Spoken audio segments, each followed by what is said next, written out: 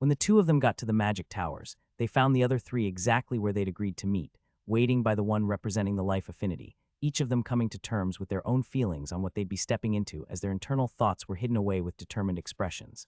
Thera's dropped to a more comfortable look when she saw Steph as the two girls went to greet each other before Ben did introductions. All right, Steph, this is Sonia and Sashel. Sonia and Sashel, this is Steph. Let's all work really hard on not dying together, okay? I've met Sonia already, she said, giving a friendly smile to the two. I was in Stonewall for a bit trying to help put you back together. Guess I was too busy not dying to see that. Makes things easier, though. All right then, in that case, just give me a minute, and then I'll give you all a rundown before we go inside. It was as he worked that the rest of them mingled, with Sashel and Steph in particular talking to have a better idea of who they'd be putting their lives on the line with. So if you don't mind, what level are you? Sashel asked, getting to the heart of it and deflating with the answer. An awakened level 1, so don't worry, I should be able to hold my own. Wait, so I'm the worst one here. Technically that's Ben, Thera chimed in. You can't get much worse than being completely incapable of the magic after all. Hurtful but true. It's still ridiculous though, Sashel sighed. What are these connections? How does he know two different awakened life mages? Do you just meet these sorts of people if you awaken a skill? Shit. Before he could say anything, Steph answered happily, having no clue he was keeping any secrets. Oh, we've been friends for a while before coming to this world is all. I'm glad he was comfortable enough asking for my help. As Thera and Sonia kept their faces stony, Sashel was left looking between Steph and Ben as confusion changed to uncertain understanding. Wait, so you're both? Yes, I'm one of the summoned, he told her, cursing himself for not thinking to tell Steph that Sashel didn't know. Do me a favor and don't spread it around. I have a lot of questions. Can they wait, or is this going to distract you when we're busy trying not to die? This is 100% going to distract me. Fine, he sighed. Cliff notes are that I was the one person who didn't get an awakened skill or enhanced attributes from being summoned, and as a result, no nations wanted to take me in. From there I moved to Stonewall, started my life, found a job and fell in love, and have been dealing with way too much of this world's crap since. But you're an apostle. Me and Myriad hit it off. You could only have been here for what, 3 or 4 years, that's right. And you came with no awakened skills. I did just say that, yes. Then how do you have 2 already? 7, but I guess she doesn't need to know that, because I'm exceptionally good at what I do. Is there anything else, or can we move on to the more important stuff now? From the looks of it, she was still struggling to process everything she'd heard, holding her head and feeling it pound under the weight of the reveal before seeming to come to terms with it. No, this is fine. Myriad always warns me that you're a little insane, and I already knew that you'd do crazy things like making those enhancement potions and giving away ultra-rare items. This is just another thing. All right, ignoring the fact that Myriad still talks crap when I'm not listening, glad we got that over with. Now give me 1 more second. Using his magic, he sealed shut all of the remaining boxes and bound them to the cart, before moving to bind the cart's wheels to the ground, all to ensure nothing would be stolen before he focused on the trial. Just like the last time it towered above him, reaching up into the sky in all of its might before he turned his gaze to the door and got to see exactly what the clue within it meant. Aside from the magic symbols it displayed, it was a picture of exactly 136 animals of all shapes and sizes along with a couple plants, with dead ones mixed into the group and small, subtle lines connecting them all together. It was a clue he was sure would have clicked when he actually went in, but by then they might have missed the easier way out of it, something he was thrilled to take advantage of once he knew it. All right, folks and watching gods, don't mind just how much I shouldn't know this and focus entirely on how useful it is. For our 2 newcomers who haven't done a tower trial yet, you should both already know they come in 2 parts, with the first being where you can get a blessing after 3 floors, and the second being where you can get 1 or 2 skill levels, depending on the various conditions. The main thing you need to know is that on the first 3 floors you'll be facing life magic, but you might encounter it mixed with other things too. In the Earth Tower, for example, we encountered both petrification, golems, lava, and more. You stop getting the mix after the 3rd floor, but the trade-off is that on the 4th and 5th you can only do spells that match the tower's affinity, so I won't be able to help with my magics at that point. The explanation was mostly for Sashel, who was already looking shocked to be told such a thing when it should have been a well-kept secret of the gods, but the rest of them got a surprise as he continued. So for the first floor of this one, we'll have to kill the creatures on it. The catch is that they are all splitting a buff, and as they die off the buff, we'll concentrate onto the remaining ones until whatever remains is super powerful. The 2 tricks to finishing it are protecting the few plants around since they'll take up some of the buff too, and if possible, killing as many as one can at the very end of it all so it doesn't leave one super buffed creature.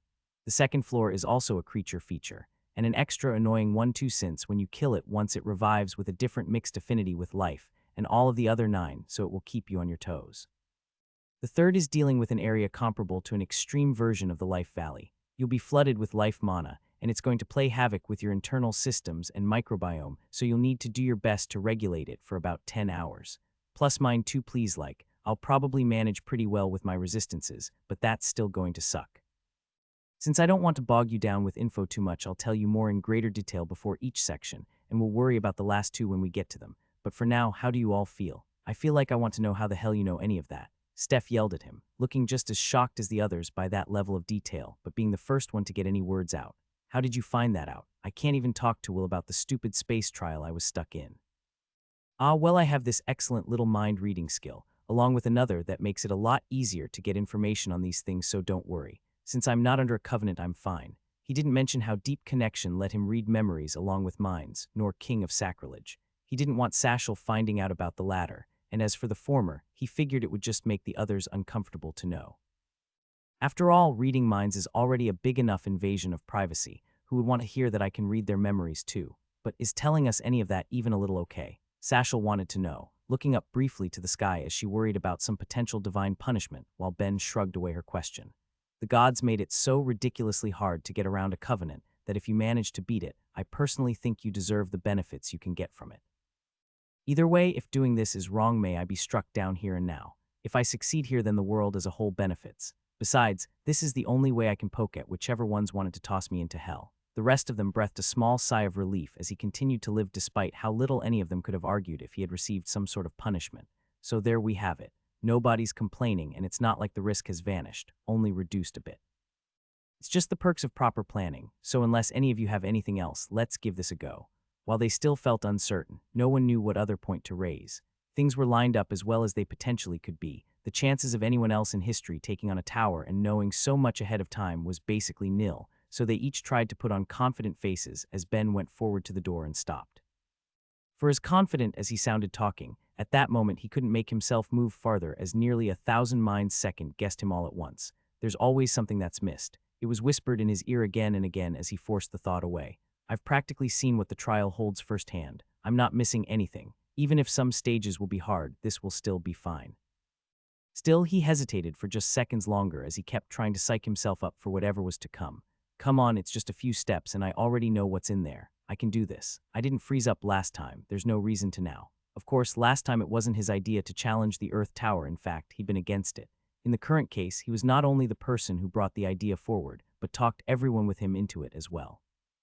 Sure, he had good reasons, wanting to see if he could force an awakening for the potential that would have on the world as a whole, wanting to help Sonia get past her insecurities, so she could have a chance at happiness with his teacher before they were all dead, wanting Thera and Steph to be just a little stronger to increase their personal odds of survival, and wanting to get a few personal benefits that would come with reaching the top as well. But that meant that whatever happened to anyone with him was his fault, which means everyone has to get out of here even if it breaks me. He took a deep breath and one final look at the door before pulling it open and taking his first step inside, telling himself he'd be ready for whatever was to come. Once again, he declined to allow the trial to place a covenant on him as they all passed the boundary, seeing what it contained as they each took in the vast space. Like so many he'd done in the past, it looked like an area without end, even if it had to be some trick of magic making it seem that way as he wondered on it. Maybe it's done by warping space. Make it big enough, and I won't accidentally see the back of my head, but that would still be mana intense. Of course, this entire thing has to be disgustingly mana intense. It wouldn't be shocking if they're empowering it with faith too. Of course, if they are, that leads to the question of how Galwax's trial kept going at full power, but that's something to think on later. Looks like it's starting. While the area at first seemed barren, it wasn't some empty expanse like he'd dealt with in the past. There was proper ground beneath him and a few tall trees near and far, helping to soak in some of the coming buff as the first few creatures made their appearance, all of them looking like monsters that actually lived in the world as beasts began to fill the land and sky, all rushing towards them. Steph, could you open a portal to them? Thera asked as she prepared her magics, not the earth or life that she typically relied on, but her new non-affinity branches she needed to practice as crystals of solid mana began to float around them. I want to start chipping them off while we still have some distance. You got it. No more than a second later did a hole in reality open between them, as beasts were reduced to blood and meat, leaving 3 of them nothing to do while the carnage took place. Though Ben and Sashel both had some long-range attacks, Neither of them could add anything that Thera couldn't manage herself, while Sonya had nothing she could do at a distance, everything she'd trained for being too hands-on to help, at least until things drew closer. So that's the first 54 down with no problems at all. Sure hope any watching gods are embarrassed about how this is going right now after only the first few minutes of work. That just leaves what's coming next. Pretty sure we'll be seeing some coming from below us soon, he chimed in as Thera was moving, already working on it.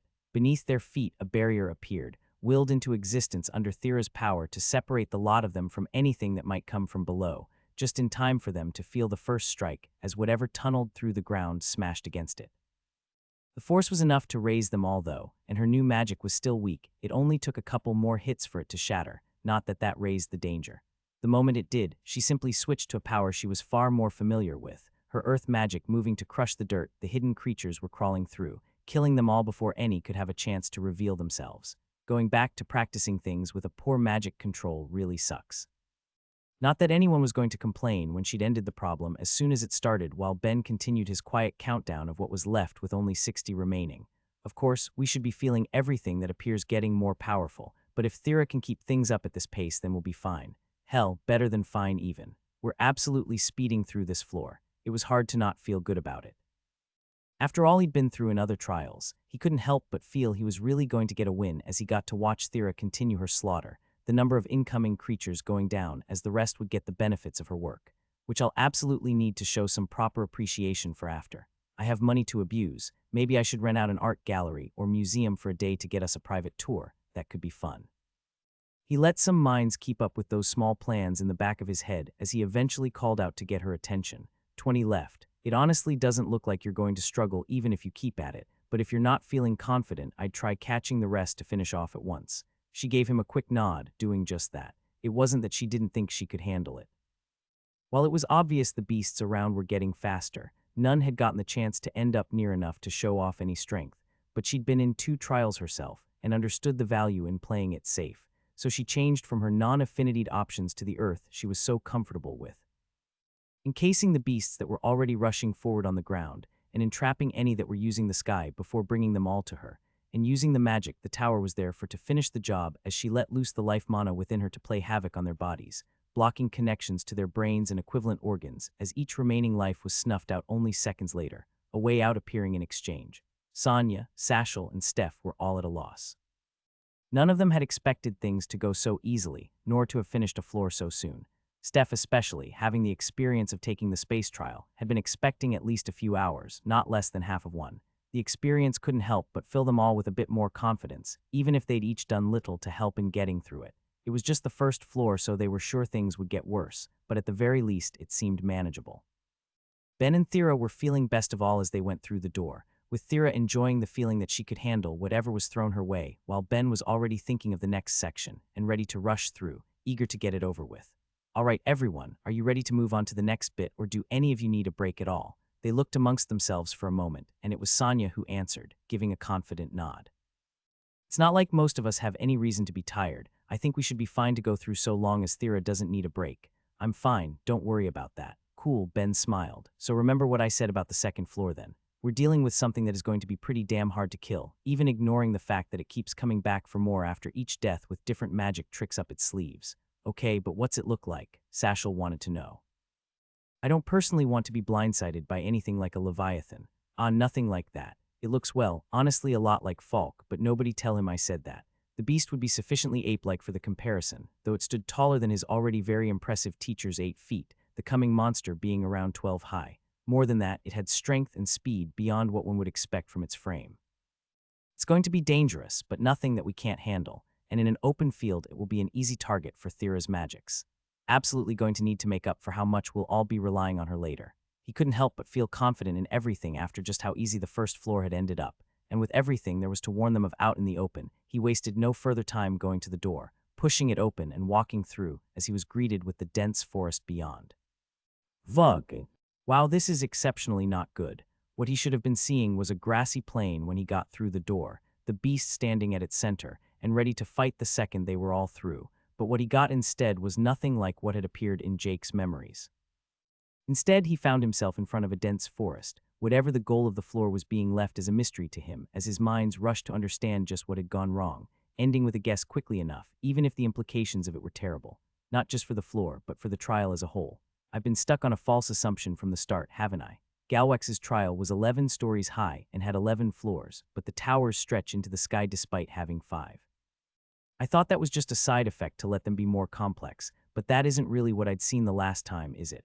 So if that's not the case, and based on what I'm seeing now, this probably means that there's a range of floors a person can end up on. Shit, if that's right, then who knows if I'll even be able to put anything I'd seen from Jake to use beyond the first floor. I mean, it makes a bit of sense that there'd be different options, since I doubt the aquatic races would be able to do the same floors as the terrestrial ones. But then how many different options did the gods make in the end? It was a question he wouldn't be getting an answer to as the others stepped through, and he rushed to connect his minds to each of theirs, using his mental symbiosis to force his thought speed skills on them to explain the problem as quickly as he could, not wanting to waste a second when he had no idea about what was to come. So isn't this really bad? Sashel asked first as they all took it in. Wasn't the whole reason we were doing this because you knew what was ahead?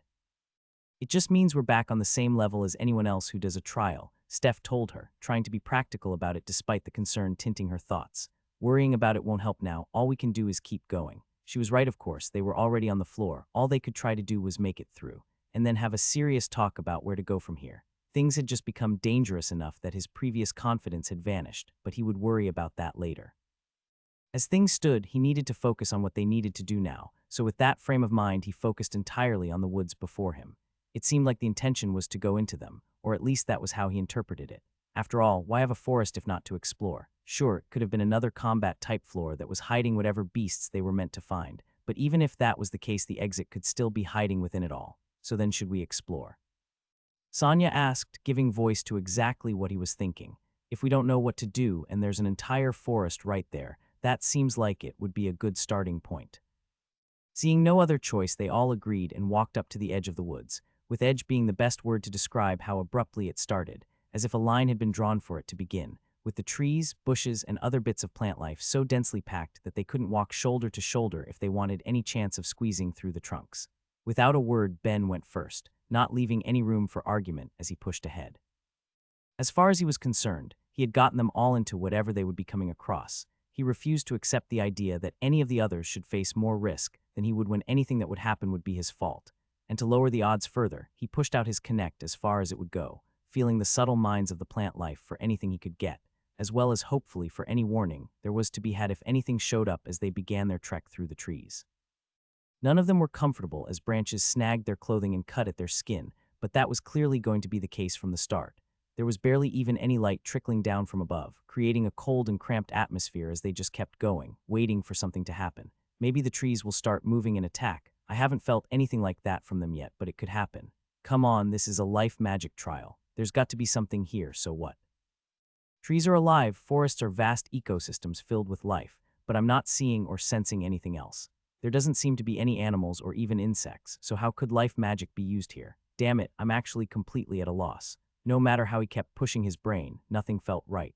There was always the chance the forest had some sort of defense mechanism in it in the event they cut any down, but there wasn't any real point to that as far as he could see.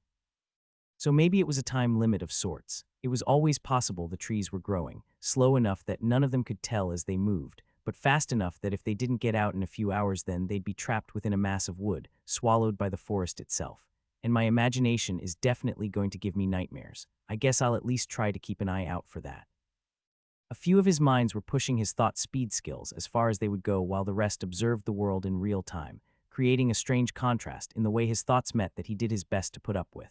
Having both let him process things in different ways, and he would take any small advantage he could get as they went through.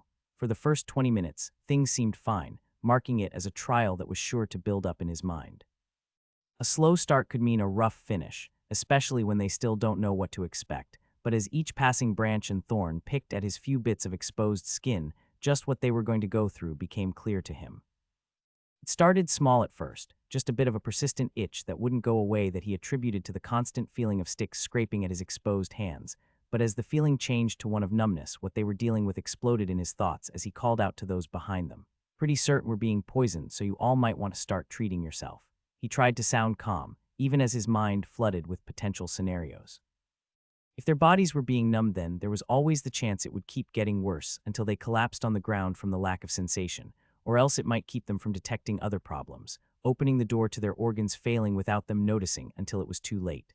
Hell, if the floor is poison-themed then, for all I know, the issue isn't any cuts or scratches I'm getting but pollen instead. This might be bad. As the others focused on healing themselves, Thera finished and walked up to him, placing her hands on his face to treat him in the same way. "Did you notice any other symptoms?" he asked her, wanting to get an idea of what was happening. "I noticed a bit of itching before my hands started to go numb, so I'm thinking there might be multiple poisons at play." "A bit of lightheadedness," she told him, "which doesn't leave us with a lot of options, does it? I'm not good enough with barrier magic, yet to protect us with how dense this all is, so all we can do is keep going and hope it doesn't become more than we can take. Not really a fan of that when you consider how trials typically only get worse with time. How's your mana doing?" She could only give him a funny look with the question. "Compared to the rest of you combined, I might as well have an infinite amount." "Why? I've got a very fun, very cool idea for how to not have to deal with this. I'm assuming there's earth beneath all of this." He couldn't actually see any himself, the roots of the plants being too thick and dense and blocking out even the smallest patches of ground, but his girlfriend gave him a confident nod. "There's a couple feet of it till it stops. Why?" "Well, Miss Infinite Mana, we're presumably looking for an exit amongst a forest of poisoned trees. As far as I can see, the quickest way to get through them would be to knock them all down." Her eyes widened in understanding, and she couldn't help but break into a smile at the prospect of putting her power to the test like that. "Sounds like a plan," she told him before turning to face the others. "And are the rest of you doing okay?" They could see that Steph was helping to treat Satchel as Sonia focused on herself, but none of them seemed to be in any danger for the time being as Thera went on. "Okay, I'm going to do something, so everyone just watch your head for falling branches." It was all the notice they got as she held forth her staff, directing her magic far enough into the distance that she was fairly sure nothing would come down their way as she rolled the very earth the forest was bound to, tearing roots and bringing down dozens of trees in one go as her spell went on, carving a wide path for them to get to and keep going as the others watched the display of sheer power. "Be on your toes," Ben chimed in, breaking them all from what just happened. "There's always a chance that bringing things down like that could have released something into the air. If you think you feel anything, say something and start healing yourself immediately." Warning given, they continued on their way, enjoying the bit of extra space they now had as Ben used it to subtly connect to their thoughts, wanting to be conscious of how they were feeling in case any of them were poisoned again, along with their thoughts on what happened with the trial, though in that regard their minds were too preoccupied with the matter at hand to give it the proper consideration. "I guess there will be time for that once we get out." If anyone wanted to leave, he had no intention of stopping them. In fact, he would encourage it. Getting into Jake's memories had been such a slim chance to begin with, but considering how it directed things, they were actually worse off for it. Ben had plenty of tools prepared for going in. He even had a few general antidotes just in case anyone ended up poisoned, but he'd left almost everything outside when he'd thought he knew what he was getting into, only taking whatever seemed like it would help, with everything he'd chosen likely ending up useless if they didn't come across any of the same trials in the end. Thera's covering us all pretty well for now, but who knows what the future holds. He could still remember the last trial where they'd been separated, and Yuzu had almost died. It wouldn't have shocked him, and Ulil and Vasta had only allowed the young soul mage to join them specifically, because they hadn't known she would be separated despite having done the Earth Tower themselves for that very reason. Thinking you knew something and being drastically wrong was so much worse than just not knowing. He didn't want to distract himself with the thoughts, but a couple spare minds couldn't help but keep going back to them as they continued their march, only stopping occasionally when any of them felt something for a round of healing. Each effect was slowly getting worse, from burning pain to hallucinations, but without brushing against the plants causing it. Each event was infrequent and quick to treat under their constant vigilance as the forest was slowly destroyed, until after only a few more hours the exit finally appeared amongst the trail of destruction, letting them all step through and leaving a feeling of confidence in the others that Ben wasn't ready to believe in himself. After getting out of the floor, each life mage worked to heal themselves one final time, just in case any poisonous effects hadn't ended with the section, before they all looked to each other, wondering what to do from there. Things had just gone about as far from expected as they could, so they needed to know what they'd do next. They were just waiting for someone to speak first. Of them all, Ben had it the worst for the simple fact that he was cheating, reading their minds to know how they each felt instead of listening to whatever they might say, only to be faced with the horror of his earlier success. Convincing them each to go, he'd stroked their desires for strength and power, and now he was paying the cost of it. None of them wanted to leave. Maybe they would have felt different if things had been more dangerous overall, but given the ease they'd gotten through the first floor, as well as how harmless the second had ended up once they'd worked things out. It had left Sashel and Sonya, at least, with a misplaced sense of security, while Thera and Steph were both of the mind that they could handle whatever there was to come, which we absolutely don't know is the case. For his own part, he was torn.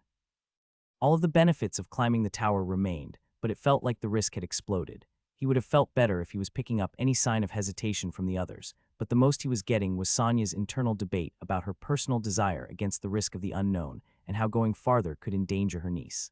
But together, I don't think there's anything I can actually say on this floor to talk them into quitting here. Shit, okay, going to try to not panic and figure this out. The second floor was admittedly a terrible place to end things given that the potential to get a blessing was there so long as they completed the third, and if things went poorly on the next floor then he was sure he'd be able to talk them into leaving there. It would be a loss for everyone to not make it to the top, but a level or two wasn't worth dying for. Okay, he began, pulling all attention to him. Clearly things didn't go as planned, and that's on me. I'd assumed that the tower was a set number of floors, and it looks like I'm wrong, which means there's no way to know if any of the other three will be what I think they are, so obviously, this just got a lot more dangerous, so does anyone want to get off here? Nobody is going to hold it against you. Please prioritize your own lives here. He asked it despite already knowing the answer as he rubbed his head, trying not to show his stress as not one person said they wanted to go. Okay, fair. We're pretty close to getting the blessing, so why don't we talk about this again after the next section? For now, why don't we take a little break, and I'll try and deal with the sudden crushing weight of it all. He'd convinced each one of them to join him for one reason or another, which as far as he was concerned meant that their safety was his responsibility. Never mind the fact that he was the only one without life magic. If any of them ended up hurt or worse, it would be another thing to haunt him. He couldn't let that happen. Not like I have much choice in the matter, though, do I? He asked himself as he pulled a pan and ingredients out of his bag to make a meal for the lot of them as they all chatted, with one common theme among them all: how well everything had gone. It really seems like you'd be able to manage this yourself, Thera. Sonya laughed as she wrapped her arms around her niece. Seeing you in the clinic is one thing, but actually joining you for something like this is so much better. Of course, maybe this is one thing we'll keep from your mother. I doubt she'll worry too much, Auntie. Are you forgetting who forced me into my first trial? Sonya couldn't help but chuckle thinking about it despite the danger, both past and present. I was thinking more along the lines of how she'd complain about not getting to join us. Honestly, I don't know how she stays so free-spirited despite all of that responsibility. You're right, I can already imagine her being a huge pain about it. But are you going to be okay for the next section? Sashel wanted to know. I literally can't begin to imagine how much mana you just spent. What's your regen rate even like? Good compared to others, poor compared to my total mana, she said evasively. Even if all of Stonewall knew she had an unnaturally large quantity, she didn't want word getting out about just how unnaturally large. Either way, I'll be fine after just a couple hours, and I still have plenty to spare. The half-dryad could only shake her head hearing that, not knowing how many figures she would even try to guess at before changing the topic of her attention as she looked to Steph. And so, you're from a different planet, what's that like? She was kicking herself as she said it, the question feeling like it had come out as awkward as it had sounded, but she couldn't deny her curiosity. Otherworlders had been a huge topic of conversation only a couple of years prior, and while she wanted to question Ben for all she could given the reveal that he'd secretly been one the entire time, his brief summary of things had made it clear it was a touchy subject for him.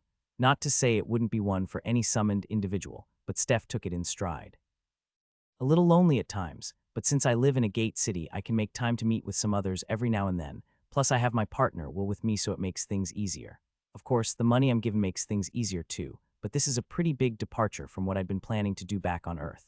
From there, she told the rest of them a bit about life on Earth from her own perspective as Ben finished cooking, letting her wrap things up before calling them to eat. He couldn't help but worry about just how chipper everyone's moods had ended up, their conversation wiping away their bits of lingering worry as it only festered in himself. But he tried to keep that from showing as he spoke up. So I have no clue if we even have a chance of getting it, but for Amy, Jake, and Yuzu, the next section involved lasting 10 hours in an area filling with more and more life mana, and having to actively keep it from destroying their bodies. As someone who's been in that exact scenario before, I've gotta say it sucks a lot, but with all of the life mages here, I think we could probably handle it.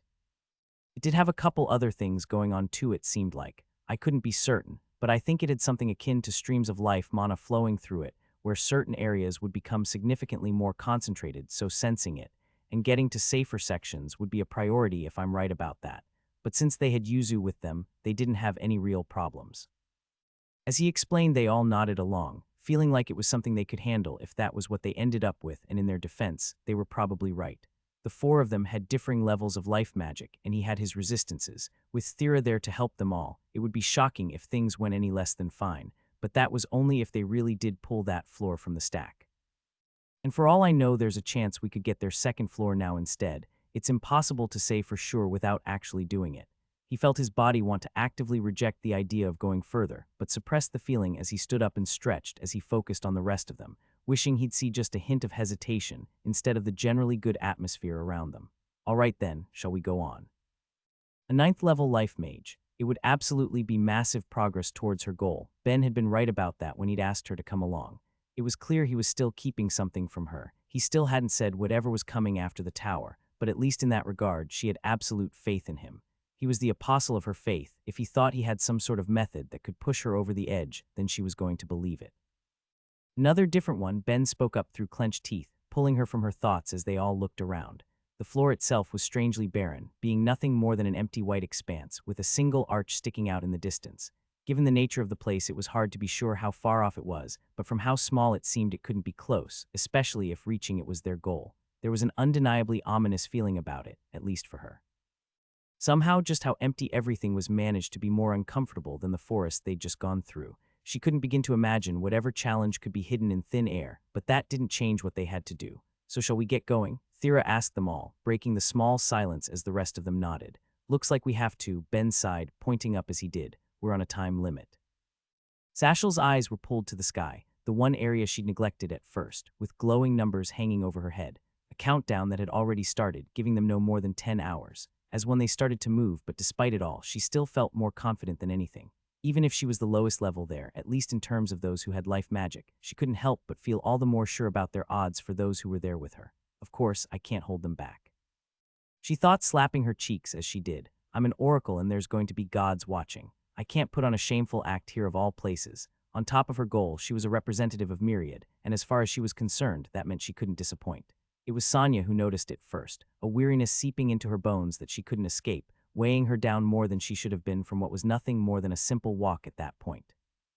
It wasn't like she was worn out already, but there was an edge of it on her she couldn't escape, a weakness in her muscles and just a bit more weight on her shoulders than she was used to dealing with. Is anyone else feeling a bit weaker than usual? She asked. Maybe heavier too. None of them stopped, but they all thought it over, with Ben in particular clenching his jaw as he thought. Ben, it's nothing, he told her, waving off the obvious concern as she picked up on that little slip in his expression. This just reminded me of an annoying experience. Well, maybe a couple annoying ones. You're all being slightly debuffed. I mean, technically I am too, but I'm not going to feel something like that this early. It looks like there's a non-affinity gravity spell starting to press down on us too that I am feeling, and given the setup, I'd guess both are only going to get worse, and the challenge is to make us have to buff ourselves to get to the end, which I'm really not a fan of. She looked at him a second longer, unable to escape the complicated feelings about what the young man in front of her had to have dealt with in the last few years to be able to so confidently state what subtle magics he was under, especially to be able to pin a rare non-affinity spell, but her niece spoke up before she could comment. Well, I think I can get us out of here basically immediately, she told them confidently as Ben shook his head. Let's hold off on that for now. I think it would be best for everyone if we did this the creator-approved way for as long as possible, then we'll switch to your idea. Ha, I can't believe you're saying we should do something the way it's meant to, Thera teased. Aren't you all for finishing things as easily as possible? Ah well, you know. He trailed off as Thera laughed, and Sonia couldn't suppress her own smile seeing it. Her niece was so much brighter now than she'd been in the past, smiling all of the time, so full of life and so much more willing to show it compared to when she used to hide herself away from the world, along with growing closer to others that would join her for such an adventure. Although treating this like any adventure isn't exactly the best idea given the stakes. She couldn't help it though. It reminded her of her younger days, traveling with her sister and Falk, seeing the world and getting into trouble. Well, mostly Pell getting into trouble, and then me and Falk needing to get her out of it. She mused as her longtime friend's face came to mind. It wasn't like she didn't know why she had been asked to go along with such a thing. She basically pinned her inability to make any sort of progress with the man on her feelings of not being good enough. She doubted that the way this had come up later was entirely unrelated, even if Ben was framing it as a way to help Sashel with her own desires. And I really can't let myself not do it after doing something as crazy as this, right? Not that it really seemed crazy given how the first 2 floors had gone. Sure, climbing one of the towers for a reason like that was obviously mad, but her niece had gone and made both seem like basically nothing.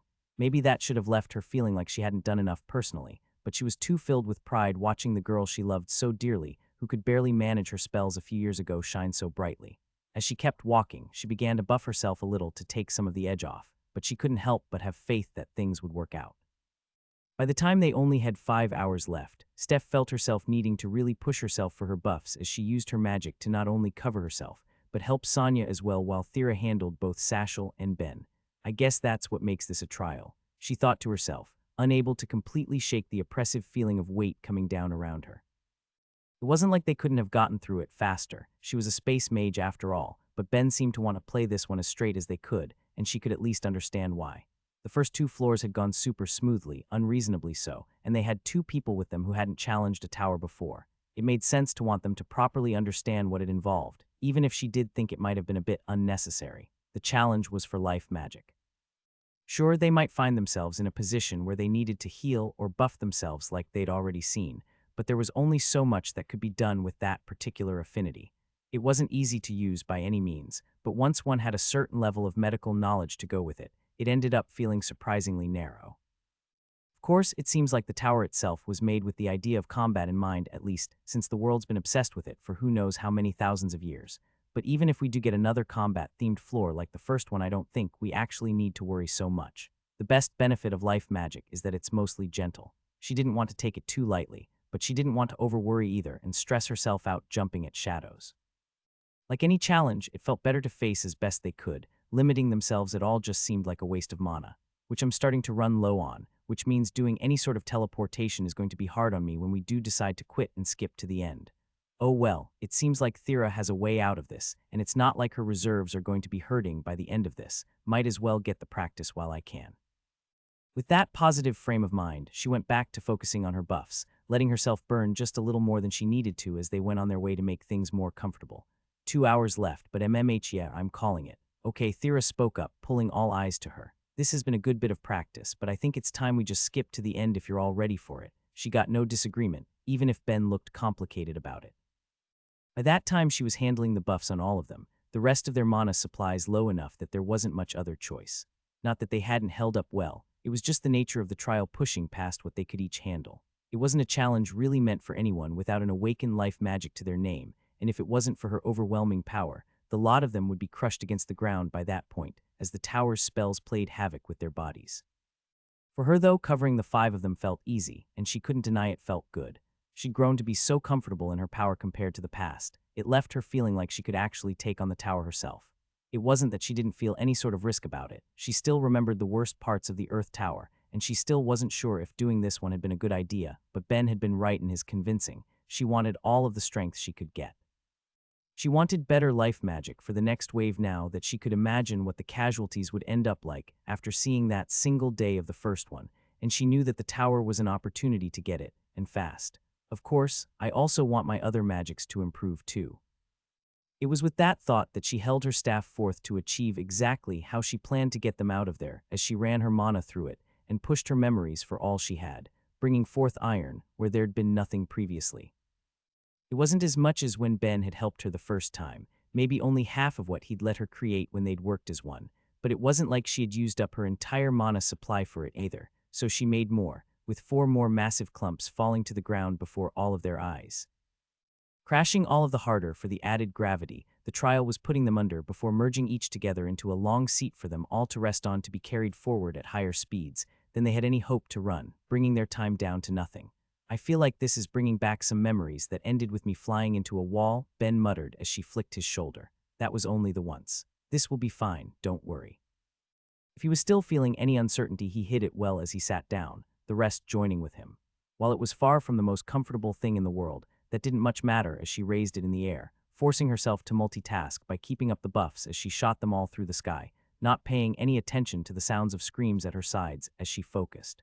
It seemed like the rising spell effects had more to do with their time in there than distance from the exit.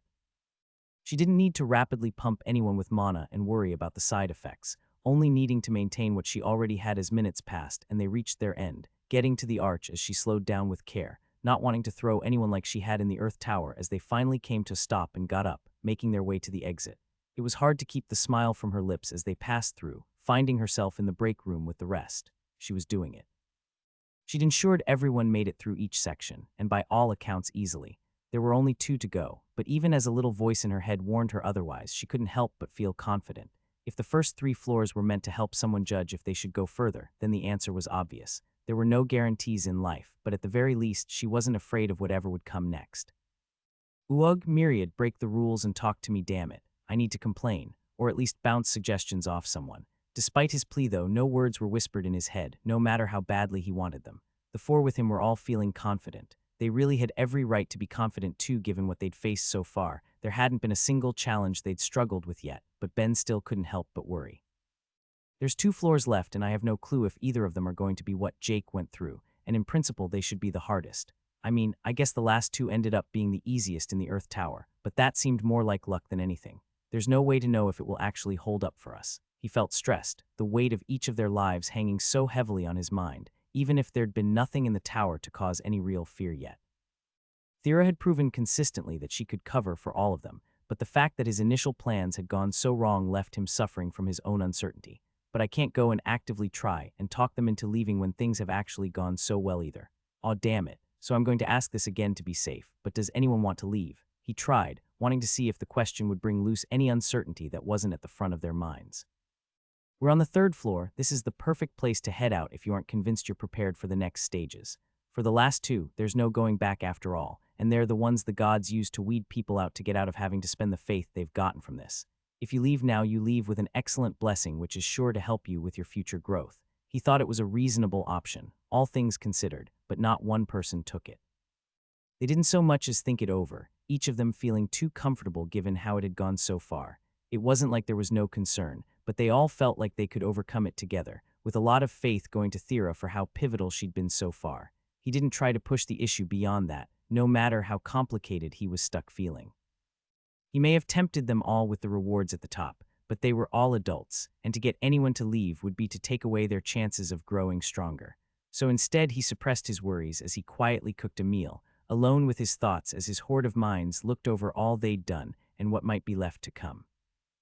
Man, the whole reason this all started was because I wanted to comfortably enjoy my time with Thera, and somehow that's grown to helping her and Steph get stronger while trying to make the other 2 awaken. And yeah, I've got some other personal greed for making that happen too, but this has all really spiraled out of control. Definitely going to try and manage the whole risk versus reward thing a bit better in the future. He could only hope that the next 2 stages would go just as well, so he could look back on all of his present worrying as nothing more than his past fears and stresses continuing to pick at him. Unlike so many past nightmares, the ones that woke him this time had nothing to do with the trials he'd gone through, instead being nothing but screams. Deep, primal things, the sounds of hundreds suffering, trapped and being ripped apart, echoing in his head and scratching at his memory, bringing back the couple of seconds he could recall of being connected to so many spirits during the first wave before the shape of his mind had so drastically changed. Freaking great, he muttered as he rubbed the sleep from his eyes before forcing himself up and looking around. The rest of them were still asleep, using the last chance they had to get the rest they could and regain whatever mana they needed before they'd be forced through the next 2 floors to whatever was going to await them. He didn't want to take that from them by moving around, so instead he waited, using his own magic to make the same seed he'd be trying to force Satchel to again and again, feeling it get just a little easier each time as a pile built up beside him. It took a large part of his inhuman psyche to pull it off, but not all of it, and the bits that were free examined him as he was doing it, trying to refine the process all of the more, wanting to get every chance of success he could for the ridiculous goal. So much of it is just forcing different minds to remember the exact structure of individual parts, while others handle the quantities of each part. But now I have my knowledge skill, and the more I can simplify it, the easier it will be to pass on to Satchel as well. There was admittedly plenty where it could go wrong, but even if it failed the first time, he had a dozen different ideas on how to make it work in the end. It might take a lot more time than he'd originally wanted, but at worst he would just need to figure out all he could to raise the odds. Well, I guess that gives me something else to think about for a bit. He could only imagine his god reacting to such a thing when he'd only had the job for a month. But then, most people with mage jobs couldn't materialize, and none of them were materializing anything at the level of complexity he could. Even if it still felt strange to him, his new mind had become one of his greatest assets by far, letting him test some of the limits of the reality he was in. So 2 new ones that are advanced versions of my material mage path, It's not like I wasn't expecting any, but the names seemed to imply something a little unexpected. Namely, both ended with creator instead of mage. At first glance, one might think that both were denoting the fact that he could materialize in general, that particular spell being exceptionally rare, but he had read up on enough advanced mage jobs from affinity paths that he didn't think it was the case, or at least not specifically. If I take the first option at face value, then sure, I've been materializing plenty of different stuff, but there's only one thing I've created that doesn't exist in the universe, or at least not since its dawn. If I had to put money down, I'd say I was going to get those options the moment I made antimatter, not that I can prove it, which means the second one is continuing the trend of giving me an advanced option that also helps with my sacrilege. Impious not respecting the gods. That feels a little unfair. I respect Myriad plenty. He gave no consideration to any of the others in the world, as he instead switched his train of thought to just what he should take. Originally, he'd been planning on taking Mind Master for whatever benefit it would give his thought speed skills, hopefully awakening them, but the chances of such a thing weren't guaranteed, leaving his eyes to drift to one of his new ones, Impious Creator. If it was like all of the other jobs that had gotten some of the sacrilegious flair, it was going to grant major bonuses to everything instead of just his mana and intelligence, and it had one other incredibly tempting feature to it as well. The ever-present chance it would help him reach the third tier of the skill, and I have to be so freaking close, don't I? I mean, I have all of these titles that have to be giving it bonuses, not to mention the fact that I've got 4 jobs for it already, and 3 of them are advanced variants. I mean, probably 3, I'm going to assume Divine Heretic counts. Either way, I've got to have a lot going to it. This might just be the little kick I need to get me over the edge, so here we go. I'm taking Impious Creator, so not enough to help push me over that edge then. Lame but okay. It was a slim chance from the start, so he didn't let it get to him. Instead, he went back to his magic, making more seeds for whatever bits of job experience that would give him in the free time he had. Okay, so here's the rundown of what we have left assuming we get lucky. Ben began once everyone was up and fed. From what I know Jake went through, the 4th floor involves using a bunch of different animal parts to build chimeras to complete a series of tasks, from flying and swimming to reach targets, digging, combat, and a couple others. It's another on a time limit, and it doesn't seem easy, but if we get it, it's at least mostly safe assuming you guys can put together multiple chimeras. All eyes turned to Thera and Steph as he said it, with both of them seeming uncertain yet confident they could manage. I haven't done anything like that myself, but I've at least read a bit on the topic, Steph admitted, and I have some hands-on experience. It admittedly didn't go great, but that was before I awakened my skill. I'm sure I can manage now. Not the level of confidence I'm looking for when we might die, but okay, Ben sighed. As for the floor after that, it's also simple, along with being pretty comparable to the last one we just did, only instead of having a weakening effect on you, your life force is being drained. It's also a timed one, but unlike the last we won't actually be shown the time limit, probably for whatever psychological effects that would cause. Of course, that doesn't particularly matter when you have knowledge from someone who's gone through it. It's about a day long of constantly replacing vitality. Didn't you say before that we should only be dealing with life mana at this point? Steph asked, clearly confused. That sounds like a death spell. At high enough levels, there's no real difference, Sonia answered for her, wearing a thoughtful face as she looked at the 2 awakened life mages present. And it's obvious that Satchel and Ben aren't going to be much help for any of that. Do you 2 really think you'll be able to carry the 3 of us? Yes, that's my wonderful Sonia, acting as a voice of reason. His elation lasted for only a second before being crushed by the swift nods of the other 2. Don't worry, Auntie, I have more than enough mana to cover everyone. This will be fine. And that's my wonderful girlfriend tying my stomach in knots with her confidence.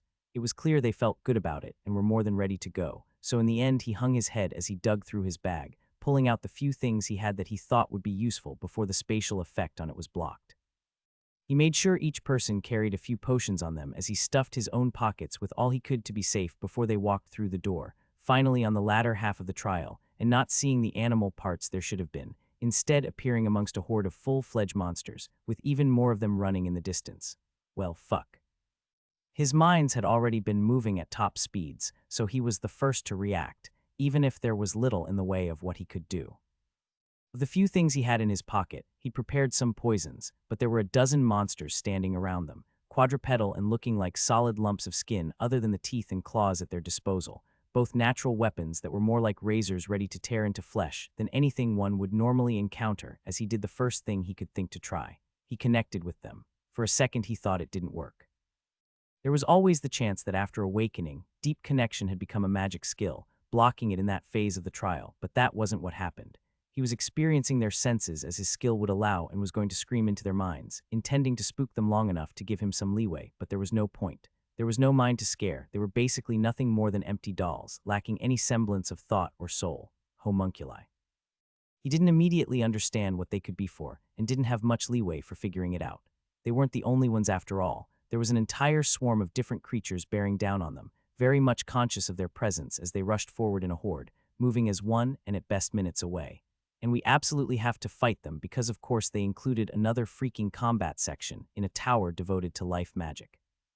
But how are we supposed to write? Okay, that makes sense. Thera, he yelled, not seeing any need to explain that they still hadn't gotten any of Jake's floors when it was so obvious. Everything around us is a homunculus. I'd bet money we're supposed to use these things to fight, so this is all you. Vividus only taught me how to make them. I have no idea how I'm supposed to actually control them with life magic. Okay, not good. Steph, no clue. Sonya or Sashel. They both shook their heads as Ben was confronted with the situation, but strangely enough, what he was feeling wasn't panic but relief. Ever since entering the second floor and realizing he'd been wrong, he'd been waiting for the other shoe to drop, but nothing really bad had happened. Each section had been so easy that it only put him more on edge with his expectations that something would go wrong. Now that it finally had, a surprising amount of tension managed to leave him in spite of their situation, as he stopped focusing on what might happen and instead devoted himself to the problem at hand. Alright, so that leaves us with Thera killing them all with her life magic, which isn't ideal, but it's possible at least. But that means they'll basically be right on us, so we want to close the distance a bit first and have a better option for getting away. Okay, plan time, Ben announced as he already started enacting it, filling one of the homunculi's bodies with his mind to make it kneel down as he picked Thera up and placed her on its back, sitting behind her himself. I'm controlling the few of these I can, and we're going up to the group for Thera to use her magic. You guys are in charge of saving us if anything goes wrong. He didn't give any time for argument as he instead rushed off, bringing the few other homunculi he could with him. Given that the current range of deep connection was 2 meters in any direction, that placed him squarely in a 4-meter circle, without much room to take full advantage of what the trial had provided. Of the 12 available, he was able to get 5 total, and from there dealt with the issue that was making them move. Ben wasn't a quadruped. He had 2 legs as anyone would expect from a human, along with only 1 knee on each of them, unlike what he was learning from the creature he had mounted, with the direction they would bend being different too.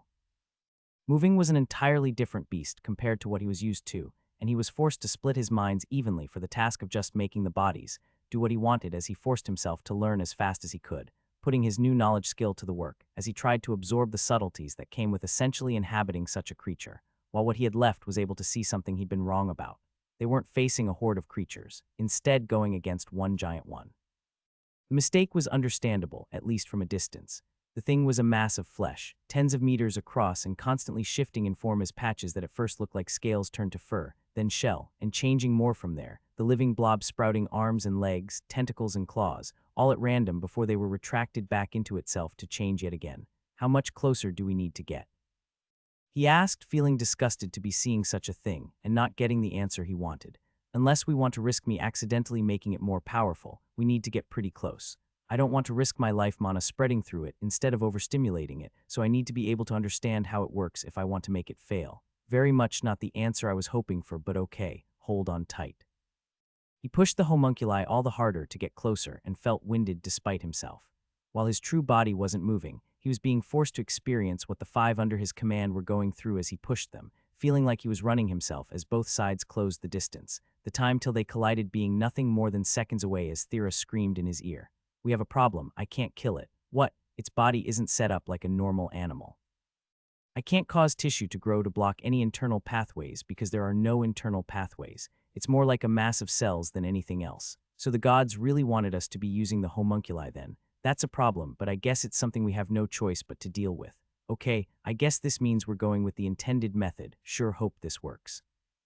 With that he got closer, directing 2 of the homunculi under his command forward as the monster reacted to them, stretching its strange body parts out in an attempt to grab as he forced them to weave around them, bending and contorting themselves to snap their heads back to bite down, tearing meat from the larger mass and spitting them out as he dealt with the horrid taste-filling mouths that were not his own as he took a moment to make sure it had worked. For a brief, horrible moment, he worried that the pieces might start moving again, but in his small bit of fortune that wasn't the case. Almost instantly, he watched the 2 unnatural limbs decay, whatever life they had lost when not part of the greater whole, as he forced both homunculi at the front to keep up the attack, the one he was riding avoiding everything the best he could to keep both him and Thera safe as the last 2 helped with it, swiping at attacks that tried to get around the sides. The entire task felt monumental. Given the size of the thing they were against, it would be a constant act of biting and tearing, whittling the thing down into its smallest of parts for who knew how long, but he thought that as long as he was careful, then they had a shot. It wasn't going to be something easy, but then, facing a tower was never meant to be. All they needed was to keep going and keep their hope up, the same hope that came crashing down as moments later the two he had on the attack seized up and collapsed to the ground, quicking being swallowed into the thing before them. Shit, it only took a second to understand what had happened. Poison, something that wouldn't take immediate effect but would happen all at once the second it did, basically having the fighting force he had with him, as he was forced to move the remaining two to the front to defend them. Thera, they're being poisoned by something that makes their muscles lock up. Think you can deal with it? I'll try. Good enough, that leaves where to go from here. If she can't heal these ones, then we'll need to run back to get more, but as long as she buffs the one we're riding, we'll win out on speed. The problem is that it will give this thing time to get closer to the others, so we need another way to attack. Unless maybe we don't. What are the odds this thing is technically a homunculus as well? Taking the risk, he forced himself closer, getting the thing in the edge of his range as he reached out, opening the connection and feeling the mind within. It felt wild and primal and very much there, a sure sign they were going against a properly ensouled creature rather than some pre-programmed husk that he could have potentially taken advantage of, but that created a different option for them. It was something he thought might be effective from the moment he'd understood what was happening in his head as he carefully unblocked his thoughts for that creature alone, filling it with the full force of his mind as it pulled back in shock but otherwise seemed unaffected.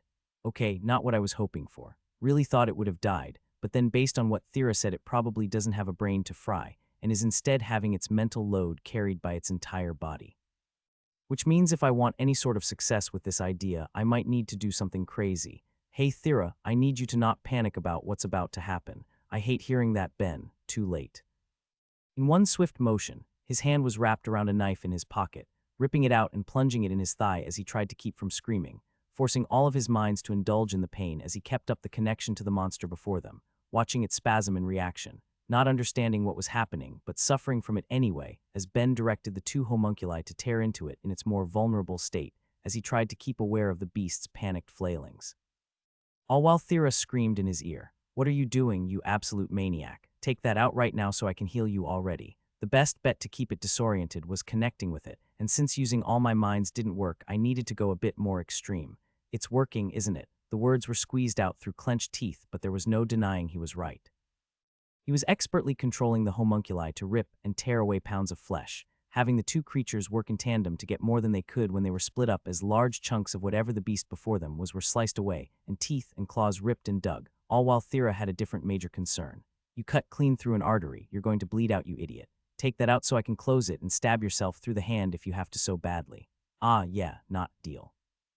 He didn't particularly want to have to stab himself again, but he wanted to die even less, so he did as she said, ripping out the knife as she started treating it, swearing at him the entire time as he went for his hand instead, feeling a whole new realm of pain jet up his arm as it went through, with the creature responding to the new stimulus he shared as it tried to escape with nowhere to go. As long as Ben was close by, it would keep feeling it, and I think I can do more from here too. Even as he suffered from his own actions, he wanted to push further, so he grabbed the monster's mind tight as he began disassembling his own, wrapping his thoughts around it and filling them with the pain he felt as it was unable to escape, all while the homunculi tunneled through its flesh, weakening the beast all the more as it slowly died, losing its mass until eventually they were sitting before a creature no more than a meter in size. Its shifting had stopped by that point, being locked into a chimeric form of mismatched parts as Ben forced the creatures under his thrall to finally finish it off, bringing an end to that stage. Did I really just gain a skill from the homunculi I was using? The puppetry skill at least made a little sense to him, even if it seemed misplaced. He'd been working his minds to control the homunculi the entire time, beings that could be described as empty dolls or puppets. The normal way of using them involved ordering them with life magic, but the way he had to had been far more hands-on, or minds-on, I guess. Skills are at least a bit related to the limits of the body. Since I was kind of inhabiting another body, was I able to learn an unusual skill? He clenched his jaw, feeling more force than he normally would from such a thing as he imagined possibilities. He might not have had much need for the skill he just gained, but there were a lot of implications for what the fact that he could gain it in such a way meant. Implications to consider later since his thoughts were brought back to his hand as Thera tore the knife out of it to start healing the damage. Ben, who the hell just stabs themselves like that? Let alone twice. It was maybe a little rash, but it seemed like a good way to keep that thing from trying anything. and hey, it totally worked. She didn't both responding to that as the other three raced over, having watched from a distance but not understanding the finer details until they got close. Why is Ben covered in blood? Was the first thing Sonia asked, not sounding as concerned as maybe she should have been given her profession. She knew her niece had things well in hand, as did Steph. It was only Satchel who looked at all worried seeing the blood as Thera answered. This floor was a bit more difficult than we thought, so Ben decided to solve it by stabbing himself. There's a bit more nuance than that, he said in his defense as he described what they just deal with, how basic life magic couldn't kill it, and how they had no choice but to fight it with the homunculi, ending with why he decided to try and keep the odds in their favor with the admittedly rash act. The longer this took, the more time there was for something to go wrong. None of them seemed to like the answer, but Ben stood by it. There was no way to know what might have happened if they let things stretch on. What if the creature decided it was bored of them and wanted to go for the easier targets in the back, or it got used to the way he was fighting given just how few homunculi he had to control at one time? Thera knew it too, she just didn't like it.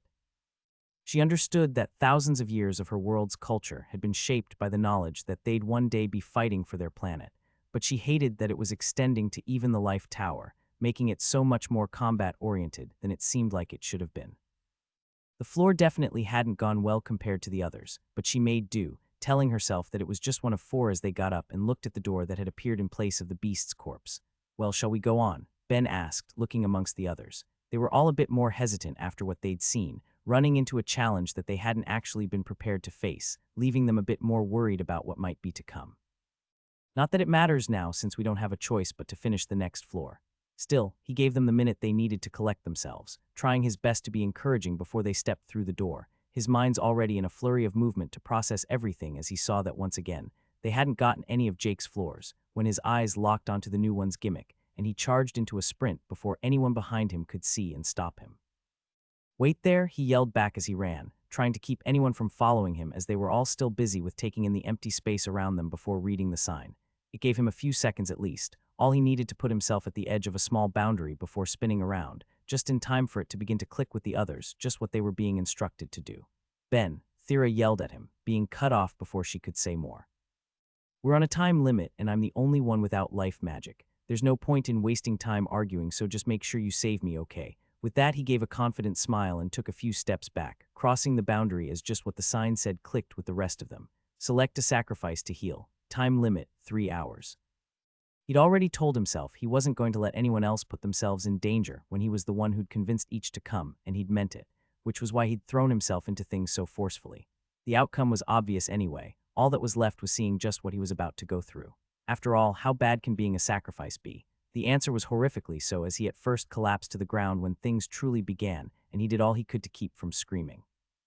It felt like his entire body was being stabbed at once, far worse than what he'd done to himself in the last section, but what made it worse was the feeling of movement that came with it.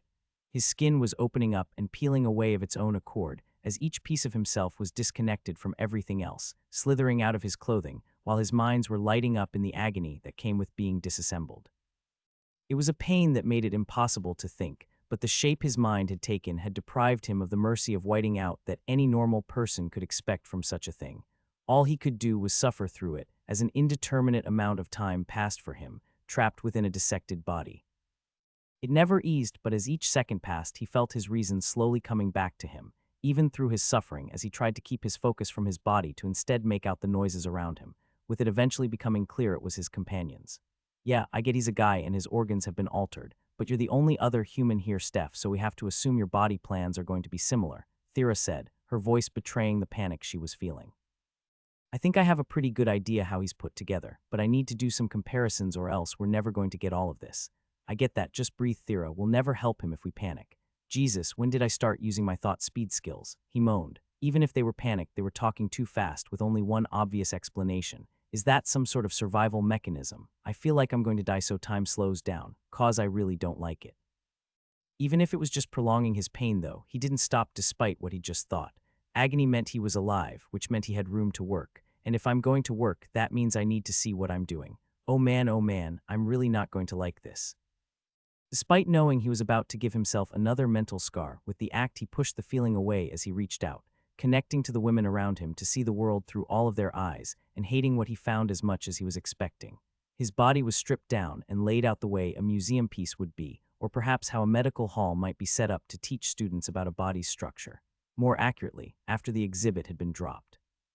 His bones were all laid out, but there was no organization to it, same with his muscles and organs, all cleanly separated from each other and left on the ground to be reconstructed into a proper person. He could also see someone had vomited earlier, he couldn't tell who, but the puddle of it was thankfully clear of him. He could only imagine what it had looked like as he was taken apart like that.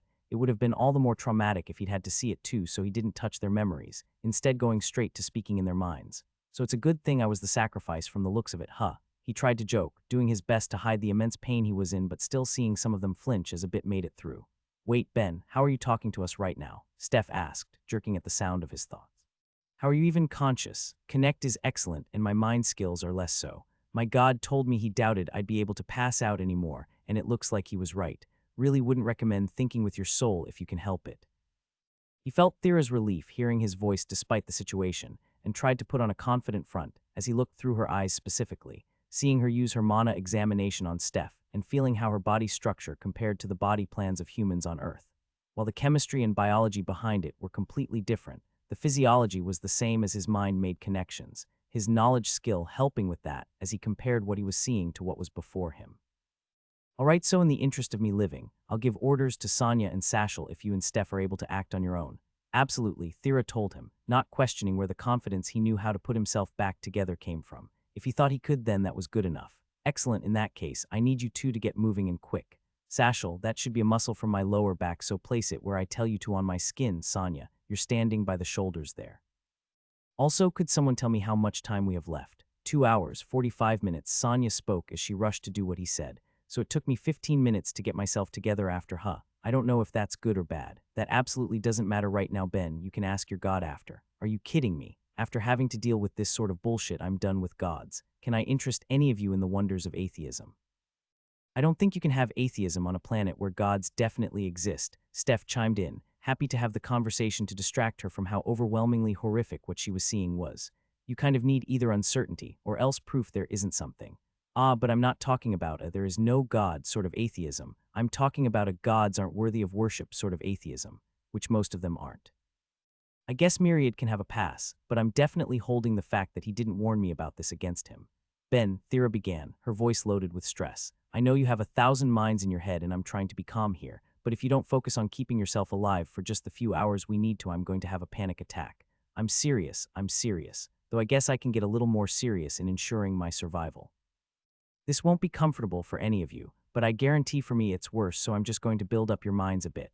1 second. He began to disassemble some of the spare ones he didn't need, wrapping the strands around each of them as he forced the effects of his thought speed skills on their minds, doing his best to keep all of the pain away as he did. Speeding up their thoughts would be meaningless if they couldn't do the work from the pain, but he seemed to have most of it under control, keeping that dreadful aspect for himself alone, as he felt their thoughts become more powerful as they each did what they had to, Sonia and Sashel moving his pieces back in place as Thera and Steph used their life magic to put them back together while also finding and placing parts themselves, all of them moving at a breakneck pace as each of their minds flew. I can't believe I've just become the worst puzzle in history, so very not a fan of this. I think if this world wins, then as a little treat to myself, I'm going to force this tower into another level or reality too. Who knows, since this one is being looked after by living gods, maybe I'll finally get my 3rd tier of sacrilege for it. That would almost begin to come close to making up for what I'm going through here because a blessing, and a couple levels sure as hell isn't going to. He kept those grumblings to himself, not wanting the others to be distracted from what he considered their exceptionally important work of making sure he left the tower in one piece, with the progress going as well as he could hope.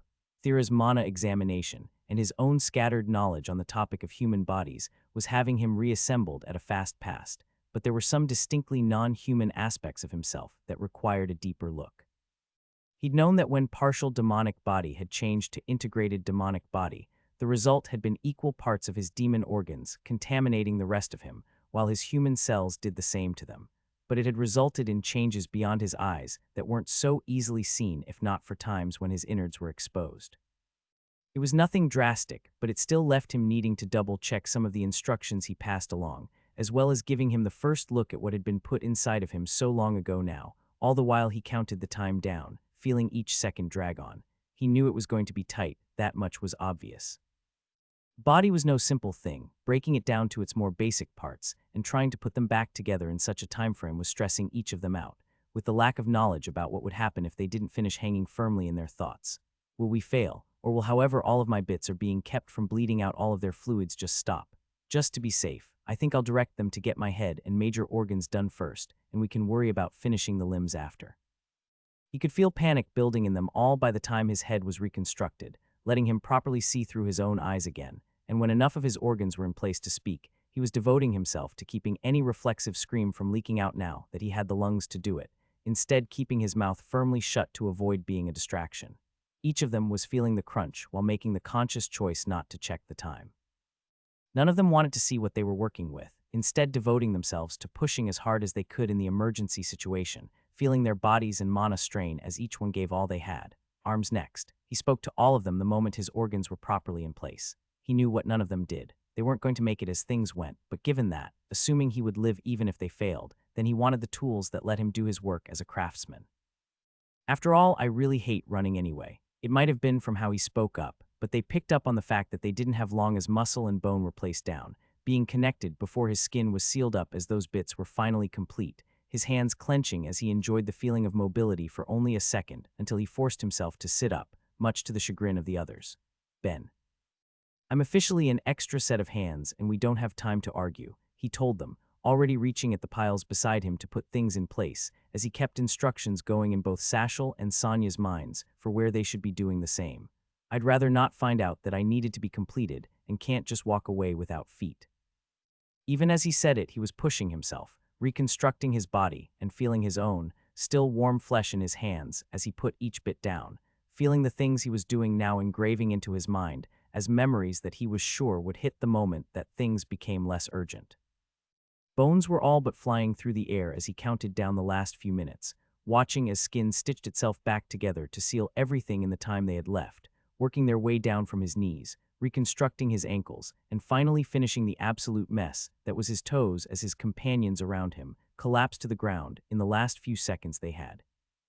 Feeling the relief that came with only barely finishing, as the adrenaline that was keeping them going finally cut off as they let themselves breathe, the last section of the trial finally done. As the rest of them recovered from the mental strain, Ben went to his clothing that was left in a pile off to the side and got dressed as he tried to keep the memories of what he just experienced from flooding him, with thoughts of what sort of sacrilegious acts he'd do to make up for any of what just happened. He may have tried to cheat the trial, but the fact that the gods were willing to put any mortal through something like that was simply going too far. He didn't get far in his planning before a light appeared before them all, taking the shape of a goddess he knew well. Hellori floated just slightly above them all, exuding her divinity and refusing to meet his eyes. So you again, huh? He asked dryly, not in the mood to make friendly, even if it was a god he actually liked. A god who for her part seemed more than a little uncomfortable being there. Yes. When someone completes a tower, if any of the participants has a connection to a god, it represents then that god will be the one who shows up. Since we know each other and Myriad doesn't qualify, I was selected to come down. Fine. Give your little congratulations speech and then hand out the blessings first again. Also, we're talking before you give any skill levels. She wasn't used to his eyes being so cold, nor that strange feeling that came with his sacrilege being directed at her, and she made no move to argue, instead focusing on the rest around who weren't so used to interacting with gods. You've all done well making it to the top. It's a rare enough occasion that deserves to be celebrated. At such a time, having more life mages is just as valuable as having any fighters, maybe even more so. So it's the earnest wish of all who just witnessed the work you put in that you'll use the new strength you've gained to aid the world as a whole. Congratulations, you're all more than deserving of the reward.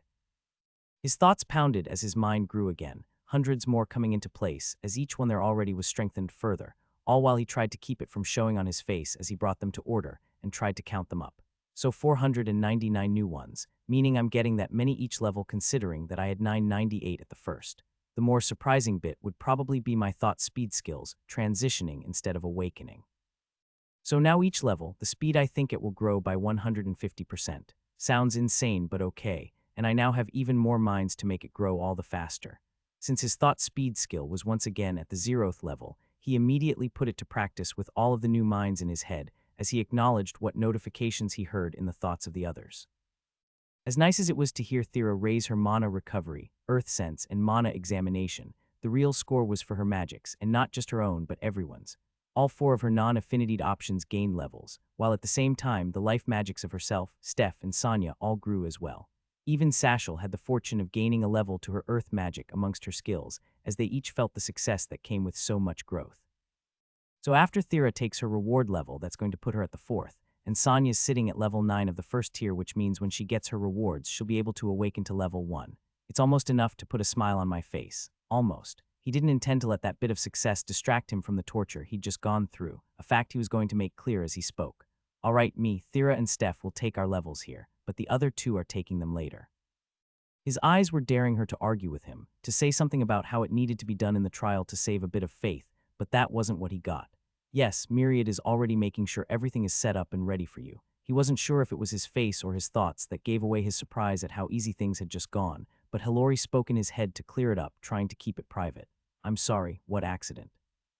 Are you saying I wasn't supposed to be torn apart like that? Hearing that knocked a bit of the rage out of him. A large part of his anger had been from the idea that the gods would do something so torturous to any mortal. Hearing it was a mistake didn't fix things, but it altered the scale at which his anger was being measured on. All right, well, I don't think that agreeing to something that's literally going to help the world as a whole puts us on even grounds for a mistake like that, but you can help me argue that point when it comes up later. She felt whatever emotions he was giving off decrease as she breathed just a little easier. The fact that no harm was being done by his skill meant it probably couldn't affect her in a meaningful way, but it was the most unpleasant experience she'd gotten from a mortal which made it bad enough. Ben, for his part, was unaware of any of this, whatever his sacrilege did being driven by instinct, not controlled with intent, as he tried to put on a slightly lighter mood. Okay, give me 2 levels to my mental symbiosis. It wasn't what he really wanted. He thought defense enhancement was far more worthwhile overall, but what he did want was every chance of success for what would come next, and a higher level of mental symbiosis was his best shot at making it happen. He listened as both Thera and Steph asked for their levels to their life magics before the exit appeared, and they all walked off, with both Sonia and Sashel left in confusion as to why they were taking their levels later. When they got to the gate, they parted with Steph, with her needing to go off to share the news of her success, as well as let Will know that she was safe, while the rest of them carried on to Alfaith. Are you sure you're feeling okay? Thera asked him for the untold time, still worried about any lingering effects of what just happened. Your body is moving all right. You don't feel ill or sore at all. I'm fine, don't worry. You all did an excellent job of putting me back together. I've got no complaints. No attempt at reassurance kept her from hanging onto his arm, trying to keep him close though. This time no more towers for real. No argument from me. I still think I might destroy 1 or 2 of them if the world doesn't end as a little treat to myself. We'll see what the future holds, I guess. None of them made any comment against the thought like they usually would, not after seeing that. The inborn respect for gods they each felt could only go so far, and the final floor had just pressed it to its limits.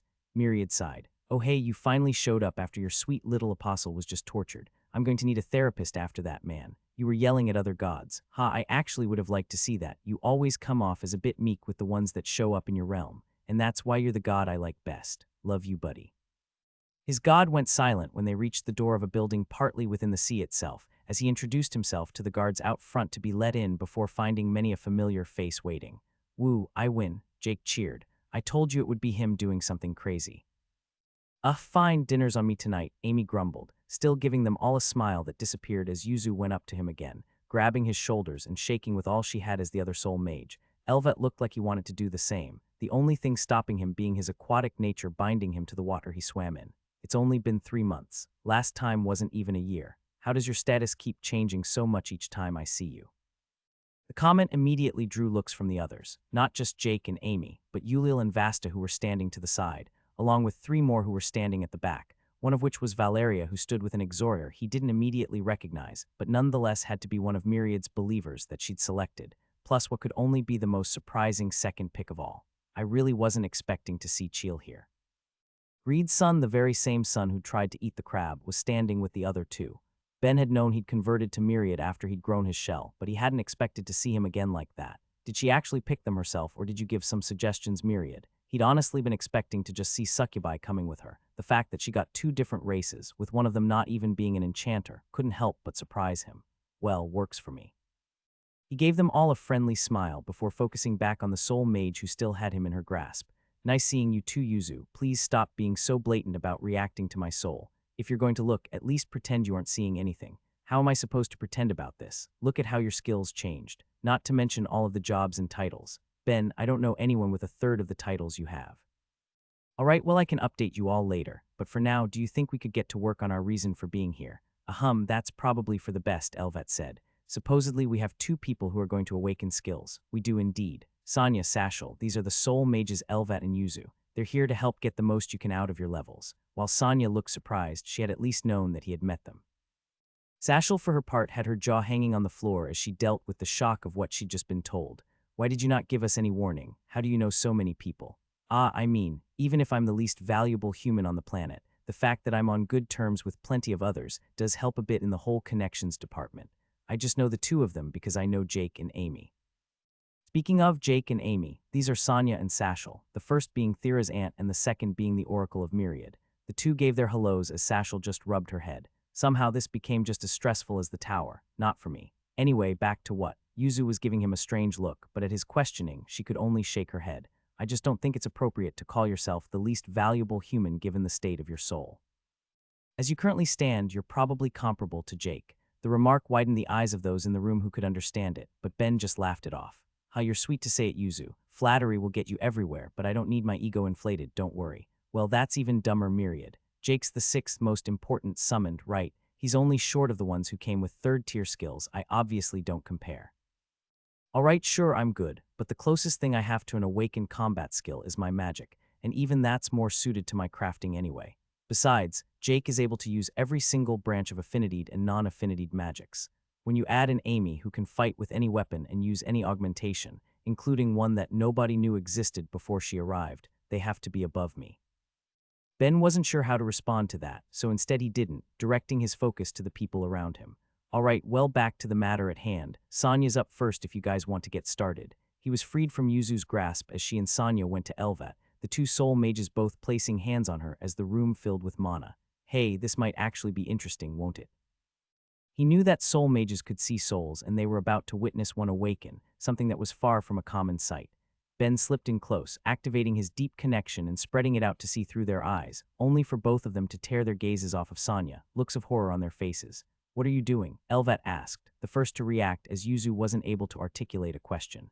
I have a skill that lets me see through the eyes of others. I just thought that seeing what it looked like when someone awakened from the perspective of a soul mage could be interesting, he answered innocently as the both of them still looked shocked. Your soul was doing that because of a skill. Which one was it? Deep connection. Why, deep connection, Elvat muttered, ignoring the question. So it must connect the soul then. Gods above, this is a first. Explanation, please. It was Yuzu who answered, looking like she was prepared to start shaking him all over again. Ben, your soul just left your body. Not exactly, Elvat spoke before he could panic. Souls fill their vessels, but yours just expanded beyond it. It's the ability you use for your enchanting, correct? It seems it's awakened in a particularly unique way, but now that I at least understand what's happening, you can go ahead. You're right, after all, this isn't a sight many get to see. He didn't know how to put it to words. It was a shifting, pulsing thing of unfathomable depth, structure within it he couldn't begin to guess at, and skills on the surface, recording the life she'd lived.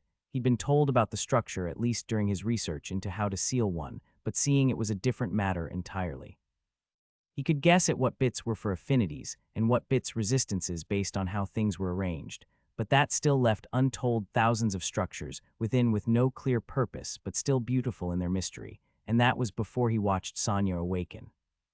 By the time the light faded, there was cheering in the room, Jake showing his positive side with Thera joining in as she ran to her aunt, taking her in her arms while Sonya just looked stunned by it all, never having expected to get to such a place, even with help. It was a huge moment, and as far as he was concerned, there was no need to rush it. He let her take it all in as he grinned at the side, talking up to his god as he did. All right, almost Sashel's time, so let's take that final quest and see if this works. Myriad, let's achieve something great here. The last quest he had from Myriad beyond completing an achievement in his name, it demanded he lead some of the believers of Myriad to completing a great goal, with the rewards being that he'd get a level to something 3 or lower, while the other believers would get 3 job levels. And what greater goal could there be than showing it's possible to forcefully awaken someone, along with actually doing it for the Oracle of my faith? I just wish I had a low-level skill that was actually worth raising. Eventually, Sonya got up, the shock of it all leaving her a little unsteady on her feet as he waved Sashel, Valeria, Cheel, and the last believer of Myriad over. All right, team, this is it. We're going to be trying to forcefully awaken our lovely Oracle here, so let's all do our best. Ben, said Oracle chimed in. I'm only going to be able to get 2 levels from the tower. How am I supposed to awaken my skill like this? I know that, and it's real simple. First things first, ask for a single level to your life magic. She did as he told her, and he saw the comparatively minor change to her soul through the eyes of the soul mages, as well as his own connection to her, before he moved her over, sitting her between Yuzu and Elvat, and getting them to start casting on her. All right, so we're going to see if we can cheat the way souls work by giving you everything you would need to materialize something. I'm going to give you my knowledge and brain power, and the other 3 are going to help me supply you with mana. All you need to do is shape the power. What? It will be fine. You'll understand after I merge our minds a bit. Now you 3, hands and claws on my back, and treat me like a staff. Pour your mana into me when I tell you like you're casting a spell. Don't question it, it will work. They seemed unsure but were nodding along, all ready to obey the directions of their apostle, as Ben sat down behind Satchel, placing a hand on her back as he began disassembling his minds, filling them with everything he had learned about the seed she was going to try and create. As the shape of her thoughts changed radically the more he added, everything weaving together to create a whole with a single goal as he gave the order, and felt the mana pour into him before passing it further along. Controlling the output to make sure she would have a high yet constant supply as her soul strained against the unnatural increase. He felt the mana within her move as she tried, points of it flying into the ether as he picked and prodded at her mind, seeing what went wrong and trying to correct it as she did, doing his best to guide as more was wasted in failure, success just outside of her grasp. I refuse to accept this isn't possible. Maybe she doesn't awaken it because of the help, but she has everything she needs to materialize it. Just gotta keep trying. He added the effect of his thought speed skill to her mind as seconds turned to minutes under her attempts. The other 3 believers had to regulate their mana for something they couldn't help but think was a fool's errand, not seeing what Ben was. With every failed attempt, she got a little bit closer, the flow of her mana ending a little more correct compared to each previous attempt as he pushed and prodded at her mind, aiming her to the final goal before it snapped into place.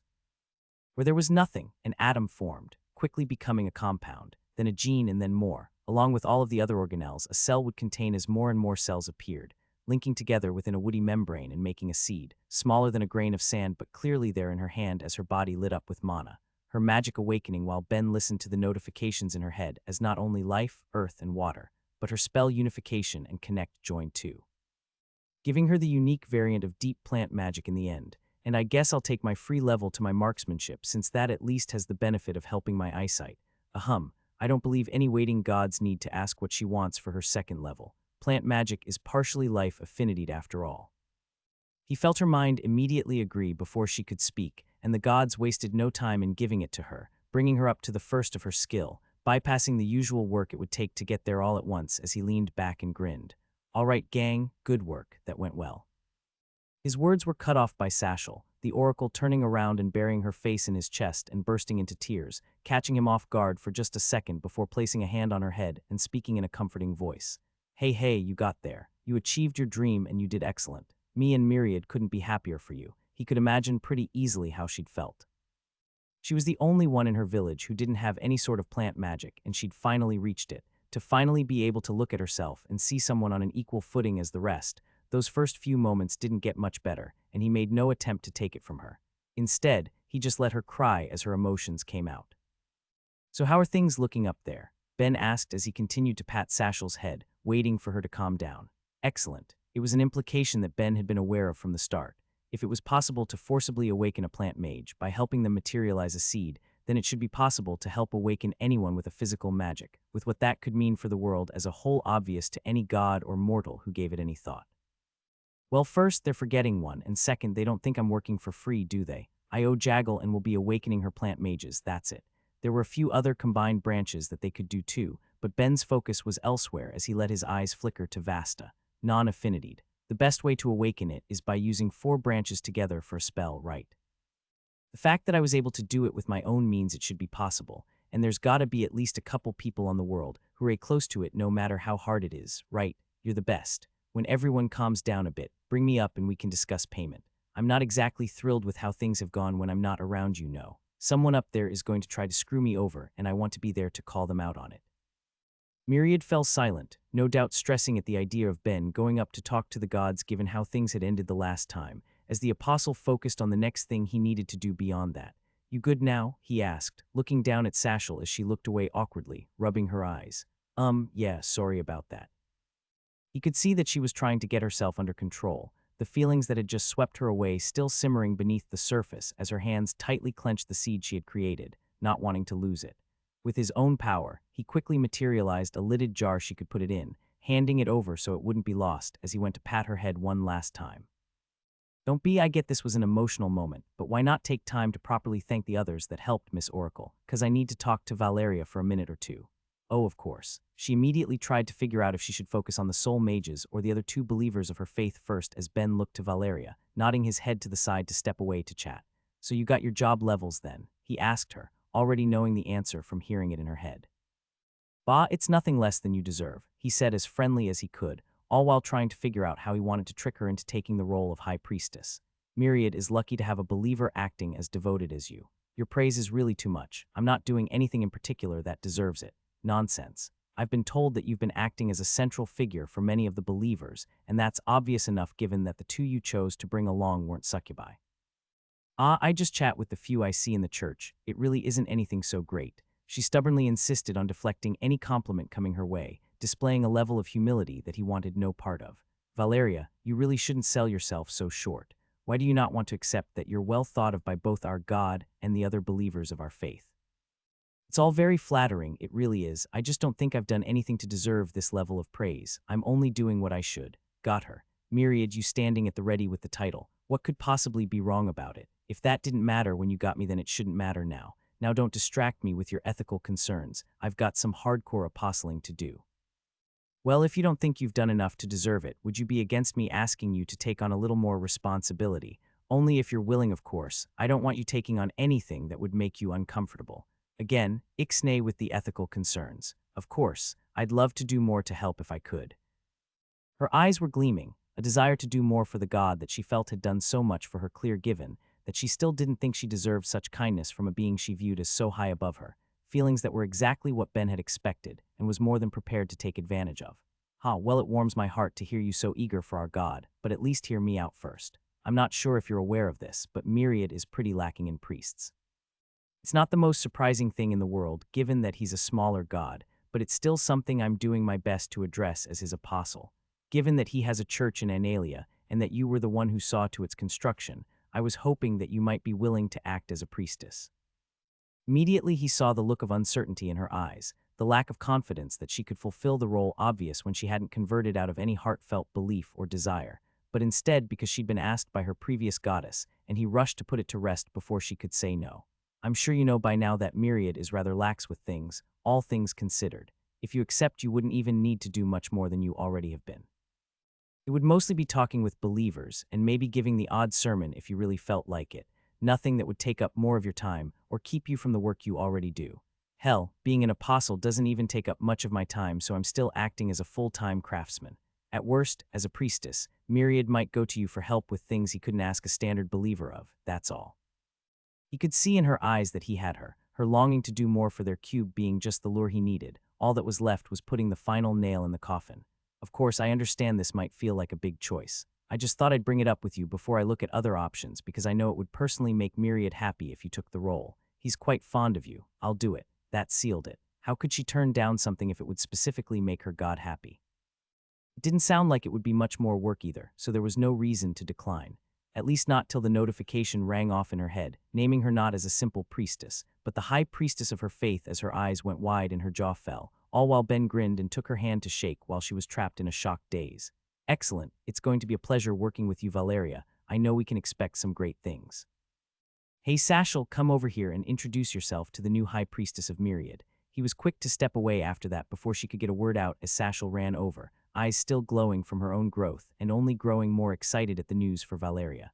Another job well done. God, I really am such a good apostle. You're so lucky to have me. Good thing this room is full of healers then. Having finished with that, he walked over to his friends, all of them giving mildly surprised looks except for Thera, whose eyes were instead on the new priestess, looking at her with sympathy. Did you really just trick her into that? Tricking people into taking major roles under Myriad is a tradition of sorts at this point. He did it to me, and now I've done it to the other two. Really should have gotten Sashel to do it to keep the chain of deceit going, but I don't think she actually knows she was tricked to begin with, so this is good enough for now. With that, he officially had even less he'd need to do for the faith, being able to toss any bit of responsibility to others as he basked in the feeling of it, already seeing a future where he could focus more on his own things. Hush now, let me enjoy this. Really, that's pretty fast. The notification asking to bring him up went off in his head, and Ben let it take him after getting comfortable, closing his eyes and opening them again to find himself around what seemed like a large round table, hundreds of figures there taking a range of forms, all of them looking right at him, various levels of judgment clear in their gazes. On either side of him, he had the two gods he was closest to, both Myriad and Helori, and he pushed his mind's speed skills to ensure he'd be in a decent headspace for whatever was to come. He didn't doubt that it would be a pain in the ass, but he was going to ensure he got everything he could out of it. If they wanted him to work, then they were going to have to pay. So he began, happy to take the lead as he put on his best customer service smile. I hear you're all looking to hire me. We are at least here to talk, one told him, looking like a golem, and acting as the representative for the rest in the hopes that it would make things go a little more smoothly. The mortals stood out clear in their minds as they all remembered just how their last interaction had gone, and they weren't interested in a repeat. For now, why don't you tell us exactly how much you're looking to be paid for your work, and we can move on from there. Ah, of course, but let's switch things up a bit first. How many people would I be helping? The world is pretty vast, so I'm sure there's more than a few I'd be trying to awaken. Of course, any of Jaggle's worshippers are getting a free pass since I already made a deal with her. It's just the rest of your people we're looking at. While Jaggle's believers number 20, we believe that there are approximately 1,500 other mages on the world who might benefit from your services, the Golmus god explained to him. The number made it extremely clear what sort of position he was in to negotiate. The gods had burned so much effort and faith only a few years ago to reach across realities just to get 200 new awakened skill holders, and now here they were, asking him to personally make over 1,000 more. Sure, the majority wouldn't be ending with multiple awakened skills, nor attributes quite as high as what the majority of the summoned were blessed with, but it was still enough to permanently change the landscape of the world. Wow, more than I thought. Especially for Jaggle. I guess it makes sense since all of her believers tend to focus on constantly training to grow and protect their forests, but still, Myriad explained privately, speaking in his head. All right, sounds like a fair amount of work, but nothing I'm not willing to take on. All it leaves is the matter of payment like you said then. He watched as various gods seemed to sigh, feeling that things were actually going smoothly, and knowing that he was about to strip that from them. He expected to be negotiated down by a significant amount, but he wanted to start high enough that by the time it got to what he was really after, it would be harder for any of them to argue. So I'm sure it's not going to be a shock to any of you, but I'm already fabulously wealthy, he began, watching as a hint of suspicion came into the eyes of the god leading the discussion. We are aware. After all, it was their last encounter that had helped make him all of the more so. None of them were going to forget it. So I don't really need more money at this point, he went on, ignoring the looks as those around were reminded of how things had gone when he'd made the potions. I want something else to make it worth both my time and all I've gone through to get to the point where this is possible. Pay me in blessings. The table erupted into chaos at his words, which was no less than he expected. Blessings were exceptionally handy, helping a person raise both their attributes and levels easier without the limits or work that taking a job would. It was basically free growth so long as one was willing to do the bare minimum. Of course, Ben would be happy to do far more than that, but he knew the chances of him walking away with even a single blessing were slim. All this was a road to getting what he really wanted. He waited for things to calm down, his various minds killing time by pulling apart all of the various voices to see what they were saying, with most of them being firmly negative. Blessings were given as rewards from gods. They weren't things for mortals to be demanding, no matter the circumstances. He couldn't help but feel some of their words pick at him, but he elected to be calm. He was going to be a good, reasonable little apostle, and then go back to focusing on his own work the moment all of that was done. He'd just need to be relaxed, reasonable, and patient. We are not entertaining this thought. This stupid mortal is lucky he's allowed to continue existing given the way he acts, and that can surely change. Well, that was a real nice second of resolving to be a reasonable person, but I don't think I'm going to allow my very existence to be threatened without a word. Those around him felt his sacrilege leaking out of him, the same eerie presence that did nothing yet spoke volumes as he silently rested his arm on the table, pointing at the god who had said that amongst all of the others, until things called down enough for him to be heard. You, what's your name? He asked the being he was all but staring into, someone that looked like a wolf made out of rope and getting a swift answer. I don't know how that's at all relevant to this. Why does there always have to be one guy who wants to be unreasonable? At least it looks like Enith didn't bother showing up. I can only imagine how things would be going if he had. You're right, it's not. I'm just going to make it clear to you all, I won't be helping to awaken any of Ropey's believers. Since you're no longer a part of the discussion, you might as well leave. The god's fibrous jaw hung open, looking shocked and outraged and completely at a loss to be spoken to like that, all while the golem-like god who'd initially been leading things went to take back control. All right, why don't we all just quiet down and try to be reasonable with each other? Apostle Ben, I believe you can see why your request would raise some tensions. They actually have someone who knows how to be chill to lead things. Cool. Still gotta make things clear. I'd say I'm being perfectly reasonable when you consider my history with the lot of you. I know we haven't always been on the best of terms, what with all of you bringing me to the world and forgetting me when I wasn't immediately useful, some of you having people in your faiths that would actively harm me, your gross neglect in the barest amount of checking, who runs the cultural center of religion getting me tossed into the dead god's trial, some of you wanting to toss me into hell just because I have a few skill levels you don't like. And then who can forget having the gall to let your people try and pull me into your nations despite that, but let's ignore that and focus on the here and now. Despite all of that, I came here to negotiate the sale of my services, but I'm under no obligation to help anyone who threatens my existence. If he has any believers who want to convert away from him, then after we get all of this sorted out, I'll help them like any other. But other than that, too bad, so sad, better luck next time. This isn't about trading services, a different goddess said, looking mostly tired, as if she'd been waiting for things to turn sour the entire time, while still trying to be reasonable. This is for the good of the planet. Can you not just help because it's right? That is all we're asking of you despite our differing positions. Giving you what you want would cost us faith, but it costs you nothing. Well, it's cute that you think my time is worth nothing, he said dryly before giving a long sigh. And as for any different positions, let's make one thing clear. Our relationship isn't between God and believer, it's between a service provider and customer. I have what you all want, so you all need to provide proper compensation for it. Like any transaction, there's room to negotiate. In fact, I was fully expecting to until you all decided to act like assholes instead. However, if any of you insist on acting unreasonably, then I have no obligation to spend my time on you. I get that we're worried about the end of the world, but I'm a craftsman first and foremost. I do work, I get paid, it's as simple as that. He could already see some wanting to argue, and put up a hand to silence them at the same time as the god who was supposed to be leading the negotiation before going on. Listen, the reason we're having issues is because when you look at me, you're seeing someone below you. I know you all manage to work together to an extent, so the problem is that even if you love your mortals, you can't see them as people worth sharing a relationship of equals with. I don't care how you treat the rest of them, but for me that changes here and now. I am not less than any of you, and if you insist on acting like it, then this will go nowhere. So do you want to negotiate what my services are worth, or shall I just leave? Another eruption of conversation that seemed like it would go nowhere. Ben gave up, forcing his mind out of the realm he found himself in and back down below as he sat up, rubbing his head before focusing on everyone around him. There were obvious questioning looks wondering what exactly had just happened, and he was about to give the highlights when a new notification rang out in his mind. Allow. The last time he'd left a meeting being held by so many gods, his mind had flooded with notifications, but this time it ended with just one. He couldn't deny his curiosity and got to enjoy the feeling of it being rewarded as the golem-like god spoke in his head. Ben was all but humming during dinner, still feeling the change in himself and just how worthwhile it had been going back. The meeting when he'd returned had drastically shrunk in size as the gods had decided that having everyone there was doing nothing but creating an unproductive atmosphere. Instead, they grouped up their opinions together and selected a representative for each one, leaving him with only 6 gods other than the ones he was directly familiar with to talk to and work things out, with the negotiation ending better for him than he could have hoped. The meeting ended without him getting a single blessing, but that hadn't really been what he had been hoping for. Sure, if he managed to get enough of them, then he could have potentially reached some excellent heights by the time the second wave was going to come, but he knew from the start that he'd never get to that point. No, what he wanted was something more immediately useful to him, without having to go to the effort of gaining it himself. He wanted more mana. Some might think it was a silly desire, given that he'd gained the ability to use what others had, but he didn't see it like that.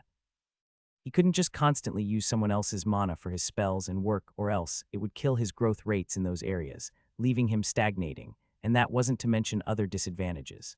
Aside from the moderate discomfort to extreme pain he would go through from receiving anyone's mana like that, it was also only useful if there was anyone around to take from.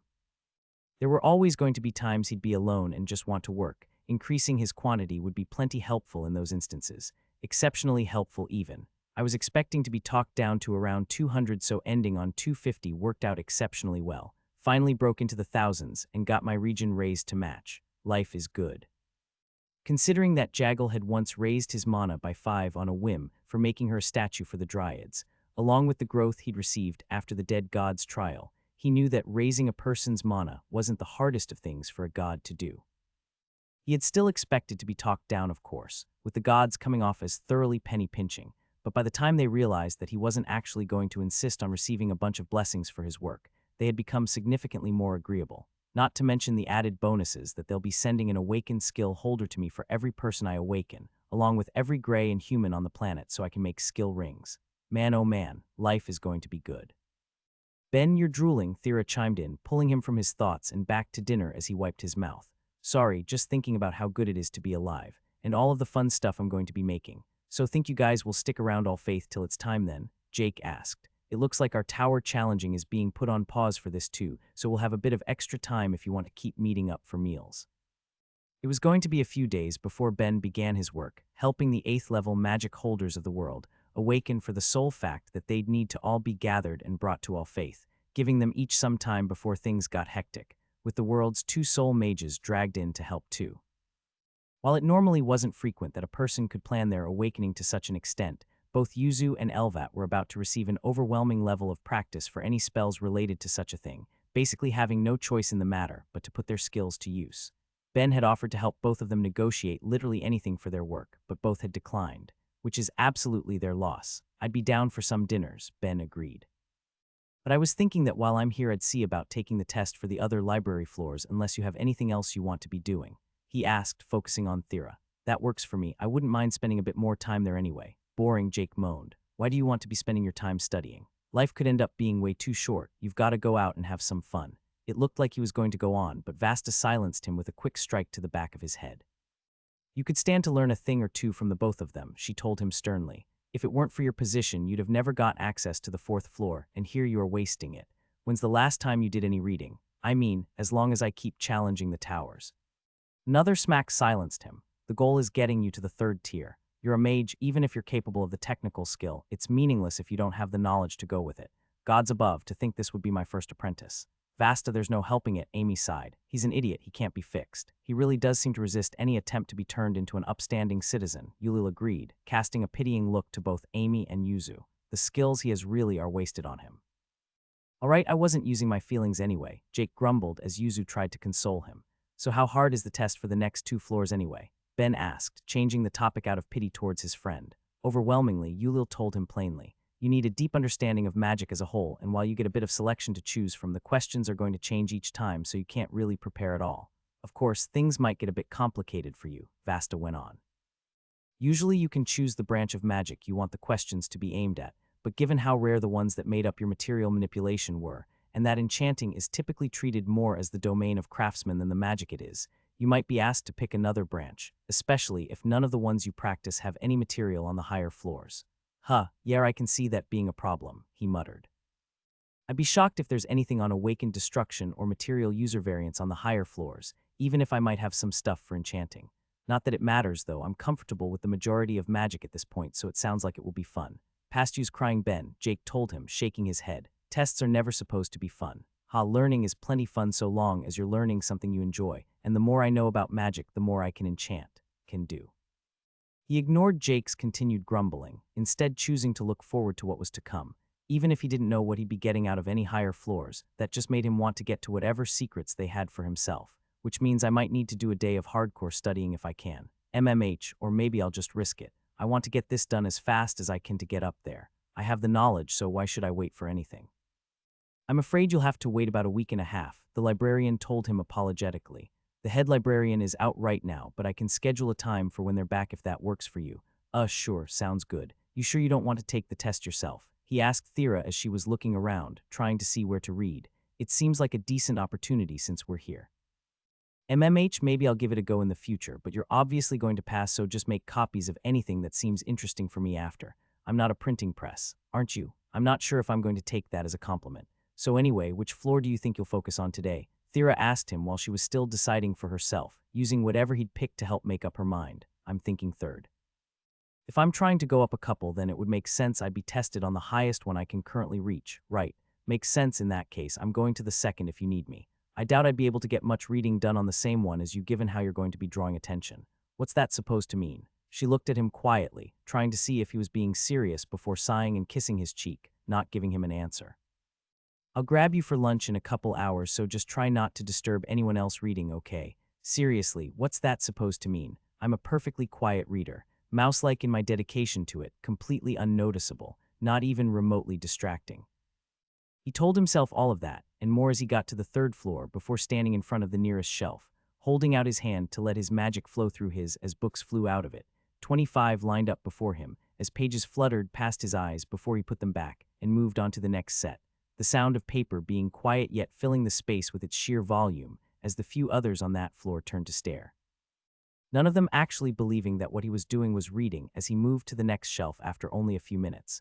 What reading in silence? Excuse you, I'm still incredibly human, minus however the demon organs are changing me and how my minds have changed. Shush now, no yelling in the library, which means I should add vision enhancement to the list of skills I want to pay Xandil to acquire and then teach me after.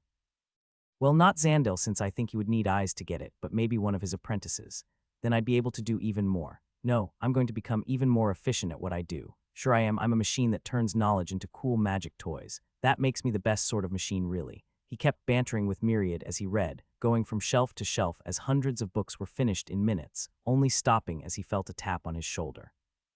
It's not time for lunch yet, is it? But when he turned, it wasn't Thera standing at his side, but a librarian, looking unusually stern for no explainable reason. Hello, sir," they began, trying to be professional but mostly coming off as annoyed. "If you have access to the third floor, we ask that you don't just play around and instead take your time here seriously. I am, though." He asked, unable to keep the questioning tone from his voice as pages kept turning for the few books in his field of view.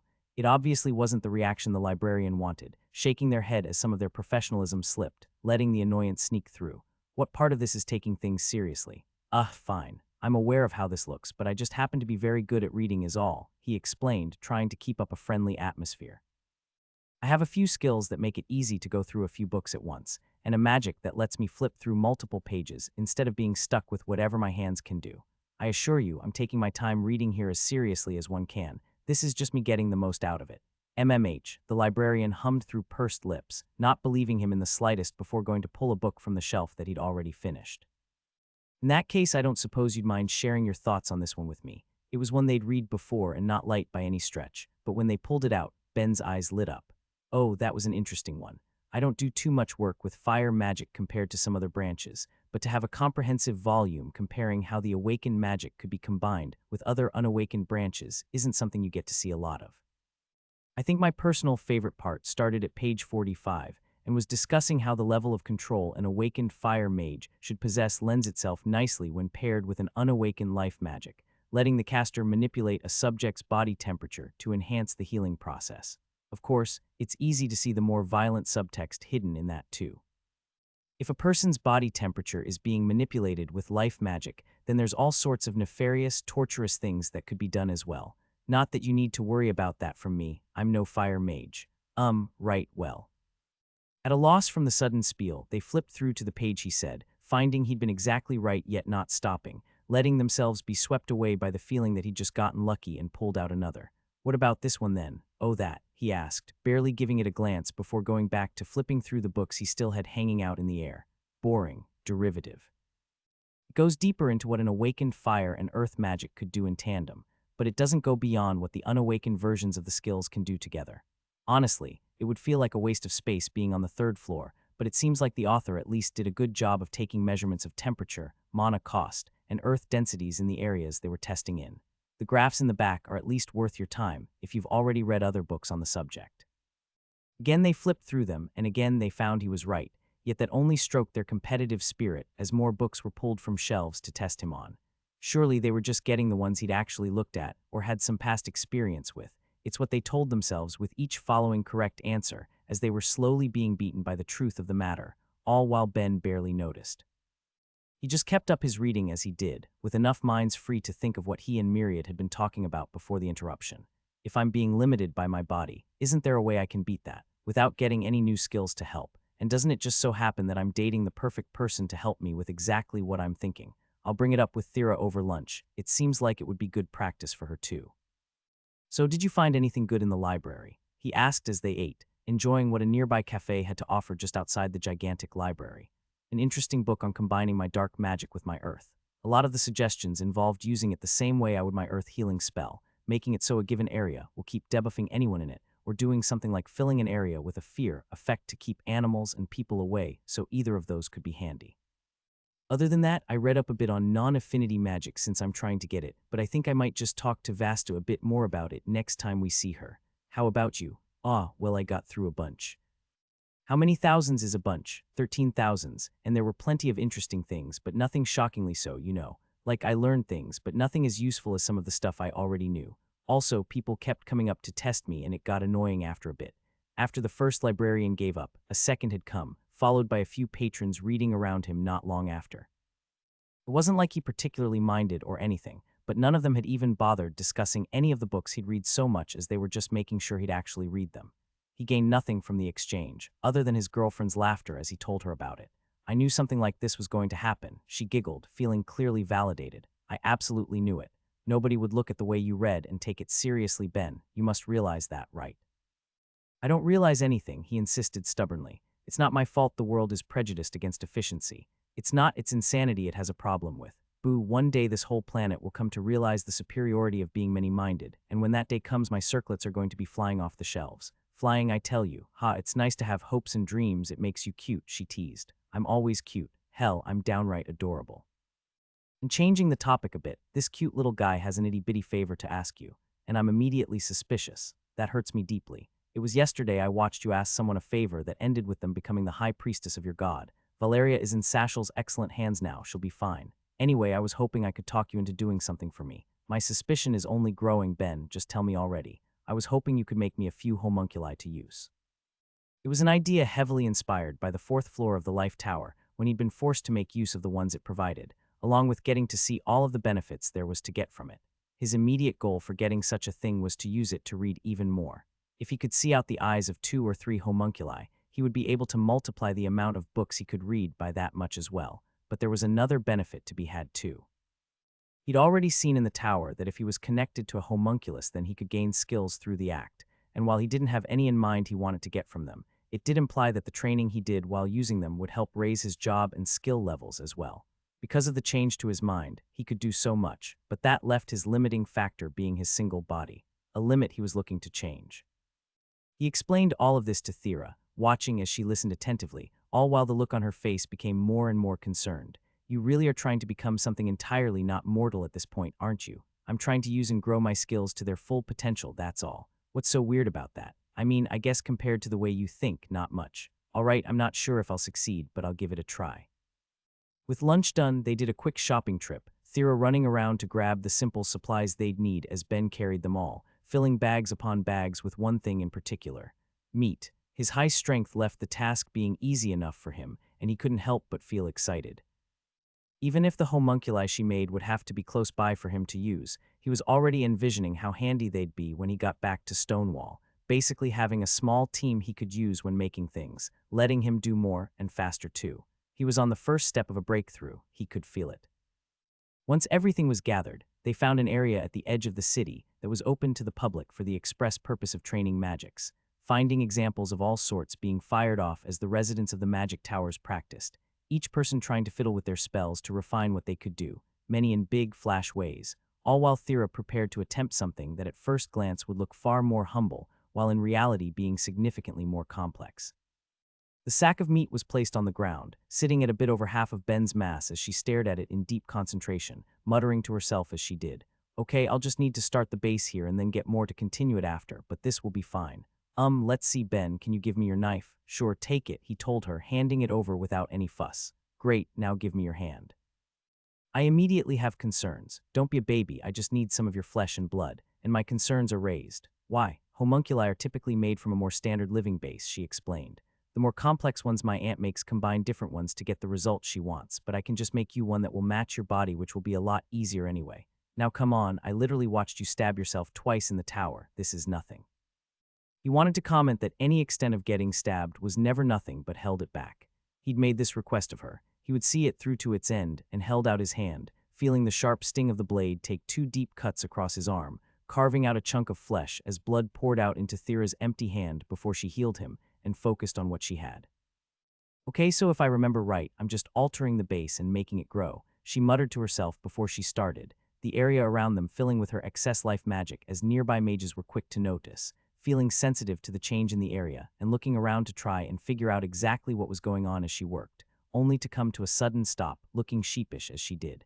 It looks like I'll need to take more. She was already reaching out again with the knife and Ben forced himself to keep from jumping back. I asked for this. He told himself, not sure he liked the determined look coming to her eyes as she cut into him again. At least I keep it nice and sharp. So what exactly went wrong with the first bit? I used too much life mana and destroyed the cells. Now quiet for a second. This is a delicate spell, so I need to concentrate, and I suddenly feel like I'll be bleeding out today. Well, as long as she keeps healing me after, it should be fine. Paying no mind to the thoughts going through his head, Thera directed her focus to her hand, cupping flesh along with warm, red blood. She didn't have much particular interest in such an aspect of life magic, finding the process distasteful, but she didn't want to admit defeat, so she honed her mana, making it invade Ben's severed cells as they clung to their last bit of life and worked to alter them, feeling the flesh shiver and warp in her hand, taking up the loose blood as it grew into a small, pulsing sphere. It was only once she felt confident that it wouldn't die that she dropped it into the ground meat, and they both watched as it began taking it in, basically eating and growing, all directed under Thera's power as features began to take shape. As mass left the pile and went to it, the look changed from that of a strange, fleshy blob to something almost like a head.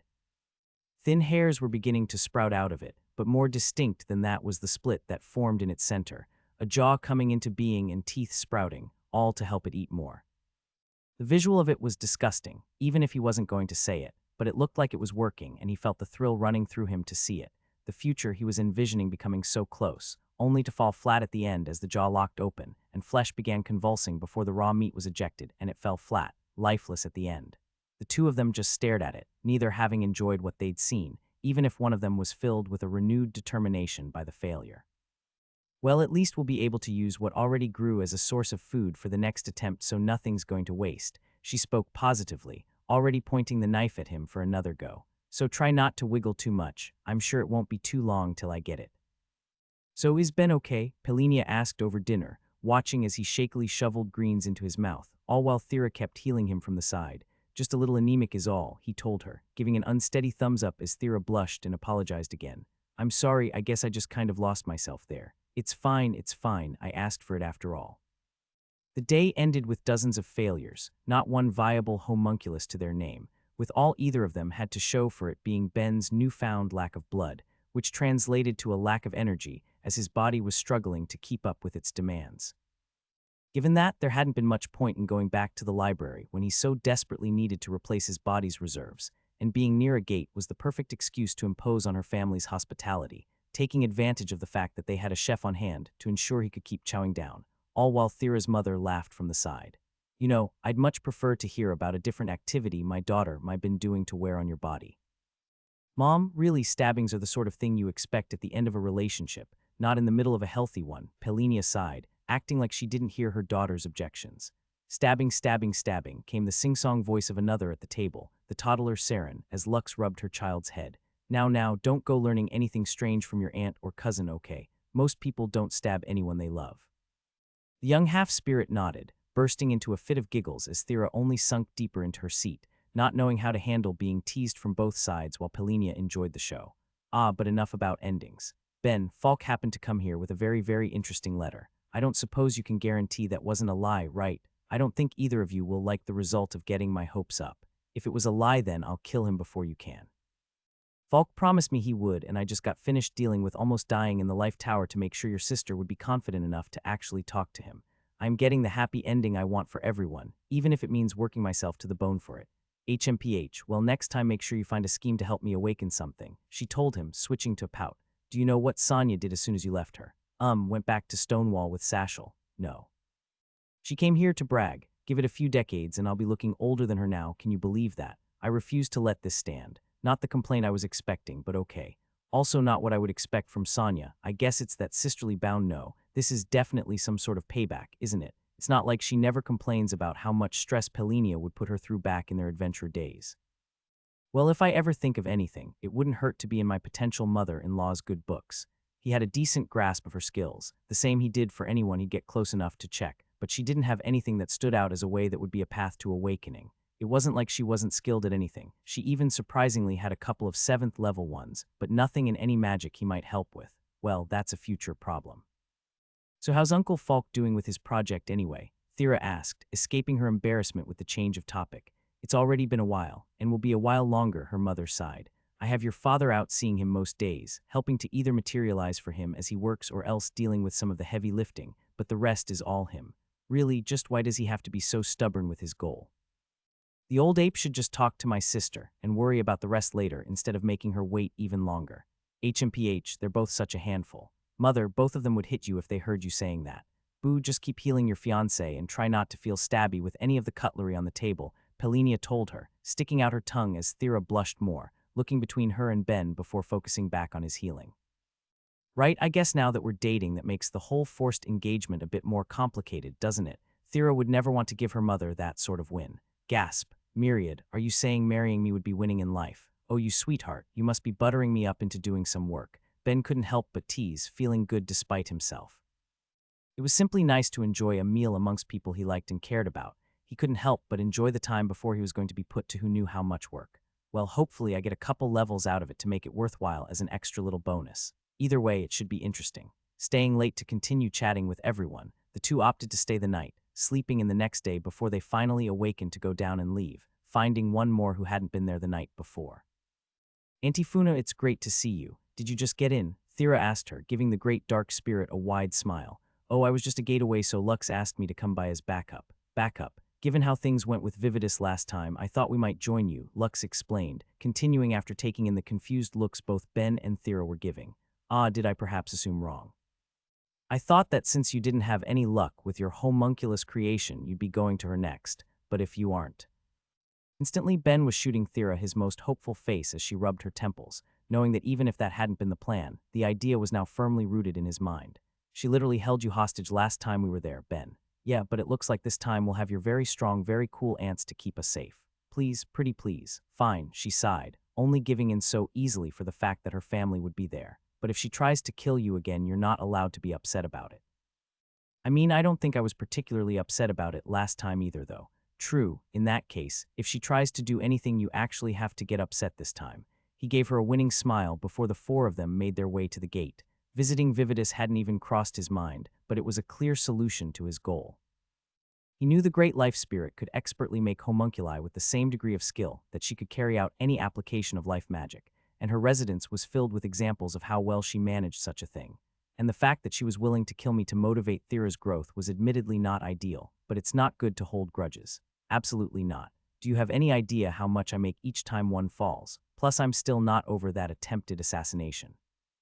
Hell, both attempted assassinations. I'm such a sweet little delicate flower. Why do people keep wanting to step on me? What can I say? I'm a very resourceful, delicate flower. Relax, Myriad. My greatest skill of all is my ability to stay alive. The fact that I'm still here to torment you is proof enough. His god sighed in his head, getting the last word in before they stepped foot through the gate, re-entering the Life Valley. Did we take the wrong gate? Thera muttered as they passed through, seeing the strange view beyond. It was a question Ben was asking himself as well, even though he knew it couldn't be the case. It was clearly marked before they went in, something he couldn't have missed, but still he couldn't help but wonder if there'd been some sort of mistake. The last time they'd been through, the entrance had led into what had seemed like a pretty standard forest. Strangely lacking in animal life before they got to the town in its depths, but that was about it. Now though, they were both being confronted with a far more alien environment. All of the trees that had stood there in the past, looking like strong, ancient things, had vanished, leaving the area as if they'd never been there, while in their place they'd been substituted with something that looked far more foreign. With the shape of prickly cacti and giant succulents, strange new plants were stretching into the sky, all larger than he'd have any hope of wrapping his arms around, nor would he want to. Giant thorns were jutting out of them all, and bearing a distinctly blue color. He didn't want to make any bets on how poisonous they might be, even with his resistance to such a thing. Stranger than that, though, was what seemed to be making its home in that unusual new land. Mushrooms and other fungi-like beings, not bound to the earth or plants around, but instead wandering on mycelium legs, creeping silently through the thorns before digging into the trunks around, slowly feasting on the present life in their own strange way. He knew there were plenty of life forms and sceneries that would look distinctly alien to his earthling sensibilities on the world he now called home, and he'd seen a few in the past. but what was before him now was pushing it to a whole new extreme as he tried to take it all in and make sense of it before Funa moved to explain. There's probably been one or two ecosystem collapses since the last time you were both here, the dark spirit told them. Some say you never walk through the same land twice, but that's doubly true for this place. Dad's told me before, but it really isn't the same as seeing it with my own eyes, Thera spoke, completely captivated as she looked around despite her misgivings being there. And I'm definitely going to need more context, Ben asked, doing his best not to get pricked while they walked. Thus time it was Lux who explained, her affinity having the closest similarities to life as she took her own interest in what had formed around them. Overwhelming levels of life mana promote growth and change, and at the amount you'd find here, it's at an unsustainable level. An ecosystem will rapidly grow and adapt until it breaks down after a few months or years, only for something else to take its place. It's a constant cycle, though admittedly interesting every time. There really is no way to know what will grow or how it will change the location. It makes it worthwhile to poke your head through the gate every now and then so long as you aren't particularly sensitive to the mana. Wait, so you're talking mass extinctions as often as every few months of life that never existed before. That's right. It's beautiful in a tragic sort of way. Tragic was putting it bluntly, at least as far as Ben was concerned. Of all of the crafting paths he practiced, alchemy was one, and an important one too. It led to the advent of his strengthening potions, and its applications with smithing let him place more powerful enchantments on the things he would make before they would break under the magical strain. The very idea that so many creatures and new branches of life would die out before they could be properly studied genuinely hurt to hear. In the thousands of years of races joining the world, how many panacea and elixirs could have been made from the things that got to enjoy their short lives in the valley if they'd only been discovered in time? Of course, I guess you could say the same thing about 1,000 lost worlds too, he sighed to himself. Basically none of them were technologically advanced global civilizations before being conquered. There were bound to be hundreds or thousands of magic secrets just waiting to be discovered that are lost forever now. Okay, going to stop thinking about this, it's just going to bum me out. If they weren't all dead in a couple years, he resolved to put some of his money towards building a whole new research institute for studying and preserving seeds and samples of the things that would appear in the Life Valley to see if anything extraordinary ever popped up, but that was a future concern. He'd come for a completely different purpose, and as they broke through the strange forest, they saw the same castle Vividus had the last time they were there, and made their way toward it, going through the town as they did. Like the last time they visited, the land was filled with a mix of races, as Ben couldn't help but wonder if any of them had been changed by the life magic they would give off too, seeing a diversity in body plans that seemed to be a bit more than he would expect of any typical mixed breed groups, while Thera dealt with a different bit of attention. Life affinitied fairies, each no bigger than a hand despite their human-like shapes, and one of the 3 mana-based groups that existed in the world were swarming her in a way they hadn't during their first visit, landing on her shoulders and playing with her hair, buzzing around and laughing as they each tried to talk to her, all while she just looked more and more lost as Funa chuckled. Now that your magic's awakened, they can feel the life mana in you a lot more now than they ever would have in the past, so it's drawing them in. You probably look like a giant fairy in their eyes. If you're having trouble with this then, I don't know how you'll manage if you ever meet any dark or earth ones. They'll go wild for you. Oh well hello, I'm not a fairy, but it's nice to meet you all, she told them gently, holding out a hand as she would for any spirit and feeling them land along her arm to rub up against her. They aren't going to be charmed, are they? No, all the mana-based have resistances similar to spirits. With how little you're putting out with your brace on, they'll be fine. Okay, good. She gently rubbed the cheek of one that was nestling against her thumb, captivated by their cute appearance before turning to Ben, feeling his eyes on her. What, fairy princess, I'll kill you. He held in his laughter, settling for enjoying the intense grin stretched across his face as she did her best not to react, lest she disturb all of the fairies that were comfortable clinging to her before they finally arrived at their destination, with Lux gesturing at the fairies before they made themselves known. Now, children, we'll be having a bit of a talk, so we'll have to play another time, she told them, motes of light coming from her fingertips and luring them away as they waved their goodbyes. The entire exchange had been unexpected yet nice, exactly what they needed before knocking on Vividus's door. Since it was Ben who was coming with a request, it was he who reached out to do it, stopping only as it opened itself, the great life spirit already behind it, looking at them all curiously. Well, I can't say this was really unexpected. Rather, I'm surprised you didn't get here sooner, she said, tapping her cheek and eyeing Thera, though I wasn't expecting you to as well. The moment she opened the door, Ben couldn't help but be distracted by one thing, the sounds of screams from somewhere within the mansion.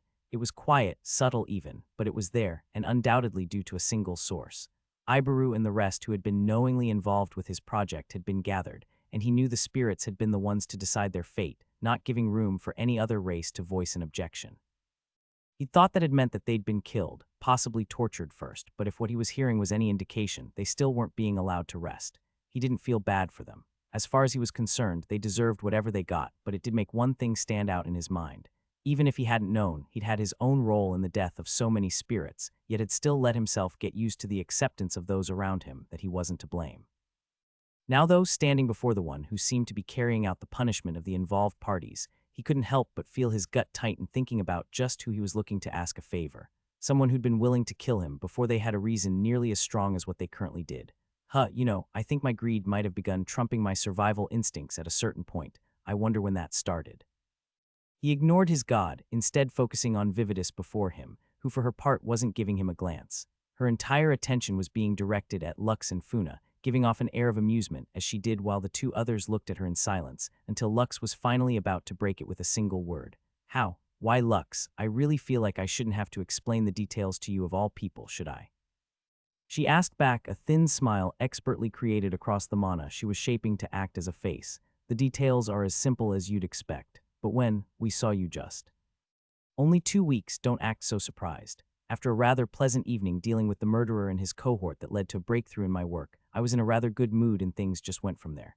Empty skies, you've really done it, haven't you? Funa spat out. And to fight of all things, why is it that every time I see you I'm forced to ask myself how the great life spirit values it so little? Life is loss and change, she told them, not blinking in her attitude. Besides, it seems like only one of the other three will have a remote chance of being any use in the timeframe we're on. What's the harm in making a fourth? Lux looked at her with narrow eyes. What do you mean, other three? What do you really not know? Vividis asked in return, the calm confidence slipping as she let herself laugh. Really, you should at least try to keep up with family a bit more, Lux. The area grew thick with mana, a subconscious release that came with the Great Spirit's desire to come to blows, with both Lux and Funa doing their best to hold back despite themselves, forcing Thera to do something she didn't want to. She stepped in. So why exactly were you expecting us, Vive? She questioned, not asking just what they were talking about for fear it would make things boil over. The Great Spirits were beings who could each individually hold back a gate by themselves. A fight between them with herself and Ben, not to mention an entire town so close by, could only be disastrous. This time it was Vividis's turn to look confused, focusing in on Thera and ignoring the moods of the other two. Did you not come to properly train under me again? You're a saintess now, are you not? It would be a waste if you didn't. The words weren't meant to be harmful, but Thera looked as if she'd taken massive mental damage hearing them. How do you know about that? Word goes around. A mortal matching your description with seemingly unlimited mana healing as many as they could after the battle. It's not surprising you would get the title, nor that there'd be people talking about you. Of course, I suppose you do live rather out in the middle of nowhere, don't you? News must not have made it that far yet. Hearing that left her wanting to collapse to the ground. The thought of anyone in Stonewall ever hearing anything about that enough to give her a migraine while her aunt continued to look at her in confusion. So if you aren't here to improve, what exactly are you here for? Homunculi, Funa told her, trying her best to keep under control. Ben was looking to acquire some, and we wanted to make sure you wouldn't do anything rash again if you were left unsupervised. Of course, I suppose from the look of things, you probably don't have the mana to spare right now. I'm not so weakened that I couldn't make one, she told them, sounding thoroughly offended by the thought before looking at him. What characteristics do you need it to have then? Any particular cross you're looking for or traits you desire? Honestly, if you just make it as close to me as possible, then that will work fine. Is that all? If you're just looking for soulless clones, then that's even easier. Give me just a moment, and I'll have 4. It seemed the doubts of the other two spirits stroked her drive as she reached out, grabbing Ben's arm and running her mana through it, causing a bead of his flesh to bud off of him while he watched in horror. Seeing that was actually worse than getting stabbed a few times. Nobody acknowledged his grumblings, instead watching Vividis as she dropped the living bead on the ground, spending her mana as it moved to devour the plant matter around it, growing bigger and bigger as it left a barren area in its wake before it split into 4, each on continuing to grow with each passing minute as distinct features began to form. Slowly they shifted into small heads, growing eyes and mouths to aid in their quest for nutrients, but before long they were sprouting a proper torso and limbs, continuing to eat to gain whatever mass they could in a horrifying display of the 4 Bens shoveling grass and dirt into their mouths, all just to grow. It wasn't an instantaneous process, taking over 10 minutes, but nobody could take their eyes away from it as it was happening. The horror of it was too visceral to look away until it was finally done, 4 perfect copies of him standing there with Vividis speaking proudly at the end of it. Even if my mana is a little tight at the moment, this much is nothing, she proclaimed, drawing eyes back to her and getting a wholly different reaction. Aunt Vive, what the hell happened to your arm? Thera hadn't meant to yell it, but the shock was too great. Vividus typically took a form resembling a succubus, as so many of the other great spirits did, following her father's suit, but in the few minutes it took to cast her spell, one of her limbs had vanished, a fact that she seemed content to shrug off. I already said my mana was tight, this was just the cost of it. Don't tell me you're worried, child. She laughed, getting a huff in return. I wouldn't waste it on you. Ah well, I suppose you'll be here a while anyway, since you'll need to be taught how to properly use one of these, so come in already. It was only then that she really looked taken aback during the entire encounter, still watching in surprise as they turned to go back to the gate now that their goal had been met. So Aunt Lux, Aunt Funa, what was all of that about back at the beginning? Thera asked, bringing up the question that Ben found himself deeply curious about as well, only to get shakes of their heads as Lux ran her fingers through Thera's hair.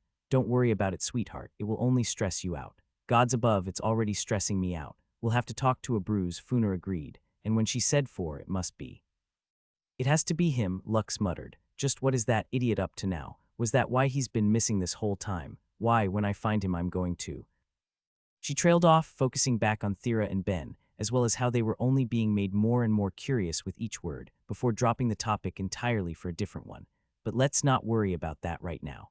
Ben, how are the homunculi working out for you? So far, so good. I can't do everything I was hoping with them, but they're more than good enough for my purposes. He could feel the world through their senses, see through their eyes, hear with their ears, and touch with their hands, same as if they were his own body, though moving them still took a bit more mental work. Normally, nothing really required much in the way of conscious thought, but for them, he needed to be aware of how he was directing each movement. It felt smoother and more natural than it had any time he connected to something with a shape completely foreign to him, but as things stood, he'd still need to practice for them to truly become extensions of himself. Which isn't bad. I've got my puppetry skill that I'm sure to level up a bit from this, so it will only get easier, and I already have ideas for raising it. The bigger disappointment is that I can't cast magic through them. I mean, it's not the biggest deal in the world since they have to be within a couple of feet of me, but that means anything I make with them will need to be enchanted by my real body. Oh well, that just leaves the physical me focusing on my magics, while I can use these to practice my other skills. And he already had a few ideas on how to do just that. After all, when he was going to be busy helping others awaken, he now had 4 other bodies to put to use, and all 10 of his fists clenched in anticipation. Things were about to get exciting, he could feel it. Hey Thera, he sang out, harmonizing with his 4 clones as she immediately took a turn to the suspicious. I would like to point out before you say anything that I just dealt with my least favorite relative for you. I'm not asking anything bad, I swear. I was just hoping you'd make me some iron. She didn't immediately trust him, the feeling that he was up to something too great when there were 5 of him trying to suck up, but she did as he asked, forcing mana to bend to her will and watching as it changed to metal, a small boulder of it appearing on the ground before her that Ben was quick to get his hands on. Running his own personal power through it, he broke it up into 5 equal parts before shaping each into a chest, reaching into his bag at the end to get some of his rainbow mana batteries to set into them before he began enchanting. Okay, I'll bite, what are you doing? Thera asked as she watched, not immediately understanding what the point of any of that was as he began his work. I need a place to store my clones when I'm not using them. Wait, so you're going to toss them into some metal crates. Ben, even if they're not ensouled, they are alive. They need at least a little bit of care unless you're going to make me heal them all of the time. I won't and they'll get it, don't worry. This is just a cost-saving measure. He connected to his rings as he built up the enchantment on each, not needing anything overly complicated, just wanting it to fulfill a relatively simple thing, even if the degree he'd be doing it at was rarely seen. He was manipulating the flow of time when it was sealed, making it come to as close to a standstill as could be done. Time was an interesting magic to work with, if partly due to the limits of it. Despite its name, the magic could only really work in one direction, with backwards time travel being impossible. Despite that, though, it was possible to drop the speed to nearly nothing if an enchanter had the skill and power for it, which was exactly what he wanted. If they're in a slower time when they aren't being used then, they won't need to be fed as often to keep them alive, and they should stay in good condition longer since they basically won't be aging while in there. It's the most efficient way of taking care of them. It was a purely rational way of treating them, an idea that suited his practicality, though to Thera it still sat funny in her thoughts. Even if it was true, she couldn't help but feel weird seeing anything that looked just like him being shoved into a hard metal box until they were needed, but she knew that wasn't a real argument against it when they wouldn't even feel anything unless he was using them. Just put a pillow under them or something at least, will you? My neck hurts just looking at this. All right, but later. After all, we're burning daylight, and we still have a big, beautiful library left to explore. Gotta test these bad boys out to see what they can do. But first you're going to need to convince the librarians that they should be allowed to go up the higher floors with you despite not having any sort of identification. Did not consider that. Yeah, it might be a problem. You think I could convince Ulil or Vasta to write me a note? Getting both the Archmage and non-affinity mage's agreement to help had ended up being the easy part after he explained just what he'd done. After fielding their questions and dealing with Jake poking or prodding, they had to manage the harder bit, convincing the librarians. He would have never expected it to be a job that was taken as seriously as they made it out to be, but then, they belonged to one of the most prestigious magical libraries in the world, so he cut them some slack as he moved to prove himself, giving them orders without saying a word, proving he could see through the eyes of others, and doing his best to convince them that they weren't seeing members of his race trying to slip in, only living tools. In the end, he still wasn't sure if he really managed to make them believe it as much as the two mages present had. After all, they were the ones who got him access to the third floor to begin with. If the homunculi really were individual people who they would go so far as to lie for, it would have made far more sense to just get them to do the same thing again. Oh well, it's done and I'm here, so who cares? It all worked out in the end. He told himself as he got to where he'd left off at the shelves the other day, pulling out 100 books with his magic to float before all of their eyes, with the sounds of paper becoming even more noticeable than it had been before, not that he cared. He was already lost in how well his idea was working out. Before I was reading about 4,000 books an hour. With this I should be able to do 20. Now the limit was his mana instead of his eyes, but he didn't care. It would grow with time, but as he read thousands of pages through 5 pairs of eyes, he didn't think there was any way he could look at what he was doing and say it still wasn't enough, even if he couldn't keep himself from imagining the possibilities for his crafting with just a couple more clones in his hands. Well, tell them not to watch then. Geez, I'm not some sideshow. Can you blame me? If I get some more bodies to use then, I might be able to read everything here in my lifetime, along with everything else I'm hoping to do. Of course, I probably couldn't manage more books than this with my magic. I'm already at a bit of a loss, so I'll need to either raise my region or my level if I want to go beyond this. Well, I have too much to do to waste a year reading it all. The couple of days before I'm awakening people, and when I'm not doing any dates with Thera though. I'll at least get most of the third floor done. Just you watch, I'm going to murder whatever this test is. Brought up what? For a split second, imperceptible to anyone without a thought speed skill, the fluttering of pages stopped as Ben took in what his god said, only to go back with a renewed level of determination as a manic grin stretched across his face. The only 2 people at the third tier he'd personally met had both been soul mages, and talking to the elder one had been a huge help in creating his soul crystals. He wasn't going to miss out on whatever this new one had to offer if he could get it. I'm still so insanely jealous, Jake sighed as he watched Ben work as they all waited for the day to begin. There was a line of hundreds waiting out the door of Elvat's terrestrial residence to be let in, all to grasp the unbelievable opportunity that had been spread around the world so urgently. The fact that there was someone who could help awaken certain 8th-level magics. Both Elvat and Yuzu were doing their all to prepare themselves the best they could. Despite the power of their magics, it was more typical of them to stick with certain high-leveled individuals, trying to raise them up as much as possible in the time they had, rather than spending days meeting a group like that. But Ben was treating it like any other day for his part, as he sat with the others, his clones within range as they each practiced their carving. If you're that jealous, all you need to do is get a few levels of parallel thought and complex mind to have enough going on in your head to be able to think for a different body, which isn't too hard. Of course, you also need to get an awakened connect of your own, but you can get all 3 skills from Zandil, plus you have Yuzu around to help with your leveling. Not to mention that you're looking at completing the 10 affinity towers, so you'd have 1 reward at the end to put to something other than your archmagic. I'd say it's doable for you if you put in the effort. That is not where he needs to be putting in effort, Vasta told them bluntly, staring at her apprentice. If he lives long enough, we can see about him doing that after. Besides, Zandil doesn't have time for that with the skill he's currently spreading, Ulil sighed. All of his other bookings have basically been pushed back till after the war if they can't go and meet him themselves. Thera's face took a small, guilty look given she was the architect of Zandil's packed schedule, but Vasta waved her off. They were aware of the risk that the world would have lost the spirits otherwise. It was a worthy trade in the end. I know, but come on, think of how useful it could be, Jake argued as he imagined the possibilities. I could take lessons on magic while actively practicing my magic while working on other skills too. I could finally get some fighting skills in case I ever needed them. not to mention the romantic implicatio. His words were cut off as both of his teachers along with Amy all moved as one, striking his head and gut while the last kicked him in the shin, leaving Jake on the ground. The hell are you saying around Yuzu and Thera? Amy spat at him, giving him a frosty glare that dug deeper than any of the strikes. Go be a degenerate somewhere else if you need to. Come on, it's not like Ben hasn't brought it up. I haven't. Someone hit him again for me, please. My hands are full. Vasta was happy to accommodate, striking her student upside the head as she muttered, asking herself if she'd gone wrong somewhere as Thera just looked concerned. What exactly is he talking about? She asked, leaning over to Amy as the other girl took her in her arms. Ignore him, and just enjoy the fact that you aren't dating a pervert, she sighed. It must be nice. I mean, I wouldn't say Ben isn't a pervert, she mumbled, getting interested looks from both Amy and Yuzu, the latter of which finished up with her preparations. Tell me more, the young soul mage said, eyes gleaming. I smell something exciting. Even if he didn't say it, Ben was interested himself in whatever she was thinking. He thought he was taking things plenty slow for Thera's sake given how new she was to the thought of dating and romance, plus she'd been the instigator of their relationship, advancing further. He couldn't help but keep an ear open to the conversation as his curiosity got the better of him, even if it looked like he was still focused on his carving.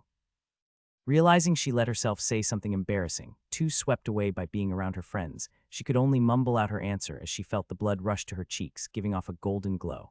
I mean, whenever we're alone, he's always looking at and focusing on me no matter what we're doing, even if it's just cooking or something. I can always feel his eyes, even before we started dating. That's because you're beautiful and I love you. The answer was a load off his mind at least, the small worry he'd done something wrong gone, even if it was replaced with the sounds of Yuzu's excitement. The soul mage was positively shaking to talk more, only being held back by her guardians and teacher.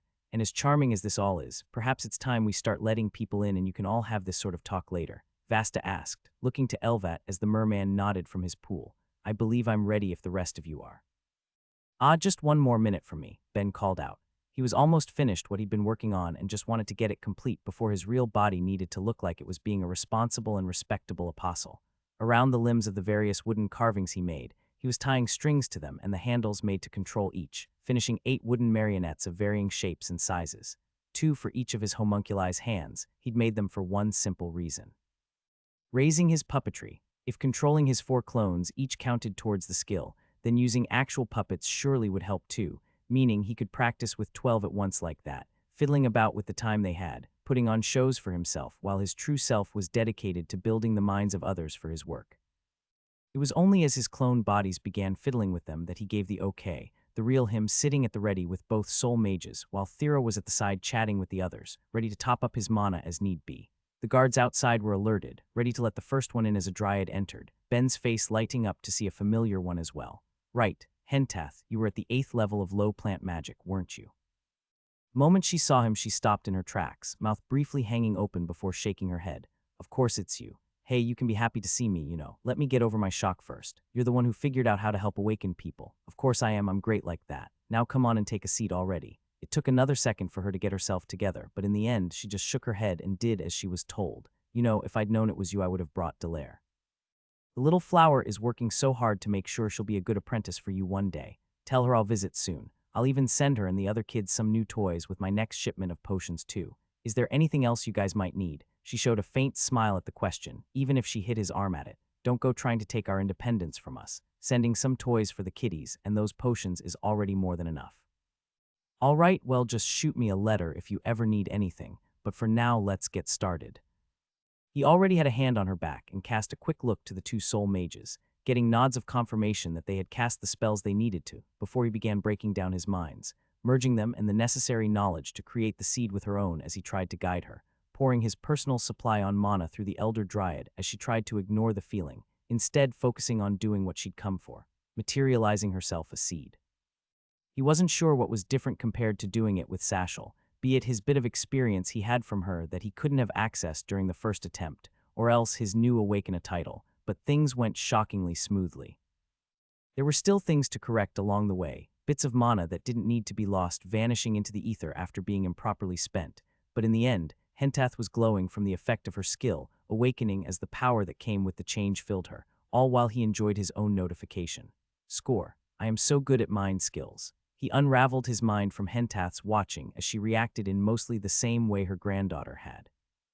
She may have been doing a better job of keeping control of her emotions, but she was clutching the small seed, not wanting to lose it before Ben passed over a pre-prepared jar, having expected as much. "Don't worry about it," he told her. "This was a deal between me and your god, and as long as I'm alive, I'll be able to keep doing it. Let that be a little motivation for the rest of your village, huh? As long as you all get up there eventually, I'll keep pushing you over the edge."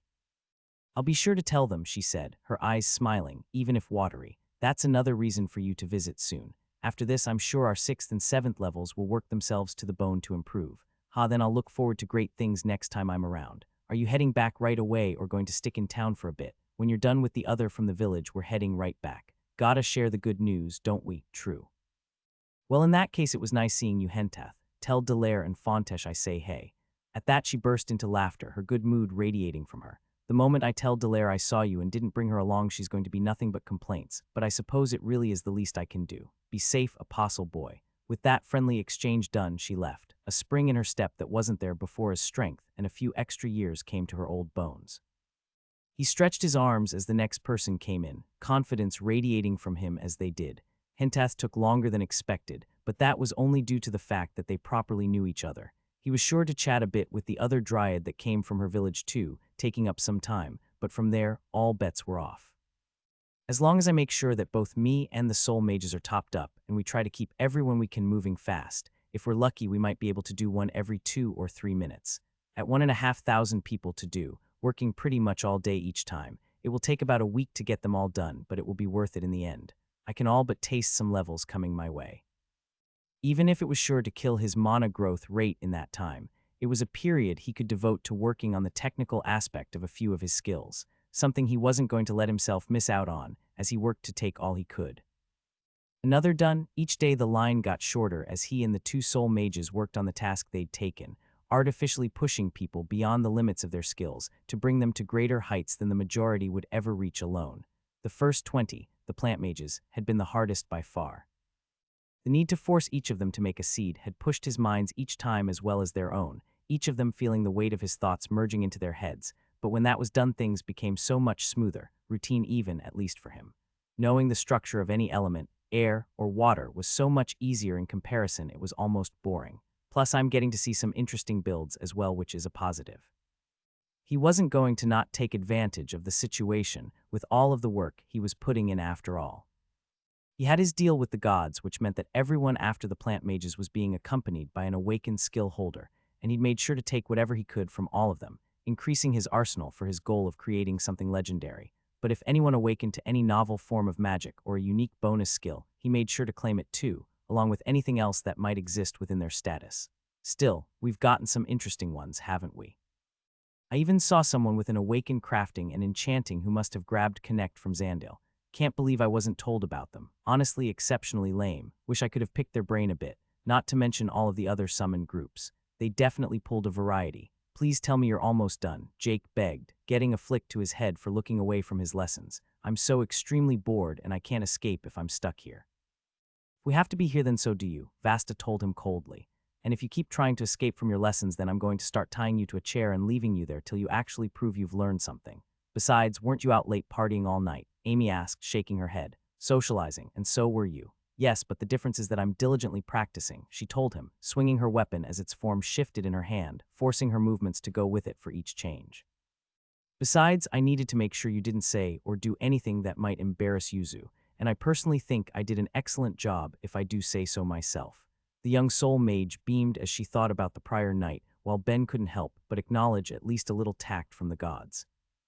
Each day of awakenings was being scheduled by some higher power, and whichever one had done it had arranged each group of summoned to meet on the same day, giving many a chance to see people they hadn't gotten to in years, with only 2 groups left. "We'll be done today, don't worry," one of his homunculi spoke as they were drawing, each of the 4 sketching out the scene around them and filling books in their speed.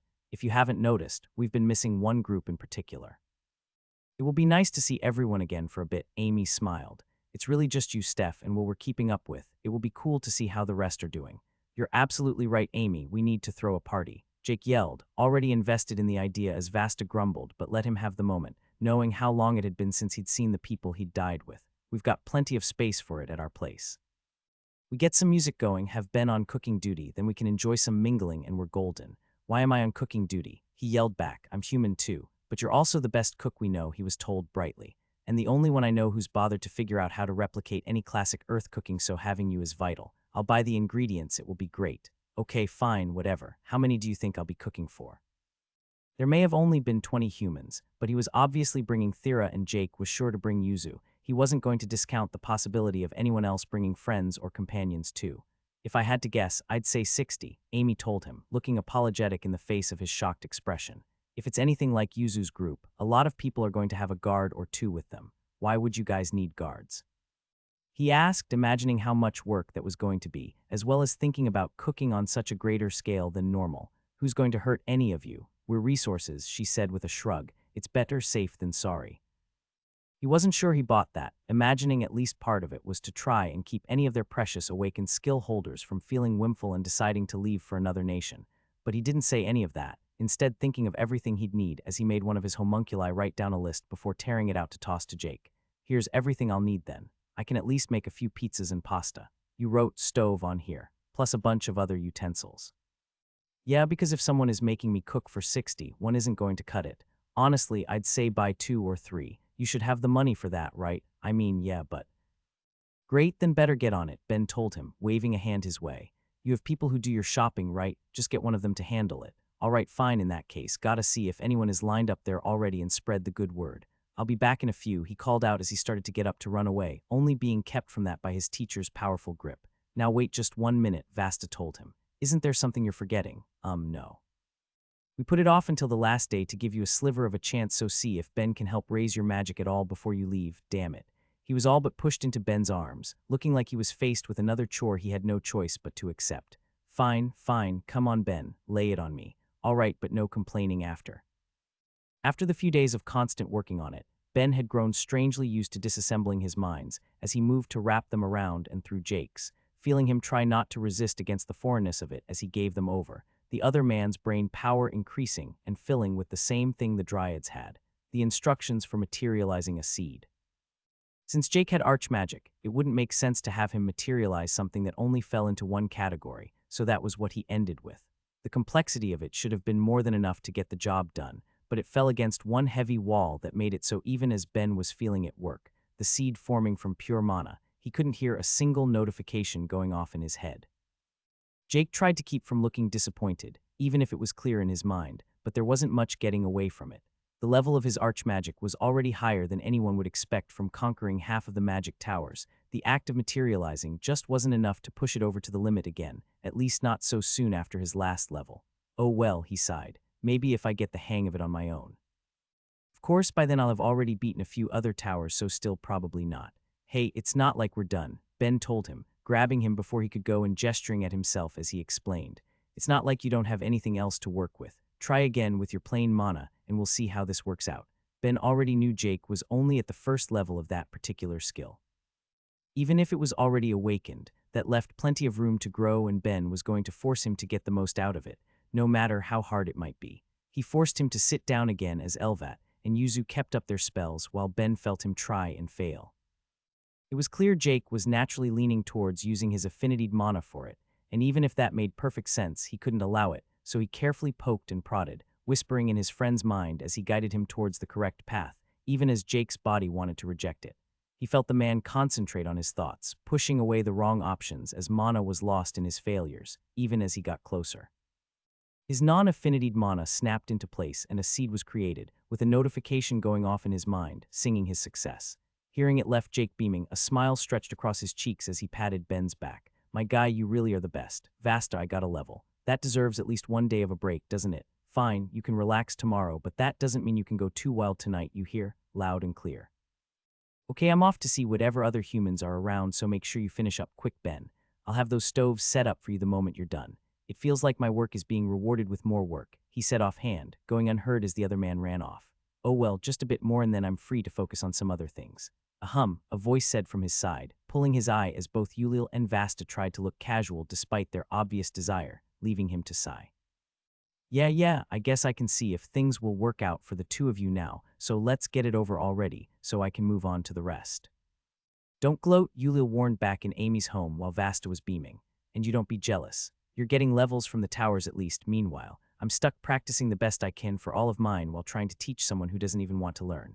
Let me enjoy this, the non-affinity maid shot back, even if that was no longer the most accurate thing to call her for the fact that she was no longer the only one in the world with the skill. There'd obviously been Jake for a few years by that point, but Ben had just helped awaken two more who had been trying to reach the same height. Of course, she still had the highest level of any of them, and by a decent margin too, but the side effect of that was that she would be having two new students joining her lessons with Jake in an effort to help them get comfortable with the potential of their new power. Ben, for his part, ignored them, focusing entirely on his cooking as he rushed to make enough to feed a crowd, despite the limits he had to work under. He had his four homunculi, of course, their faces hidden away under Amy's instruction to keep any of their old classmates from being freaked out if they happened to see them. But there was still a limit of hands for all of the cutting, kneading, and cooking that needed to be done, leaving him to rely on his mana, as anyone watching would think that a lot of the work was just doing itself, with pans flipping their contents and spoons stirring pots under his extended control. Ben, Amy asked, guilt in her voice from seeing how much work Jake dumped on him without a second thought. Could you use a hand? Nah, don't worry about it. With how much I have going on, it's easier by myself, he told her, trying to be reassuring despite the chaos in his kitchen. How long do we have? I think people will start arriving in 10-ish minutes.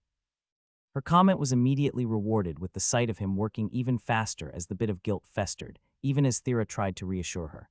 Don't worry, he really is happier this way.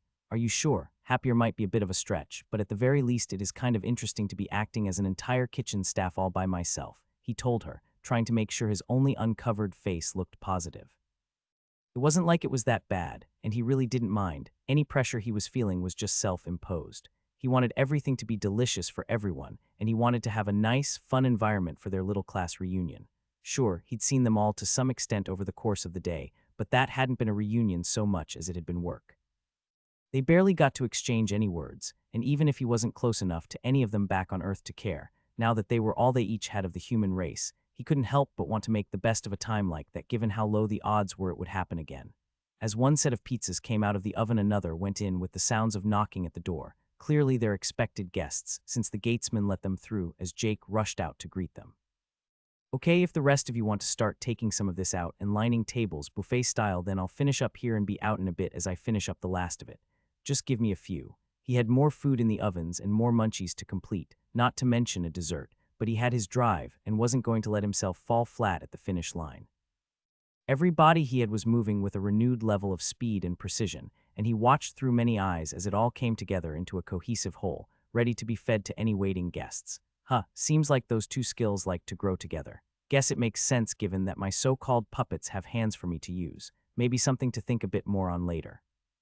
For the time being, he loaded up his arms with plates, leaving behind his clones as he carried out all he could to place down with the rest, not noticing how many eyes were making their way to him at first, until he turned around to greet the crowd with a smile, taking in far more than anyone expected. He didn't make any big show of his arrival, not thinking himself special enough to warrant something so flashy, but under the effect of his absolute thought speed, he felt like he had. All he'd done had been slip through the kitchen door to the lounge area, but dozens of eyes had flicked his way, holding just a little longer than could be considered passing interest before going back to their conversations, none wanting to be too obvious as to their intent, as Ben did his best to keep any displeasure from his face. He wasn't really clear to what extent information about his skills had gotten out, but there were plenty of clues to give away the fact that he had a few awakened ones. His awakened crafting was a publicly known fact given how it had happened, and if rank 1 adventurers were in any way public, then they might know he had at least two. And I'm not really shy about materializing things, so that adds a third. Plus, I've shown I can help others awaken under the right conditions, which doesn't necessarily imply a fourth, but it doesn't have to make me valuable. Damn it, this is going to be a recruitment drive, isn't it? The most annoying part of it was that he wasn't just seeing it in the eyes of the people acting as the other humans' escorts, but a few of his old classmates as well, no doubt asked by their friends and higher-ups in their new homelands to see about bringing him into the fold. But I don't actually know if that's the case yet, so I gotta give them the benefit of the doubt. He told himself, trying to be positive, even as he stretched out the effects of his deep connection as far as they would go, ready to read the minds of anyone who walked in his path as the first came to him, her escort looking familiar as well. Ben, it's been so long, a girl, Sarah told him enthusiastically, a Yurta noblewoman he'd once rebuked by her side. How have you been? Jake's been talking up your food since we got in, so I've been looking forward to giving it a try. And your eyes are purple now. On the surface of her mind, she really was just making conversation, wanting a friendly chat to catch up, even if she'd been asked to, just like he'd expected. It seemed like someone was hoping they might cozy up enough that he could be talked into visiting, where the real recruitment drive would start. The woman beside her, on the other hand, someone Ben had made a brace for in the past but hadn't cared enough to remember her name, was busy thinking of any way she could work things to make not only herself, but Sarah as appealing as possible, putting words to tell her off on the tips of his lips. Stop. This is a party. Even if it's annoying, I don't want to ruin the mood. Just a side effect of a skill, but I'm doing well, he told her brightly. Got a nice job, made some friends, got a super cool and beautiful girlfriend over there chatting with Steph. If you get the chance, you should say hi, she's great. He was going a bit over the top, but he at least wanted to make it clear that he was taken, and seduction of any sort wasn't going to work, even as the Yurton was thinking about how humans didn't seem entirely monogamous because of one particular relationship. Damn it, Jake, going around and complicating the perception of all humans everywhere because you're an idiot. Of course, from the looks of things, he's not the only person who came here with a couple lovers. He could already see the idea of seduction being used as a tool against him in the eyes of some others, but Sarah at least seemed to get the idea. Ha, lucky girl then, she told him, moving on to talk about herself and what she'd been up to for a span until he could find an excuse to politely slip away. There were a lot of people around after all, he couldn't only focus on one, and maybe I can enjoy some conversation from someone without any ulterior motive. There's gotta be a few, right? His optimism was admirable, even in the face of all of the hungry eyes who'd noticed he no longer had a conversation partner, all of them waiting for the perfect time to strike. Sup, you look alone and ready to be talked into moving to my magical home, Carly teased, one of the few that had no reason to try and talk him into anything given the strong connection he already had to Analia. I'm glad it's not just obvious to me, he sighed. This has made the night so much less fun. Ha, well, Pelinia did tell me that if anyone else was bothering you, I should tell you to marry Thera and maybe it would stop. Since it hasn't, even though my engagement is public knowledge, I don't think getting married is going to do anything. Probably not, I think she just wants to see her daughter's wedding, she laughed. If you do get married, you have to cater it yourself though. This is delicious. Why does everyone always tell me to cook for events I'm taking part in? Part of the fun of these things is getting to enjoy the taste of anyone else's hard work. But you do the cooking for it if Thera asked you, right? In a heartbeat. Ha, then I'll make sure I tell her to tell you. Speaking of, I think I'll mingle with her and Amy for a bit. I just wanted to say hi between all of your recruiters. Please come save me again if you can, he told her, waving her off and in a slightly better mood for the chat. It wasn't like everyone there was interested in recruiting him, with only about a quarter of the humans and about 50% of their handlers, but of them all, they were the ones making the greatest effort to talk to him. He had plenty of respect for anyone who had declined their nation's requests on the grounds that they really weren't that close before their deaths, but it still left him at the hands of those who were proactively going for him. Where the hell are Will and Jake? They should be saving me. And wait, did Jake talk Will into an eating contest? I didn't cook all of that for it to not be savored, as soon as I get my hands on them. Hey Ben, a new voice called out in a friendly tone as they made their way over. I've wanted to chat all night, but it looks like you've been Mr. Popular. How have you been? Hey John, good to see you, he began, putting back on his friendly face as he waited for the other to step into the range of his skill to see whatever nefarious goals were hidden in his thoughts. I wonder what he was offered. So many were just told they'd get a bonus or a fun new toy. They really should look for a little more and wait, nothing. No hidden agenda for coming to say hi. Oh. Jonaboy, what an absolute sweetheart. Here we are with a quarter of the humans on the planet trying to have me pulled into the nations that took them for their own added benefit, and all he's thinking about is how glad he is to see none of us died yet. And he's trying not to let on that he even cried for me when I was pronounced dead back in Galwax's trial. Myriad, get me his mailing address. Someone is being sent a fortune in equipment. No, we spoke occasionally, but weren't even acquaintances. Still, anyone who will shed some tears for me deserves nothing but the best that I can provide. Among the rest, he could also feel just genuine worry for him given how he'd been left behind to fend for himself that touched his heart, making him move to put the other at ease. Life's honestly been good, man. I have a job I love, I've made friends, met a great girl, and honestly feel like I've been making this place my home.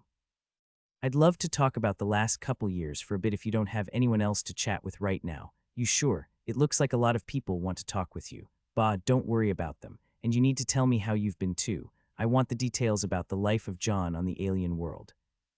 It wasn't how he'd expected the night to go, nor who he'd been expecting to spend so much time talking to, but as the hours wore on he couldn't help but enjoy that little bit of company as they talked the night away, until it was finally time for them to part, as the 20 humans of the world said their goodbyes for a second time, the mood for all of them being a lot brighter than the first.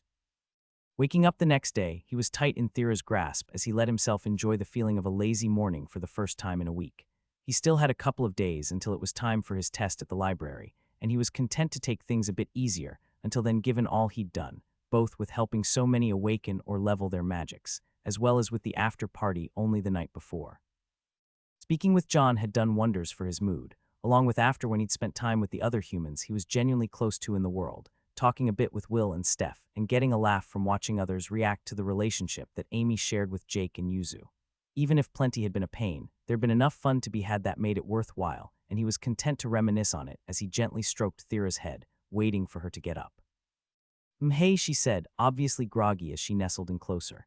You should have woken me if you were up. There's no rush. Besides, I don't get to see you sleep too often. Gotta enjoy it while I can. Which reminds me, I wonder if Sonia awakening her life magic was enough to make Thera comfortable with discussing us sharing a room with her aunt. I guess I'll mention it whenever we get back. I've already let her know I'd like to. There's no rush. Much better to enjoy things as they are. Don't say that or I'll go back for more, she told him, eyes still closed and making no effort to start the day. Were you going to do more studying at the library today? I'm honestly not super worried about that. There's a chance I don't pass for the 5th floor this time, but there's no way I don't get the 4th. I was actually thinking we could maybe have a date day if you'd be up for it. That was enough to get her to open her eyes. What did you have in mind? I overheard about something that sounded pretty fun in the area, and maybe we could get a meal someone else cooks for a change too. Tired of it after yesterday. More like in need of a small break. I'll be back to wearing myself down into a fine paste before you know it, just you wait. Then I better take advantage of you while I can, she laughed, finally starting to get up as she did. What did you have in mind? Something a little different. It should be fun, you'll see. Haven't gotten your fill of seeing dangerous, exotic animals in person. Thera laughed. Something's going to escape and maul you. We are absolutely not being so negative about my chances of surviving a romantic day out. Everything should be caged. There's no way anything goes that catastrophically wrong. Not you two. You're both going to have me jumping at shadows if you guys keep talking like that. Of course, Thera was partially right. He got to see plenty of creatures on the world who would be more than happy to treat him as a snack, but it had always been in the context of him either hunting or being hunted. The idea of seeing some new ones in a peaceful context was exciting.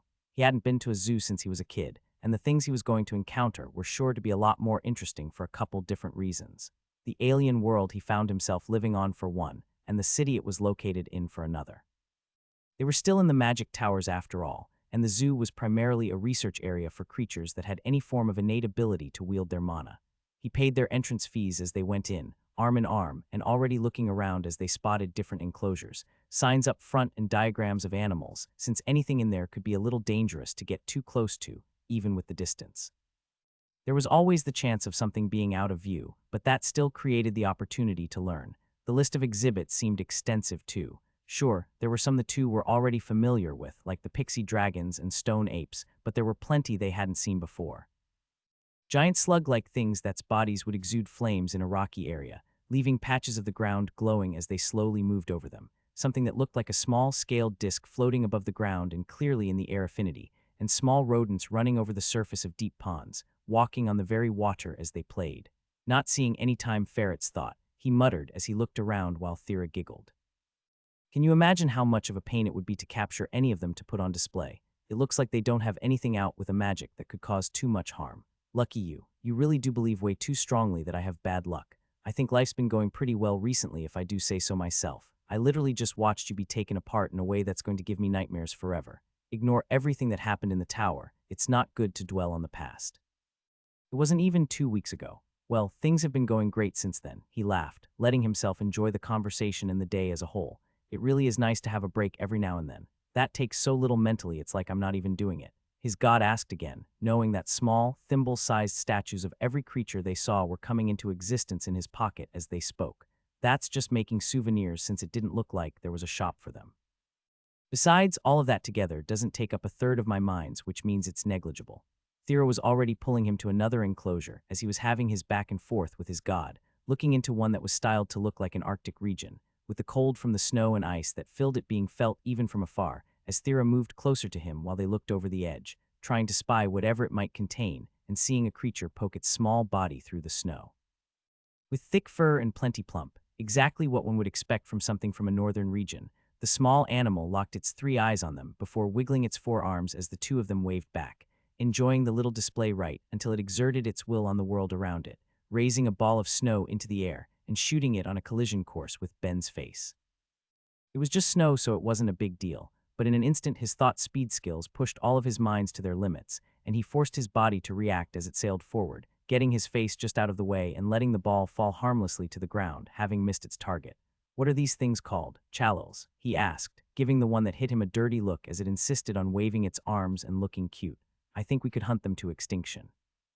Their parts would probably be great for making water affinity weapons. What do you say?" "I say don't bully them and let's get you a towel to dry off."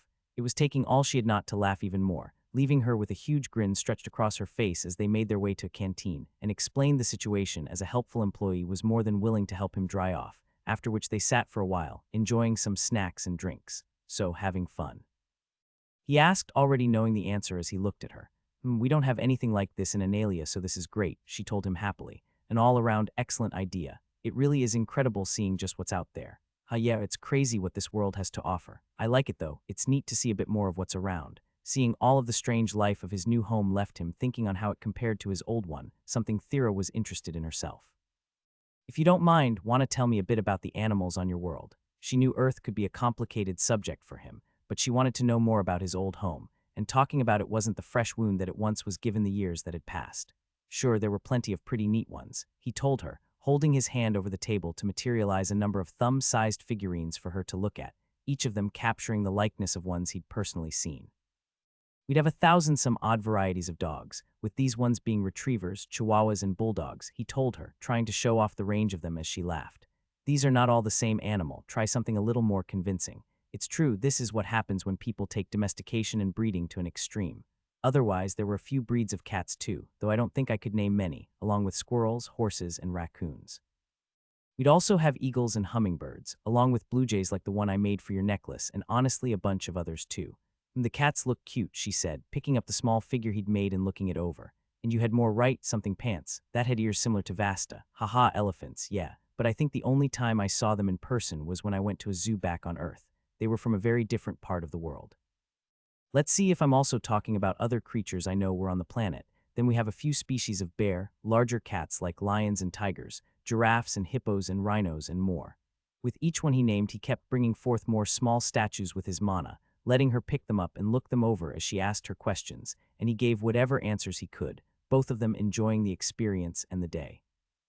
Sitting alone in her office, Killy had no idea how much time had passed while she'd been reading, each of her forearms holding a different document, her eyes scanning pages at a rapid pace to get through them as she absorbed it all, even if only one in particular was taking up the majority of her attention. As the head librarian of the Magic Towers, she tried to go through all reports submitted to the Mages Guild for new techniques and achievements, always wanting to see if there was anything of enough value to take a place in the shelves of the main building, instead of being relegated to one of the branch facilities off to the sides, even if that rarely ended up happening.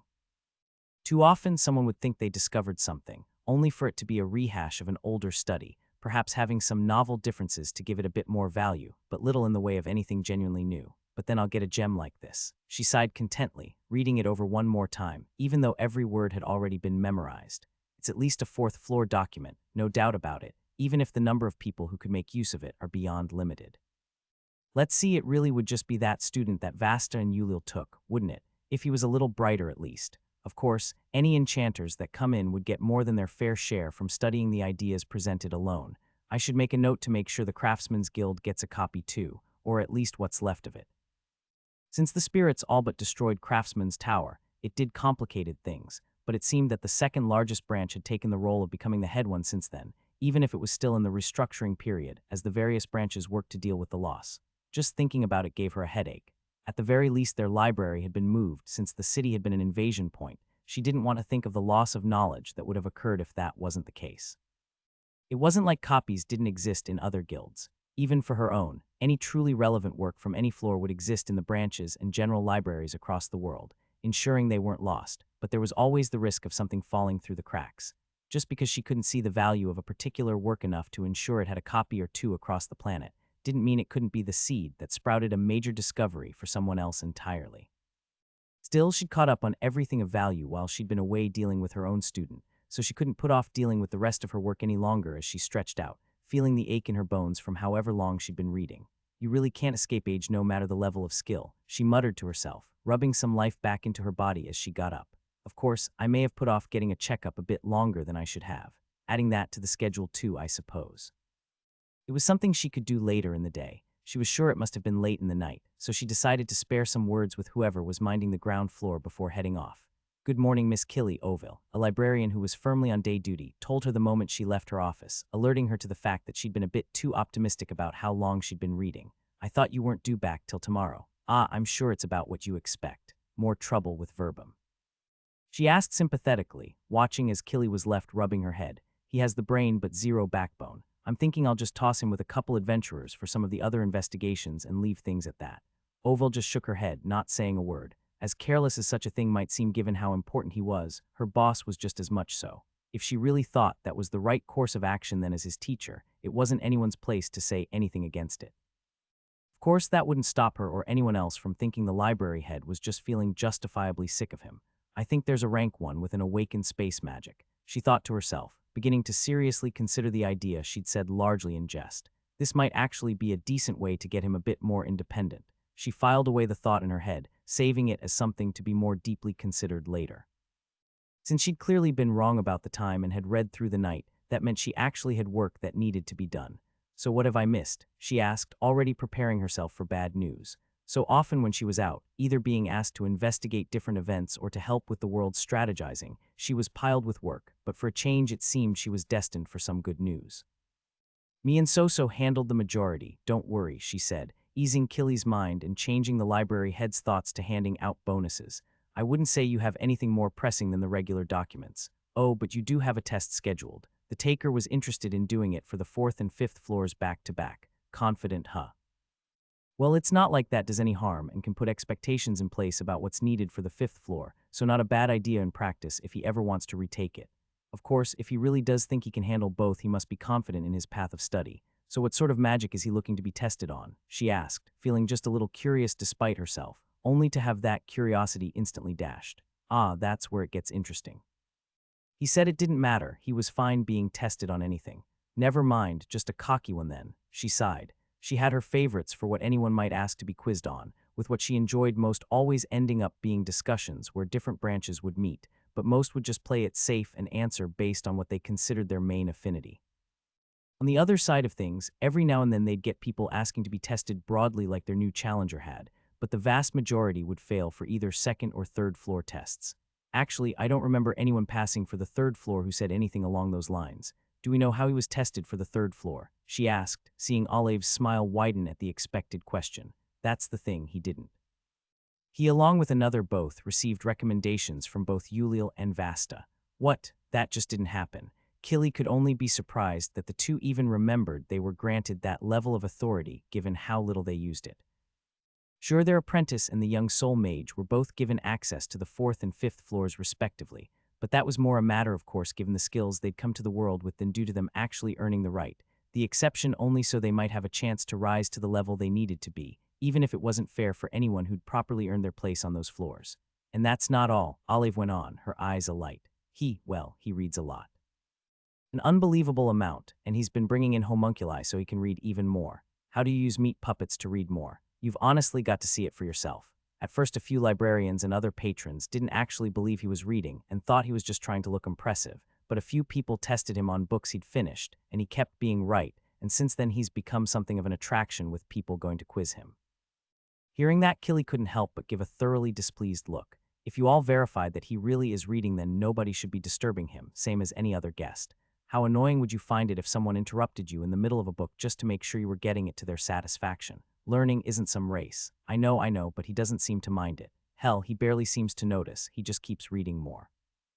Olive seemed positively giddy, to the point that she didn't know what to think. Was he not just being cocky like she'd first thought? And how could he possibly be reading to make others feel the need to constantly bother him about it? I think I might need to see this boy myself, she muttered. When's his test? Tomorrow, but if you want to give him a look, I think he's just started reading on the 2nd floor. Second, if he plans on being tested for the 4th and 5th. It will make sense when you see him, she laughed. It really is quite the spectacle. A vague explanation like that couldn't help but pick at her interest as she parted, making her way up the stairs to see just what the big fuss was about. She had her convictions about how a library should be run. Nobody should be bothered in their study. It was exactly why the floors had been divided when it was founded however many centuries ago, so that people who were best suited to learning more advanced branches of knowledge wouldn't be distracted, nor have to wait for any document that was in the hands of someone who perhaps wouldn't be at a place in their study where they could put it to use. It was no place to gawk at anyone doing their reading. At least that was what she told herself until she saw them, books floating in the air above the eyes of 5 identical people, what must have been 100 of them with their pages all moving faster than even she would be able to read before going back into their place, only for more to be pulled out as in a matter of seconds they'd finished the case they were at to move on to the next, all of them moving as one. Okay, I think I see why people wanted to check if he really was reading. Is this why he's not on the 3rd floor? If he really is able to take everything in like that, then he might have finished everything it had to offer. She couldn't begin to imagine what sort of skill would make such a thing possible, her mind going to the idea of a 3rd-tier speed reading but dismissing it out of hand. If anyone had achieved such a thing, she would have been told. But then what could it be? It has to at least be awakened, but even an awakened speed reading wouldn't allow this, or at least not if it awakened alone. Maybe if it combined with some thought speed skills or even time magic as a whole, but then there's still the matter of learning it all and processing it. A person with magic knowledge then, possibly even a proper knowledge holder, that would be exciting. Of course, there is always the chance that this is just some trick to pull attention, but if that is the case, it really is too flashy. She felt her heart swell with excitement as she let herself think that maybe, just maybe, testing him would prove to be more interesting than she'd first thought as her legs carried her over, off to do what she'd scorned only minutes before as she went to their side, pulling one particular book she was fond of out of the shelf they'd just finished, turning to them all as she did. Mind if I ask your thoughts on this?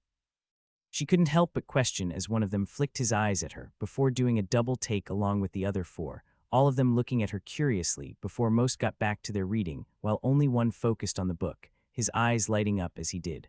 Ah, that was a good one. If you're looking for a work on the intersecting points of dark and death, then I'd recommend it. Using both to enhance the power of the other is clearly an obvious thing, but the subtle mechanics behind it with the ratios of mana for different spells to bring out each effect was studied with rigorous detail.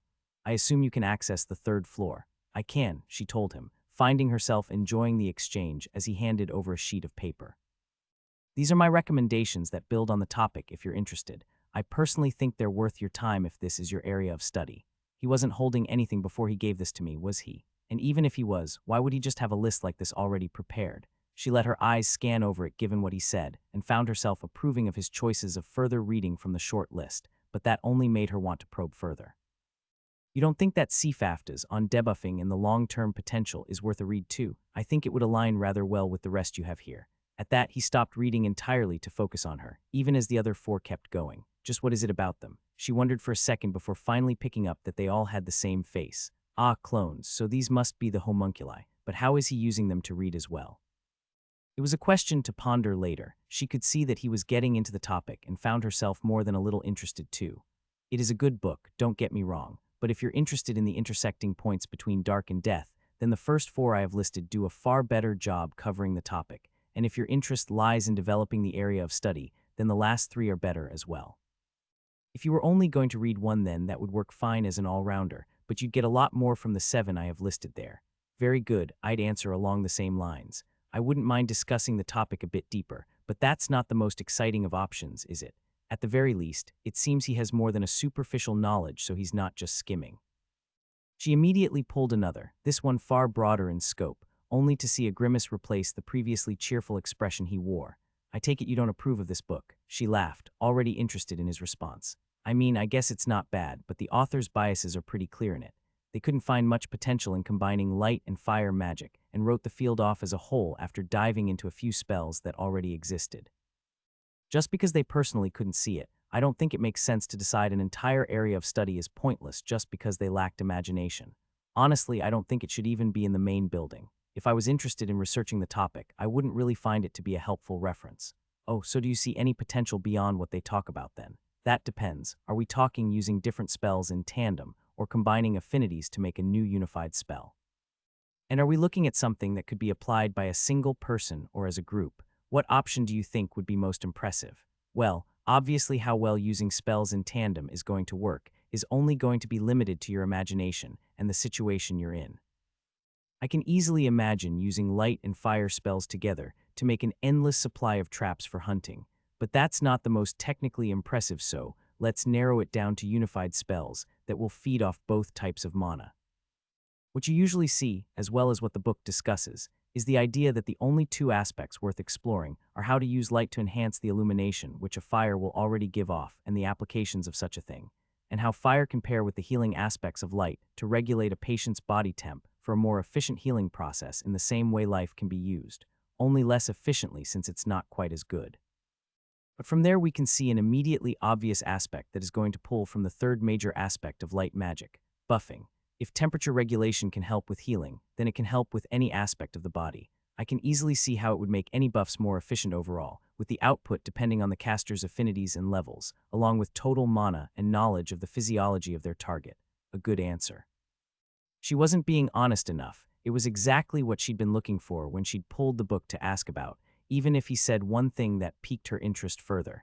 And is there a way to go beyond that if you have multiple casters then?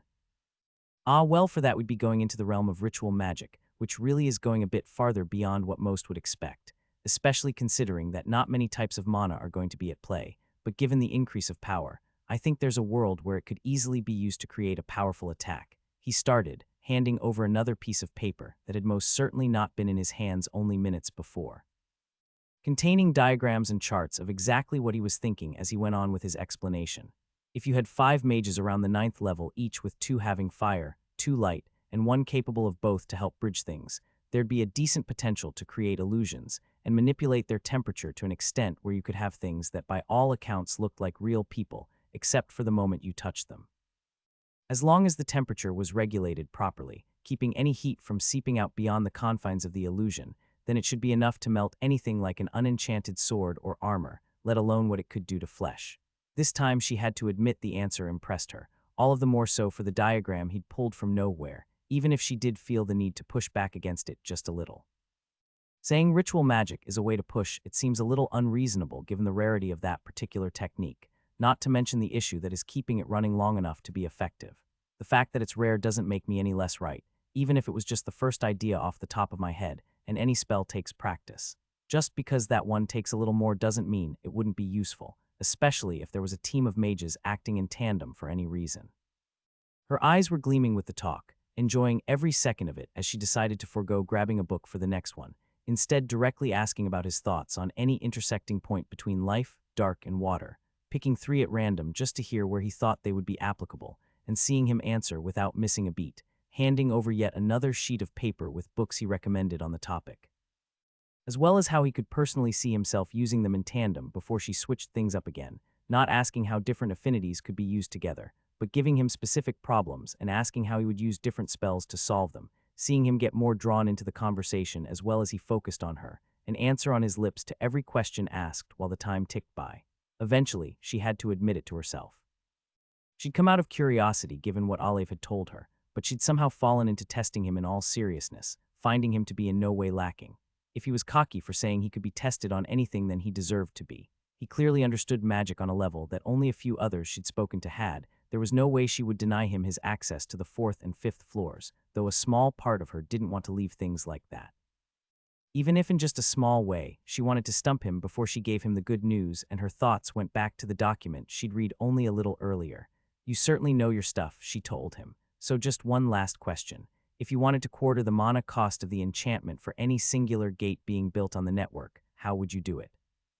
For just a second he looked somewhere between confused and amused, and she thought she'd stumped him, right until he handed over another paper, outlining a condensed version of the one she'd just read, leaving out some of the technical elements but showing not only a blend of all affinities along with plain mana, but the unique enchanting system used with it, leaving her to gawk. How could you possibly have this? She knew it wasn't widely available yet, making her think he must have been some high-ranking member of the Mages Guild who for whatever reason just hadn't bothered taking her test beforehand, but instead she was told something so very different. It would be weirder if I didn't, given that I'm the one who figured it out.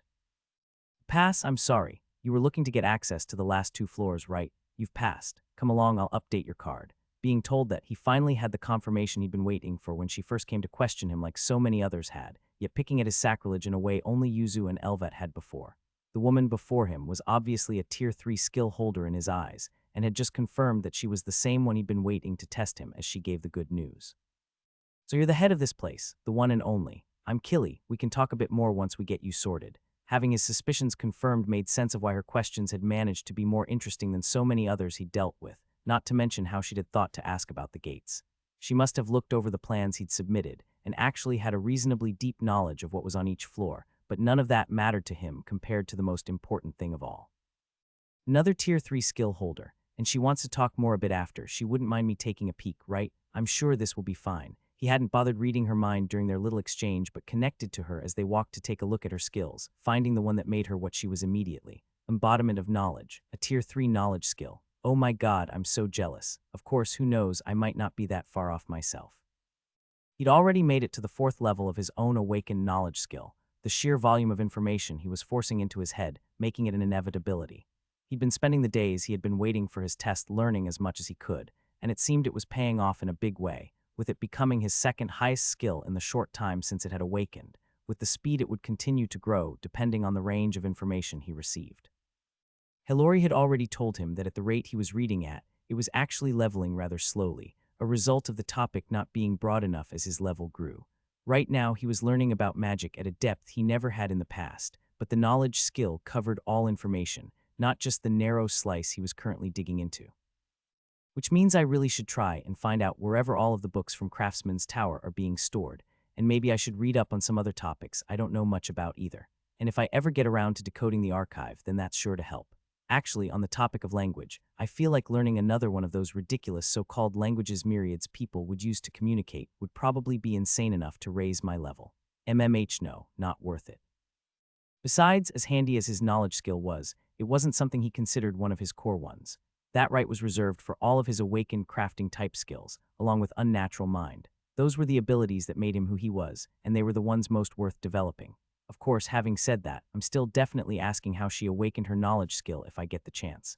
I absolutely want the bonuses to my attributes and lifespan that getting a 3rd tier skill would give me.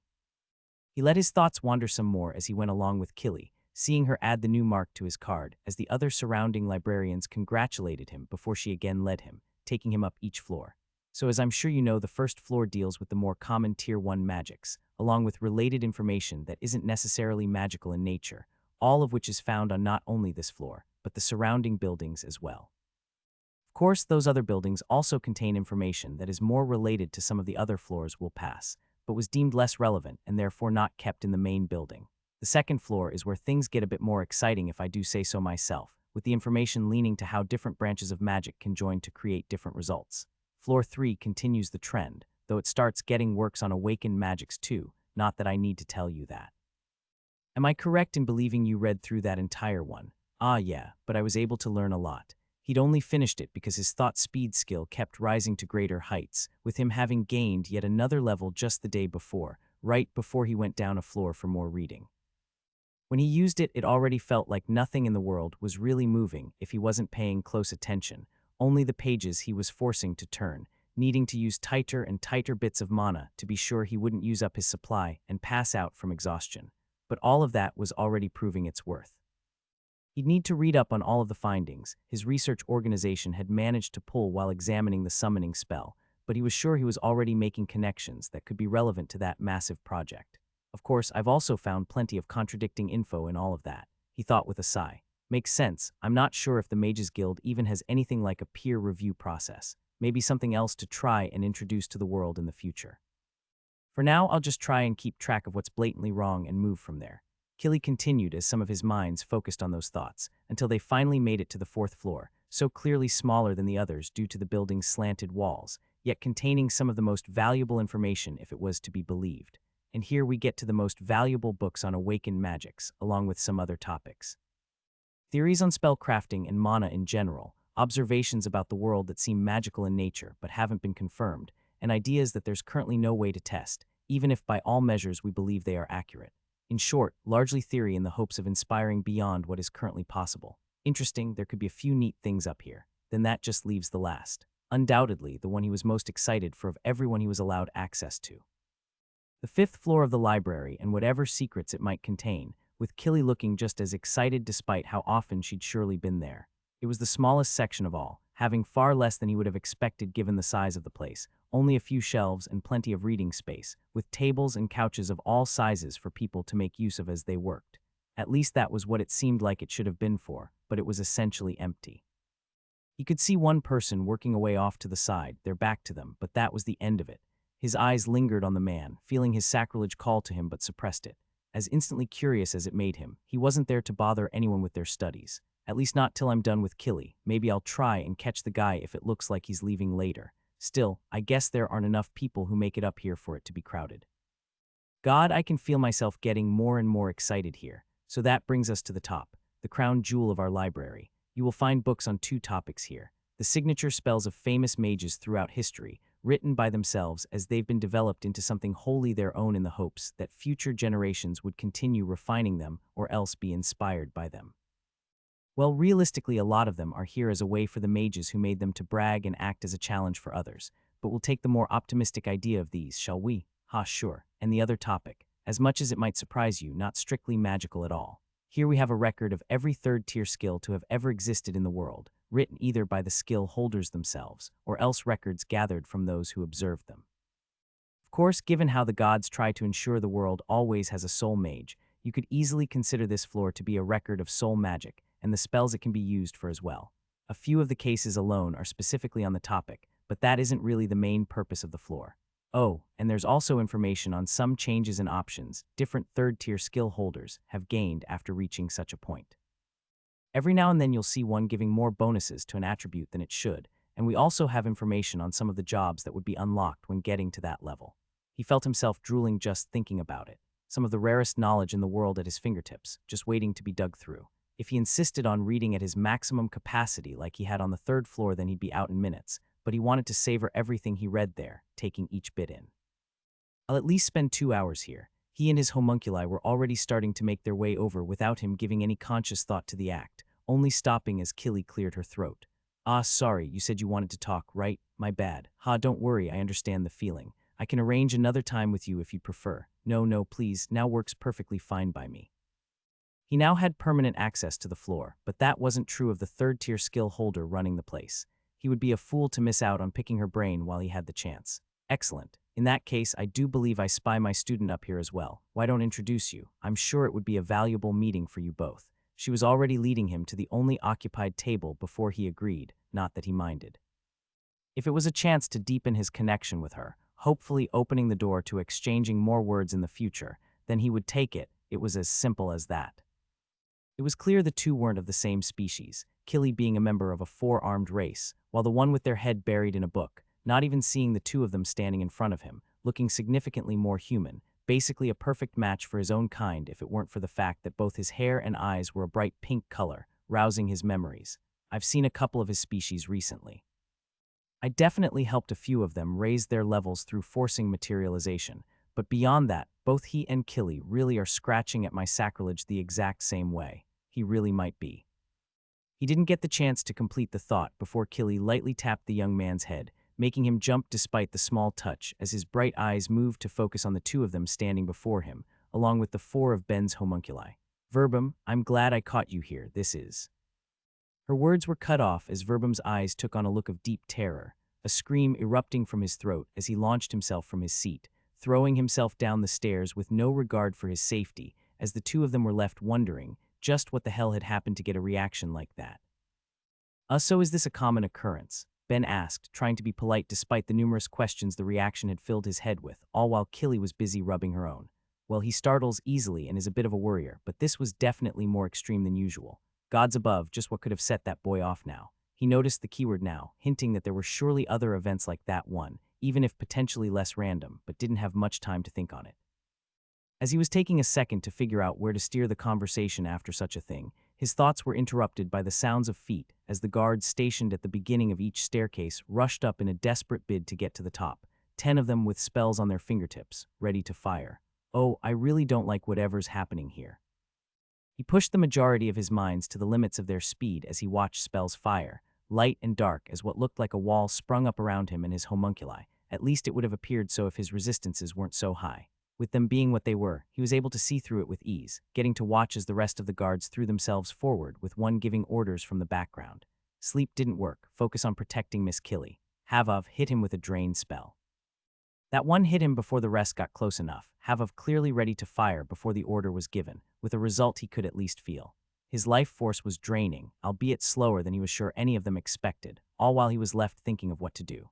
Everyone was moving too fast for him to get a word in, but at the same time, he was able to think at a speed that left them moving in slow motion, giving him the leeway to consider his next move. Okay, I'm a decent 80% sure I'm completely innocent of any wrongdoing here, so let's just keep myself safe and try not to escalate things. It looks like they either don't have or won't use more physical magics, probably to protect the books, and I can deal with this level of drain for a while. That just leaves the three that are about to appear through the illusion to try and punch me in the face. They didn't know he could see them, and it was ultimately what led to their downfall. Ben didn't even need to move to protect himself. All he did was carefully watch as each one ran, waiting with how slow their movements looked in his eyes for their feet to get as close together as they could before he materialized his mana, a strong metal chain binding each of their legs together and bringing them to the ground. All of that only pumped their fears.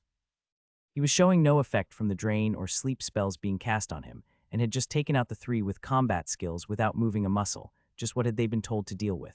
Ben, for his part, spent what felt like a minute to him feeling overwhelmingly smug before trying to actually deal with the situation. Not so easy to kill anymore, am I? Getting pegged in the face with that snowball before was just a fluke. There was nobody to answer his regained sense of pride, nor did he need it. After letting himself enjoy that small sense of victory, he carefully sculpted his expression before he spoke up, the bit of smugness he let himself feel before being nothing but a flicker across his lips, so fast that no one watching would have picked up on it. So before we go on, can I at least be told why you're all attacking me? He asked, trying to sound calm. I'm pretty certain I haven't done anything wrong. Even as Killy took her distance, watching him through cautious eyes, she couldn't help but agree, especially since it didn't seem like Ben had any intention of causing harm or escalating things. All he'd done was protect himself. The most injuries anyone had sustained were bruises from falling to the floor. What's this all about? What did Verbum see to deserve such a reaction? It was the one who'd been giving orders at the back who spoke up, staff in hand, and obviously considering casting something slightly more dangerous. It's his status, theirs. Wait, Killy said, cutting him off and pinching her brow. All of this wasn't because of something in the boy's history, but his status of all things. You must be joking. Haven't I told everyone not to take my idiot students' worries so seriously? If you're going to attack everyone with something a little complicated in their status, then you'll be attacking hundreds. It's not just one thing, ma'am, another guard said. We were told that there's specifically 16 points of major concern, spread across 9 titles, 5 jobs, and 2 skills, though we didn't get anything more specific beyond that he's extraordinarily powerful. I'm sorry, how many titles? She asked, looking at Ben with renewed concern as his mask slipped just enough to give away his cheer. Aw shucks, I don't know if I would say extraordinarily powerful, he told them, but I do manage pretty well for myself, I guess. Either way, if everyone is willing to not attack me, I'll explain pretty much any point of concern you all have, so can we please be cool? Even as he was saying it though, his mind was working in a completely different direction. The man from before, Verbum, had seen his status. Sure, Ben and the Soul Mages could as well, but that really just pointed to one specific thing outside of those outliers, an awakened analysis skill. Hello, new best friend. Killy motioned the guards to stand down, taking a far calmer look as she did. All right, I'm sorry for the inconvenience, but if you don't mind then, I'd appreciate it. One-off, you stay with me, the rest of you get back to your regular work. But miss, even if it is my student's fault, the library has just attacked a person on no grounds other than the status they bear, she told them coldly. And seeing as how nobody was harmed beyond some small bruises when he obviously had the advantage, we will be treating him with all due respect, especially considering he's willing to talk through the very things that just got him attacked. Am I being clear? Yes, ma'am, they said in unison. Good. And while you're at it, find my student and send him back to me in a bit. It seems that after all of these years, he still needs to be further educated. With that, they left back to their respective posts. Only the one who seemed to be the leader was staying with them as they went to take a seat at the table, Ben first sitting his homunculi down and leaving them out of his range as he was looked at curiously for the act. I can only use them if they're close enough to me, he explained. I figured this would make everyone a bit more comfortable anyway. Now, I'm going to reach into my pocket and get my card out. Nothing nefarious, so no trying to attack me, please. He moved slowly, trying to make it clear he meant no harm and had no ulterior goals as he pulled it out and activated it before sliding it across the table to let them both see the information it contained as their eyes skimmed over it all, one doing significantly more to hide their expression than the other.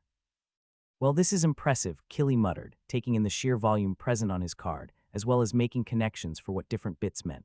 More like concerning, the guard One-Off said, looking ready to fire a spell again. I can't begin to imagine a reasonable explanation for half of this. You can't just assume guilt from a person's status, especially since it appears the status in question belongs to an apostle. I apologize for the inconvenience, Ben, but if you don't mind.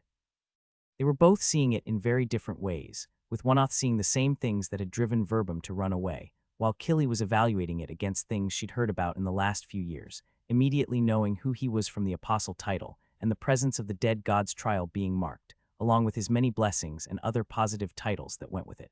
Sure, just do me a favor and don't go spreading this around, please. This is my second time being attacked for my status, and it doesn't get any better. You have my assurance that nothing either of us see will be spread. At this point, it's just for our peace of mind. While not looking happy about it, the guard nodded, letting Ben begin.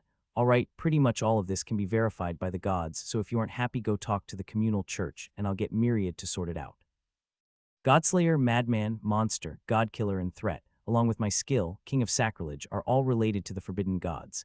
Since you have a tier 3 skill, I'm assuming you got one of the potions made from them. I did. Well, I'm the one who acted as their executioner for their crimes. Killing 5 gods got me to that level, and let's just say they were feeling pretty free with the titles they were granting as it was happening. He didn't feel the need to explain that he had some levels of sacrilege beforehand, thinking it would only complicate things as he went on. As for the jobs, I'm assuming it was Heretic, Divine Heretic, Infernal Craftsman, Profane Enchanter, and Impious Creator. The first 2 I took for the previously mentioned executions on the grounds that if I was going to have to deal with all of the issues of levels and titles that came from killing them, since you don't get to see the context, I might as well use the opportunity to grow as much as I could after. The latter 3 are jobs that are related to both the Heretic branch and the other advanced paths I follow, but because I got to see just how good the attribute bonuses were for Divine Heretic, I wanted to keep going with it to grow even more, because of the whole world ending and impending doom thing. Other than that, the demon skill is because of an organ transplant to save my life, which is again verifiable by both the gods, as well as the current queen of Anela, who I want to mention just for funsies is my mother-in-law. Again, he wasn't stretching the truth so much as just making it fit a bit nicer, but he didn't want to spend hours giving the backstory of his life. He'd done nothing really wrong, and all of that was easily provable, so the sooner he got the conversation over with, the sooner he could do what he really wanted, picking at the minds of both Killy and her student to get all he could. His last statement establishing his relationship with Pelinia had clearly shaken the two of them, coming out of left field as something that couldn't be seen in the form of a skill or a title on his card, but Oneoth still wanted to hear the rest. In the rest of the titles then, God, I'm guessing he was probably talking about Enemy of Enith, the Mad Apostle, God of Destruction, and I have no clue what the last one would be. Either way, the first 2 of those stems from the fact that I don't respect the gods as higher powers. You don't respect the gods, Oneoth asked, the professionalism slipping at that. You're an apostle. As higher powers, I said, I respect them on the same grounds as people. If a god is acting like a dick, then I'll treat them as such, no matter how they might feel about that. I suppose that probably stems from you being human, Killy nodded. I really wasn't expecting to meet another one of the summon like this. She'd known what he was the moment she'd read his card, but for so much to be on it after just a few years on the planet, she could only imagine the life he'd been living to get it to that point, not to mention the skills he had. She may not have known that he didn't arrive with the awakened skills of the others, and she understood that his sacrilege was clearly sped through as a result of the unique circumstance that killing so many gods had granted, but that still left 3 other skills he had to have awakened solely through his own efforts. Ben, for his part, wasn't shocked that someone with a 3rd-tier knowledge skill would know who he was from the name of his species alone, even if having it revealed did leave him feeling a bit uncomfortable, which he did his best to ignore as he went on. Anyway, as for the last 2, I'm going to be honest. God of Destruction is way too complicated for me to explain, so if you really want context on that one too, you should again go to the communal church to get a priest to ask a god, and I don't know what the last one he considered so bad is, so I don't know how to help with that. Oh, I'm sure it has to do with one of your trial titles, she said. But seeing as how you have the trial of the dead god listed on your card, I understand the context of how you got both. Oneoth, I believe we've confirmed enough. We still haven't verified any of his explanations. He tried to argue, only for Killy to wave him away. Then you can go do that, but I'm satisfied. Ben, I understand this may have been a bit more unpleasant than you'd hoped, but I'd still love to chat with you if this whole experience hasn't put you off of the idea. Are you kidding? After all this, I'm going to be shameless in taking up your time. It was a thought he didn't dare speak aloud, given that he really didn't hold poor feelings for either of them for just trying to be careful. Instead, he put on his best, least threatening smile as he looked her in the eyes. Of course it's no problem. I was hoping for this same opportunity. So what were you looking to chat about? He asked, acting as if the last few minutes had never happened. I'm a fairly open book, so you've shown. I had been planning to inquire about your skills a bit anyway, just not in a situation like that, she sighed, looking apologetic as she did. So you really are a holder of the knowledge skill, and at a high level too. Not that that should be shocking given the speed I've seen you're able to process information. If you don't mind me asking, how did you go about applying your knowledge to actually awaken it? Materialization, he told her, creating a piece of paper from his raw mana. I did it in a particularly difficult way, and it pushed the skill over the edge. Surprised the hell out of me too, given how hard I've tried to awaken other skills, only to constantly fail at it. He started absent-mindedly folding the piece he made, while she watched as he reminisced about just how unreasonably hard it had been to push Connect over the edge. Compared to that, awakening knowledge was nothing. I suppose that explains how you had notes and diagrams to answer each of my questions with too, but still, very impressive. I've never heard of anyone doing it to such a level before. It's not hard as long as you have a deep knowledge of materials. If you had a magic that aligned with it, then you probably could too, at least for most things. Seed creation definitely takes a little more. A thin smile stretched across her lips as she considered the prospect herself. Perhaps, but there's not much point in considering something that won't happen. Anyway, I won't go sticking my nose into anything I have no business knowing, seeing as you've already revealed plenty of your personal information, but one thing I was hoping to ask you about was your goals. You wanted to get full access to the library. Now that you have it, what are you working towards? I personally wouldn't mind helping point you in the right direction if I can. He felt his eyes light up at the offer. In the end, there were a bunch of different goals he had, but only one felt achievable at the moment and would act as a path for others if he managed it. I'm trying to break into making legendary items, so I need to know more about magic as a whole, or at least that's the approach I'm taking for it. I can keep refining my technical skill for the things I make, but beyond that I need to construct powerful enchantments to push things even further. He knew he had to be close. He now had a pile of skill rings made from awakened skills specifically, along with the technical ability to pull it off, but in his attempts before leaving for the magic towers, all he'd gotten was failure. He just needed whatever was missing to make it click. And once I'm properly on that track, I'll be in an even better place to build Anux's body, plus everything I'm learning here might have a decent path for everything I'm learning for the summoning spell. God, I feel like I'm on the edge of so much, just waiting for the day I pass over it. She could see the hope and confidence in his eyes as he looked at her, thinking about the dreams he wanted to achieve, but they were expectations she needed to dash, much as it pained her to do so. I see. Sadly, crafting isn't my forte, so I don't actually think I could provide a reasonable level of guidance that might help you, she told him, sounding more annoyed with herself than anything. I might be able to suggest ideas for where you could aim with your enchantments, but I suspect it would be more worth your time to keep doing what you're already doing. It's not like it will take you too long to read everything we have on these floors as well, so I'm sure it will be worth your time. Ah, that tracks. I guess being the embodiment of knowledge doesn't mean you just know everything, he sighed, not noticing the strange look he was getting. I suppose I can't be annoyed that you know the name of my skill given what we just put you through, but I really would rather like to know how you learned that. Is it not widely known that you're a third-tier skill holder? Yes, and for the knowledge skill, but not the specifics of its name. Oops, looks like I've shown my hand a bit. My skills divine enchanting and deep connection pair to let me see the skills of others if I'm close enough, he admitted. I knew you had won at the third tier, but I didn't know in what, so I took a peek. Sorry, it's fine. Like I said, how can I complain when my student insists on doing the same thing? Cool, cause in that case, I have a different question for you. How did you get to the third tier? I've gotta know. If he was going to keep raising his knowledge skill, then his chances of it were high, at least compared to his other options, and he wanted an idea of what it took to break through, but again he got a complicated look. It's not exactly a simple matter. Along with studying magics as a whole, I'm well versed in a number of other fields, so I'll often go to act as a consultant or investigator depending on the demands. Raising the knowledge skill is largely through learning, but in the same way as gaining it in the first place, you also need to constantly be applying your knowledge.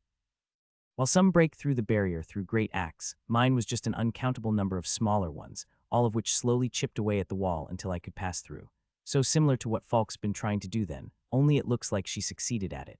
Interesting, I wonder how many years of dedicated work that took. I suppose as long as I'm alive I can work on getting there myself one day, but it's still really not a priority. Oh well, I'm still a ways away from really needing to think about that, he sighed. I can just put my brain to it if I ever get there. It was obvious that Killy not only felt bad, but her pride was hurt as well. She'd usually chat with anyone who passed the tests for the 4th and 5th floors, doing what she could to help with their goals from her vast supply of knowledge, but on both of his questions, she'd failed to give anything that could actually be of use, not that she wasn't going to quit there. There was no telling when anyone would actually find wherever her student had hidden himself away, and she still wanted the two to meet, meaning she had all of that time to find some topic she might aid in. Is there nothing else? She insisted. If you don't have more interests of a magical nature, then you really could get plenty from any standard library. Surely you have one or two goals or areas of study that align with the study of magic overall. Well, I suppose there is one more thing that takes up a fair bit of my interest, he told her, handing it over and seeing her eyes shine at the display of technique and control. I'm trying to deconstruct and simplify the most complex spell I'm aware of, and I sure wouldn't say no to some help that she thought she could do. Even without knowing the spell, that was a direct application of knowledge, her specialty. She was flipping through the pages as soon as she got it, ready to do whatever she could, only to end up at a loss. Just what sort of spell is this? The one that summoned me and the rest to this world? Well, technically that's just diagrams of how mana flows for a few fragments of it, but the thing is ridiculous and still being studied, so I'll take any insights you think you could give. She flipped through it all again and took it for what it felt like, a challenge. She couldn't begin to figure out how to approach it, but that was just a problem to be solved, and one she planned on doing with gusto. It was an hour later a guard came up, carrying Verbum over his shoulder as he tried to get away, kicking and screaming, and doing everything he could to put up a hell of a fight, clearly stronger than he looked but not used to using that strength, unable to escape the hold he was in. Verbum, be quiet, Killy told him, not sparing a glance, and instead entirely focused on the notes she was working on as she spoke to Ben. So I would think that the effects being caused in diagram 11C are the same ones responsible for the changes in 38X, which would imply that both are being affected not by any earlier changes, but somehow the later ones seen in 11F and 38V, but the only way that would make sense is if that mana is looping back in on itself through these paths. I think you're right, Ben agreed, already feeling the depths of her insight, and couldn't help but be pleased that he'd take the chance to ask. There are plenty of other sections I'd be able to compare to when I get home, so if you're right, then at least a part of it just got a little more predictable. It felt like the mountain he'd been throwing himself against had just budged, the overwhelming obstacle that was breaking across reality, giving way to their collective thinking. There was still plenty to do, but every step was a bit closer, and he already felt his thoughts exploding with new ideas to be tested, just from seeing the way Killy approached the problem. For as many minds as he had to put to any challenge now, it only showed that he was still one man. Others would always see things in ways he couldn't, potentially to excellent results such as that. Who knows, maybe my staff will have had a few good ideas by the time I'm back as well.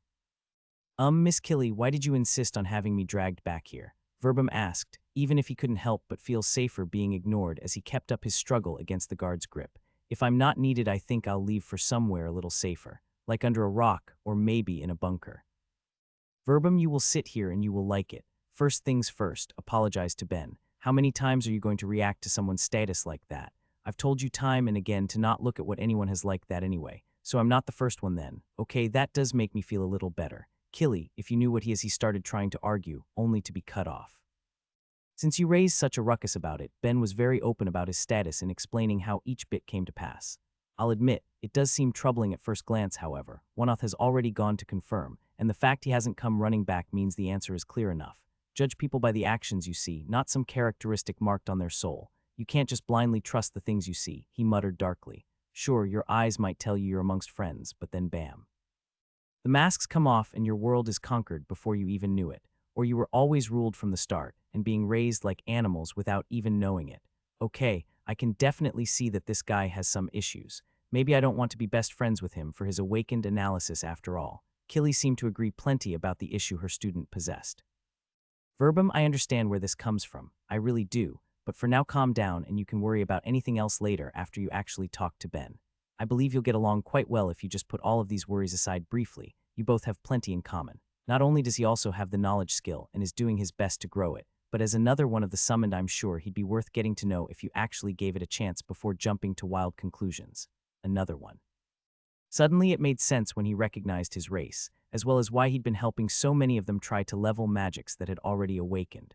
Like his group, 20 had come to the world with him, and now here was another standing by his side, acting as the student of one of the world's Tier 3 skill holders with all of the resources that implied. And I changed my mind yet again.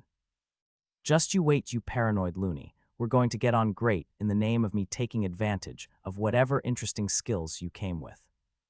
Immediately, Ben wanted to confirm he was right about what he was feeling and reached out with Connect, linking with the man and letting him see the skills on his soul, finding exactly what he'd been expecting. A tier 3 skill, albeit one that didn't have a level so it couldn't grow, meaning he was sitting beside one of the more valuable of the summoned on the planet. All that left was just what it did. Akashic record, huh? He muttered, getting to see Verbum almost jump out of his skin while Killy chided him. You are not allowed to react poorly to someone else peeking on your soul if you're going to do it to everyone around you as well. And yes, Ben, he's the holder of a tier 3 skill like myself. To be specific, he is the first holder of a tier 3 analysis. Okay, stay calm and be casual and cool. Don't want to go scaring him off more than he already is. Killy, can I leave now? Verbum tried to beg. He's looking at me like I'm a piece of meat. Rude, I'm looking at you like you're a friend waiting to happen. Like your teacher said, I was also one of the summoned from the human group, so let's get along. He held out his hand, only for it to be regarded with suspicion, with the other only taking it when it seemed his teacher was about to lose patience. Verbums from the Pleiadian group. It was a name that scratched at his memories, even if he didn't immediately know why. He really hadn't taken as much interest in the other groups of summoned as he probably should have. He hadn't even bothered to learn the name of Yuzu's species. The only two he knew with certainty were humans and the Grey. Although that isn't exactly true, is it? He thought to himself, understanding dawning on him. I technically met an Orion, even if I didn't talk to her, and wasn't it the Pleiadians who were the ones that got to deal with that shock when they arrived? The shock being the discovery that they'd been secretly ruled by another race. The Orions, a group of lizard people who had somehow hidden their entire species from a planet of others, ruling them in secret for reasons Ben couldn't begin to guess at. All at once, Ben couldn't help but feel sympathy for the other man, as his nervous nature made more sense. If he'd had to learn about the existence of the Grey watching his world and playing their pranks at the same time, he was dealing with accepting the fact that he'd died and been given a new life specifically to fight in an impossible war. There was a good chance he wouldn't have been in a great spot either. It also left the problem of not knowing where to take the conversation from there. What am I even supposed to say here? How was it living in a society built on the biggest lie you could imagine? Do you chat with the two Orions that were brought here with you, or do you keep your distance? How did the rest of your kind take the reveal? Lucky for him, he didn't need to make that choice. Killy did it for him. Verbum's people came here under, let's say, unique circumstances which can leave him a little cautious, but since you're both holders of the knowledge skill along with being otherworlders, I thought it might be a worthwhile experience for you to get the chance to talk. Different ideas can grow into incredible things when they meet after all. I'm aware about the whole secret ruling species, Ben admitted. Honestly, must have been a shock, but I can kind of get how you feel. Have you heard of the Grey? They were watching my world from a whole other reality, and instead of making themselves known, they would just pull pranks on us by appearing to crazy people. Well, I guess maybe not crazy people since they were right, but you get my point. He said it to try and commiserate together, to have a common point of interest that might help unite them, but that failed too, and spectacularly so. They were doing the same to my world too, he said, hanging his head back with a dead look in his eyes. Secretly ruled on my world, secretly watched from another reality, dragged into this one by higher powers my people never even conceived of, just so I can die all over again. I'm just waiting for whatever's next. Maybe this multiverse is being observed by some greater omniverse, or maybe everything is just a simulation, and whoever's running it decided to be mean to me in particular. Hell, maybe none of you even exist, and this is all an extension of my own disembodied nightmares torturing me. I think you could at least verify some of that with your analysis skill, right? Or does it not work like that? How am I supposed to trust an ability I got in this reality if I'm not even confident anything exists? He yelled back. For all I know, something else just gave it to me to give me a false sense of security. On one hand, a little paranoid, but on the other, I still don't really think I can blame him. Killy seemed to be faced with the same predicament. She was placed in charge of helping him learn and grow due to the compatibility of their skills, but she couldn't do anything for the doubts and fears that plagued his mind. The way his analysis skill works is it lets him see all of the information the system contains on anything he desires. Allegedly, based on everything we can see about it, she went on, ignoring the interjection. It's honestly probably the most powerful information gathering tool on the planet given how it is, but unless one is specific about it, it can provide too much information, so he's still practicing trying to refine what he gets to the most important bits. Interesting, Ben said, trying not to show his naked desire and opting to make some small talk before he got to the heart of what he wanted to know. So do you think you got that and your knowledge skill based on anything you did in your first life? I was aiming to be an artist, which might explain my 3 blessed ones, and I know others whose skills matched things they would do, but then plenty of people arrived with magic skills despite nothing like that existing on my planet. I was training to be a rememberer, Verbum told them, more life draining from his eyes as he did. A rememberer. One who's trained from childhood to remember the history of my people and learn the lessons it contains. except none of that matters since it was apparently all a lie and I've been wasting my life. The table fell silent with the bleak statement as Ben did his best to hold back a sigh. Okay, I'm never getting anywhere with this guy, so I think I'm just going to jump down the deep end. So when you use your skill, how do you get information from it? He asked forcefully, not giving room for another depressing rabbit hole. Is the knowledge forced into your head, or do you hear it or read it? For the limited form of analysis that Ben had from both his crafting and enchanting, it appeared in a visual form, the characters of the world's language appearing in his vision when he wanted them to, but he didn't know for sure if that was the case for a proper analysis skill, least of all one that had made it to the third tier. I read it. Why? Score, score, score, score, score, score, score. As you've already seen, I have plenty of jobs, skills, and titles I would want more information on than the system will usually provide, and it just so happens that one of my skills can let me see through the eyes of others. What do you say, want to give me a look? Without meaning to, he'd started leaning towards the other man, with Verbum's dead expression changing to one of meek fear under that predatory gaze. Like Killy said, there's too much information, you wouldn't be able to get anything out of it, he told him, wanting to flee with all he had. Oh, that won't be a problem for me. I guess you didn't look too deeply, but my absolute thought speed and unnatural mind would make it a breeze. Come on, don't be scared and give it a try. He was already connected to him, looking through his eyes in the hopes he would do it, if just to see more on the skills he had just said, but Verbum was too focused on the look on Ben's face, and before he knew it, the visual connection was broken, not through any intent from either party, but instead a result of the fear becoming too much for the Pleiadian, making him black out where he sat. Oops. Oops, he spoke, voice sheepish at what he'd just caused, not having any intent for things to end in such a way. Is he going to be okay? It's fine, this wouldn't be the first time, Killy told him, lacking anything remotely akin to concern. More importantly, is what you just said true? Can you see through the eyes of others? It's how I've been using my homunculi to read so much. Interesting, she muttered before focusing on him almost as deeply as he had on Verbum. Ben, let me make you an offer for a trade. I saw on your card you're a rank 1 adventurer. Unfortunately, though I'm not actually skilled enough to deserve the rank and got it on a technicality, you successfully handled 10 of our guards in a fight. They may not be the best of the best, but they aren't exactly slouches either. True. Honestly, between my magic and all of my mind skills now, I might actually be more fit for the role than I was when I was first forced to take it. All right, what's your interest in my rank? He asked cautiously, wondering where this could possibly be going. I mentioned already that part of my role is to investigate different things and phenomena, a role my student happens to have the skill set to excel at. The issue is that he's like this. She gestured broadly at his unconscious form before continuing. I've been taking him around with me while I work, but he needs experience with other people too, or else he's never going to manage in the world. I was hoping you'd be willing to go with him to a few different regions to deal with what should hopefully be some quicker investigations.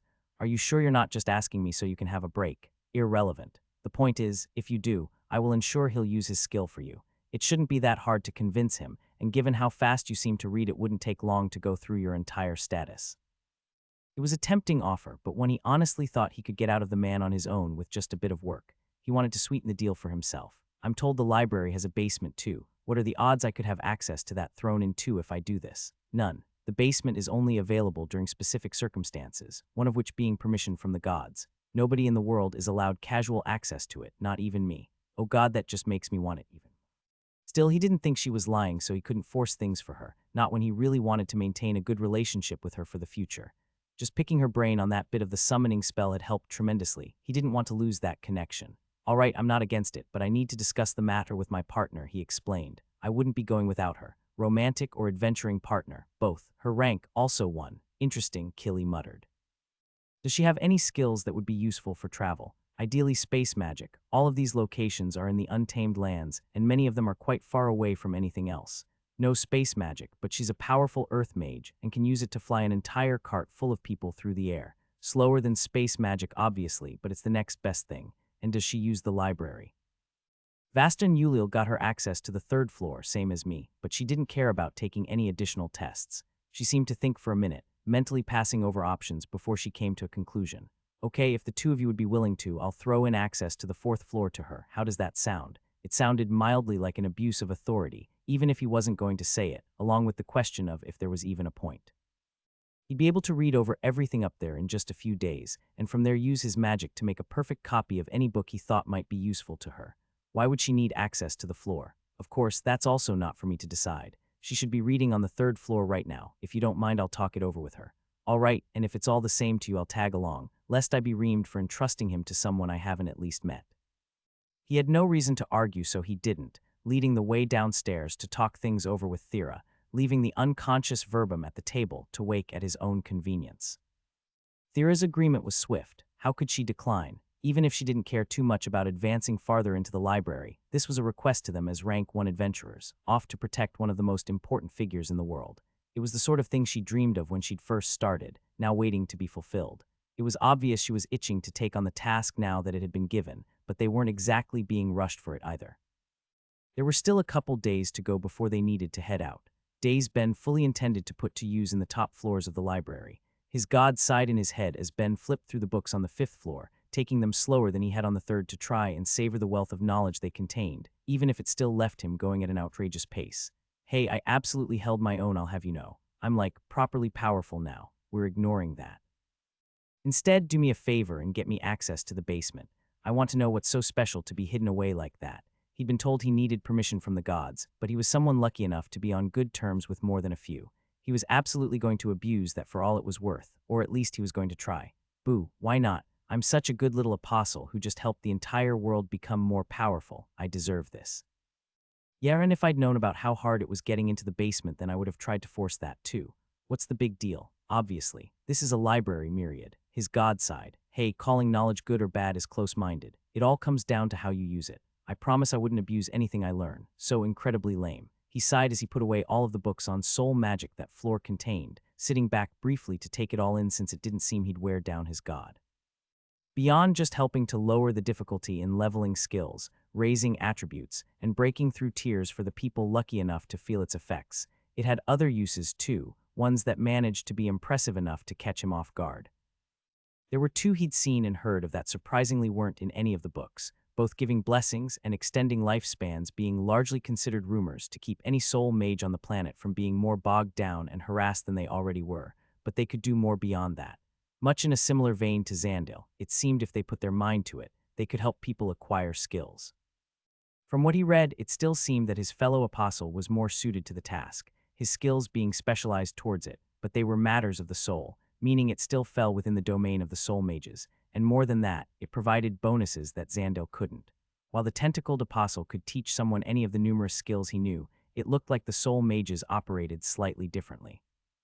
They would instead prime a person's soul for learning, reducing the difficulty of gaining anything it seemed like they might acquire. It was less direct than Xandil's method, the target not being able to choose what would come of such a thing, but then it also gave the potential for a far greater range of skills to be achieved as well. And that's not even considering how things might turn out if the 2 were used together in tandem.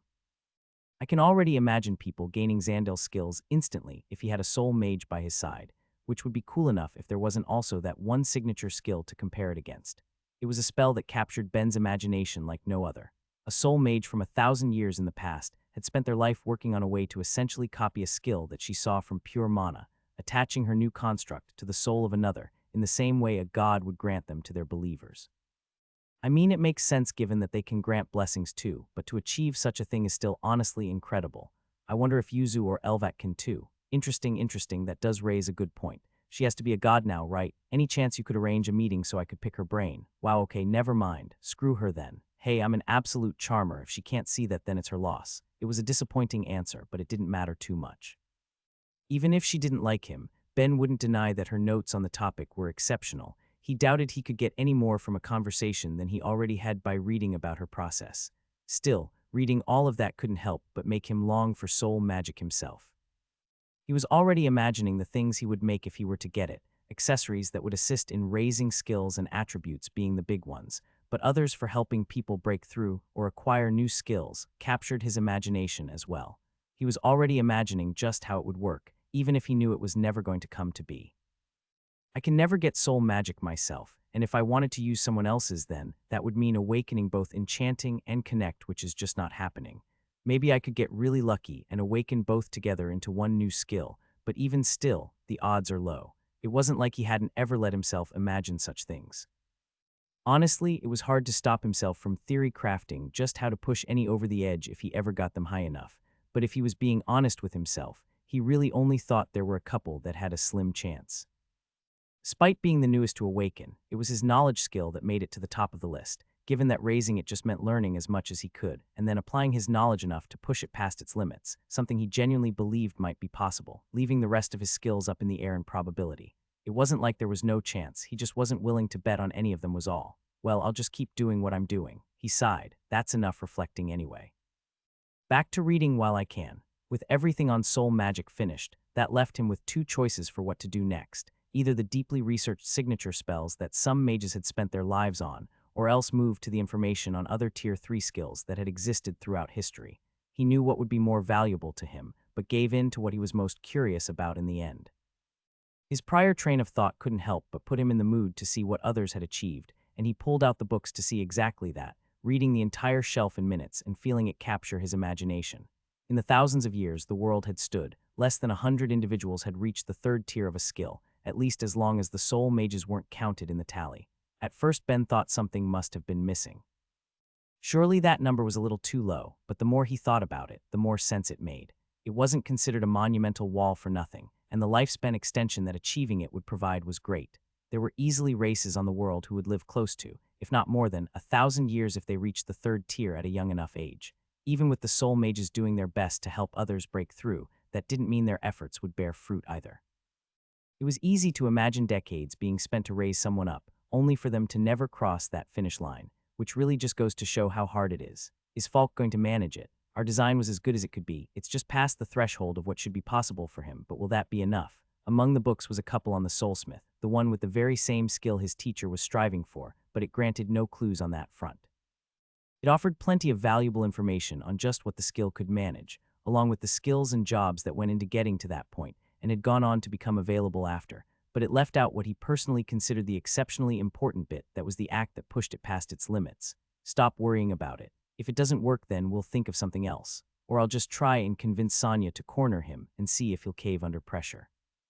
He could worry about it if it failed. For the time being, he was going to focus on his own growth, taking in the records of all of the skills that had made it to their pinnacle, magics and combat ones, along with far stranger options, before finishing up that floor in its entirety, taking it in and moving on to the fourth with the time he had left.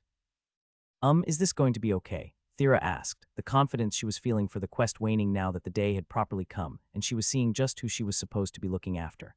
We're protecting him, right, not delivering him for an execution. It was easy to see why anyone might think such a thing given how Verbum was acting. Laying on the ground, he clung to Killy's leg, seeming more like he was pleading for his life than off on an adventure. Please, please, please don't make me do this, he begged, tears in his eyes. Let them check it out on their own. If they're rank 1 then they don't need me. We need answers fast, so they actually do, Killy told him calmly, putting up with the outburst far better than any of them hoped. And you'll be perfectly safe with them both. I've looked into the matter personally. Sure, unless they're the ones who turn on me. The two of them are monsters, Killy. You'd agree if you could see their status. I've already seen the entirety of Ben's and the relevant sections of Thera's. You aren't getting out of this. No, I won't go. You can't make me. Are you really sure about that? She sighed, wishing she didn't have to put up with this sort of thing when she was so close to a break. I'm standing firm. I'm not going. I see. The calmness of her expression was betrayed by her clenching fists, clearly done with his outburst as she turned to focus on Thera. If you'd be so kind, could you place him under a sleep spell for now? What? She was basically being asked to commit a crime, placing a spell with any sort of mind effect on a civilian without the authority to do such a thing, but Killy just waved the concern away. I'm asking on my authority as the knowledge holder. I'm in charge of his education, and he won't grow if he doesn't go out. Really, place any spell you need to on him during the outing, and I'll approve it. Hearing how calmly she said that just made him scream all of the more, but everyone ignored him as Thera gave in. She had clear misgivings about the fact, but the level of power and authority that anyone who'd achieved the third tier wielded wasn't to be argued with. If she said to do it, then nobody would stop her. The dark mana flew from Thera's staff, its density having an instantaneous effect. Verbum's eyes snapped shut while his teacher carelessly hoisted him up and threw him into the back of their cart, leaving them ready to set off. If he gives you too much trouble, don't hesitate to do it again, she called out, considering the potential benefits of keeping a dark mage on staff for all of his future lessons as the three of them drove off, making their way through one of the wild gates before Thera raised them up into the air, leisurely heading off to their first destination.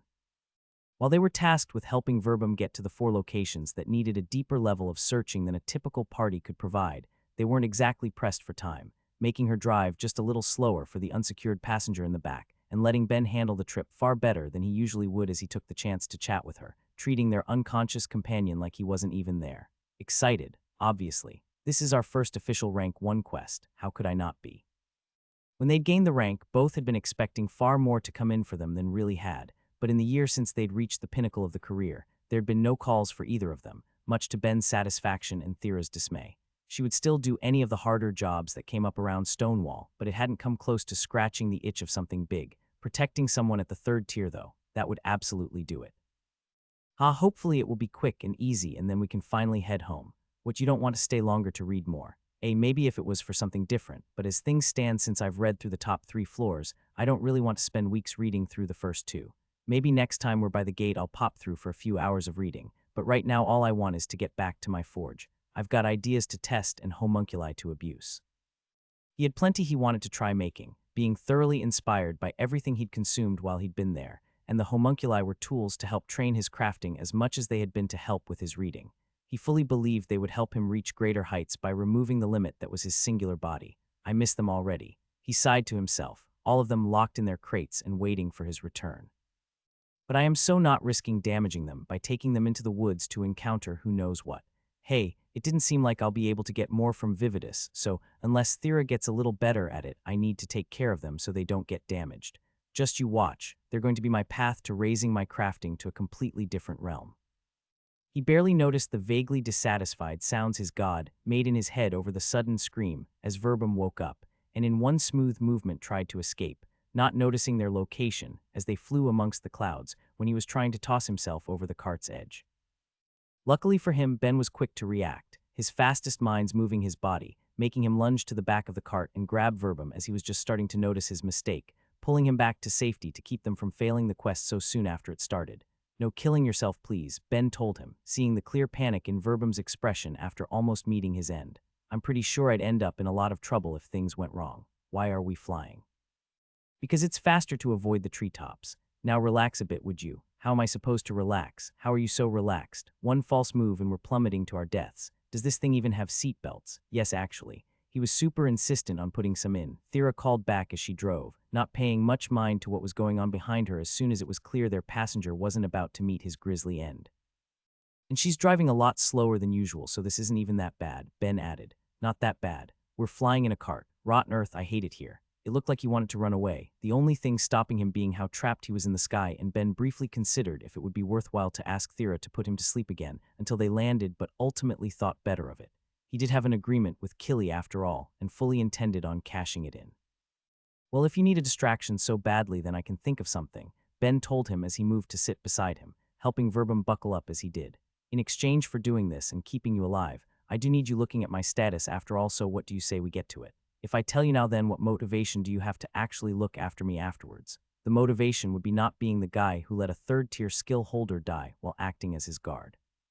Seriously, man, I get you've got your issues, but it's in my own best interest that you be okay by the end of this little outing, so try and relax a little. Ben felt himself being appraised with eyes full of suspicion, but it seemed that Verbum decided to give in. Even if he had zero intention of giving any faith in the matter, Ben was right. He was trapped up there and needed the distraction. Fine, what am I looking at? Everything. He wasted no time connecting to him, wanting to see everything the other could as Verbum began using his skill, making Ben's full status visible to him in a way it would normally never be before looking deeper as a flood of information sprung forth for his first title, Apostle of Myriad. Ben read all that was available to see in his view before Verbum began to mentally scroll, revealing more and more information for Ben as he took in all he could. The information was presented without rhyme or reason, no order to any of it. It instead seemed to show every single thing the system had about apostle titles, leaving him to understand why the other had trouble with the skill, as he was shown how it related to skills and jobs he'd never held and likely never would. He let Verbum know that he could scroll through it significantly faster, but it made little difference. There was simply too much. After 10 whole minutes of it, he hadn't seen a single thing that was actually relevant to him, even when that was comparable to reading multiple books on that one small topic, and he knew that something needed to change. Any way to narrow this down a bit. It's not the easiest thing, but yeah, how do you want it shrunk? General information about the title, job, or skill, along with how it relates to anything else in my status. I don't need anything that's not related to anything I already have, at least not right now. There were some things he might want to expand further on later, but for the time being that would be enough, and he felt Verbum do as he'd asked as the information above shrank to a far more manageable level, at least for him. There was still a lot that was irrelevant to his interests, but plenty hit on the things he actually wanted to know as he got reading, going from title to title, job to job, and skill to skill. A lot of it was exactly as he'd expected, with things like Apostle of Myriad giving him bonuses to his Connect, and the Forgotten One giving a growth bonus to the Stealth, even if it didn't get much use, along with plenty of his jobs and titles granting bonuses to his Sacrilege, but there was a few interesting ones as well. Enemy of Enith gave some minor bonuses to both combat and magic, something he'd never have expected but was happy to take, especially considering that unending crafting had taken in both knife and hammer wielder when they awakened, and the Mad Apostle gave Connect bonuses as well. Many of his jobs would provide a small bit of growth to skills other than the category the notifications would give as well, with the effects not being worth mentioning, when they'd be taken yet building up more and more with all of the ones he'd gained, which was plenty nice to know in its own way, adding even more motivation to get through them as quick as he could for all of the benefits it would entail. But even that wasn't the standout of what he was seeing. Two of his titles managed to blow everything else out of the water, Miracle Maker being the first. When he'd gained it, his god had told him that the few people who had gained it in the past had gone on to do incredible things, but that didn't reveal much about the title's effects. Knowing what he did now, it became a lot more obvious. The title was basically a minor blessing, giving him a small amount of growth in all areas. It wasn't even as good as the adventurer's job, which did the same thing, but considering that it was something he'd gained freely, it was an absolute boon, though even that paled in comparison to the second one. Awakener, his newest title, the one he'd gained for helping to forcefully awaken so many mages to the second tier, had instantly become one of the best things on his status. It reduced the difficulty he would have awakening someone to a second tier of a skill, but that meant nothing to him compared to its other effect. It reduced the difficulty of him getting any of his own skills to awaken. It made it very clear it was only to the second tier for him as well, crushing his dreams of finally getting King of Sacrilege over the edge, but that didn't matter. That was another tool in his arsenal that he was damn sure he was going to be putting to use again in the future.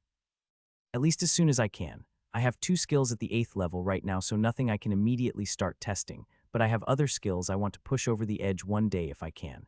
Defense Enhancement. You might be level 6 now, but just wait. One day I'll have you awakened, and then I won't need to worry about just how mortal I feel on this planet anymore. He let himself indulge his small fantasy of being injured less as he read through more and more, all the while continuing to their first destination. You know, between Skill Learner letting me learn uncommon skills easier and Awakener helping me get to the next tier, all I really need is a title that would help me level my skills easier. No, anything that would fit Myriad. MMH, I guess. What? His god didn't answer, leaving him alone with those parting words as Thera began to bring them down to the ground below to begin their investigation with Verbum.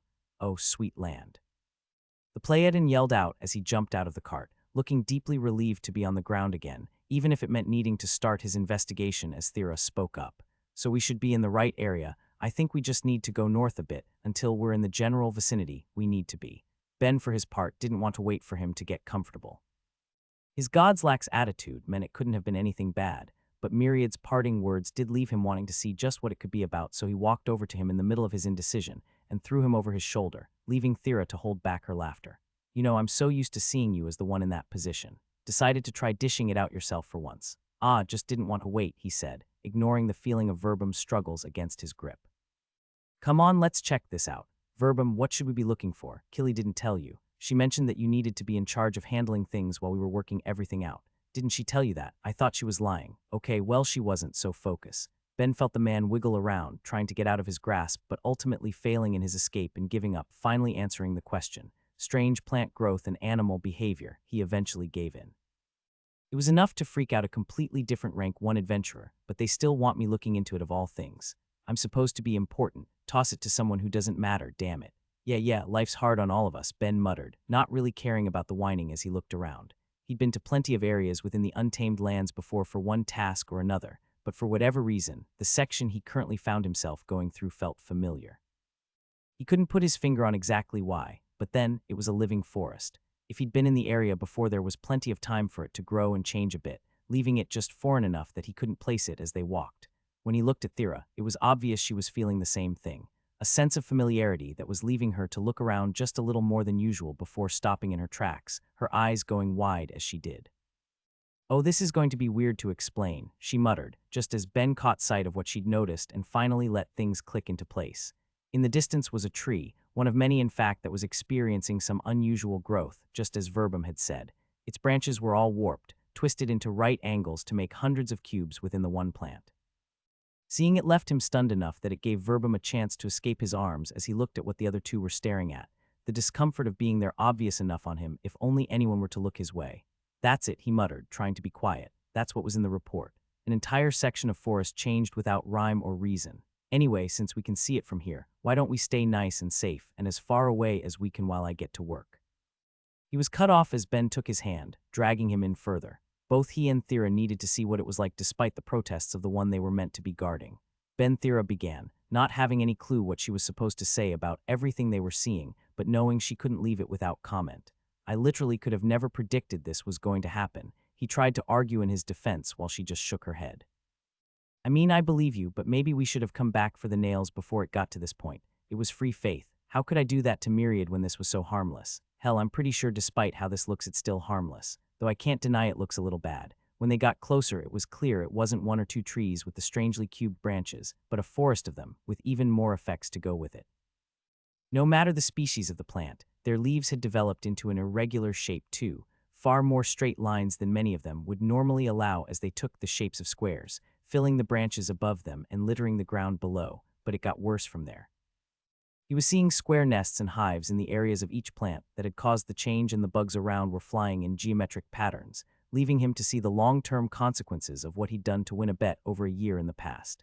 He was seeing how the forest had changed from him, turning each tree into faith generators, an enchantment nailed into them to gather it for his cubic god. "What are you both talking about?" Verbum asked, looking at the two with even more suspicion, but being ignored as Ben walked around. He only found one tree nearby that didn't have anything to block where he'd hammered in his enchanted nails, but it revealed that even if he wanted to get rid of it, it was too late without tearing down the entire forest. A dense layer of bark had grown over it, burying it in the plant's depths to keep any chance of removing it as nothing but a dream. He turned around, wondering just how he was supposed to explain this, only to find Verbum looking on the edge of a panic attack, knowing the two of them knew something about what they were seeing, but with neither of them outright saying it. It was flaring his most paranoid of delusions, making Ben slowly raise his hands to try and calm him down. Verbum, I need you to chill, okay?" So this is kind of a funny story when you really stop to think about it, but I actually know why the forest looks like this, so that actually makes things super easy for us, he told him, trying to seem positive and failing to elicit the same response in the other. "Okay, so you're definitely going to laugh, but this all started with a bet from a goddess." Verbum did not laugh once during the explanation. If anything, it only made him look more horrified, all the more so after he consulted his skill and found he was being told the truth, but it did put a quick end to the first of the investigation sites, leaving them to trudge back to the cart and move on to the next one in an awkward silence. Interesting to learn at least, though. Constantly bombarding plants with that sort of mental enchantment can have that sort of effect. I wonder what would happen if I do the same thing on the possessed tree I have back home. Of course, the god inside of it is probably doing something similar, so that's worth considering too, even if I haven't seen anything that could be considered dangerous from it. Still, it was a little embarrassing to be the one responsible for a change that had made people concerned enough that an official investigation needed to be done on it, no matter how accidental it may have been, and it sure would have been nice to get some sort of heads up about it. He thought accusingly to the heavens, only for them to remain silent. His god was clearly going to take no blame if he was listening at all, and Ben didn't have it in him to try and get his attention, instead dealing with the uncomfortable silence as they flew back to the gate to get to their next destination to another region. It was only once they got back to the gate network and began making their way to another part of the world that Ben cleared his throat and spoke up. "So Verbum, what's the word on the next destination? Anything to be worried about?" "There's nothing to not be worried about," he said glumly, whatever feelings he had about the last revelation being replaced by the thoughts of what was ahead. "I can't believe Killy put this as the second destination. Why she gotta do this to me? I've died once already. Why does she want me dead again so freaking soon? Verbum, you're not the only person on this cart that's died before, so let's focus on the main task, and me and Thera will try to make sure it doesn't happen again. What are we getting into?" HMPH from the looks of it, a mass sacrifice, or at least that's what I got from the preliminary report. He groaned, getting shocked looks from both Ben and Thera as he said it. "But we don't know why, which is why I'm being put out on the chopping block to look into it. The original investigators said there was so much blood it dyed the earth red, and here I fucking go to see it with my own two eyes." Okay, even if this is to help the guy grow, that really sounds like something Killy should have mentioned to us ahead of time. Ben muttered as Thera focused on the practical concerns of what they were getting into. Were there any reports of there still being people there? She asked him. And how long ago did this happen? Well, when it was first found, and when they originally sent some adventurers to investigate it, there was nobody around as far as they could see, he admitted. But just because that was true then doesn't mean that's true now. You're both prepared to put your lives on the line for me, right? That's what Killy hired you to do. Nope, not even a little. Of course, he lied, all the while thinking about what a pain being an adventurer really was to him. So relax a bit and get to the second part Thera asked about. How long ago are we looking at? A few months at least, but that doesn't mean anything, so both of you stay on your toes for me. All right, no need to yell everything. We're not going to let you die. Changing topics a bit, how did you die the first time around? That's what you changed topics to. Might as well, he said with a shrug. Come on, we've got a bunch of hours together still, so we might as well chat. I'll start. It was in a cave and while I was on vacation. I was luckily asleep for what I'm sure was probably the painful bit, but the hours trapping in it beforehand sucked. Your turn. Verbum was quiet for a while, leaving Ben to wonder if he was even going to get an answer until the other spoke up. Building collapsed while I was in it. I was awake, but it was quick enough that I don't really remember it, thankfully. I was expecting something a bit crazier from you, if I'm honest. You don't get to say that when you died in a cave-in. Fair. It just feels like there should be a few exciting deaths in the different summon groups, you know. Of course, I haven't actually asked Yuzu or the Grey about theirs, so I might have to do that next time I get the chance. Well, I heard one of the aquatic groups had something a bit more interesting at least, Verbum admitted, letting himself get drawn into the topic despite himself since it served as a good distraction. They died during, I guess you would call it, an alien invasion, but from what I understand, the rules of their universe managed to be radically different enough that there weren't things like stars or planets. Either way, a world with enough proper tech that it would make my home planet look comparable to this one against an even more advanced alien race, and this world's idiot gods decided to bring 10 of both the invaded and invaders. Okay, wild. Any idea about other groups then? There's gotta be a bit more craziness to enjoy from the rest. Don't know, I only heard about that one in the context of them being compared to my own group situation. Makes sense, I'm sure both cases were awkward as hell and could have used a bit more planning. Seriously, what were the gods thinking with some of the ones they pulled? Of course, I should probably be thankful for however rushed they ended up. If they were able to do a proper look at our souls, I doubt they would have picked someone with affinities like mine. He was going to ask more, wanting to learn about the foreign world of the other summoned now that they were talking, but needed to put it to an end all too soon as Thera brought the cart to the ground with their destination nearby. I think we're close, she told them, sounding strangely unsure as she spoke. It should just be west of here. He could see there was something on her mind, the area picking at her the way the last one had at him, even if he couldn't see it himself. He wasn't getting any sense of familiarity from it, but seeing her on edge was enough to bring up his guard while Verbum had to be dragged forward. Everything okay? Ben asked her, getting a hesitant nod in return. Yeah, fine. I think what he said before must have gotten into my head is all. Well, worst to worst, we book it out of here and apologize to Killy about our lackluster investigation. Or we book it out of here now. Verbum added, full of hope that they both ignored, both of them focusing on each other. Sounds like a plan. Just don't go getting sacrificed or anything, okay? Wouldn't that just be how I meet my end, though? Here we are on a planet being conquered, and I get done in by some crazy cultist instead. I'd be an embarrassment to every other human on the planet. Can you two please stop ignoring me? Verbum yelled, finally getting Ben's attention as they kept going on their way. Okay, but if there is anything to worry about out here, yelling is a pretty sure way to get some attention, so maybe reconsider that. Stroking his fears felt a little mean, but it instantly had Verbum clamping his free hand over his mouth, even if it brought more panic to his eyes. All right, man, between you and me, were you like this before you got to this world, or did this develop entirely from finding out about the Orions? Ben sighed. I'll have you know I'm reacting extremely appropriately considering how my life's gone up till now, he whispered. It's the rest of you that are way too lax about things. Anyway, it looks like we're close. The Pleiadian nodded into the distance where through the trees something could be seen. A wall out in the middle of nowhere, instantly putting Ben on edge as he sped up more of his mines. You didn't say anything about a building out here, he whispered back. No building, it's just the one wall. It's part of what we were sent out to investigate, but I'm just saying we could leave. It would be harmless, who would have to know? We aren't leaving without checking it out. Maybe we should though, came a comment from the last person he was expecting as Thera spoke up, siding with Verbum as the other silently cheered. The fact that she would even consider quitting early was enough to shock him, but as he focused on her face, it changed to pure curiosity. She was blushing, golden in her embarrassment, which made him only want to know more. So she knows something and just isn't telling me, huh? Yeah, I'm not letting this drop. Guys, we were specifically requested to do this, so we actually need to go check it out. Come on, we'll run at the first sign of danger. Without waiting for any argument, he was already walking ahead, dragging Verbum behind him as the other man struggled while Thera was at his side, seeming fiddly enough that he was sure he was right up until they got there. Verbum's initial description had been woefully inadequate. The ground was still dyed with the untold amount of blood that had been spilt months ago, but along with the giant wall it was all sitting in front of that reached the peaks of some of the trees, there were also the bones. Hundreds of thousands, maybe even millions of them, all coming from thousands upon thousands of animals. It was enough to stop him in his tracks as he mentally apologized to Thera for thinking she had known anything about it. All he could do was stare as he spoke up. Verbum, what is this? Something we should absolutely leave before whoever did all of this comes back. Well, hurry up and use your skill and then we'll get out of this as fast as possible. Make it quick cause I'm suddenly feeling very much on your guy's side here. Fine, damn it. If you won't let me leave, let's get this over with.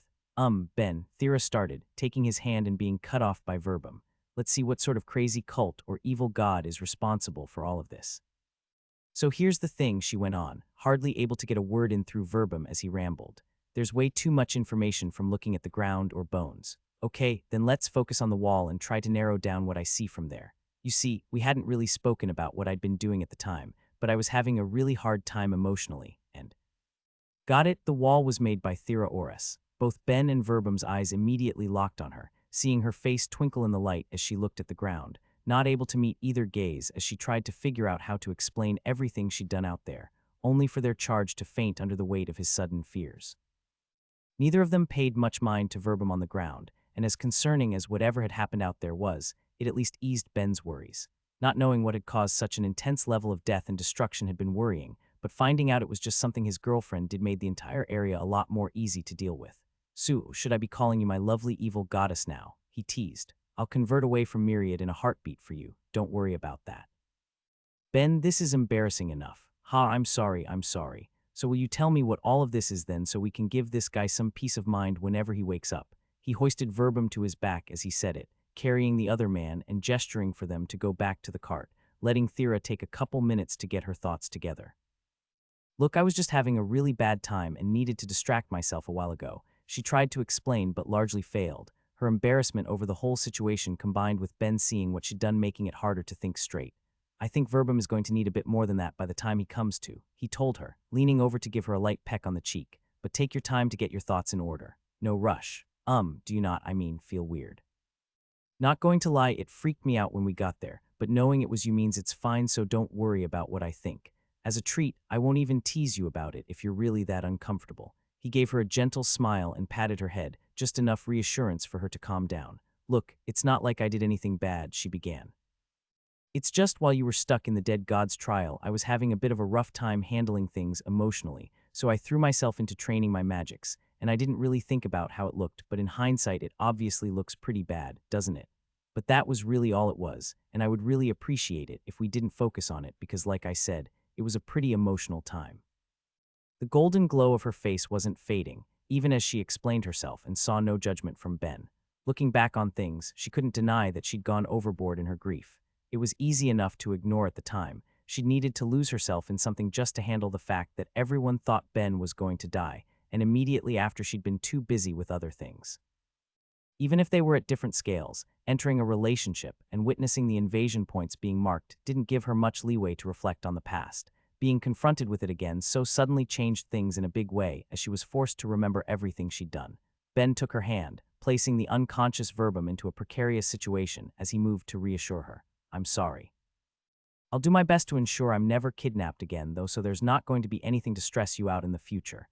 At least, it was meant to be reassuring when he said it, but what it did instead was leave her laughing. You really are the last person on the planet that should be promising these things, she told him, finally looking a bit more comfortable. You're tempting fate. There's no such thing as fate in this universe. Myriad keeps promising me as much.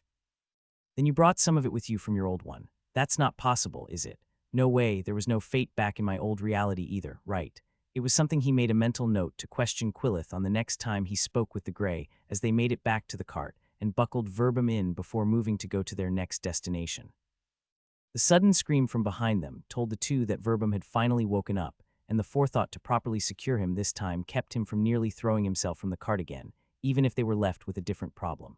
Clearly on the edge of a panic attack, Verbum was regarding Thera with naked fear as he tried to move himself as far from her as possible in that small cart hanging in the sky.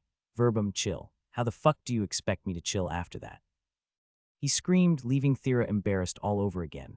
I'm trapped with someone who left an entire region of forest uninhabited. Wow, was it really to that extent? Well, what's done is done. Listen, man, I get it looks bad, but I know you've already looked at Thera's soul. You know how much mana she has. That's just a side effect of her training her magic to the best of her abilities. She did it out in the middle of nowhere specifically to keep anyone else from getting involved, and if either of us realized that that's what we were investigating, then we would have told you. It was a simple mistake is all, no need to make mountains out of molehills. When Verbum didn't respond, Ben connected to him, wanting to see what he was thinking and finding him using his skill to the best of his abilities to try and verify what he'd just been told. It was obvious he didn't trust a thing, but he was on the edge of panic, and it was all he could do to distract himself, so Ben left him to it, knowing he would come to the answer he was given eventually on his own. Well, while you're deciding if you want to try and make a run for it, do me a favor and tell us what we should be looking out for in the next place, Ben called back. What are we keeping an eye out for this time? A village, he said eventually, not giving away too much attention as he rushed to figure out if they were telling the truth or if he should jump from the sky and run, hoping that his high attributes would be enough to survive the landing. It's only a rumor, so we don't even have a set location, but some people are saying that there's a community deep in the untamed lands, so people want answers on if it's a group that's moved out there for some reason, or if it's something worse. Also, this is absolutely a you guys' problem. I'll just confirm whether they're telling the truth or not. He was so focused on the skill going through his mind that Verbum didn't notice the change his explanation brought to Ben and Thera, both of them silently looking at each other with neither knowing who would speak first. You don't think, Thera whispered hesitantly, not wanting to believe she was right in what she was thinking. Of course not, Ben was quick to shut down, equally as quiet to keep Verbum from panicking again. There's no way. It would be ridiculous after how these first two have turned out.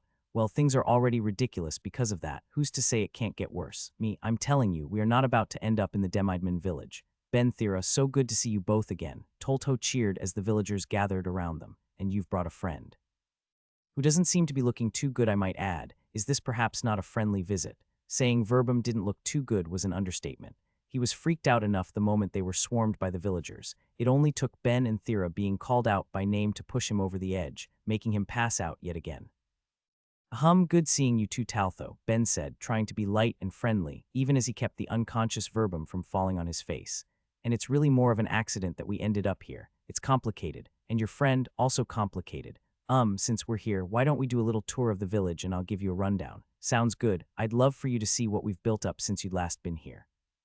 The leader of that splinter group of Myriad's believers was in good cheer, not feeling the need to probe too deeply given the man before him was a servant of the god he'd converted to and had done so much for them, and he wanted to show that they'd been putting what they'd been taught to work, even if they still had room to grow. It was a chance to let them see how their lives had changed for the better, and let their gratitude for the lives they now got to live be known. In that case, I'll find you in a bit, Thera told him as she was being led away by some of the younger students she taught while they'd been there last. Looks like I'm seeing how well they've been practicing their instruments. Sounds good, have fun. With that they parted, with Thera being swarmed by most of the free Demidmans, while the rest got back to whatever work they had, leaving Ben with Tolto to walk around and tell the tale of how their impromptu visit had come to be. So we're helping this guy with some of his work, and part of it was investigating rumors of a mysterious village, Ben said at the end to sum it up. It just so happened that the mystery ended up being you guys, and he's asleep during his work because he's an absolute scaredy cat who's having some trouble coming face to face with the unknown. Ben sighed, getting tired of how much he was having to carry Verbum. Though I'll admit, this might be a little bit my fault. Seriously, how the hell have I been involved with 3 of these investigations already? He expected some sass from his god, but got nothing, and was left assuming Myriad must have been busy as they continued the tour, seeing the changes that had come in his time away from them all. The Demidmans had been busy since he'd last been there, that much was obvious. Beyond how much more housing had been established, as well as the growth of their fields, all of which were full of the crops that Sashel had helped guide them on planting after he'd dumped the task on her, he was seeing a lot more of one thing in particular: bodies. Specifically those of demons, with their skins out to be preserved and their meat being cooked and stored as those they shared heritage with made sure to put everything to use, even if the volume spoke loudly of just how many of those otherworldly beasts they were seeing. You haven't lost anyone to them yet, have you? Ben asked, nodding to the pile that was in the middle of being processed. No, they aren't coming too close to the village either, at least not yet. This is just what the hunting parties are coming back with each day. As bad as it may be, they're keeping us fed. Bad. Yeah, that's probably an understatement. It's been almost 2 months since the gate closed and they're already seeing them all the way out here. There's no way any have already been born on this world, right? I mean, I know they breed fast, but I don't know how fast, and this seems like a lot. There has to be a place with an invasion point reasonably close by. It would make the most sense. Still. How many are you finding a day? It's not so much a daily occurrence, but for the last month, we've come across herds of around 20 each nearly once each week. It's nothing we can't deal with, for now, unless things get worse. Okay, maybe it's a good thing I came out here. He knew the Demidmans and in plenty of ways couldn't help but feel responsible for them. He was the one who took them in for Myriad, and he'd played a large part in making them aware of the wider world. And I may have traumatized a few of them by killing their old gods. Either way, I can't just do nothing. His decision made, he focused on the man beside him as he worked out everything he'd need to do with the time he had. All right, in case things get worse, I can't leave you guys like this, so for now let's find Thera again, and after that we'll see just how equipped I can get you all in only a few hours. Actually, Tolto, do me a favor and grab me both the Smith and Enchanter teams I put together last time I was here. They might as well get a decent lesson out of this. Verbum was left tucked away in a corner, as Ben focused on what he needed to do with the hours he had, taking advantage of Thera's mana to do it. He had her make large volumes of iron for him to work, since that was the only one she was comfortable materializing, while he took from her what he needed to make everything else, ending with a sore soul and a mountain of raw materials to use to make his vision a reality. The main three things he created were a hammer, tongs, and forge, leaving the two teams he'd gathered to watch him work and observe as he showed just what made him an awakened craftsman when he began heating vast quantities of metal to put to use before he took his hammer to it all to shape it. There was a lot he needed to make with the time he had, armors to fit everyone, wanting something for even the children in case anything came to it, along with shields and spears, the two weapons that the majority of them had been becoming acquainted with since he'd left the village, with his hands moving in a blur, metal being shaped with his skill and mana, all to match people he'd only eyeballed before but still ending perfectly sized. He was a master of his craft. Even his quick works were leagues above what an average artisan could produce, and it showed with every blow of his hammer and final product, where he moved on to the next of what he needed to be done, enchanting. He hadn't packed many rings, only having the 10 affinity and 1 barrier he always wore on his fingers, but that didn't matter. He had all of them in their awakened forms and didn't hesitate to put them to their full potential, along with taking from everything that existed within his personal status. His skills were high and his resistances outrageous. It was easy enough to use what little there was at his disposal to make a masterpiece, or even hundreds of them, as things were handed out to the villagers around to make sure they all fit properly. Little was needed to adjust by the end, and even if none of them could tell immediately, it wasn't hard for him to see how excellent it all had been. Before enchantments had gone down, everything was ranked as upper rare in his eyes, and after that busy round of enchanting it was all lower ultra rare. Not the best he could do, but considering that in the span of a few hours, he'd made a few hundred items that reached such a quality it was an excellent result. That one small village was outfitted better than any army, with their protection as secured as could be with the time he had to work with, but no levels, huh? With so much stuff made at those ranks, I was honestly hoping for something from my enchanting or crafting, but oh well. I know it's a high boundary, I'll break it eventually. He'd just keep making all he could and learning from each experience, but for the time being he'd done all he could. It was time to wake Verbum, whether he liked it or not, to move on to their final destination, to bring the quest to a close. The flight to the final destination was quiet and uncomfortable, with Verbum tucked away in the back as far from the both of them as it was possible for him to get, eyeing the two with suspicion and concern the entire time until Ben forced himself to break the silence. So Verbum, I get you weren't awake for most of that, but good news, it was also an easy one. The gods are fully aware of who they are and the fact they're out there, so it's nothing to worry about. They're called Demidmans, he shot back coldly. How is that nothing to worry about? I guess it was a bit too much to hope that he'd knocked himself out before he could see their status. Shame. It's nothing to worry about because they're harmless and more or less just victims of the forbidden gods. Since those guys are dead, nothing to worry about, so why don't we just not stress and focus on the last leg of this? Why? So I can find out you two psychos have your fingers all over it too. How the fuck are two people involved in so much shit? Was meeting me and becoming my guards part of some sort of plan as well? Just what the hell are you going to do to me when all of this is over, huh? Silence me so I can't tell anyone what sort of maniacs you are. Well, seeing as how we haven't actually done anything wrong in any of those 3 areas, what would you even tell? I would. Verbum retreated into his skill, trying to find anything incriminating in the ocean of knowledge it left him swimming in, only to come up empty. It wasn't like there wasn't anything ethically dubious in either of their pasts. It was just neither played enough of a part in those 3 small investigations for him to come up with anything.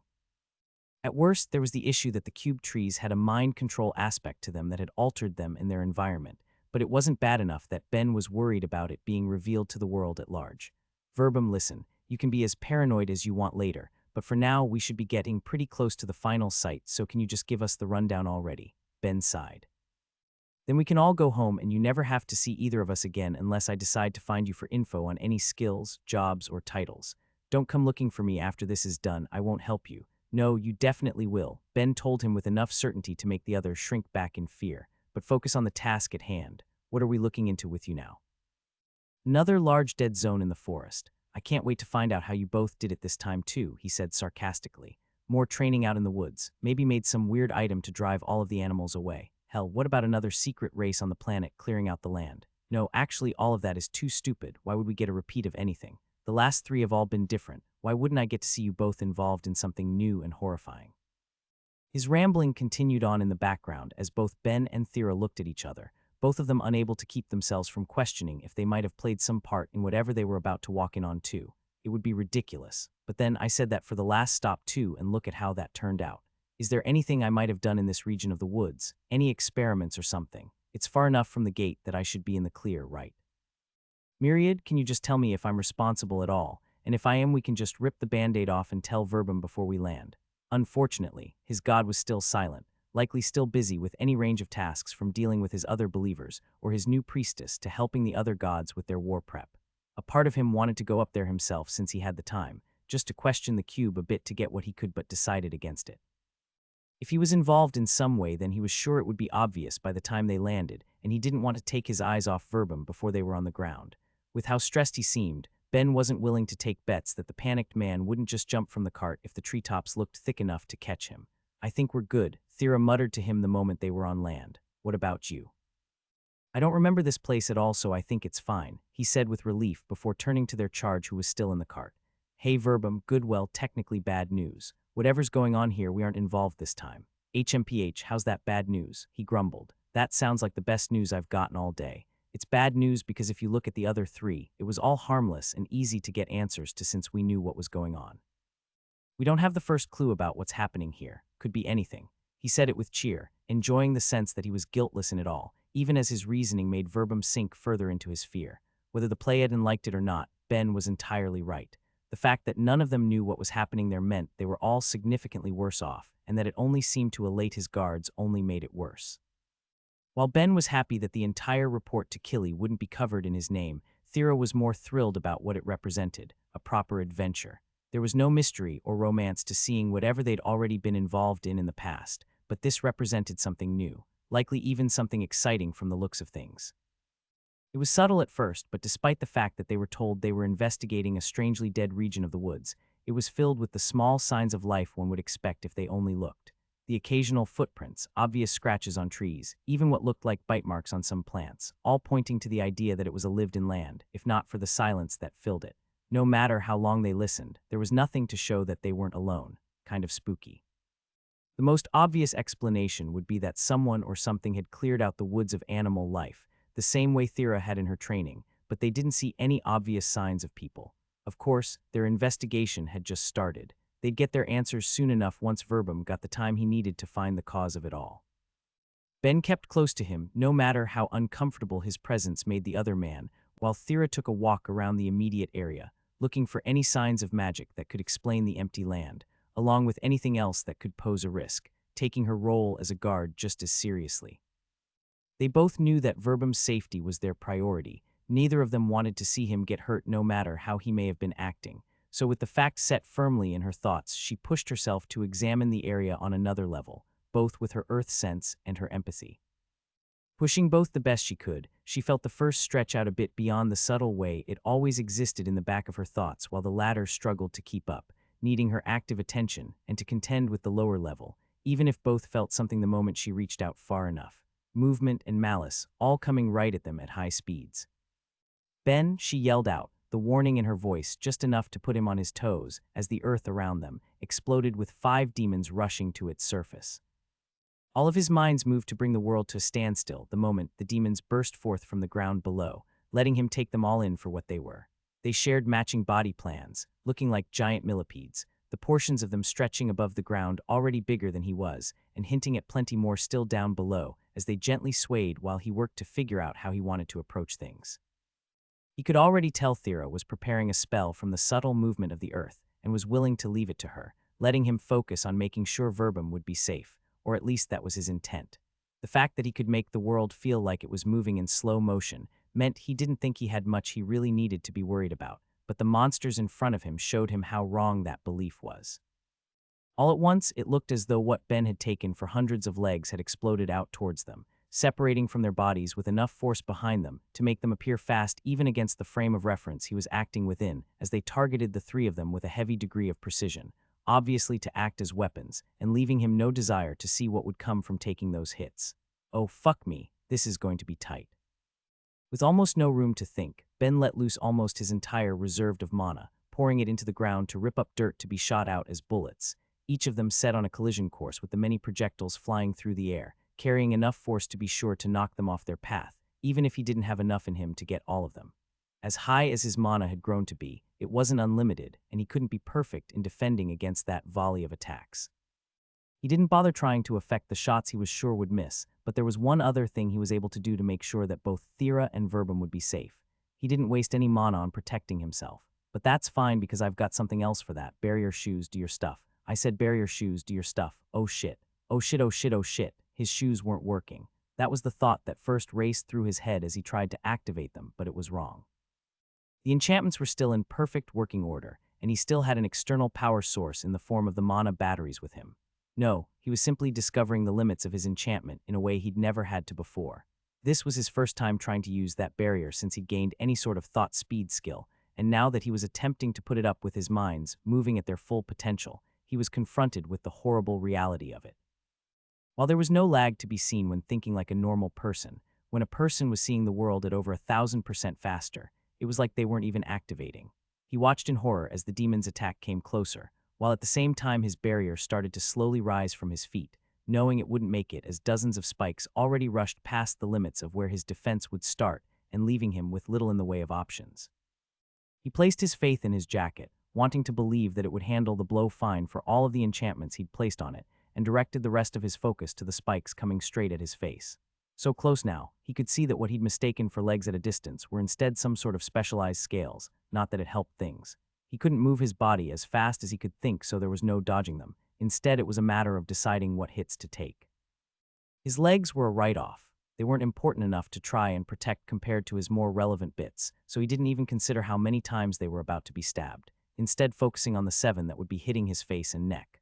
Automatically, he accepted the 2 that would simply skim the sides of his head, before ordering the remaining 5 on the level of danger they were to him, before he began squeezing the few remaining drops of mana he contained to do everything he could.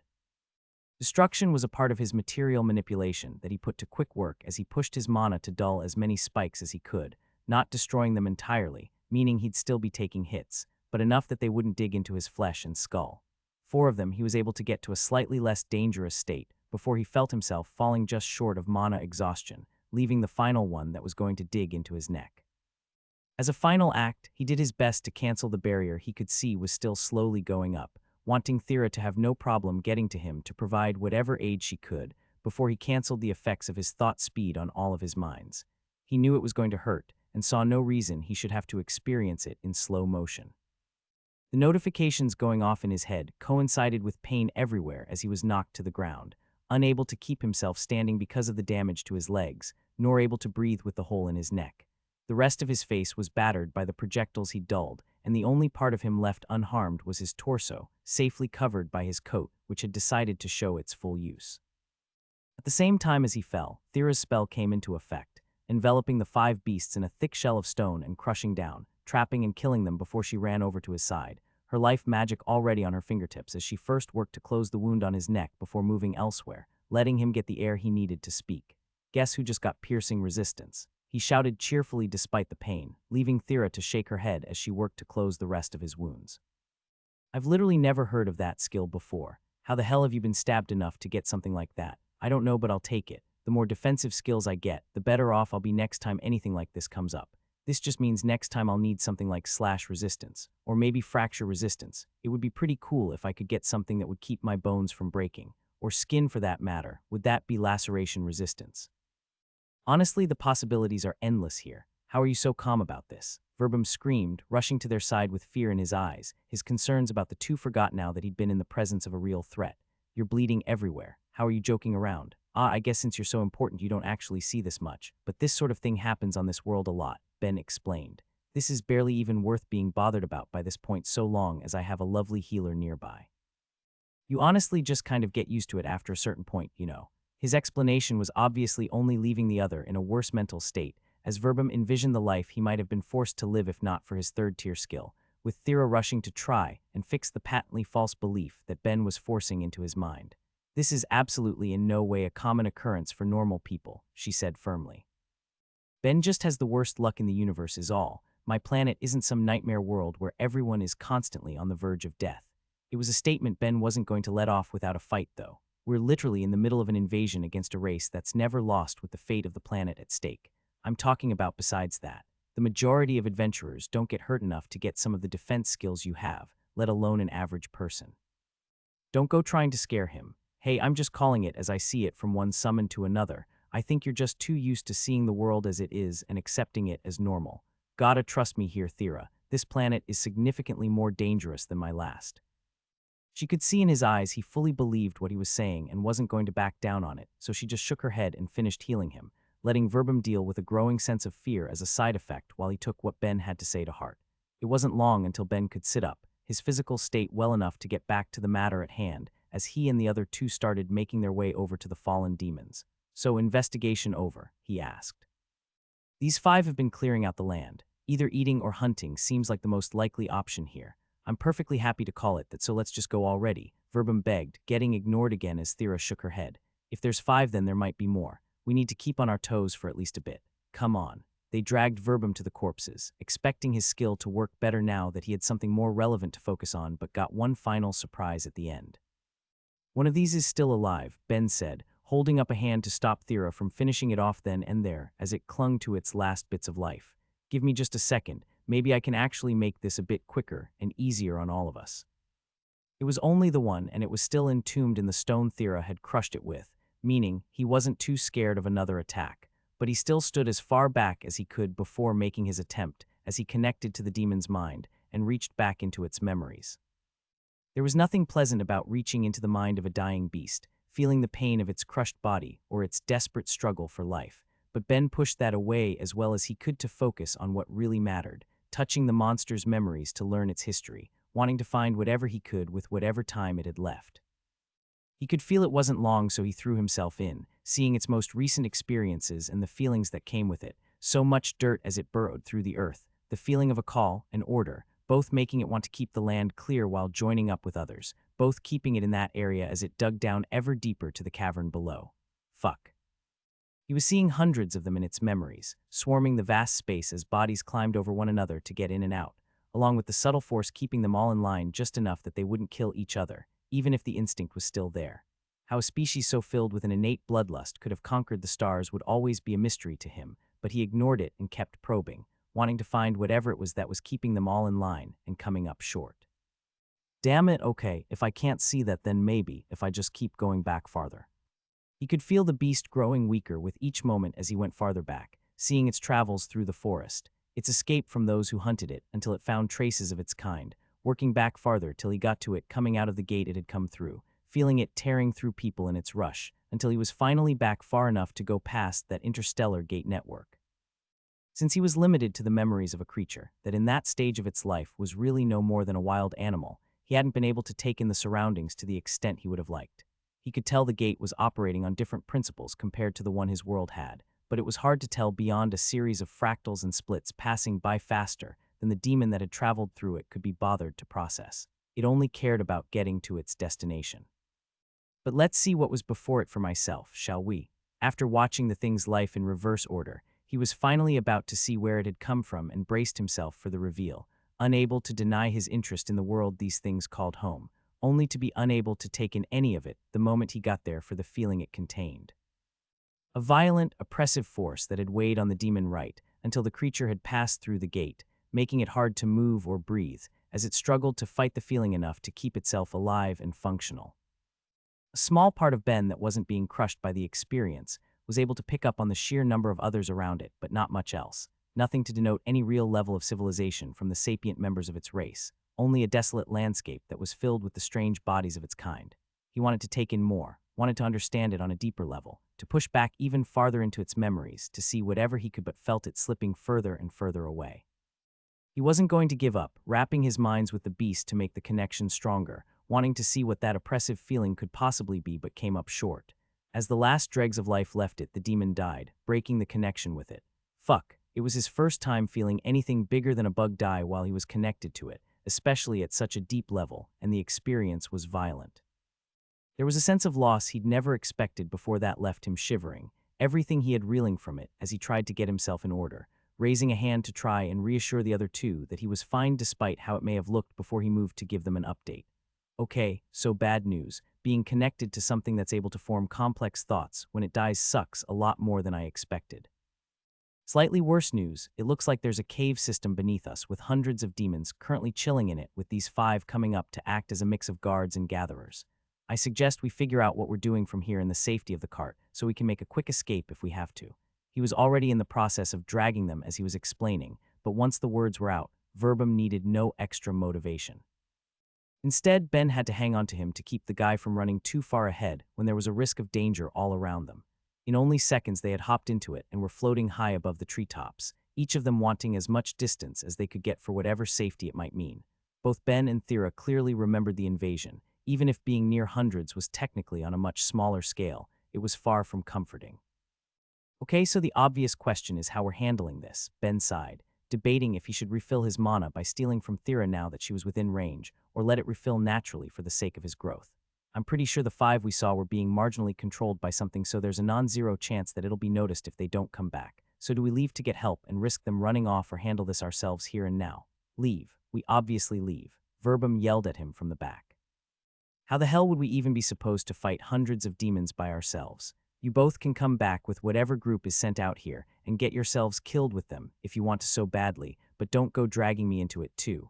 Even if it was coming from an entirely personal position, he had a point.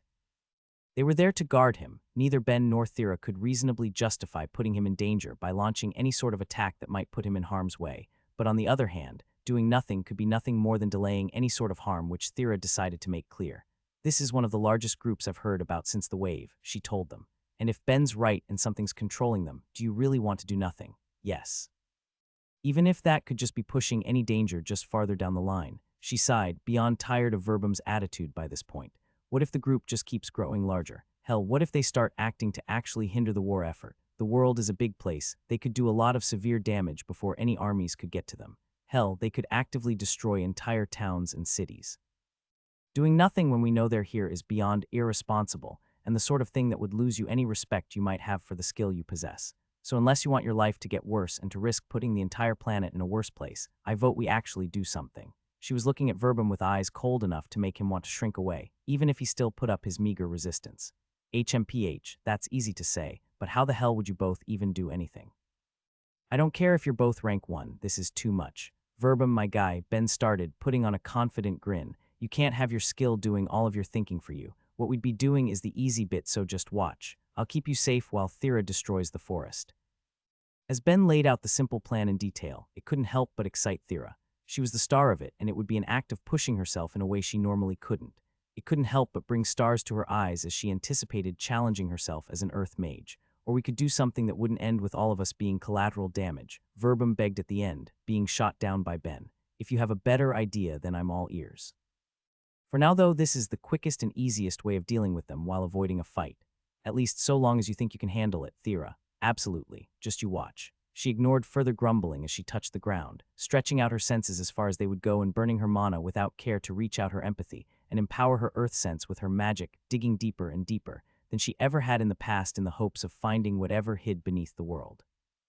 At first, she couldn't help but wonder if Ben had made some sort of mistake. She kept reaching out but felt nothing unexpected. The land was dense, and the most her empathy was picking up was a few stray bugs. The world seemed solid enough that she couldn't imagine how much farther down she would have to push to come across anything until she finally found it. A void in the earth filled with rage and barely suppressed violence. She almost pulled back then and there as the feeling clashed against her, the sudden feeling hitting her like a rock, but she refused to pull away, holding onto the location as she probed it with her mana. I can't believe there's so much space all the way down there. How did they even find that? The area was huge, a cavern big enough that any of the world's subterranean races would have been comfortable in it hundreds of meters below ground, filled to the brim with demons.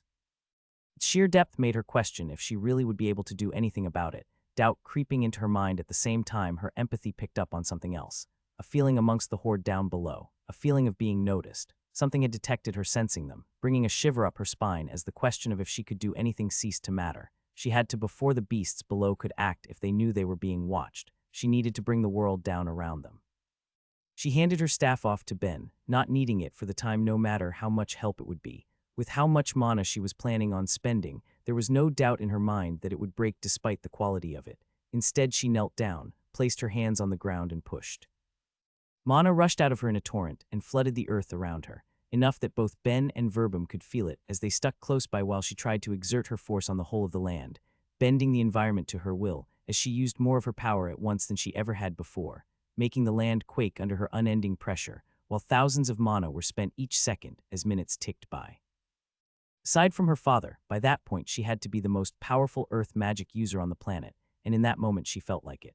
Her high level of skill combined with her unnaturally large mana supply to warp the landscape around her as she saw fit, the very land sinking and compressing down, crushing the world around them and anything unfortunate enough to be below it, the demons hidden away not standing a chance, becoming nothing more than experience for her job to take advantage of.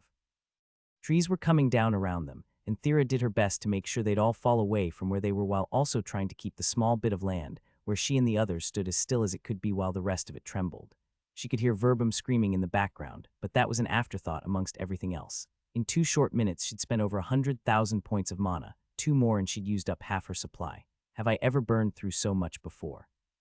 She was sure the answer was no. She'd never come close to spending an amount like that in the past, and could feel it being wrung out of her soul as she tried to squeeze out more and more to get as much force into her brutal attack as she could until finally she was done. Surveying the area, the forest was basically gone. Each tree collapsed to the ground a mile around them, and laying broken while the earth itself was tens of meters lower everywhere, except for where she and the others stood, a single, lonely hill to look out across the chaos she created. She let out a breath and released the feeling of tension that had been building up inside her, hearing a low whistle from behind and turning to see the reactions of her audience. At some point, Verbum had passed out again, no real shock there, and Ben was left to hold him, looking impressed as he looked around himself. You know, I think if we don't stick around till this guy wakes up to let him see all of this, then he might get stuck having to investigate the area again. This is impressive. I'm pretty sure a small lake is going to end up forming here after enough rainfall. How are you feeling? Tired, she laughed, leaning back into the ground as she did before reaching into her pocket to check her card. That cost me 300,000 points of mana. I'm not sure I'll ever end up using this much again. Never say never, he told her as he looked around some more. I feel like it wouldn't be shocking if you were asked to personally handle an invasion point after word gets out about this. Please, I'm not on the level of my dad yet, though I might be getting close. Her father could use his earth magic in ways she couldn't imagine, able to bend the mana to his will, and understanding the properties of what it controlled in a way she'd always thought she never would. But after doing that, she couldn't help but feel like maybe she wasn't as far off as she could have been. Her control with her earth magic had stopped being so bad ever since it had awakened, and given that each level she gained let her grow in power, the gap between them was shrinking constantly. There was always the difference in how they'd see the world, her father being a pure spirit able to experience the affinity in ways she never could, but when it came down to a matter of knowledge, that was something that could be solved with time. And I have one benefit that Dad doesn't. She couldn't help but think, her smile growing just a little wider. She was properly mortal. To many, that might not sound like a huge benefit, but to her it managed to be an incredible one, at least in regards to the power she could achieve. Unlike the other spirits, she could grow her mana pool. All she needed was time and practice, and then the prospect of her growing beyond any of the great spirits wasn't an unrealistic hope given enough years, but beyond that was an even bigger benefit. Unlike her father, her skill could grow. I mean, I'd literally need to get to the 3rd tier to get past him, but still, that doesn't really feel as impossible as it once did. When she was a child, that would have been something beyond her wildest dreams, but now Now she was comfortable with her earth magic in a way she'd never been in the past, feeling it grow constantly to greater heights. So long as she had the time to practice, she could see herself reaching that pinnacle in a decade so long as she kept working at it, maybe bringing other magics with it. Ben had once brought up the prospect of her training multiple magics to the third tier given the long life she could expect, and while she hadn't given it too much thought back then, now it felt like something she could put actual work towards and genuinely have a chance at. She would have let those thoughts go on longer as she relaxed, but she felt something to pull her from them, a feeling of movement in her earth sense where there should have been nothing, a sensation that could only be something digging through the dirt that she'd compressed to the point of being stone, making its way to the surface. Ben, watch verbum. It was the only thing she could yell before the ground burst, dirt that had been turned to rock under the pressure she'd exerted shooting out as shards with the demon that had come with it hanging in the air while Thera took it in. Tall and thin, the one before her had two sets of arms and legs neatly pressed against its torso as it lightly landed on the ground, seemingly unaffected by her attack that had obliterated its brethren. How though? I put so much force into that, I doubt that even if it had an awakened earth magic it could have managed. Magic nullification again. Even if it cancelled the deepest bits of mana, the higher layers would have still kept pushing down, and besides that, there were bands on each of its four arms, shiny metal things she hadn't seen on any of the other demons who had come through the gate, implying it might be something more. An invader with true intelligence like the one that had destroyed Ibaru's weapon. She couldn't imagine how something like that had found its way so deep in the woods, the only reason it was even on the planet likely being a simple accident. She'd never heard of any proper invaders staying and raising hell before the second wave. The fact it was there had to be a mistake caused by the gates closing early. If it had come out to deal with some insurmountable problem like the last one she'd seen back at Craftsman's tower, then it was the only thing that made sense. But none of that mattered. Why it was there, how it had got there, what it had been doing, and what it had planned, the only thing she knew was that it needed to die and began her assault, ripping earth from the ground in a constant barrage as bullets and spikes came at it from all angles, each one expertly avoided in the end. No, not avoided. It was barely moving. Instead, the attacks moved around it, each chunk of earth being subtly shifted away from its target, left to fly off further into the devastated land. Okay, maybe it is an earth mage then. Without her staff in her hands, she was handicapped, but it was something Ben saw himself from the side. Thera. With a scream, he threw it at her and she pulled it from the air, using just a bit of her magic to make sure it went to her hand and changed tactics the second it was there, switching to mana crystallization as massive spears of her raw power shot out towards it, expecting to hit but getting the same effect, each attack missing and breaking down.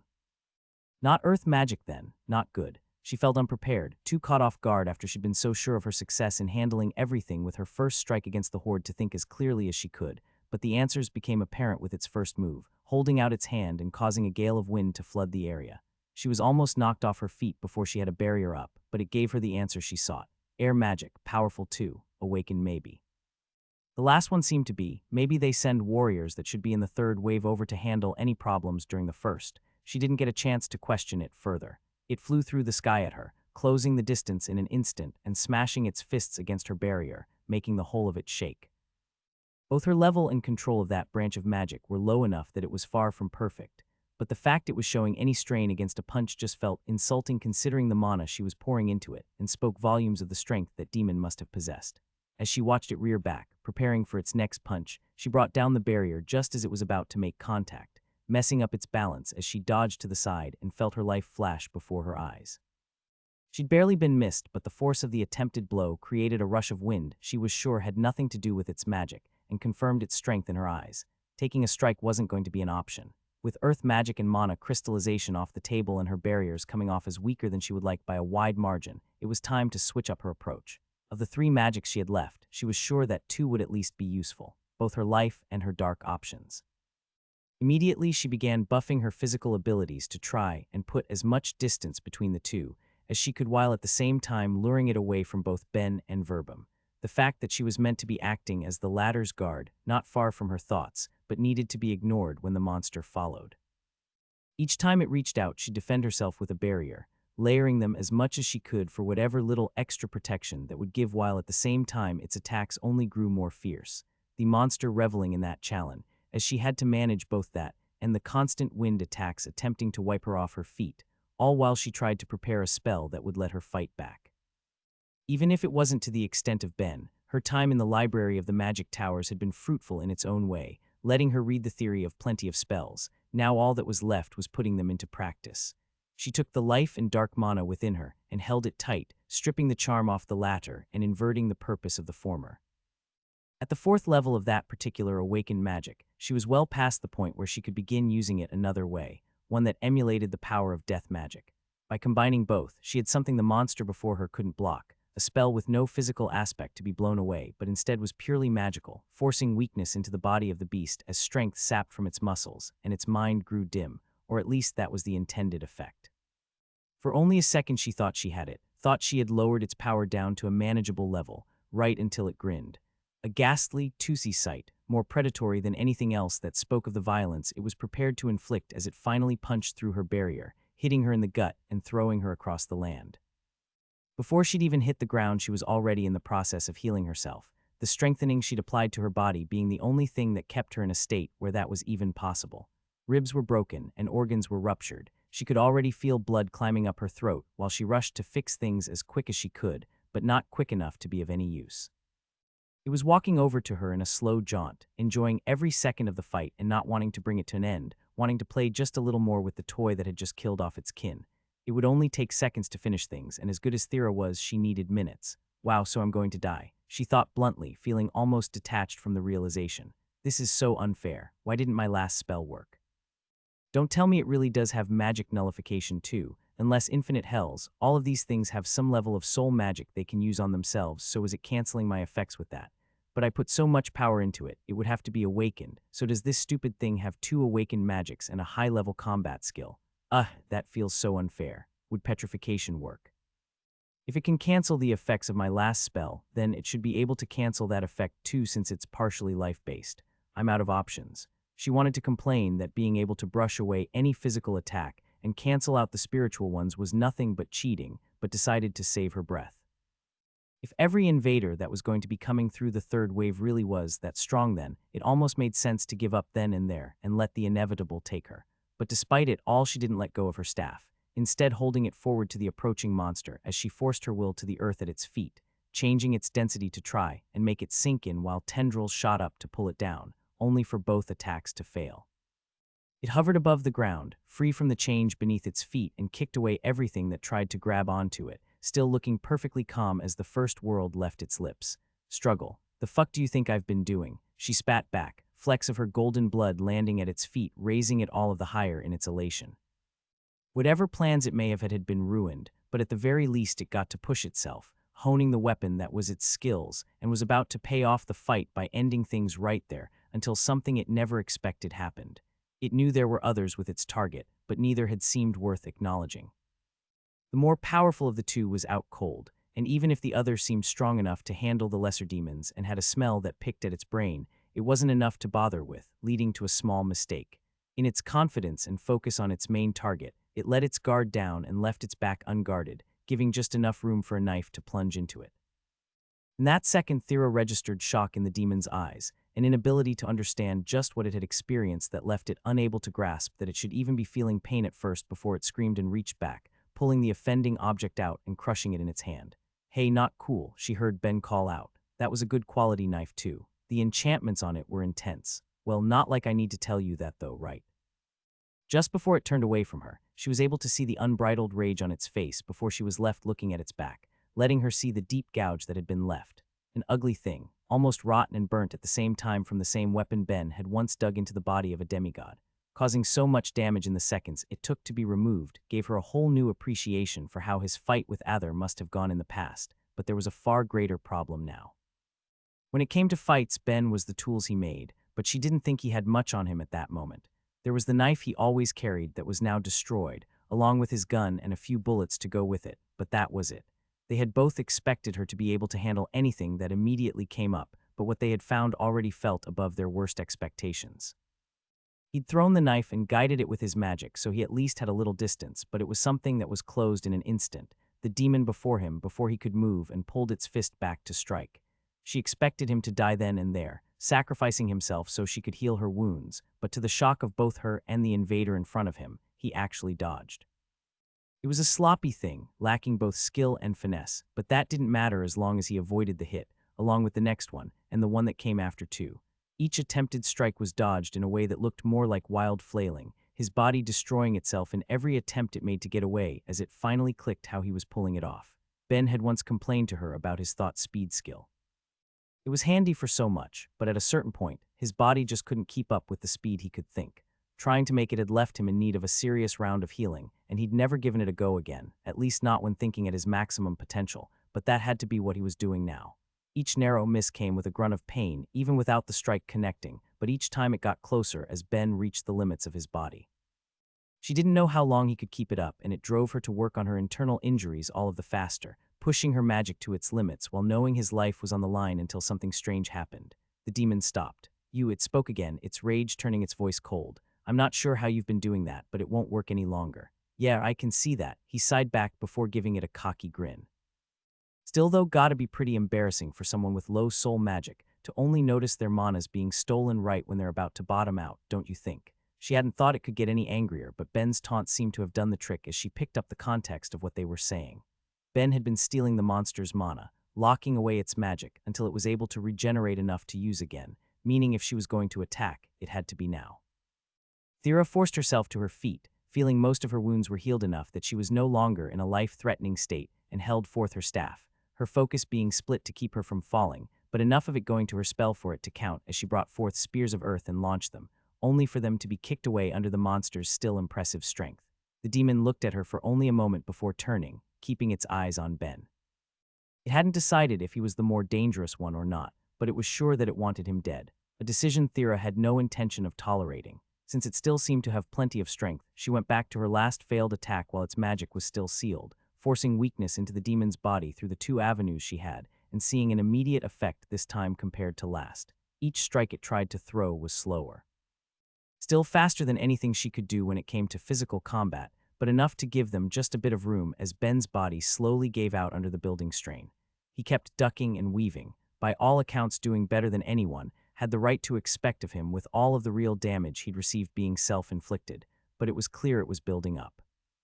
His moves were becoming even more awkward than before, and she could see bruises forming around his neck, the only part of him that was exposed enough to tell, but a clear sign the rest of him was going to be looking the same, breaking under the force of a mind so far beyond the body that held it. She wanted to get her hands on him to heal him, and kept trying different attacks to end things, but each time they either missed or were blocked. Even trying to petrify, it only led to seeing it expertly manipulate what little mana it still had to counteract the effect. She didn't know how to weaken it further, but it was still functioning too well despite the massive loss of power on so many fronts. It was destroying both chunks of earth and constructs of mana before they could do any severe damage. They were in a waiting game that it looked like it would win. She didn't know what had led him to it. Maybe he was feeling desperate, but in a sudden move, Ben threw himself to the side, trying to get around it to attack only for one of its blows to strike with enough force to throw him through the air, launching him past her and revealing just what he'd intended. Getting hit had been intentional. As he flew past her for the briefest of seconds, he connected, merging a part of his mind into hers to speed up her thoughts enough that he could think 5 words at her. Mono examination and earth magic. She didn't know what she was expected to do with that first, the thought being too short and sudden, but at least began using her mana examination on it and felt something click. Perhaps just enough of his intent had got through with that brief meeting of the minds, or maybe she'd just grown used to the way he thought, but she knew how he was saying to end the fight, and as horrific as it might have seemed, she wasn't going to disagree. She just needed it to get closer. It seemed like a reasonable expectation to have of it. They were its targets, but as it looked at them, Ben broken and bleeding on the ground and Thera standing but still not in peak condition, it gave that same savage smile it had before as it looked away, focusing in the last of their little group. Verbum. Ben had done the bare minimum to keep the unconscious man safe, laying him under the cart for whatever protection that would provide, but not enough to stop the determined demon who just wanted to get back at them. It wanted to take a kill for itself, and Thera couldn't meaningfully stop it. No, there was one thing she could do. It was just a matter of how deep the effect would be. Without hesitating, she took off her brace, letting loose the full force of her charm, while at the same time directing it like she would any spell, bringing the monster's eyes right back to her. She didn't get the maddening or near mind control-like effects that came from most people, instead getting the same thing she could expect of many of the monsters she would hunt. Their hunger fully directed at her as it saw a meal to sink its teeth into while Thera prepared her spell, flooding the world with her mana in anticipation of it getting close enough, watching their distance shrink in a heartbeat as she did exactly what Ben had been recommending. She used her mana examination to look at the creature on a deeper level, finding the voids in its body that any living being could expect to have, and with her earth magic, she filled them. Every empty space she could find, stomach and lungs and organs she couldn't begin to name, were filled with iron in an instant as the mana snapped into place, forming atoms and lumping together into a solid mass that couldn't be removed with its martial skills or any magic it possessed, and it knew it. She could see the hunger in its eyes turn to panic as it struggled to breathe, its mouth and throat filled with iron that went all the way down, making it so it couldn't even properly move its body to get at her despite only being a couple feet out of reach. Perhaps panicking was the right choice for it. If it stayed calm, it might have saved just a bit of the air already coursing through it. By giving in to its fear, it let itself die just a little faster, granting it the release of what she'd just inflicted upon it. She felt her eyes widen with all there was to take in, but didn't give herself any time to consider it. She was already running to Ben's side, placing her hands on him to fill him with her life-saving magic as he grinned back at her. A pretty good idea, right? Yeah, except the part where your planned means of delivery meant getting punched at me. All of your ribs are broken. Good thing I know a good healer then, he tried to laugh, only for it to quickly change to a violent wet cough. But how are you? You took a few good hits yourself. Still better than you since I don't have a body that actively resists life magic. Hey, now I've gotten better since I gained my demon skill. Sure, but that still leaves you worse than a normal person when it comes to this sort of thing. By a lot, I might add. Well, I appreciate how good of a job you do with the whole keeping me alive thing. Also noticing your face lighting up a bit since it seems like I'm not dying, so what's the good news? A hand strayed to one of her cheeks, telling her she was smiling without even realizing it. Ben was right. She knew she could treat him, so she wasn't worried about his safety anymore, instead thinking about the notifications she'd just heard. It was all good news, every single part of it, but some managed to be better than others. Her life magic raising so soon after getting a level from the life tower, her non-affinitied magics raising, bringing her closer to her goal of awakening them all together into a powerful new skill. The fact that killing that final demon gave her enough experience to finish up her Sane test job, none of that compared to the final thing. Her charm had finally hit the 6th level, the stage at which a succubus could actually control it.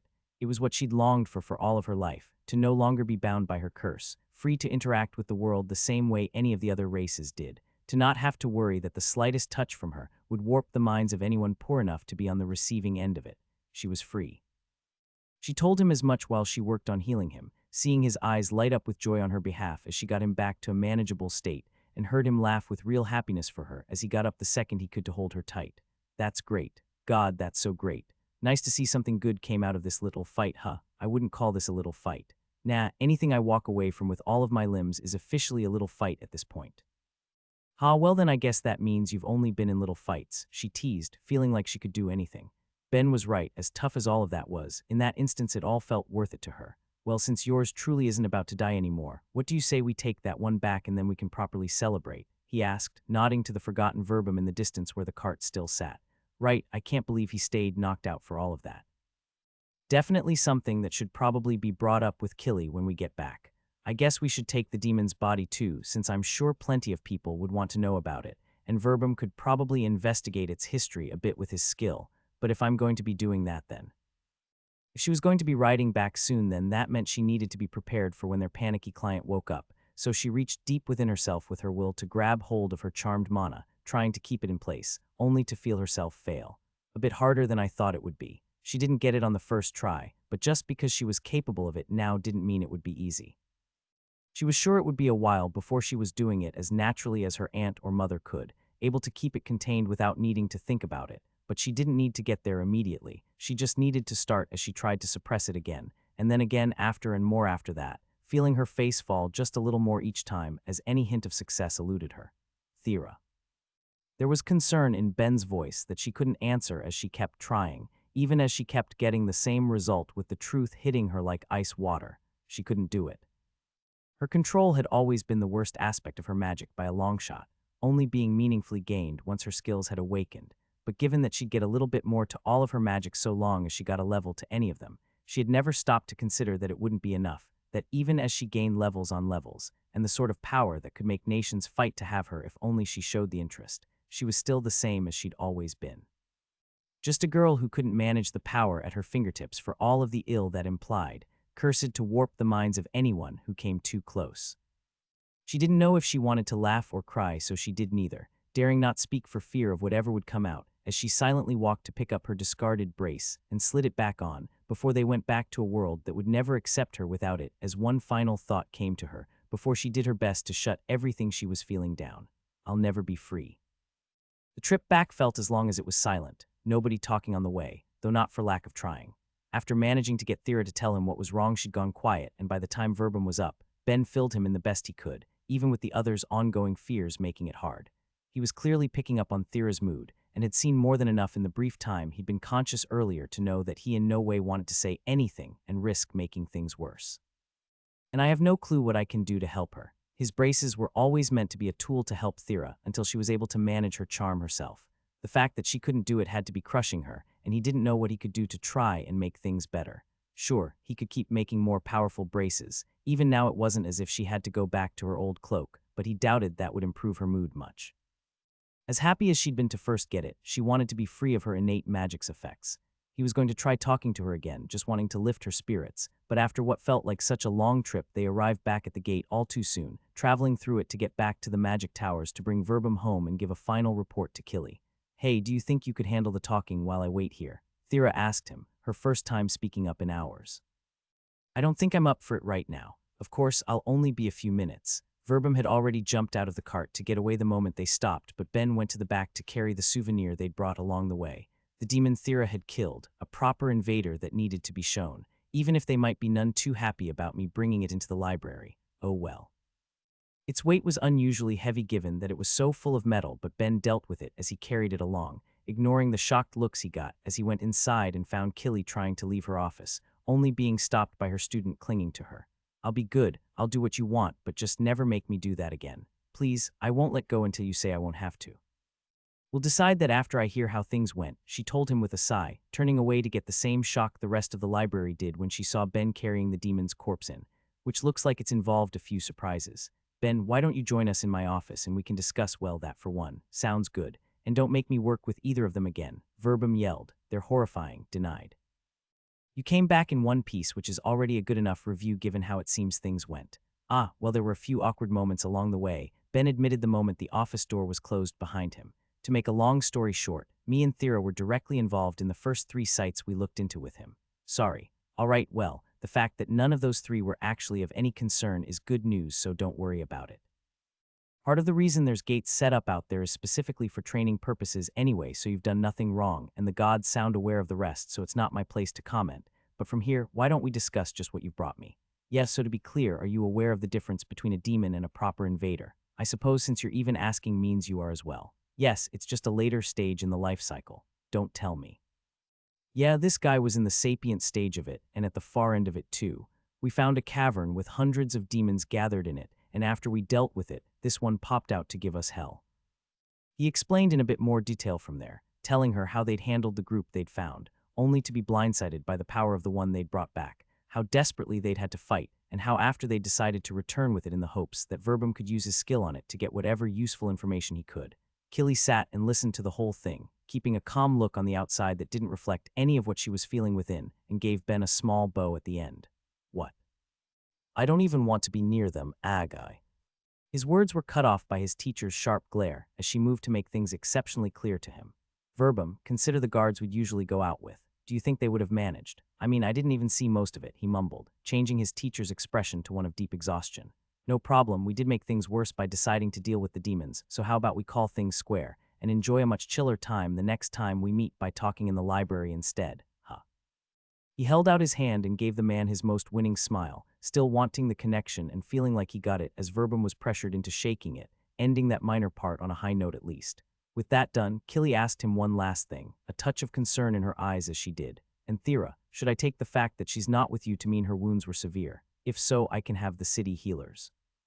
She's not hurt, at least not anymore, Ben told her, cutting her off but not wanting to dive too deeply in the topic. A personal issue came up so she couldn't come in, sorry about that. It's fine as long as everyone's safe. In that case, give her my regards. The next time you're both in the city, make sure you stop in to say hello. Will do. Report given, he left after that, back to trying to figure out just what he could do to help Thera in any way he could. By the time they got back to Stonewall, it was the late evening, and the ride had ended up as quiet as the last, Thera not having it in her to talk as she grappled with her feelings about what happened.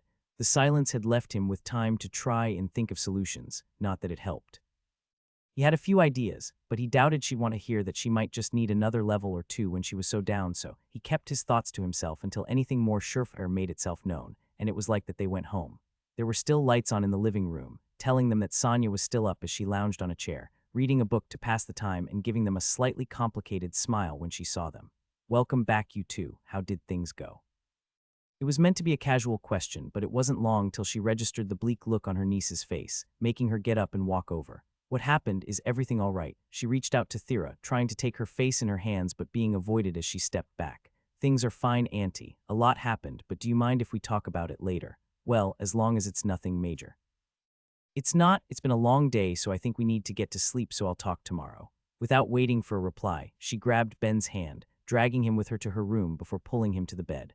A part of him wanted to make a joke about it to try and lighten the mood, that her hesitation to bring up the topic of them rooming together with Sonia had been pretty successfully bypassed, but stopped himself in the end. There were times that her mood could be improved with his poor attempts at humor, but that wasn't one of them. Instead, he tried one last time to get her to open up as they laid there, feeling her face pressed into his chest while she held him tight.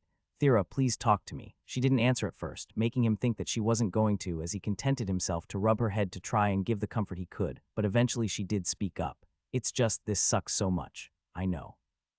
Things have been going pretty well for me recently. I never even thought something like this might happen. I never guessed that my garbage control would even extend to stuff like this." She gave a small laugh that lacked any hint of joy as she said it, squeezing him all the tighter as he tried to provide the little comfort he could. "I really like the life I have now," she muttered. "I don't want to lose it." "You're not going to lose anything, Thera. You don't know that. All it'll take is for my charm to keep growing, and it's going to happen. Without the brace, it would be happening. That last level should have put me above Mom and Auntie's natural resistances, so I have to be sure I'm wearing it around them now, and who knows what will happen if it ever awakens without me gaining control of it. For all I know, the braces and cloaks might end up being worthless to me. I've liked being able to make and have friends, and I like having you. Thera, even if anything like that happens, I'm not going anywhere. You've got a guy with some of the best resistances around, and an absolutely unbreaking mind. Nothing you do will ever affect me. You don't know that for sure. There's probably going to be more situations in the next year or two where I'm going to have to use it, or my dark magic again, which means I'm probably going to get more levels, and we don't know what will happen if it tips over the edge, but even if I barely use it, it raises so easily, and I don't want to lose anyone, but I really don't want to lose you." His shirt felt damp and he held her tight, but he insisted on being unwavering in his confidence. "Well, if that happens, I'll just have to get my resistance enhancement to the 2nd tier. Hell, if that isn't enough either, then I'll get my unnatural mind to the 3rd. And if that still doesn't manage it, I'll find some god who can stick a dark resistance enhancement to my soul and make it happen, and from there, get it to the 2nd tier too."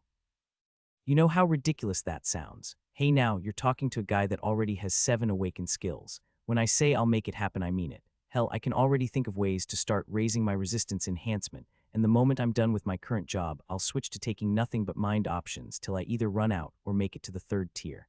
As long as I'm around, I'm never going to let you feel that alone, Thera.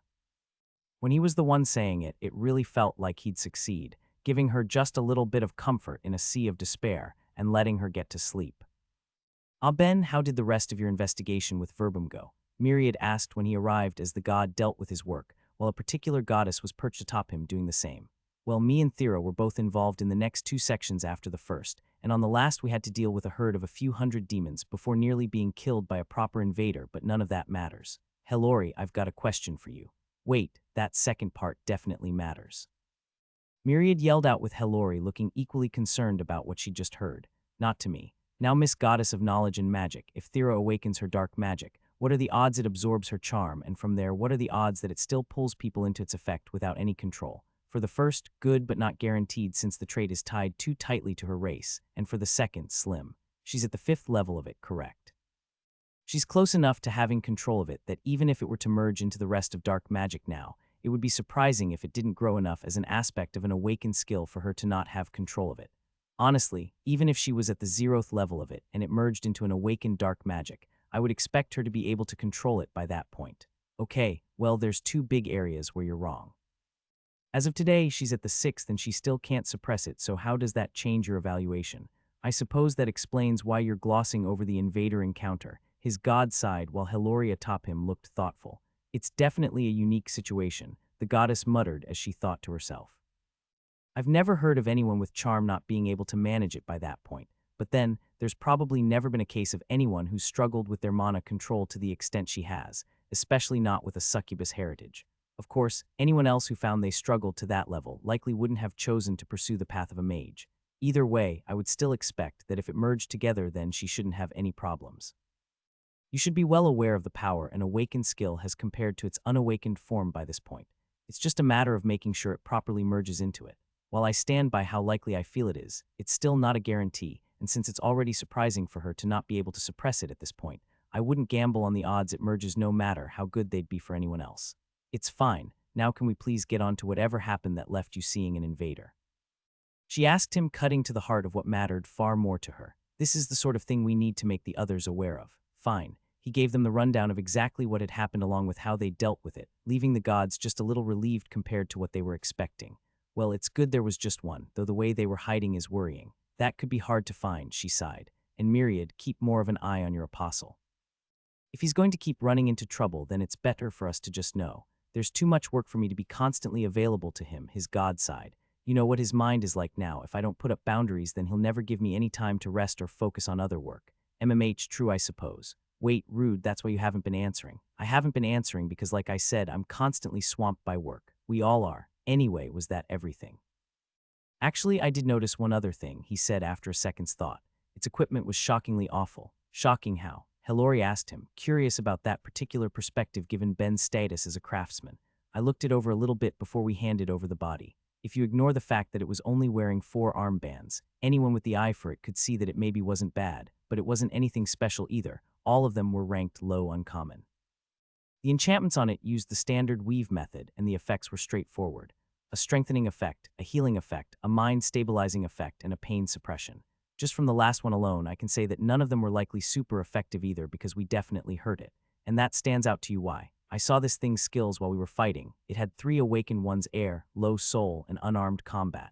Think of the mages and warriors of this world. Would anyone with even a single awakened skill have equipment that bad?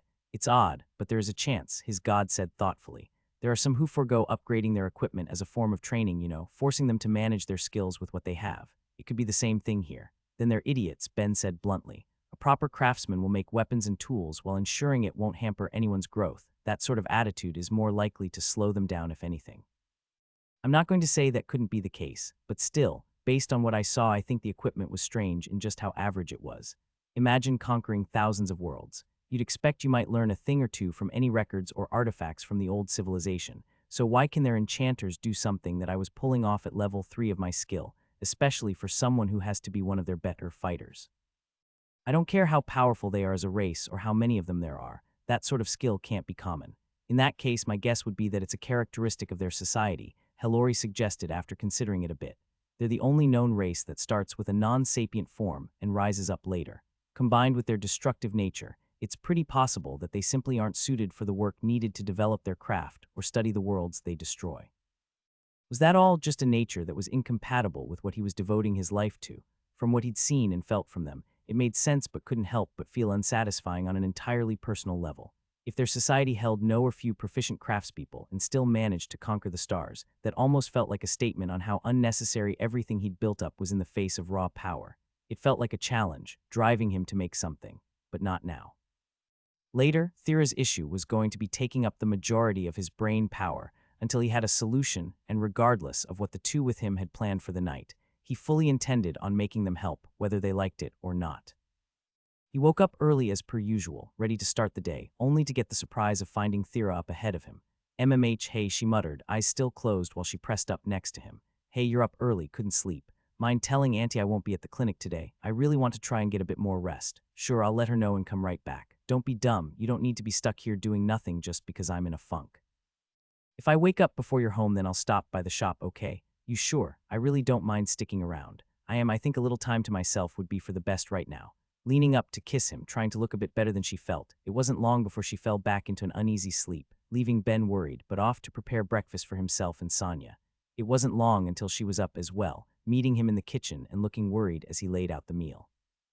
So how's she doing? Not great, he admitted. She says she won't be at the clinic today. I don't think she got much rest. So can you tell me what's going on? She asked. This doesn't seem like it has anything to do with the issue in town. I'd expect her to be a lot more mad than anything. Issue in town. He had no clue what Sonya could be talking about, and the question left her dropping her head to the table, obviously not enjoying whatever the problem was herself. Well, it's a little complicated and super annoying, but the long and short of it is word got out that she has the Saintess title, along with just who she and I are related to. It's been bothersome enough for me to deal with, so I'd expect she might end up having it a bit worse. Wow, this is some horrifically bad timing. Thera is going to hate it when she finds out. Ben knew she didn't like the title because of the expectations behind it, and she hadn't told anyone in town other than him about her relationship with her mother, the Queen of Analia. Even if he understood that it didn't mean she held any power in her homeland, that didn't change the fact that others might think otherwise, warping their perception of her all of the more. Great, just freaking great, he sighed. So since that didn't seem to be the case, what happened while the two of you were gone to leave her in such a poor mood? She reached the 6th level of her charm but still can't control it, Ben explained, doubting she'd want to hide the fact from her aunt. She's taking it poorly. It looked like Sonya's heart broke just hearing that, and she was quick to make up her mind. All right, even if she wants some space, I'll stay home today. Ben, I'm sorry, but could you be a dear and tell the clinic for me when you head out?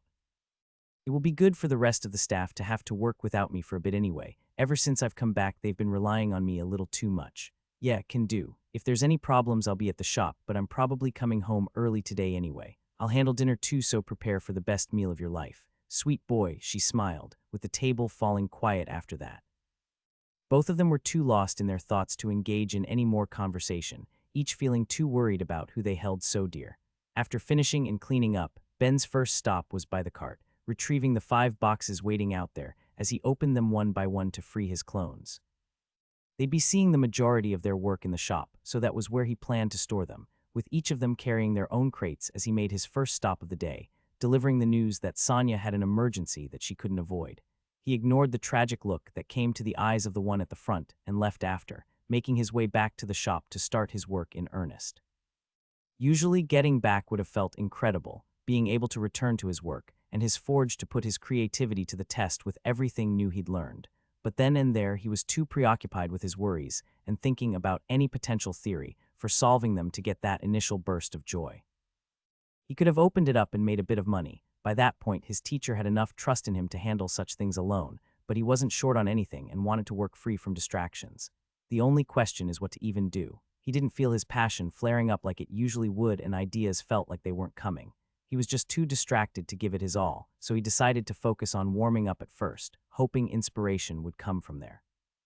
He lit his forge and heated a block of iron, shoving in more than he typically would at one time before he and the clones he was inhabiting got to work, each of them making a different item. Pots and cutlery, swords and shields, along with one that was aiming for something more artistic than anything practical. For the first part of the day things went like that, with a steady supply of more iron being created as Ben pushed his material manipulation and burned his mana, finally finding himself enough in the groove of things to decide where to go from there. Keeping each clone on its tasks while he stayed within range to let them work, he looked down at the mithril bands he kept on his arms, there to act as a constant place to enchant, as even then he was making and breaking them at a rapid pace. The quality of the material meant he could create some deeply complex magical structures without needing to worry about them breaking, but it was that same material that gave a different potential he could put to work immediately. I did tell Thera that if I had to, I'd awaken my resistance enhancement, no reason not to get a head start now. He absolutely believed there would be a solution to managing Thera's charm, but that didn't mean he shouldn't begin preparing just in case he was wrong, so it was with that frame of mind he began constructing new enchantments on each band to force an effect on his body. I'm exposed to enough life and dark magic that I shouldn't need to worry about either, and with my Deathstone bracelet I'm exposed to plenty of death mana too. That just leaves 7 affinities to act on me at a level where I won't be harmed but will still be harsh. If I want it to be effective, then I need to walk a knife's edge to make it work. The first thing he did was create a heavily modified version of a spell that Thera was well acquainted with at this point: petrification. In any normal case, it would always be done using a combination of both earth and life mana, but he intended to substitute the other for light instead. There was a good reason that affinity typically wasn't used for the spell, though. While light had its healing aspects, same as life magic, it also had a purifying aspect that could make using it for what was by all accounts a curse difficult. The two just didn't want to combine in such a way, making the very first option an already challenging task, as he was first forced to suppress any level of purification to the extreme, leaving only the aspects that related to the body. Once he was sure he had it, all that was left was calculating the strength it would need to just fall short of beating his resistances once all of his skills that could affect it were taken into consideration before he was confident in saying he was done. Myriad, myriad, myriad, he sang. Pay attention to me so I don't accidentally kill myself. Petrification bracelet. It shouldn't actually be able to petrify me, but it's going to be super close. What do you think? Hey, you know what they say, no pain, no gain. My other bracelets work great for letting me raise my stats. I've just gotta hope this will do its job and let me raise my resistance enhancement. You don't have to tell me, I'm well aware. It was one of his more problematic skills in that sense, making it an undesirable one to level, but he'd already considered that. The fact that it raised his resistances to other magics on top of it was a boon, and he now lived with 2 awakened life mages. He could take the risk that raising it would bring. I always do. With that, he slid it on, bracing for the worst but not getting it. He was sure of the quality of his work, but with things like that there was always a little voice in his head whispering what if. Still, it had turned out fine, leaving him nothing but an unpleasant tingling feeling in his arm but nothing petrifying in the end. Okay, that worked fine, so I just need a couple more. I'm not super thrilled about what just happened there. Okay, fine, whatever. On to the next one. He had 2 more bands to make and already plenty of ideas on how to do it, so got to work dividing up the remaining affinities. The first was a grouping of air, water, and fire, built in a way to subtly affect his body, thinning his blood when it flowed past the bracelet and warming his cells to as much as they could take before causing issues. It was even more uncomfortable than the first one, becoming the most unpleasant of anything he was wearing, but was another not causing any immediate harm. His blood would return to a normal state as it flowed through his body, and if it ever felt too warm, he could just shift it higher or lower to give any one area a break. It was the last one he knew he was going to hate, but began working on anyway. The enchantment on it was simple, stretching and shrinking both space and time for anything that was going to be within the ring, namely his arm. He built it to be subtle enough that his body wasn't going to be torn apart, but the moment he wore it he knew it was going to be the hardest to ignore. He could feel how it acted on his body, and it took more conscious effort than anything else he would wear to ignore. Finishing didn't come with an immediate level, but he believed that was only a matter of time. And if it takes too long, I'll just make more with different effects. For now though, what should be next? That hadn't been a particularly long project. He hadn't needed to make the bands since he was already wearing them, and his enchanting was only ever growing quicker, meaning he'd only spent a couple minutes total. As he admired his work, though, he couldn't help but feel a flash of genuine inspiration on how he should spend the rest of the day, and wasted no time getting to work with his god still watching, feeling the sudden drive and excitement welling up in his apostle. He finished the smaller projects he was working on through his clones and gathered them all together, while what he was thinking of making could have been accomplished through his true body alone, leaving the 4 to carry out different projects for the experience. The moment the idea popped into his head, he knew he wanted it built and tested as fast as possible. There were plenty of things he wanted to make in life, so many of them getting closer to within his grasp, with one in particular that he thought just might be possible with his current level of skill. Since the quick end of the first wave, he'd had the chance to learn so much more about magic and apply his knowledge to the things he'd made, with all of it leading up to now. He was going to make a personal gate. By the time the first piece was cool enough to touch, he stopped smithing with his main body to let it do the one thing the others couldn't use, his mana. He was already connecting with his rings, grabbing hold of the enchantments on them to use as he saw fit while he freely blended and weaved all he could, making a thick tapestry of interlocking rings on each piece as it all strained against the magical load. Strained, but didn't break. He knew his limits. There was no need to gamble by trying to push any component farther than it needed to be. By the end, each would act as greater than the sum of its parts so long as he was correct in his construction.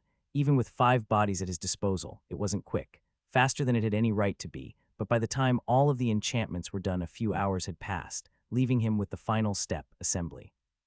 With over 100 parts of varying sizes, he picked up pieces in a constant stream of movement, connecting together what he could, fitting what he had to, and spending just a bit of his mana to link a few places until it was finally complete.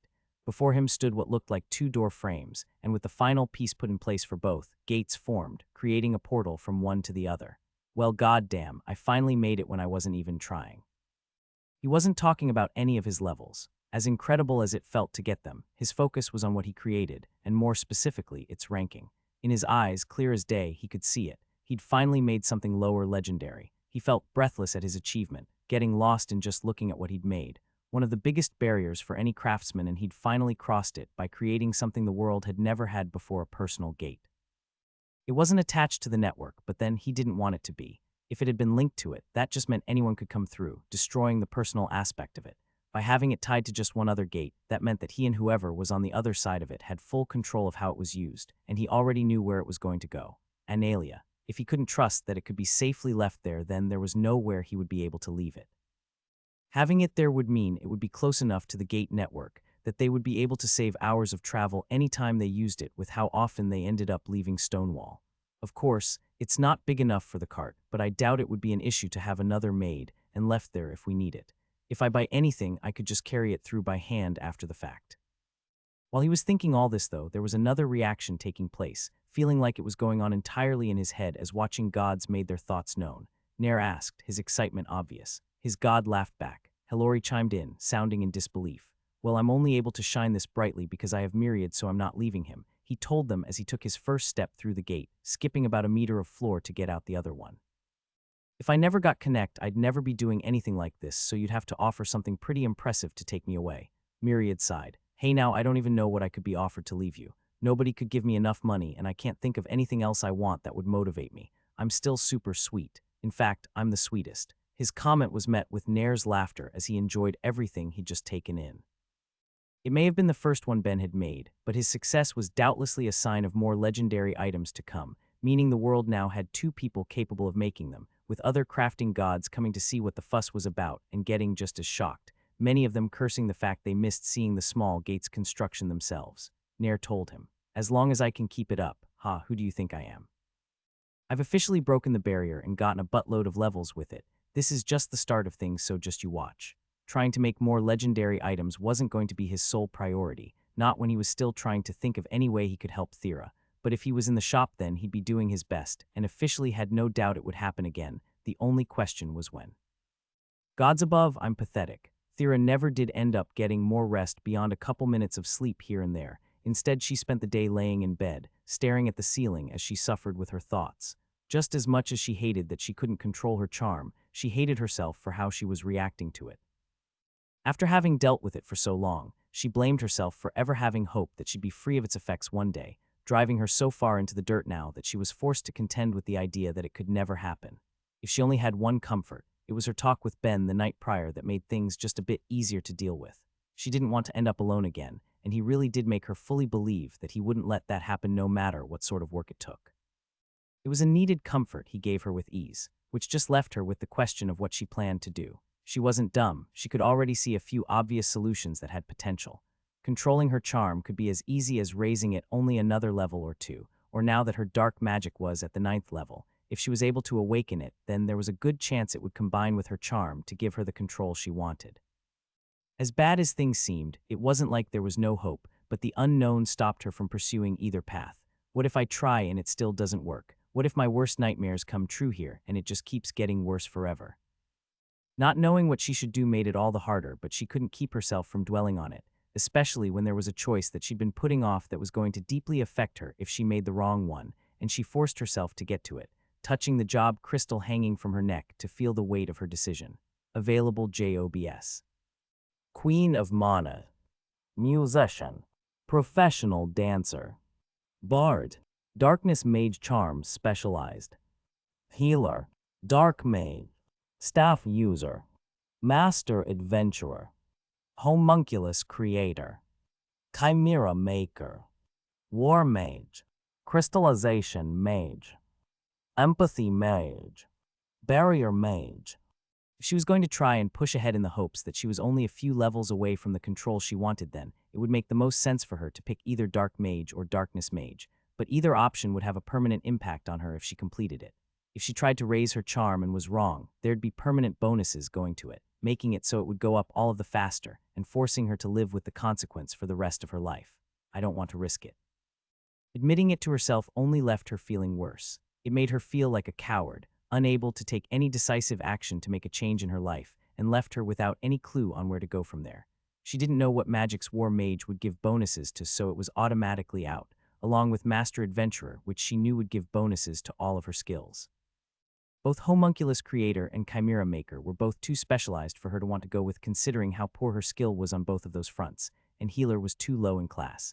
If she took it while she already held an awakened life magic, she'd likely finish it after a few hours of work at the clinic, tops, leaving with the same decision to make all over again. Beyond that, she wasn't tempted by any of her non-magic jobs, leaving her with only 4 options. Queen of Mana, Crystallization Mage, Empathy Mage, and Barrier Mage. Of them, the first was a clear no. Even though all of them would raise her mana, even though regardless of what she picked, her massive mana pool would still grow even if she stopped casting spells altogether. She didn't want it to increase as fast as that job would make it when that might only make her charm more powerful. With the last 3, she scratched off Empathy Mage as well, for the simple reason that she seemed plenty compatible with the magic already. She only needed to get to the 5th level of the skill and she was 1 away. It made more sense to work on the ones she was worse at if she wasn't going to take a better job option, and from there she just didn't care. It didn't matter to her what she went with of the 2, so she chose on a whim and decided to deal with the consequences later. Crystallization Mage. No levels, I guess that makes sense. It's only been a day since I last raised it. Getting another so soon would be crazy. Still, I guess I should practice. She held up her hand as she laid back down, willing her mana out of it to take a solid form. Even without her staff, she was managing, albeit with her construct ending up larger than intended, and it let her see her progress as a mage. In the past, she never would have been able to do something like that at only the 3rd level. It showed that her control as a whole really had improved, even if it wasn't enough. She felt her negativity coming back and tried to shake it off, wanting her mind to stay on the task at hand as she controlled her construct, making it slowly fly around her room and spin before she released and recreated it a few times, only to give up in the end. She wasn't in the mood to practice. She wasn't really in the mood for anything. Really, she thought she'd be fine doing nothing for the rest of the day, just laying there and stewing in her own misery, but a knock came to her door that forced her to get up. "Manty, why aren't you at the clinic? I decided to take the day off. They'll manage fine without me," her aunt told her, hesitating for a moment before continuing. "Ben told me what happened. Are you okay? I'll be fine. It's just something I need to live with, that's all." It wasn't the most reassuring of answers, and it left worry in Sonia's eyes, but she still tried to keep positive. "I'm sure a solution will come along eventually, hun. Even if it's hard now, it will get better. Anyway, a couple guests came to visit you. I just wanted to see if you'd be up for saying hi." Guests. She didn't get guests, it just wasn't a thing that happened, so being told there were some for her caught her so off guard that she temporarily forgot her troubles and went out to look, her curiosity getting the better of her enough that she didn't even think to ask who it was before she saw both Sashel and Aso waiting for her, both wearing looks of barely contained curiosity and anticipation. As surprising as it was nice to see them both. With how she'd been feeling, having a present reminder that she actually had friends in town did just a little to raise her spirits, right until they opened their mouths, both talking at once.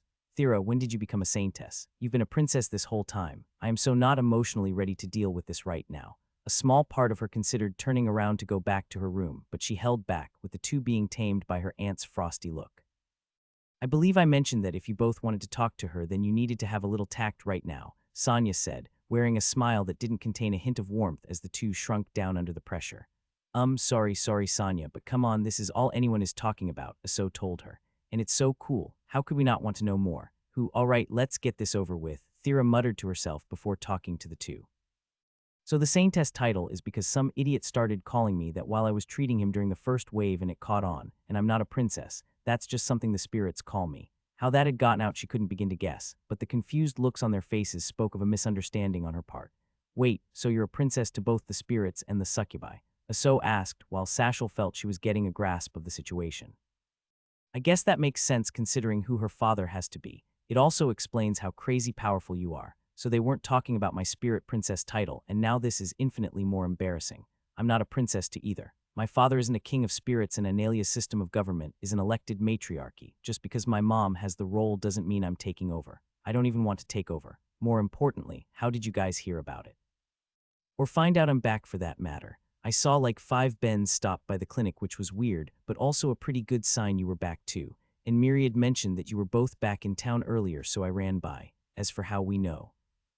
The room felt uncomfortably silent when it came to the topic of how those personal details had come to be revealed to the whole town, with neither of the girls nor her aunt looking like it was some simple matter. Sonia in particular looked especially unimpressed, making Thera think that it hadn't just casually spread. Despite the feeling she was giving off, though, it was her aunt who answered. "A man came to town looking for you specifically. Since he knew about your title and your family connections, he'd spread it all around pretty carelessly." "Fine, what does this ass want with me then? It wouldn't be strange if it was someone coming to recruit her considering the power she wielded, but if he was going around causing problems, she'd have no issue with talking to Cecily to see if she could get him kicked out of town. That Sonya trailed off, leaving Aso to pick up the slack. He wants your heart. What? I guess you saved him after the first wave, Sashal explained in a little more detail. He says it was love at first sight and he's determined to win you over. He's been telling everyone, and then Sonya beat the crap out of him. I was just making it clear he shouldn't come near my house. He took nearly a day for the rest of us to heal since you wouldn't help, and it looks like the message came across. If I find out who told him where I live then, they won't like the outcome either. It took a second to process everything they were saying, but once she did, she felt a migraine forming as she finally took a seat, more collapsing into it than anything else. I really don't want to deal with this right now. Do I just inherently draw in crazy people? Dealing with Roan before and now this, what the hell? Don't forget Ben, Aso chimed in. Ben's not well, even if he is crazy, it's a different sort of crazy. Gods above, I'm really not in the mood to put up with this. So if it wasn't this that has you looking so bad, Thera, wanna tell us what the matter is? Sashal asked. I wouldn't mind being an ear. I'm sure you just need another level or two, Aso said encouragingly. With all of your mana, I'm sure we could get you there in a couple months if we try. We could even go out today if you want. I have nothing planned with my usual party, Sashal added. It sounds fun, why not? Well, do you at least want some company? Sashal asked her. I have nothing going on right now. Me neither, plus this is my first time here, don't kick us out yet. Do I want some company?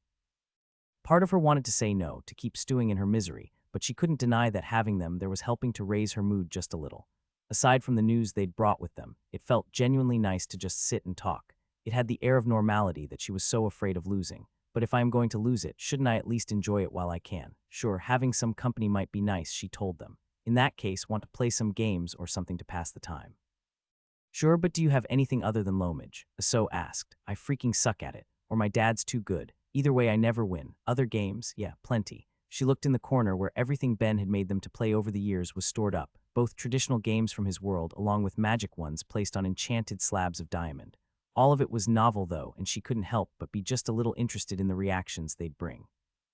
It wasn't surprising they went over so well as a few hours passed. The ones from his original world had a novelty to them, and the enchanted ones were just different from anything else that could be found in town, leaving the two enthralled while her aunt got them some snacks before quietly digging into a book to the side, enjoying getting to see her niece being part of a happy environment.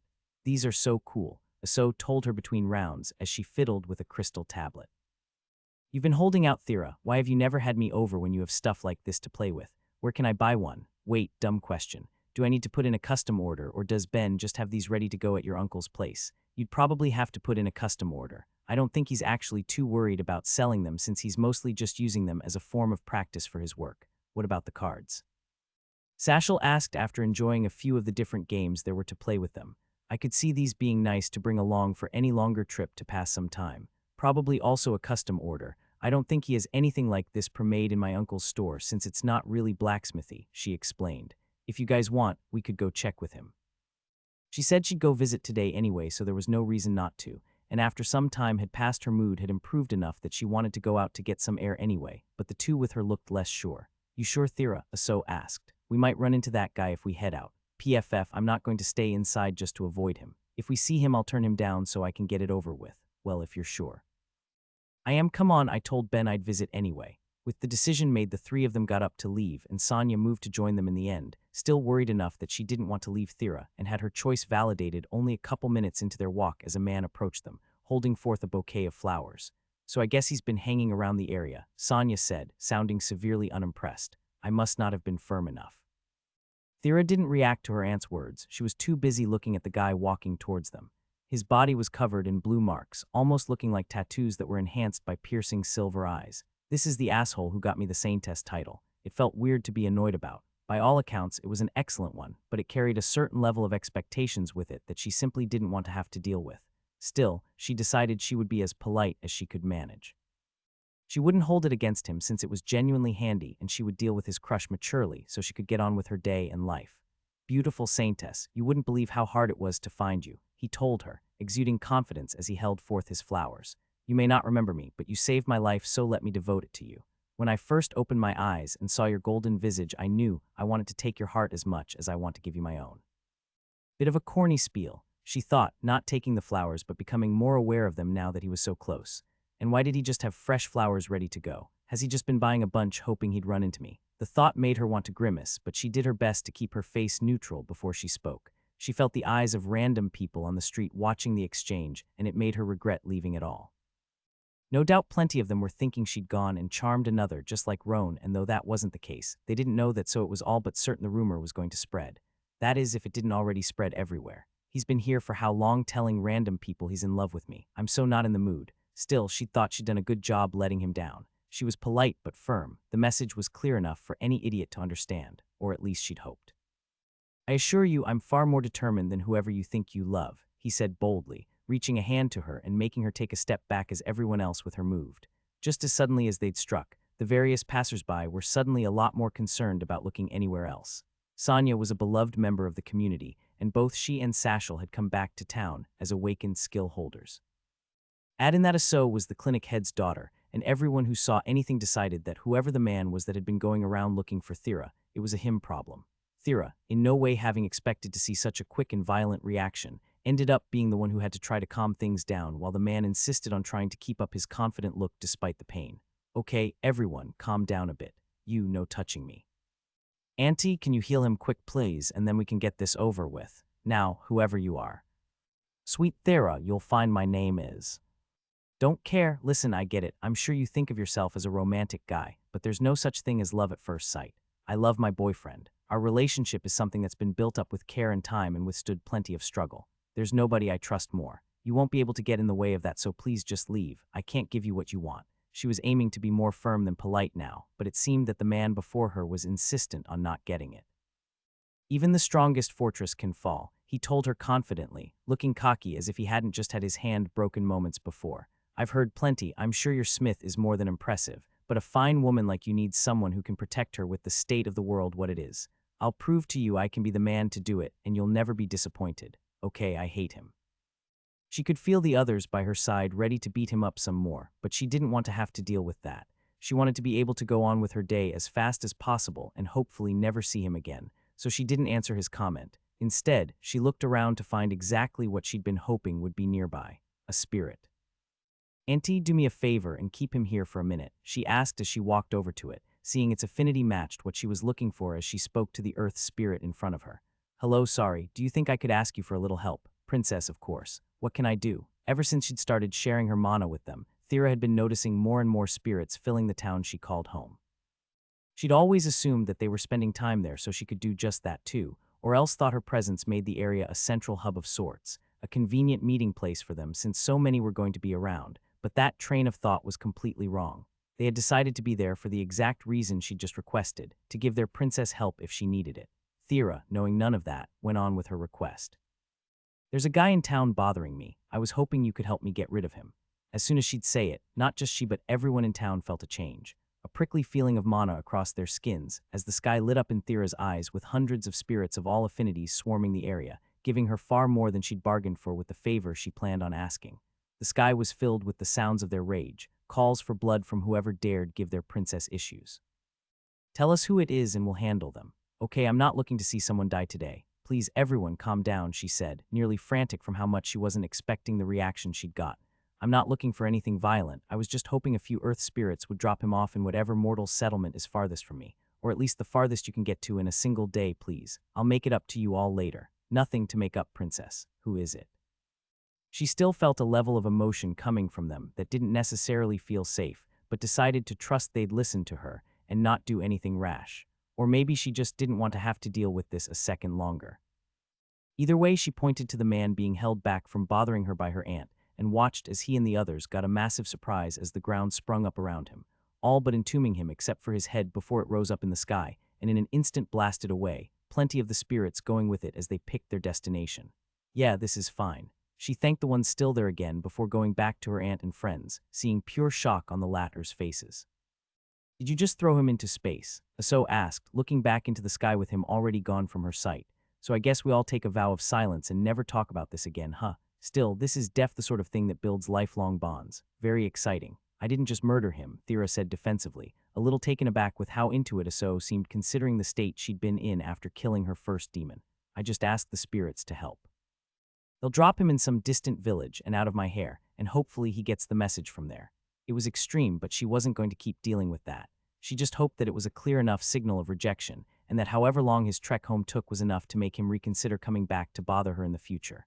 Amongst the clouds, a crowd of spirits were doing their all, exerting levels of effort they typically never would for the sake of the one they loved so dearly. "Is the bother all right?" one of the earth spirits asked a life, wanting to follow the request of their princess to perfection. She said nothing violent. "He will live," it responded back confidently, not too concerned about the man already being unconscious so soon into their journey. "As long as we return him to his initial state when we drop him off, there's no problem." Agreed, agreed, agreed.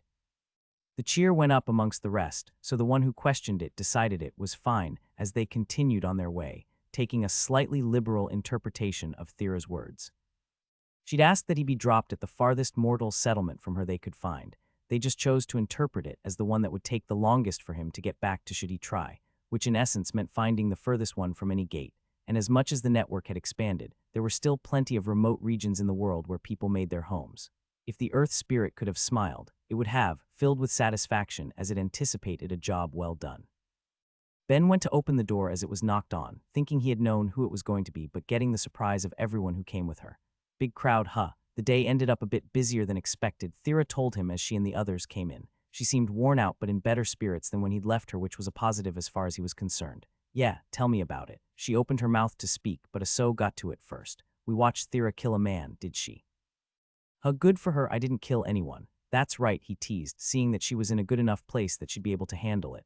"We've all got our stories straight. The lot of you have been here with me since this morning. You couldn't have possibly done it." He got a few laughs for his comment while Thera lightly punched his arm. "Nobody's dead. The guy is just going to find himself in another town later, but at worst he'll be inconvenienced." "I mean, if you hit him hard enough that he was knocked to a different town. He's being carried there, it's fine." She felt herself begin to blush under the pressure, and rushed to explain most of what happened since he'd left in the morning, from Aso and Sashel paying her a visit to learning just how word had spread about her titles and family connection, ending on being confronted by the guy who had done it and dealing with his proclamation. "Definitely motivation for my current project. I can when the guy knows she's seeing someone but does it anyway. Don't worry, it's fine." "I'm not a psycho." Keeping those thoughts to himself, he instead went to place a comforting hand on Thera's arm, giving voice to a different thought. "You know, it is okay if you ever feel like killing someone though, I won't hold it against you." "Haha, no need to be jealous, Ben," Sonia told him, openly enjoying the show. Thera went into a fair bit of detail about how important you are to her while turning him down. Interesting, interesting. "You guys said you came for cards and a few video games." "They're free if you tell me exactly what," she said. Sashel began opening her mouth, but Thera had her card out before she could speak. "I'll buy, they're my treat, so nobody say a word." The girls kept silent, having had their fun and leaving him curious yet defeated. "Fine, fine, keep your secrets. And it's not like anything I'm going to be making is going to be super difficult, so don't worry about paying. I'll be done in a second." With that, he held out his hands, one placed atop the other to be dramatic, as the girls looked curiously before he opened it, materializing his mana as he did to create 2 decks of cards and a small book containing the rules for all of the games he could remember, getting the shocked expressions he'd been hoping for from that little bit of extra flair. Well, not so much from Thera and Sonia, but they already knew I could do this. The reactions from the other two were pretty worthwhile, though. So looked largely entertained, not knowing he could materialize his mana, which made it seem more like an impressive bit of sleight of hand that he was way too prepared for, while Sashel was struggling between that same thought and wondering if he'd materialized it. The fact that he'd helped her make a seed meant that he could, but the degrees at which he was demonstrating the ability were beyond staggering, if that really was the case here too. Ben was happy to leave her guessing as he reached out to take just a bit of Thera's supply to refill his reserve before immediately using it again, putting his hands behind his back for a second before pulling them out with 2 diamond sheets he was already enchanting on and handed them over with the requested games placed down. "So is this what you've been doing all day? Practicing to go on tour with Greed if you ever get the chance?" Thera asked. "Ah, I'm glad you asked. Actually, I've been." He trailed off as he looked at 2 of them. Both Thera and Sonia always ended up informed about the things he would do, but not so for Sashel and Aso. He knew he'd created something big, and he wasn't sure he was ready for word to spread about his accomplishments. Still, he wanted to show off, so he was quick to make up his mind. "Okay, as long as everyone here promises not to go spreading any rumors, you can come check out what I've made." It wasn't hard to get promises from either. Their curiosity was piqued. They knew what Ben was. How could they deny themselves the chance to see whatever he'd made if it got him that excited? So he led them to the back, already anticipating the reactions but not prepared for one of them to immediately scream. "Ben's also killed people. Looks like he has the higher body count today too." So said, even while both Sonia and Sashel were moving to check on the bodies laying on the ground, getting another jump scare when they realized each had Ben's face, with the worst of it coming when he got back in range to use them, filling each with his soul to make them get up. "Sorry, don't mind the tools," he said through 5 mouths at once. "I left them here when I heard you knocking." All but Thera were left unnerved, with his girlfriend being the only one who'd seen them already, and he was forced to give a bit of an explanation about what they were and how he was using them. It didn't seem to help much though, so in the end he put them away, guiding each back into their storage boxes. "Okay, now if you could all ignore that, we could instead focus on the absolutely incredible thing I have just a bit farther down," he said, rushing over to what looked like a pair of simple door frames to them, right until he stepped through one and came out the other, revealing their true nature as gates. This time he got to enjoy the look of shock from each and every one of them with what they were seeing. Miniature gates, the first in the world, had been built in a small shop in a small town under the power of one motivated man, and as things stood they were his best work. They went over to give a closer look, walking through themselves while Thera stayed by his side, a question on her lips. "So did you finally do it?" He didn't need to ask what she was talking about. It could only be one thing and made him smile all the wider. Finally broke through to lower legendary. Got a few levels for it too, and honestly it feels great. A part of him felt bad about giving his own good news when he knew she had been feeling so low, but he didn't want to hide it either. He didn't believe Thera would fault him for any small celebration of his success, and by all accounts she seemed happy for him. "It's incredible. I can already imagine you getting flooded with orders if anyone ever finds out. Is this what you've been working on all day?" "Ah no, I finished it a couple hours ago. Since then I've been trying and failing to make something else of the same quality. I was actually going to give it one more attempt and go home after regardless of how it turns out, so you all came at the perfect time. Of course, since you're here I can just leave it for tomorrow and head back when they're done," he told her, prepared to start packing up while the others were still looking over his gate, only for Thera to stop him. "No, do your last one, I'll stay and watch." "You sure? It's not actually going to be the most visual, I just have enchanting left. Then that won't even take too long. It's fine. Besides, I like watching you work." "Well, if you're sure then I'll give it a go." He walked over to an anvil where he'd left a knife resting, meant to act as a replacement for the one the invader had destroyed, only made to be even more savage. He'd worked every affinity of magic into the first one when he'd made it so long ago after constant failures, and he intended to do the same again, with dozens of failed attempts under his belt already. With more bodies along with his high level of unending crafting and his material manipulation, he had been able to pump out high-quality knives at a constant rate, but even still they weren't able to handle the enchantments he wanted to apply. Even after the levels he'd just received, he was pushing the limits of his skill to bring his vision to reality. His fingers laden with enchanted rings, he connected to them all, taking what he could as he thought about the aspects he wanted. It was going to be the same general spells as his original knife, only on a completely different level of power. Sturdy, drain, heat application, mental effects, time acceleration, healing suppression, all of them were being reused with one big addition coming to the list. Spatial collapse to pull any flesh it touched into the blade. If that was all he needed to do though, it wouldn't actually be that hard. That was just recreating something he'd already made at a higher level, nothing compared to what he could do. No, the problems came with what he wanted to add to it, flexibility. The weapon he'd created for Amy was still a masterpiece in his eyes for how he'd made it. It was something that played to her strengths, letting her pick from a range of weapons to give her the right one for the right job, and now he wanted the same for himself to match his own abilities. What he was trying to do was create a series of inputs for the knife to alter the enchantments, but on a far deeper level. He wanted to be able to manually control each aspect of the knife as he was using it, able to adjust the strength of each feature on the fly or turn them off altogether. It would make it a worthless weapon to anyone else, but for himself, it couldn't be better. It would be something that would take advantage of both how he could think to make constant adjustments as need be, along with his shocking level of mana control to manipulate his supply in a way to alter the output of each individual enchantment on it. At least, it would so long as he could get it to work. He didn't consider his earlier failures, those weren't important. He had new levels in most of his core skills. All that was left was getting everything he had to click into place in just the right way as he bent his mana under his power, making it pour out of him in a flood, while weaves and rings blended together before binding with the tool in his grasp. He knew he was pressing his luck with the level of detail he'd put into it to make the knife hold all that he wanted, but that didn't matter. If he failed again then, he'd just try another 100 times till he got it right. As far as he was concerned, being on the edge of success meant that success was possible. It just took the will to make that happen, and to his small fortune, he didn't need to waste dozens more knives and untold hours. He felt his enchantments fall into place without the knife crumbling to dust, giving him his second legendary item that day. Days passed while Ben worked and planned, neither making any more legendary items after his first major success nor coming closer to thinking of how to help Thera with her charm. It wasn't like he had zero ideas, it was just that they all felt terrible given what would have to go to making them happen. Still, that one is really the best I've got. I'll talk to Myriad about it tonight. It was the sort of idea that demanded the help of his god if he wanted to make sure nothing would go cataclysmically wrong for him, but he wanted to be up there himself to discuss it face to face, not speaking into the heavens with who knew who else listening.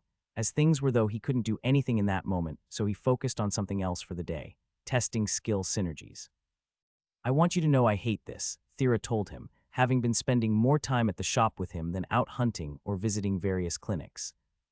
She seemed better emotionally than she had that first day, but it still weighed on her, and combined with the fresh new level of awareness the town as a whole was paying to her, both for her title and connections, as well as the suspicion of more than a few that she'd charmed the man who'd come looking for her, having the privacy that came from just staying with Ben, while he worked managed to make the days feel a little easier while she waited for things to calm down.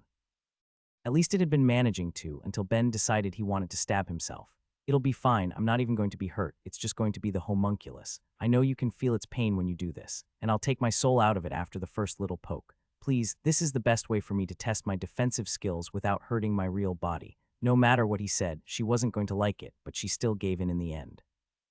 Fine, let's just get this over with so you can move on to doing something less crazy after. You got it. He turned to the homunculus he had sitting in a chair before slowly stabbing into its arm with the point of a knife, feeling almost no resistance from the flesh against the blade as it slid through before he pulled it out for Thera to heal. Okay, that was pretty much what I expected, he muttered. Now for the less fun bit. He reached out with his deep connection and found he was looking at himself through the clone's eyes like he always would when using the skill before he went to repeat the test, trying to keep the pain from both faces as he did. Getting stabbed always hurt. There was no denying that fact, even when he was the one holding the knife, but it did let him see what he considered a worthwhile change caused by the skills bound to his soul when he connected to an empty body. The knife he was stabbing with was upper rare in quality but had zero enchantments. It was about as good as a knife could get without any magical aspect to it, but when it bit into his flesh, he felt a level of resistance that hadn't been there during his first test. Not enough to stop the blade, but enough to make it need significantly more pressure to go as deep. As far as he was concerned, that was a win on the right track to leaving him less injured the next time he ran into something, or more accurately implied that his skills were doing what they were supposed to and had been making a meaningful difference in keeping him alive. On top of that, it also suggested a potential avenue to getting a few very desirable skills he still lacked despite all of the things his body would go through, both intentionally and otherwise. I wonder if I just keep beating these things while I'm using them, if that would be a path to finally getting me pain resistance. He mused, dreaming of a future where it didn't matter how battered he'd end up so long as he was better in taking the hits that would come, only for Thera to try and dash that small hope. Ben, look at everything that's happened to you. If you haven't gotten pain resistance by now, it might just never happen. That's quitter talk.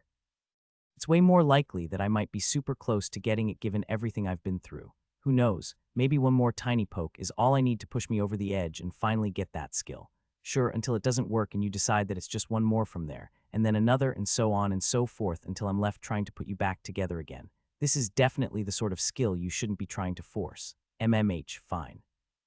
Admittedly, the prospect of stabbing himself repeatedly until he got the skill wasn't exactly a desirable one, so he didn't argue more, not when he was already passively applying a fair bit of pain to himself anyway. The magic bands he had on his arm to try and raise his resistance enhancement were far from pleasant. So what's next then? Thera asked him, knowing he wanted to do more and was happy to show the deep distrust she was feeling after that last test. Okay, so there's this teeny, tiny little spell I was hoping you'd use on the homunculi for me, same way as last time, with one before I'm using it and one during.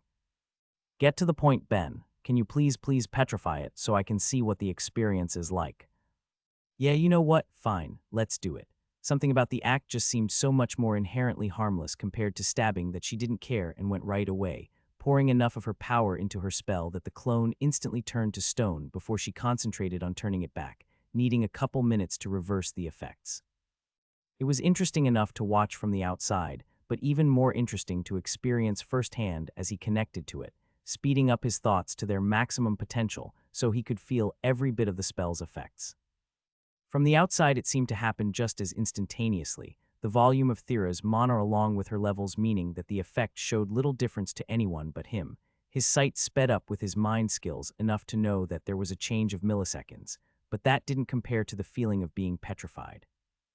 He'd gone through it once before, albeit at a far slower rate, and what it was a slow feeling of his body seizing up, the characteristics of his flesh disappearing under the changing force of stone right up until the connection was broken. As powerful as he'd grown in the abilities he possessed, he couldn't maintain a bond with rock. Interesting. He didn't know how much use that bit of knowledge would have, but he didn't want to discount it as nothing. When he tried to use the souls of imprisoned demons as weapons, he had found out all too quickly that there could be unintended side effects of things. There was no harm in knowing a way to break a connection in case it was ever relevant. So any other crazy things you want to test? Thera asked him. Or can we finally give these guys a bit of a break? If I'm not taking a break, then some flesh golems sure as heck aren't getting one either. Besides, even if I can't keep stabbing myself with a knife, it did give me a pretty great idea. An idea he was eager to test. One by one, he materialized 5 identical tools, almost resembling his guns, but made to serve a far different purpose with both the small motor and air enchantment each contained, along with dozens of fine needles. He'd never actually seen a tattoo gun in real life, but that didn't matter. He was just basing it off some half-remembered concepts that he had no trouble completing to suit his needs, and pulled out his other 3 homunculi to give one to each before they began using them on each other for one simple goal: raising a skill. They didn't apply ink to any of the bodies, but still had the benefits of piercing each one hundreds of times a second, not creating any true harm, even if it wasn't a pleasant thing to go through. Thera only shook her head in the end, seeing that there wasn't going to be a need for constant healing, and settled down to enjoy whatever conversation Ben had to offer while the rest of the day wore on. "Hey guys, how's it going today?" Ben asked when he made his way up to visit his god that night, seeing a full house with both Helori and Nair there too. Busy as always, his god sighed. "Your little discovery with Thera kicked up quite the fuss. It's been all hands on deck to re-examine everything that was seen during the first wave to make sure nothing else that powerful got left behind. So far at least, it seems that your poor luck is our good fortune. We think it was the only one that got stuck on world." "And it fills me with so much joy to hear you say that," Ben said dryly, hating that he'd somehow managed to be one of the suckers to find it. "I must be some sort of invader magnet." But to abruptly change the subject, "Sorry guys, but do you mind if I have a moment alone with Myriad? There's something a little private I want to talk to him about, God to believer." The request caught both Helori and Nair a little off guard, Ben never having seemed shy to discuss things in front of either of them in the past, but they each stepped away easily enough, respecting that even he had things he might be dealing with given everything going on that could demand a bit of spiritual guidance. Myriad too was surprised, though he didn't show it, instead trying to be a comforting figure for his apostle in what seemed like might be a time of need. "Are you okay, Ben? I'm always happy to listen no matter what's happening." Why, Myriad wanted to know, any desire to help slipping away and disappearing altogether with the answer he got. "Because I'm going to be doing something that some of them might want to get in the way of, Ben. It's nothing bad, I just know some of them can kind of be touchy about the smallest things, and it's an idea for how I might be able to help Thera with her charm. If you don't help, I'm still going to do it too. It could just end up significantly more dangerous for me. I might even end up dead. You really are the worst, you know that." Myriad sighed. "Fine, I'm not going to cause a distraction for you, but you're in luck. There's a big meeting in 2 days, all hands on deck. It should end up taking most of the day too, so handle whatever you have to do then. You're the best, and you're stressing me out. Just make sure you don't do anything too bad, all right? Please, when do I ever?" He chose to take his god's silence as agreement and gave a final smile before leaving for the night, wanting to spend all of the time he had making sure he planned things right. Thera woke up alone, the answer to where Ben had gone off to coming with the smell of breakfast that filled their home, while she couldn't help but acknowledge that she was feeling a bit better. She still felt the nagging worry about the future of her charm and where it would grow as time went on, but she was running out of energy to dwell on it unless something actively brought it to her mind, and she had other things helping make it just a bit easier to handle, one of which was their living arrangements. She'd felt bad enough when she'd first come back that she'd pretty forcefully made the choice that she wanted to keep Ben by her side, and given how she'd been, it had not only ended up as a decent way to avoid bringing up the topic entirely with her aunt, it had meant she didn't end up enduring the expected teasing either. So I guess it's worked out okay for now. Even if he'd wanted to do some absolutely insane things, she'd been enjoying their extra time together since she decided to put off going to the clinics for a bit, even if she knew it couldn't last. There was value in practicing her magics like that, and it helped the surrounding communities too much to leave forever, no matter how she was feeling. Still, enjoying this for just another day or two couldn't hurt. She told herself as she finally got up to make her way to the kitchen, seeing Ben at the stove and wrapping her arms around him. "Smells great," she muttered, still sleepy but doing her best to fight it off. I put my all into this today. You're getting some beyond Michelin quality food right here. It'll knock your socks off. I have no clue what that means. Ha, it means it's going to be more delicious than usual. Also, do you have anything planned for the day? I was debating if I should start going out to the clinics again, but decided to give myself another day or so. I figured I'd just go hang out with you while you were working again if you don't mind. Yeah, that's great actually. In that case, how would you feel about going out to the gate after breakfast? There's something I want to do, but then after I was thinking we could go on a date, or see if anyone is free to hang out, or both if we can squeeze in the time. Absolutely. She felt her eyes light up at the idea alone as she shook off the last bit of sleep clinging to her. She still felt enough eyes on her in Stonewall that she wouldn't deny herself the change of pace when Ben was offering, and the gates provided plenty more potential than staying in their small town could. Awesome, in that case. There's just one thing we need first, and then let's get to it. The one thing he'd needed had ended up being the miniature gate he'd constructed, which they were quick to pick up before loading it into the back of the cart and flying off to their main stop in Analia. Admittedly, leaving something like that in her homeland, where her mother could access it to bother her at any time, wasn't the most appealing prospect to be had, but she understood where he was coming from when he'd suggested it. It was definitely the sort of thing that would give him problems if word of its existence got out, and it was going to be too convenient for their travel to have it sitting safely in a gate city. And I guess it might be nice to see my family anyway. She didn't have any real worry about her charm affecting the spirits she was related to. It would be shocking if her dad and aunts couldn't handle it no matter how bad it got, but her mother was a different story. As things stood, Thera knew that what she was putting out without her brace would be beating her mother's resistance, albeit only a little. As the queen of a country, there was no way she didn't have the willpower needed to get past whatever effects she might feel, but it still left her uneasy. Plus, there's the whole question of if she would even try to suppress my effect, she thought with a sigh as they hurtled through the sky.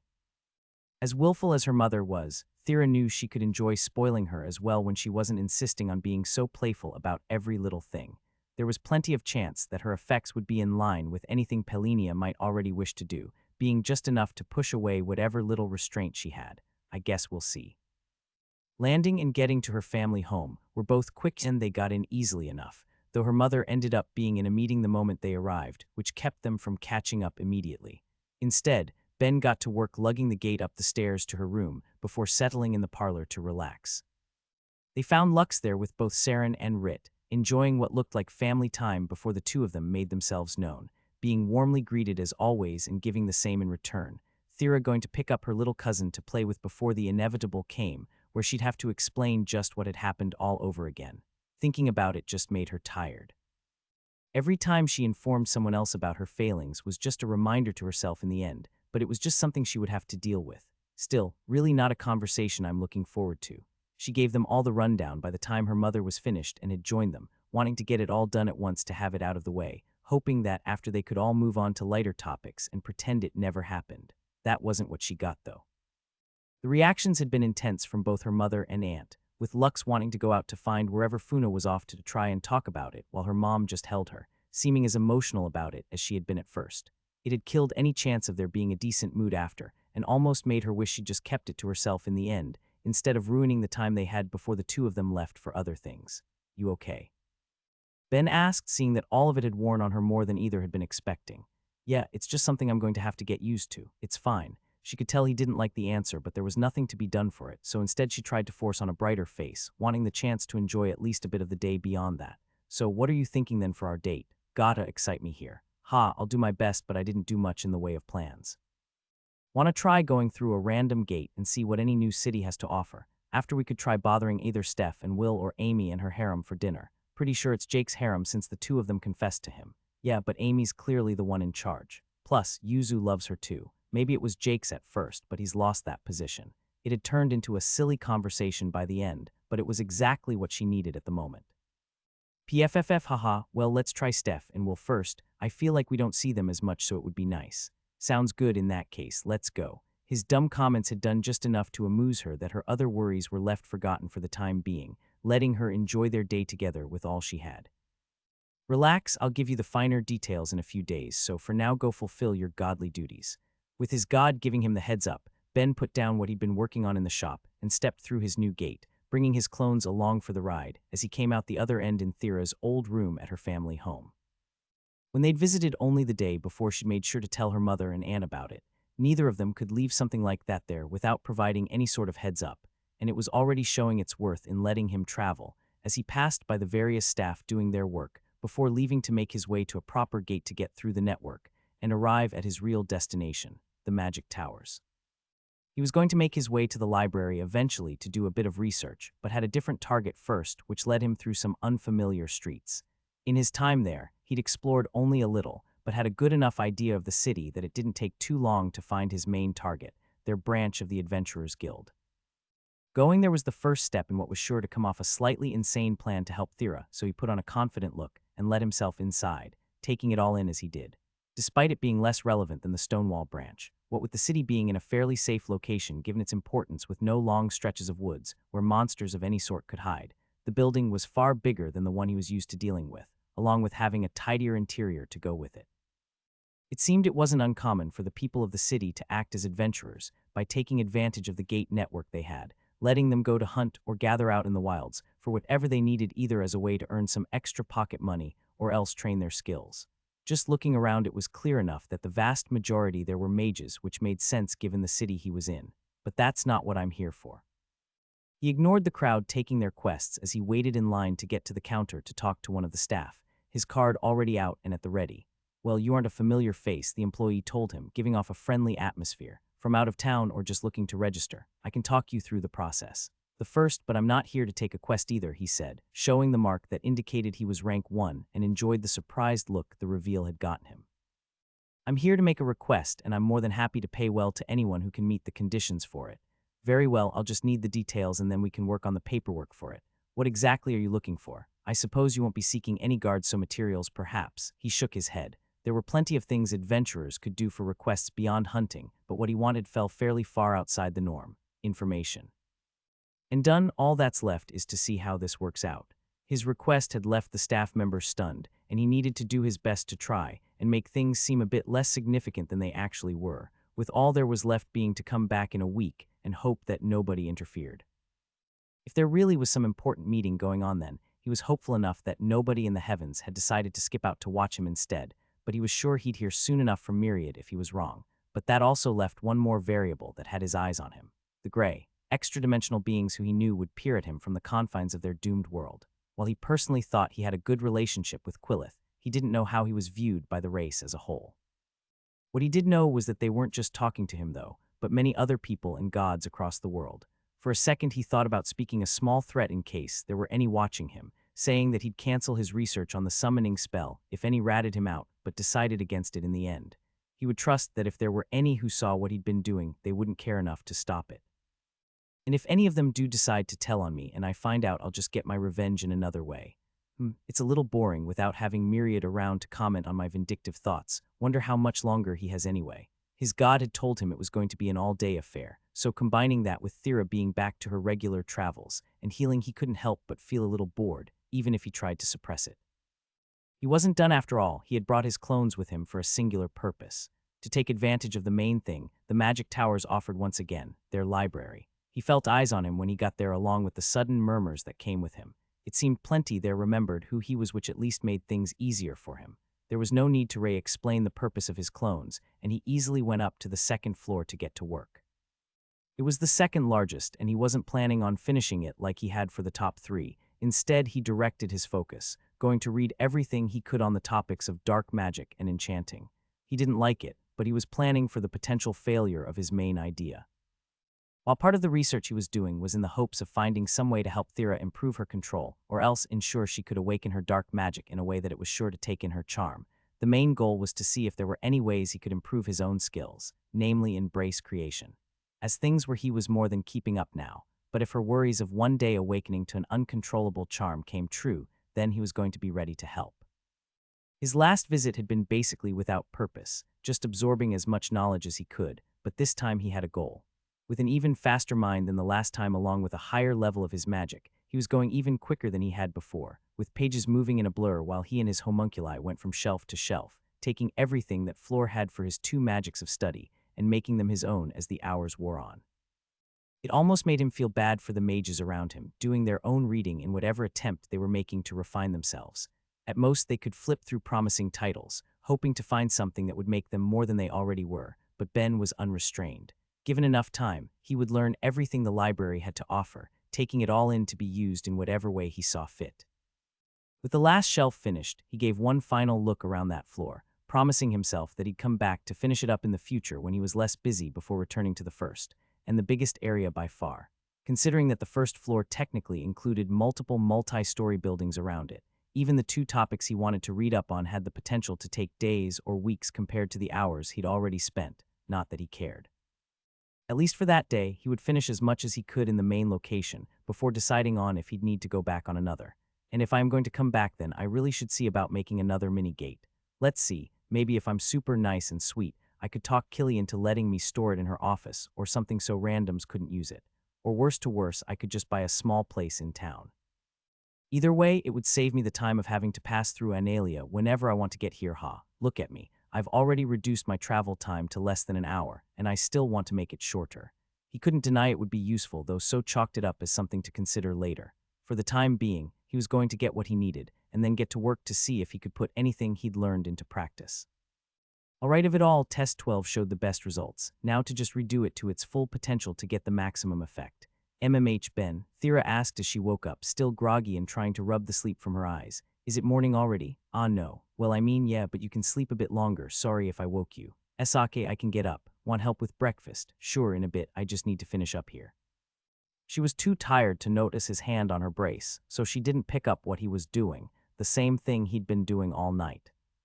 Combining the various awakened skills he'd gotten on rings with the library of knowledge in his head, he'd spent the night testing enchantment configurations, trying to find the optimal one, for getting the best results he could as fast as he could by utilizing both his unique mental structure as well as resupplying himself with Thera's mana, so he wouldn't need to slow down or stop for breaks, same as when he'd been constructing gates throughout the world. After dozens of such tests, seeing some that worked better and some that were worse, he'd finally settled on the best configuration, one he was just about to tell her about until he noticed she'd already fallen back to sleep. She really is too bad with mornings. I guess it's just good she manages to wake up on time in general. He let himself watch her sleep for just a little longer, enjoying the peace that came with the morning before it was time for him to start his regular routine as he got up to make breakfast. He decided to aim for something simple yet filling, going for a variety of easier dishes to make instead of one big one to draw the 2 women from their slumber. It meant more dishes to do, but that was nothing he couldn't handle, and it was a nice change of pace from time to time, with everything he had on the go acting as a siren's song, luring the 2 in. Morning, Sonia yawned out before taking her seat. It smells great in here. It does, Thera murmured happily, just awake enough by the time he was handing out plates to look at him curiously. Did I wake up a bit earlier? I feel like I remember you doing something. You did, and I was.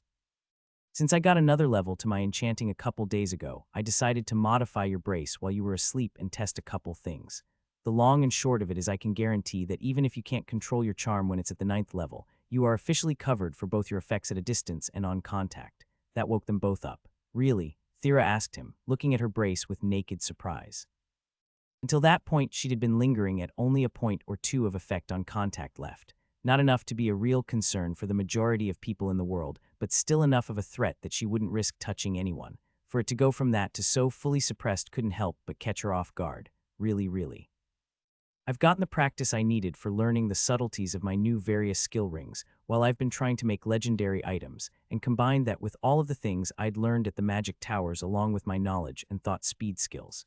Easy peasy. He was downplaying it a lot. He'd worked himself to the bone with his various tests while she'd been asleep, and even before he'd started his attempts, each mind in his head had been trying to model and estimate just what could work, no matter how outlandish, with the final enchantment that had gone down pushing a rare-ranked armband into being the 3rd lower legendary item he'd made. He skimmed past the usual bragging and explanations, though, because he could see that even if Thera was happy about it, it still left a complicated feeling. She was still dependent on a tool, unable to manage her power by herself. Receiving it was undeniably great for her, and she had no intention of being ungrateful, but still left the lingering feeling of what if. Ben had said she'd be fine up to the 9th level with it. What if she surpassed that? What if awakening would make her charm grow too strong, and what if the brace wouldn't be enough? It was worries she was trying to make herself learn to deal with while Ben took a different approach. If you still need it in the future, then I'll keep figuring out ways to make it better, he told her in no uncertain terms. This is the best I can do now, not the best I can do in a week or a month or a year. If you're ever worried about it, just remember that. I will. She could see just how serious about it he was. He'd gotten to that point in his skills by consistently working hard and pushing farther, and that mentality had given him the tools to keep doing so. Whether he was willing to admit it or not, his mind was basically alien compared to standard humans by that point, being powerful enough to shock gods. It wasn't perfect, he couldn't think of things he'd never consider, but it meant he could constantly work on and chip away at the problem, using everything he was learning to refine the brace enchantment to greater heights. And there's even a decent avenue for learning in town I'll need to check up on today as well. I'll mark that down as a later thing. They only lingered on the topic of how the brace had turned out a little longer before changing topics, neither Ben nor Sonia wanting to keep it in Thera's thoughts when they were still being conscious of how she was feeling and letting things take a turn for the lighter as they moved on to discussing the coming day instead. I'm supposed to go hunting with Aso later, but I was thinking of maybe pushing it back a bit, Thera sighed. Since you made the gate, I was thinking I should maybe go back to the magic towers to read up a bit more on non-affinity magic so I can hurry up and get my levels. It was a sentiment that Sonia couldn't help but agree with. I've never been myself, but if you're going, I might join you. I haven't actively been learning anything I can do with an awakened life magic. Of course, I'm not sure I'm up for being tested to get to the second floor. It probably wouldn't be too hard for her given her skill, but it was still a roadblock that would take time, not to mention the difficulty of finding anything that would be useful to her personally after she got up there. Still, they both wanted to grow and improve no matter any small level of inconvenience, and the two both started discussing if they should go, neither noticing Ben creating piles of books from the raw mana he was taking from Thera until he had a stack 10 high. By the time they had caught on to what was happening, they both just looked at him, waiting for an explanation, even if they each thought they knew where it was going. With all of the books there, it can be a little overwhelming. I just figured it would be easier for everyone if I just made you ones with the most relevant information, and maybe a few copies of the more interesting ones after that. It will only take a minute, he explained while his thoughts all worked in tandem to organize and compile everything that mattered. While he could have just recreated a few set books to match exactly what he'd read in the past, leaving them as word-for-word reproductions, he instead wanted to create volumes with a better layout than what so many of the ones he'd poured through had, creating something more akin to the textbooks he'd always dreaded reading back on Earth than the scholarly works of this world, complete with a table of contents and a section for finding keywords at the back. Throughout it, he put tables and graphs alongside the information he tried to make as simple as possible to understand, as well as a few notes here and there for sections he'd seen enough conflicting information on to warrant them, on top of a few of his own ideas he thought might work that just needed the testing of a proper mage. The volumes on life magic were the simplest, only taking 3 and ranging from what could be done with it in its simplest form, followed by awakened magics, with the last ending on the most relevant parts of soul magic, but beyond that he was making other options too since he started. With a volume for each of the non-affinity branches Thera had, he made 2 covering what a properly awakened non-affinity magic could handle given how much broader in scope it was before he moved in to cover the other branches Thera could handle, making ones that covered both earth and dark, as well before making further books that covered the topic of where they'd intersect. By the end, he had 20 volumes he considered to be relevant and worthwhile, not only for them, but for any mage who had those magics as a whole. There may have been plenty of areas that could have been expanded upon for academic study, but given the point was to help them learn and develop spells, what he'd created was more than enough, although I guess there's a few more worth recreating to the letter. As a final act to top it off, he perfectly replicated the books that contained the accounts of the signature spells of famous mages, the ones that had a level of complexity or skill that let them rise to their past fame, making sure every word was exact as he made them. He was only focusing on recreating ones that would be possible for either of the two to achieve if they put in the work, not creating anything that contained affinities they didn't possess like fire or water. From those sorts of books alone he'd created 30, the majority going to Thera given just how many branches of magic she had access to, but there were still a few that could be done solely with life if Sonia felt inclined to some studying on the topic. I suppose I'll make a bookshelf for the living room later for all of this, he said, half thinking out loud while the two of them were each already grabbing volumes to pore over. Ben, this is shockingly detailed, Sonia said after a moment of trying to find the words. You could probably publish these and they'd be wildly successful as actual learning materials. Neither she nor Thera actually needed his first volume on life magic given they were both past that stage. He'd mainly made it for the sake of completeness, but both could see it was well put together in a way that would have made it an excellent supplement to any practice and hands-on training they got. Maybe I'll pop through the gate later to show them to Killy, he mused. If I get her interest, then she can handle the rest. Well, in the meantime, do you think I could get you to make a few more copies of the first Life volume? Sonia asked. Maybe even a few for Light as well. I'd love to hand them out at the clinic to help the staff. Same for me, please, Thera said. If I could take some to give out when I'm going to different clinics around then, I might not find so many in a mess so often. And if you're willing, could I get you to make one on fire magic for a so, and whatever you think would be worthwhile for Sashel? Hey, it's your mana I'm stealing to make this happen, so as long as you don't mind, I'll do it. Each book was taking approximately 500 points of mana to make, only possible because he was using Thera's supply instead of his own. Just the 50 he'd made before had cost around 25,000 points of it, but as long as she didn't mind then, he wouldn't stop. So by the time I'm done, I'll have used about 100,000, goddamn. Can't wait to end up with Printing Press as a title. With his bookmaking done, Ben went out to start the day, putting his main destination on hold since it was still early, to instead visit the church he had set up, wanting to give it a look. There was not much need for cleaning. Given the evaluation of gods in that world, anyone who went in, even those who didn't necessarily give his god any faith, made sure to show a certain level of respect and kept the place in top shape, and he was fairly sure that Sashel would occasionally visit to dust. He wasn't there to inspect the level of cleanliness, though making so many books had reminded him of something his god had once mentioned, and he decided to put it into practice as he rearranged the space.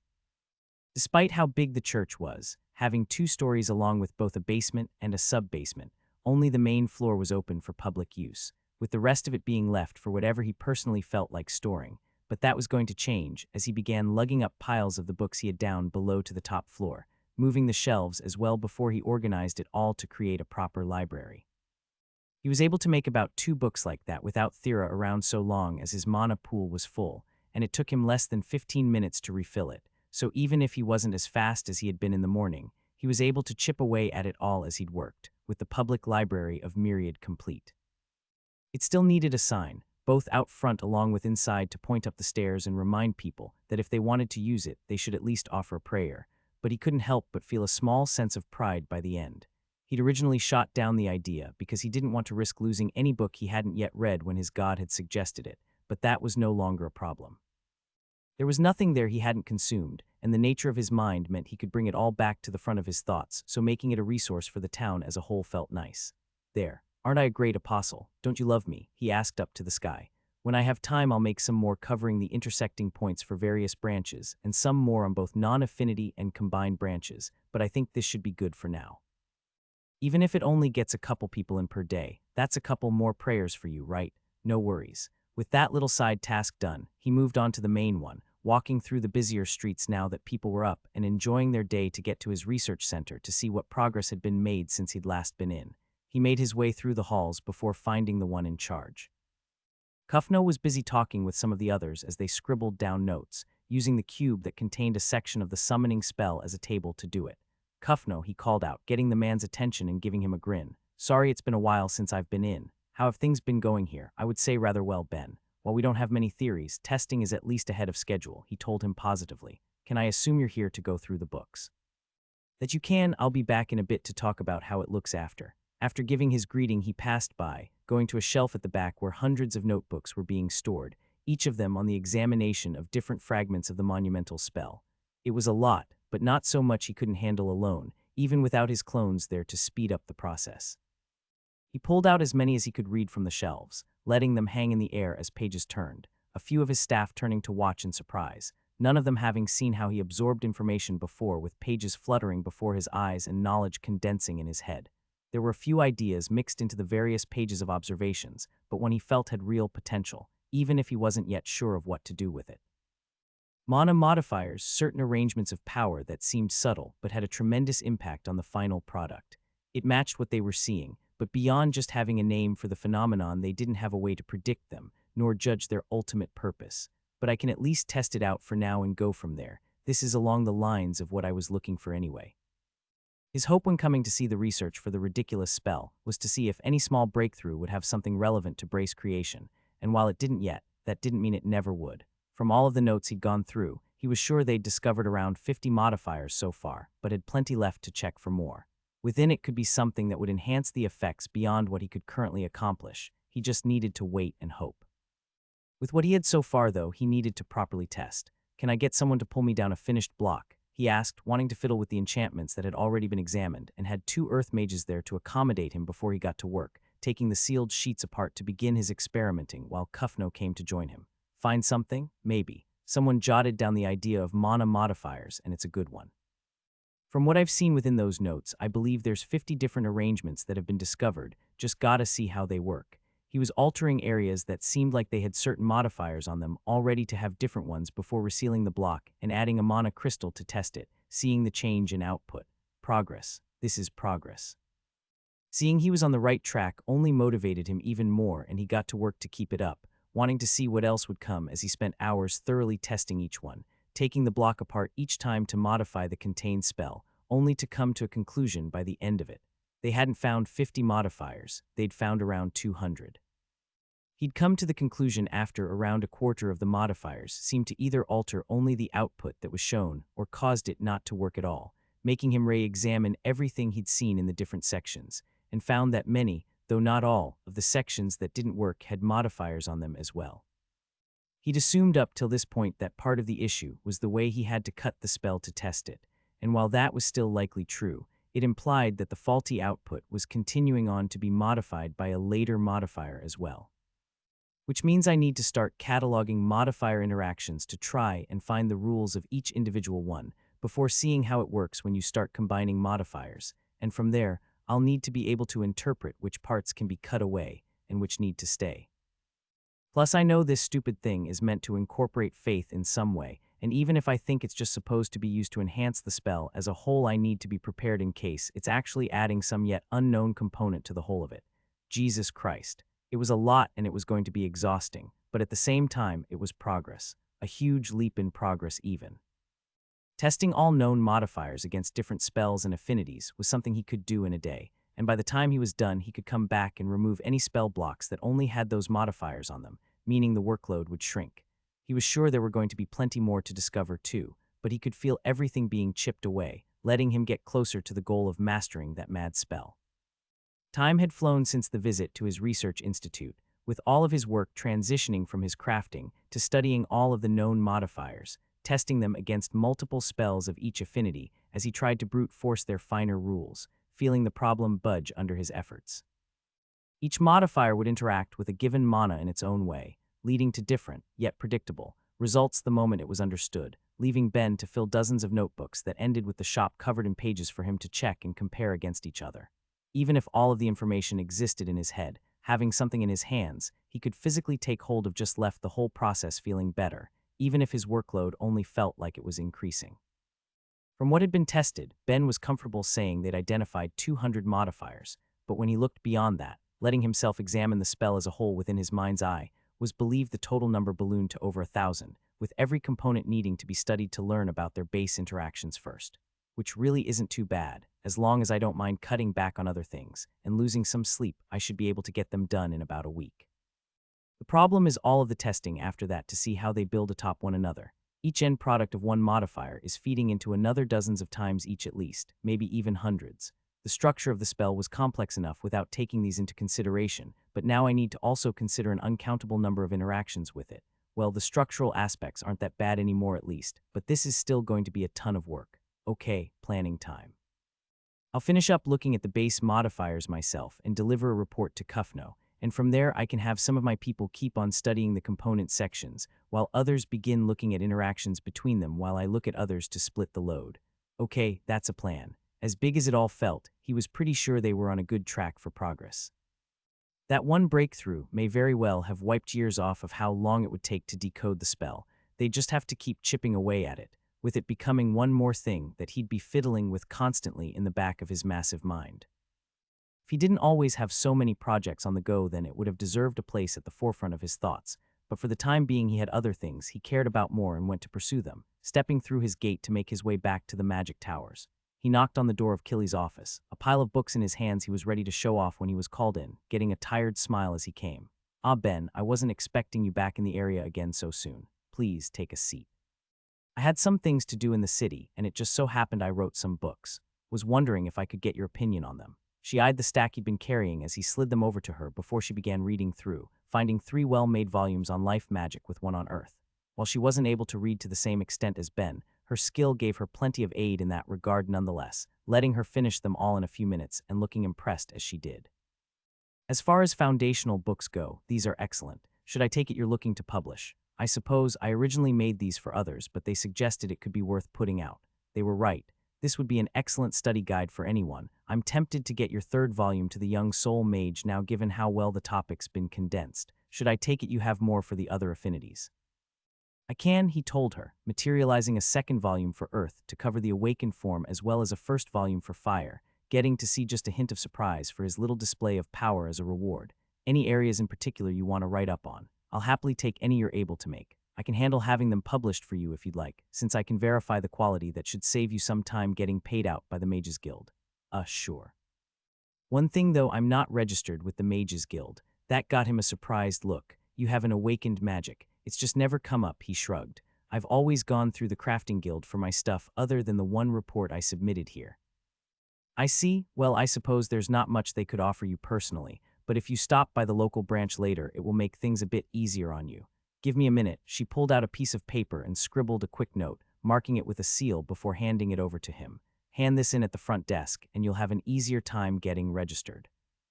Not that you'd be declined, but compared to the other guilds you're a part of, they usually have a longer application process, so it will save you a bit of hassle.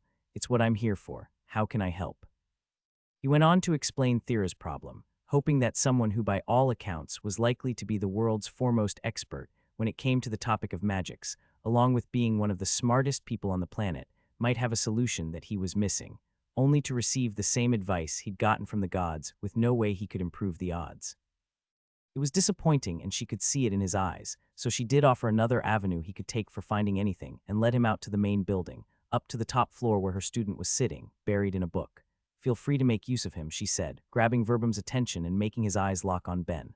Oh fuck Killy, what are you offering me up to do now? Don't be dramatic and just help Ben a bit. Interact with the system and bring up all information on charm.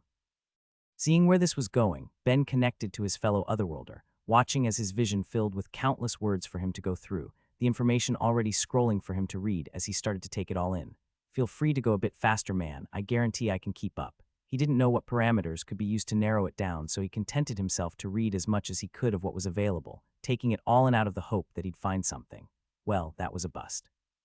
With the time he had, Ben had read the equivalent of hundreds of books of information on the topic, everything the system had related to charm, but that meant there was way too much. Attached to the souls of everyone on the planet, along with a galaxy of demons beyond it, that meant it was always watching and learning, gathering information as it grew to greater heights, even if so much of it was worthless. He didn't need to know about the subtle differences of its effects across species or its impact on a given environment, nor the thousands of other topics he'd just read up on in Verbum's mind. He just needed to learn how to render it harmless. Which means I'm probably really going with the only option I could think of. I guess it shouldn't be a shock it's come to this. He was willing to do whatever it would take to solve this, but the more he researched, the more he felt sure that there was only one true avenue for him to go down to make it happen. And with that clear in his head, he opened the door to the Adventurers Guild, where he'd made his request only a week earlier, and went up to the closest member of staff to show off his card. Hi, I'm the one who requested a meeting with anyone that could be found who'd challenged the Dark Tower. Do you have everyone ready for me? His request had been simple, offering a small fortune just to talk with anyone who'd gotten to at least the second floor, with anyone who'd completed the top getting triple. It was a draw none could deny, even if it felt a little strange to all of them. Anyone who took on the tower knew they wouldn't be able to talk about it, the covenant on then suppressing information from getting out, but then, most people didn't worry about their memories being read. They all thought they were there to give little bits of general advice that could get through, maybe say the levels they'd been at when they attempted it, and how far they'd gotten, as well as party size and composition. None of them had been expecting the person who'd hired them to just take a quick walk around the room, reaching into their minds to take what he needed before holding out his card to offer payment. It wasn't surprising that anyone might try and cheat given the money that was on the line, but they hadn't expected to be called out immediately, when everyone there should have been kept from revealing anything that would keep their lack of knowledge from giving them away. Ben's frosty look did the trick though, freaking out one of them enough that they did what he said, with the rest following suit shortly after, not having it in them to defend themselves when one of them had already folded. Of course, Ben was still going to tell the guild about them. Going through their minds had given him their names, ranks, addresses, and more. It didn't matter how rich he wasn't going to look fondly on someone trying to steal from him. Everyone else just watched in confusion at the quick exchange, none of them knowing what had happened or how he'd known that, with many of them concluding that it didn't really matter. They were each getting paid for something that had ended up taking a lot less time than they'd expected. If he was willing to part with his money like that, then it was enough for them. Myriad sighed in his head. Excuse you, I've been thoroughly challenged each time I've done one of these stupid things. I don't think I've been through one where I haven't almost died by the end of it. They freaking suck. It's the best option I can think of for helping Thera. And you know what? Besides that, I want to win. Winning is more than just coming out the other end with whatever rewards you guys are giving away. He shot back. I want a good, clean victory. Something where I'll come out the other side without taking a beating on the way to it. I want one of my plans to go off without a hitch to grab me a perfect victory, and the request he'd put in had been a big step in getting that. Of everyone he'd just read the memories of, 12 groups had reached the second or third floor before quitting, while 2 had got to the top. Add in what he'd seen in Jake's memories of it back when he was trying to cheat for the Life Tower, and he had a broad idea of the many floors it could contain if he was lucky, all of them even. He doubted the gods would have gone to the effort of making sure that there were just as many options for the second half of the tower as there were for the first when so few would be making it to the end. He wanted to believe that the 3 different options he'd seen could be all he'd need. Of course, I have a few more ideas that I could put to work too, but we'll worry about that later. For now, Myriad, what are the odds you could score me a quick meeting with Analia? Sounds good. In that case, I'll finish some other stuff up and just tell me when she's free. With the bit of extra time, he went to find the Mages Guild, handing over the letter Killy had given him when he did, and answered a few more questions on top of it to gain a new mark on his card. It seemed that it almost met in the middle of both the adventurers and crafting guilds. While the first had 7 ranks to it that its members could fall into, and the second had none, with all of them being mostly equal in terms of available resources, the Mages Guild divided people into one of 3 different categories: holders of first tier, second tier, and third tier magics, meaning he'd been registered as a second tier mage. It sounded like there were a few benefits to it, but nothing he particularly cared about. Any part of him that was magic-related was there because it was a part of his identity as a craftsman, and given that the library at the Magic Tower had a completely different system that he was already at the top of, he didn't really need anything they could provide short of their ability to publish anything he wanted to put out. It was a nice benefit to earn a bit more money, but nothing he expected to put too much use after all of the magic books he was going to give Killy were put out. Of course, it's going to be a lot. Let's see, while it makes sense for me to put out the volume for Soul Magic, there really haven't been enough people who have reached the third tier in the other branches for me to make volumes for them, instead of letting people read the earlier records with it, meaning for affinity magics there's going to be 21 books total, but I'll cover the common non-affinity ones too to make maybe a couple dozen more beyond that. Ah, what the hell, why not? I'll also write up books for both material user and destruction, since it wouldn't hurt any future holders of the skills if there was a bit more literature on it, and I'll put one together going over everything I know about material manipulation too, just in case anyone ever gets it or an equivalent skill again. I mean, I might need to update it in the future if I ever figure out more uses for it, but just to be safe, it wouldn't hurt to make more now. Maybe some for enchanting too. I've already made some for the Craftsman's Guild, but I don't actually know if the Mages Guild was made aware of them. Maybe something to talk to Killy about. Oh, and since I'm so far along, I should make one for mana modifiers. The more info on them that's out there, the better chance for others to possibly make their own discoveries that could help me with this. Is there anything else? I'm already making over 50 books at this point. This is going to take a while. Actually, Verbum is at the third tier. He should have more mana than he knows what to do with. I'll just steal some of his to make this work. He planned to do exactly that as he got back to the library, right until his god spoke into his thoughts. Oh cool, in that case, give me a second. He went to the nearest table and placed his head against it before forcing his mind up to his god's realm, ready and excited to meet the goddess he was hoping might ease things for him a little. You know, she could have spoken to you while you were down there, Myriad pointed out, with Ben shrugging in return. I want to see her reactions in person. Plus, if I'm up here, I feel like it's easier to look a little more pitiful, manipulative, whatever gets the job done. Their back and forth was cut short with the arrival of a giant snake, Analia appearing and making her presence known while giving Ben a surprisingly gentle smile coming from her reptilian lips.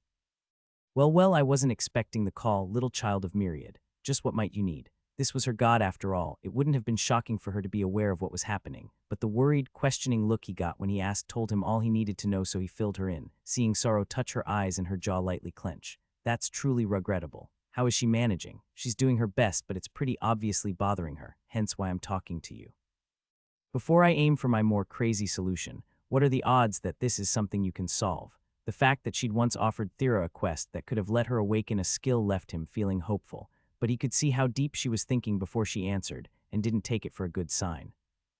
Ben, I am one of the more powerful gods in the world, and the amount of faith I have is by no means small. But with the timing being what it is, I can't justify the amount I would have to spend, she said, sounding regretful as she did. With how the first wave ended, we're all in excellent shape. I can't risk the advantage it gives us by using up my reserves like that. Yeah, that's about what I expected. However, assuming we are the victors in the struggle for this world, then I will help as soon as I have the faith to, she promised him. As the mother goddess of the succubi, how could she not? As much as it pained her to neglect the suffering of one of her children, she couldn't risk them all to help, but that didn't mean she never would. If they came out on top then, she had every intention of doing what she said, a feeling Ben was able to pick up on. The fact that they didn't know if it would combine properly, if she just awakened it through effort, meant that even if they got to the top, there was a chance they would still fail their true goal in the end. Ben wanted to reduce those odds, making the very idea of failure laughable, and this time he got the response he wanted. If you manage that, then I can guarantee you that we can cause the awakening you desire, but I'd advise you to take a bit more time to consider it. I understand this might be hard on her given the life she's led, but it's not worth dying for when you already have my promise that I'll solve this if you just wait a few years.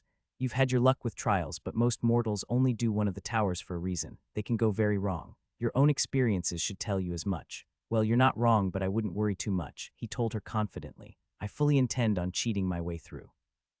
He's already investigated what most of the floor options entail. Myriad sighed, getting a surprised look from Analia and a cocky one from Ben, with the apostle speaking up at that. If you think that's all I've got, then you couldn't be more wrong, he grinned.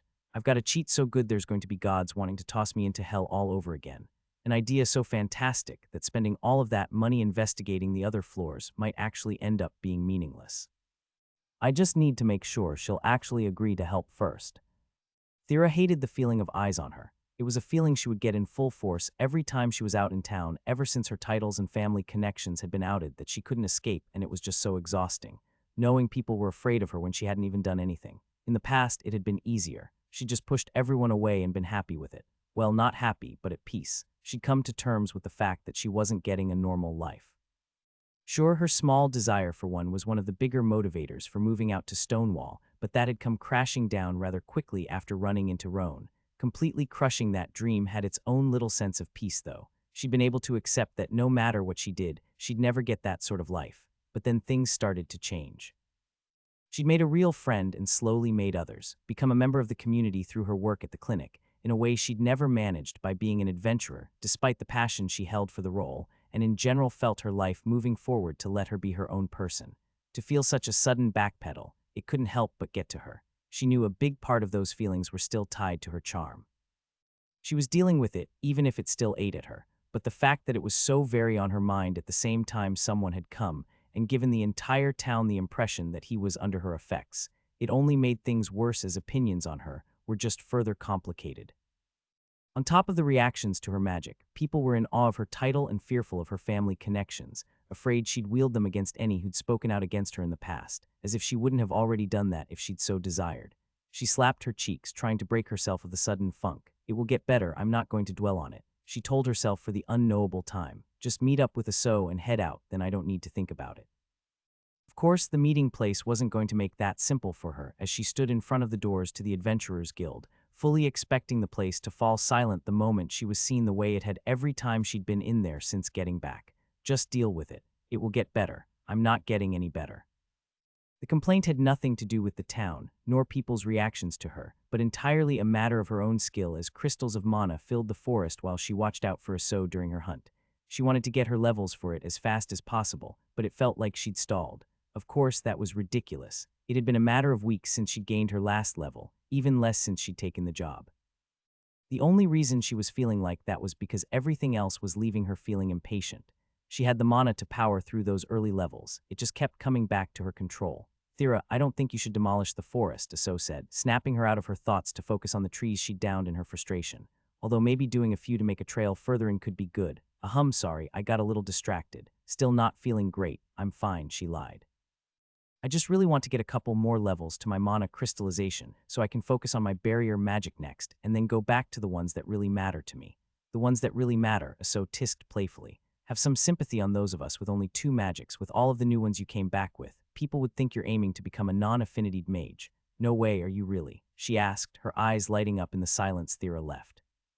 I mean, it makes sense with everything you have, but that's super cool. Why haven't you brought it up before? It's just not a major goal, she shrugged. Having the extra flexibility would be cool, but I'd mostly be using it to empower my earth and life magics since those are the ones that are most important to me. Of course, just how much she'd be able to empower both made it more than worth all of the effort. She'd woven telekinesis into her use of earth magic enough in the past to see just how much more powerful it could get to know that it would do wonders for her in the short term if she achieved it. And given that Ben had been able to help two others awaken to the magic, it was basically a guarantee. Even if her heritage and ridiculously high affinity were both finally paying off to help her level her earth magic despite how high she already had it, there was no guarantee she'd never hit a wall, not to mention how much work she had to put into her life magic in comparison to let it keep up. She wanted to get the skill before the next wave to let her do even more. I think being the second one on the planet would be pretty dang cool too. I'd be the fifth, actually.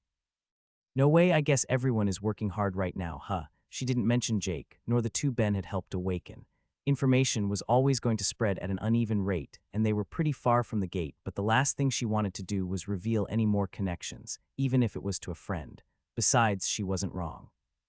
The world as a whole was full of people pushing themselves harder. She just needed to keep up with it too, so she remade her mana constructs and got back to work testing their limits for whatever bit of growth it would give her. Sorry I'm back so late, Ben called out as he got home for the day, with dinner already done for both Thera and her aunt. Things got a bit hectic. It's all right, we left you a plate at the table, her aunt told him warmly, but he ignored it for the time to join them in the living room, taking a seat beside Thera. So what had you so busy today? She asked him, seeing the focused look in his eyes, and wondered if he'd already managed to make another legendary item, only for a different topic to come up. I'll tell you in a bit. First though, do you mind if I read your mind? What? Why? Because you look down and I want an honest answer about how you're feeling. Then no, which is an answer unto itself, he said with a nod that left her feeling like she'd just been played, only to have it stripped away by what came next. Thera, let's challenge the Dark Tower. She knew where this was coming from, but it still left her speechless for a second. She'd considered that awakening her dark magic might help with her charm, so this was obviously a potential solution. She just hadn't expected it to come up so suddenly. But it was rash. There was no reason for them to put their lives on the line just because she was feeling bad. Ben, it's not worth it, she told him. I just had a bit of a bad day. I know I'm not exactly the best at hiding how I'm feeling, but I'm getting better with this in general. I'd rather not see you taken apart or turned to stone or bleeding out of places. People aren't meant to bleed because of me. I feel like all of that had to do with concerns about me. Obviously, who was it that got the most injured in the last two towers? You know what, that's actually good, he grinned. That means you're confident you can handle it. I mean, that's a bit of a stretch. It's just a lot easier to worry about you first. She didn't know if she would be confident about doing such a thing, but she did know that she'd handled both previous towers rather well, which did provide its own small sense of ease. Of course, comparing doing the Dark Tower to the last two wasn't exactly the same either. Ben, I had my awakened magics for the last two towers. I don't for this one. Considering how much I did for the other ones, I don't think I need to tell you how bad it would be for us if I couldn't handle things, do I? You're not wrong, but there's two things you need to consider, he began before materializing and handing over a few pages. One, compared to the Life Tower, I was able to find out a lot more. I'm 90% sure I found out what every one of the first 3 floors contains, and I'm really liking our odds for getting at least one of the last 2 as well. How did you even get this? She muttered as she flipped through the pages, finding detailed notes on over a dozen different potential floors. By abusing my skills and money. More important, though, is the second thing. You don't need to carry us because I've already gotten someone with an even more powerful dark magic to join the team. I have so much determination to make sure we kick this trial's ass that nothing will stop us if you're willing to give it a try. So what do you say? That's not fair. She could see how confident he was, how much work he must have been putting into making sure this was something they could come out on top of, and how much he wanted to help her. How could she say no? His confidence was infectious, and it made her want to take the risk. Okay, I'll try it. When do we head out? Tomorrow. Sleep well, cause this is going to be a big day. I can't believe I agreed to this, Thera muttered as they got to the shop, having just finished eating and saying goodbye to her aunt.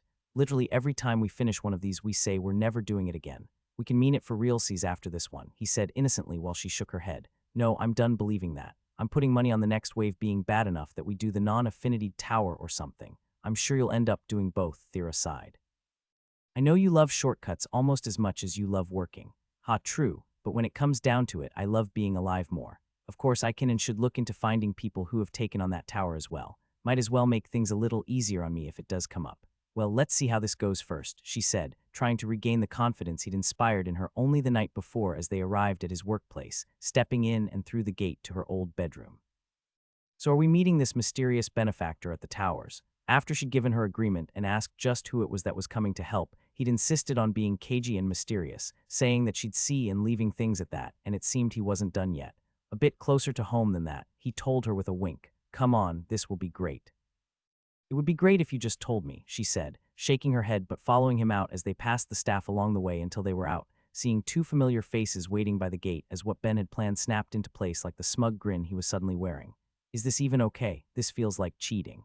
I asked both her and Myriad. The fact that no god was smart enough to make a rule against this is their problem. Besides, we're going to be the only ones pulling off this cheat.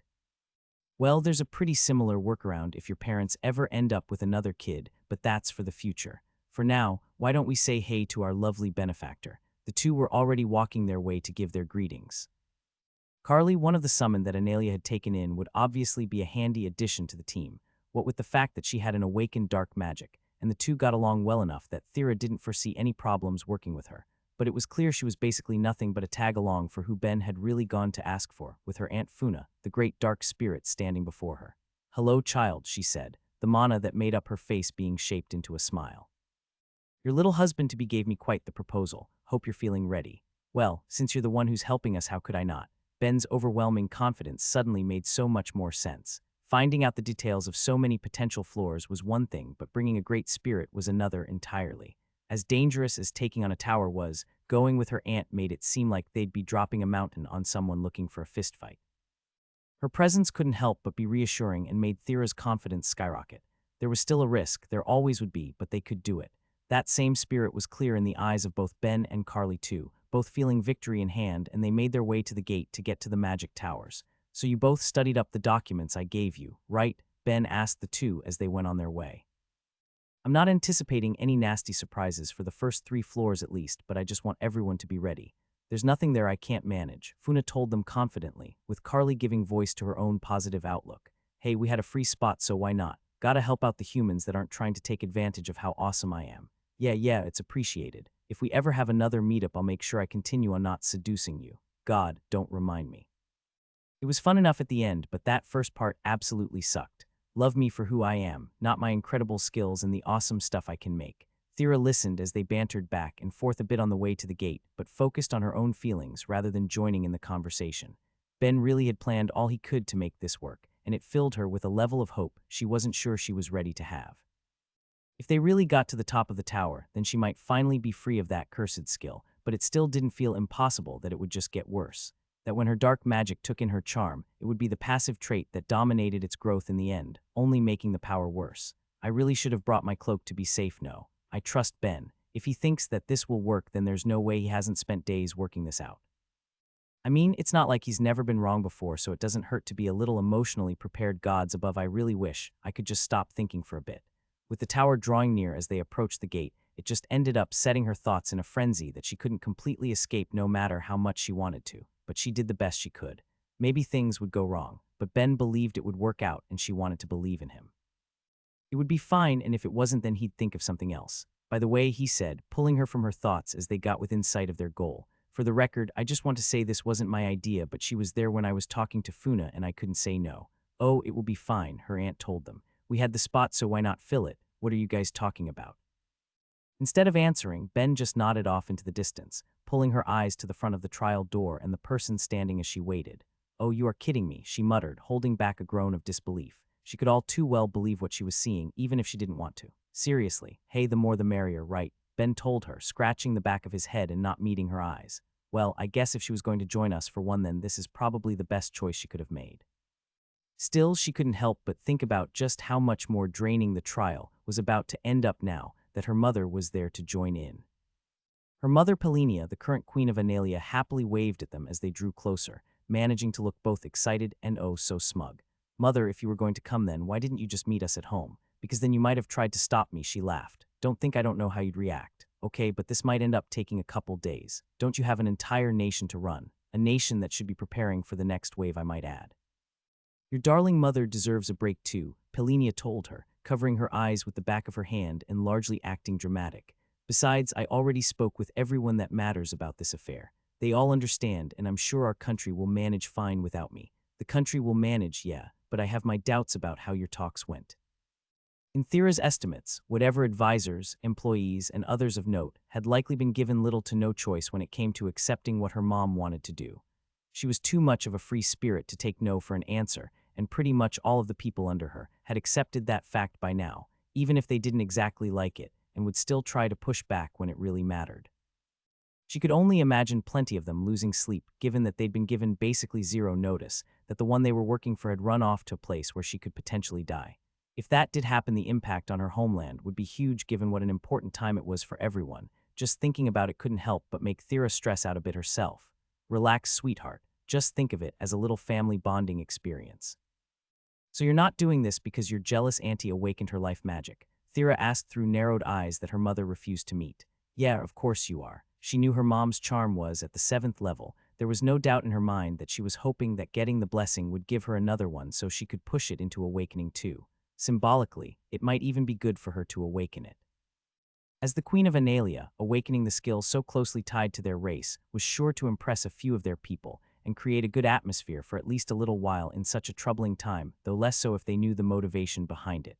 In the end, she could only sigh. Whatever her mother's reason for being there, Thera had no reason to argue against her presence.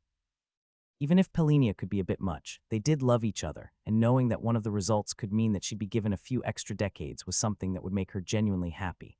All right, just don't get hurt, she said in the end. I'm pretty sure Dad would try to go to war with the gods if you were injured in the tower. I know your father really is the sweetest, she laughed, enjoying the idea far more than she was meant to when it was brought up.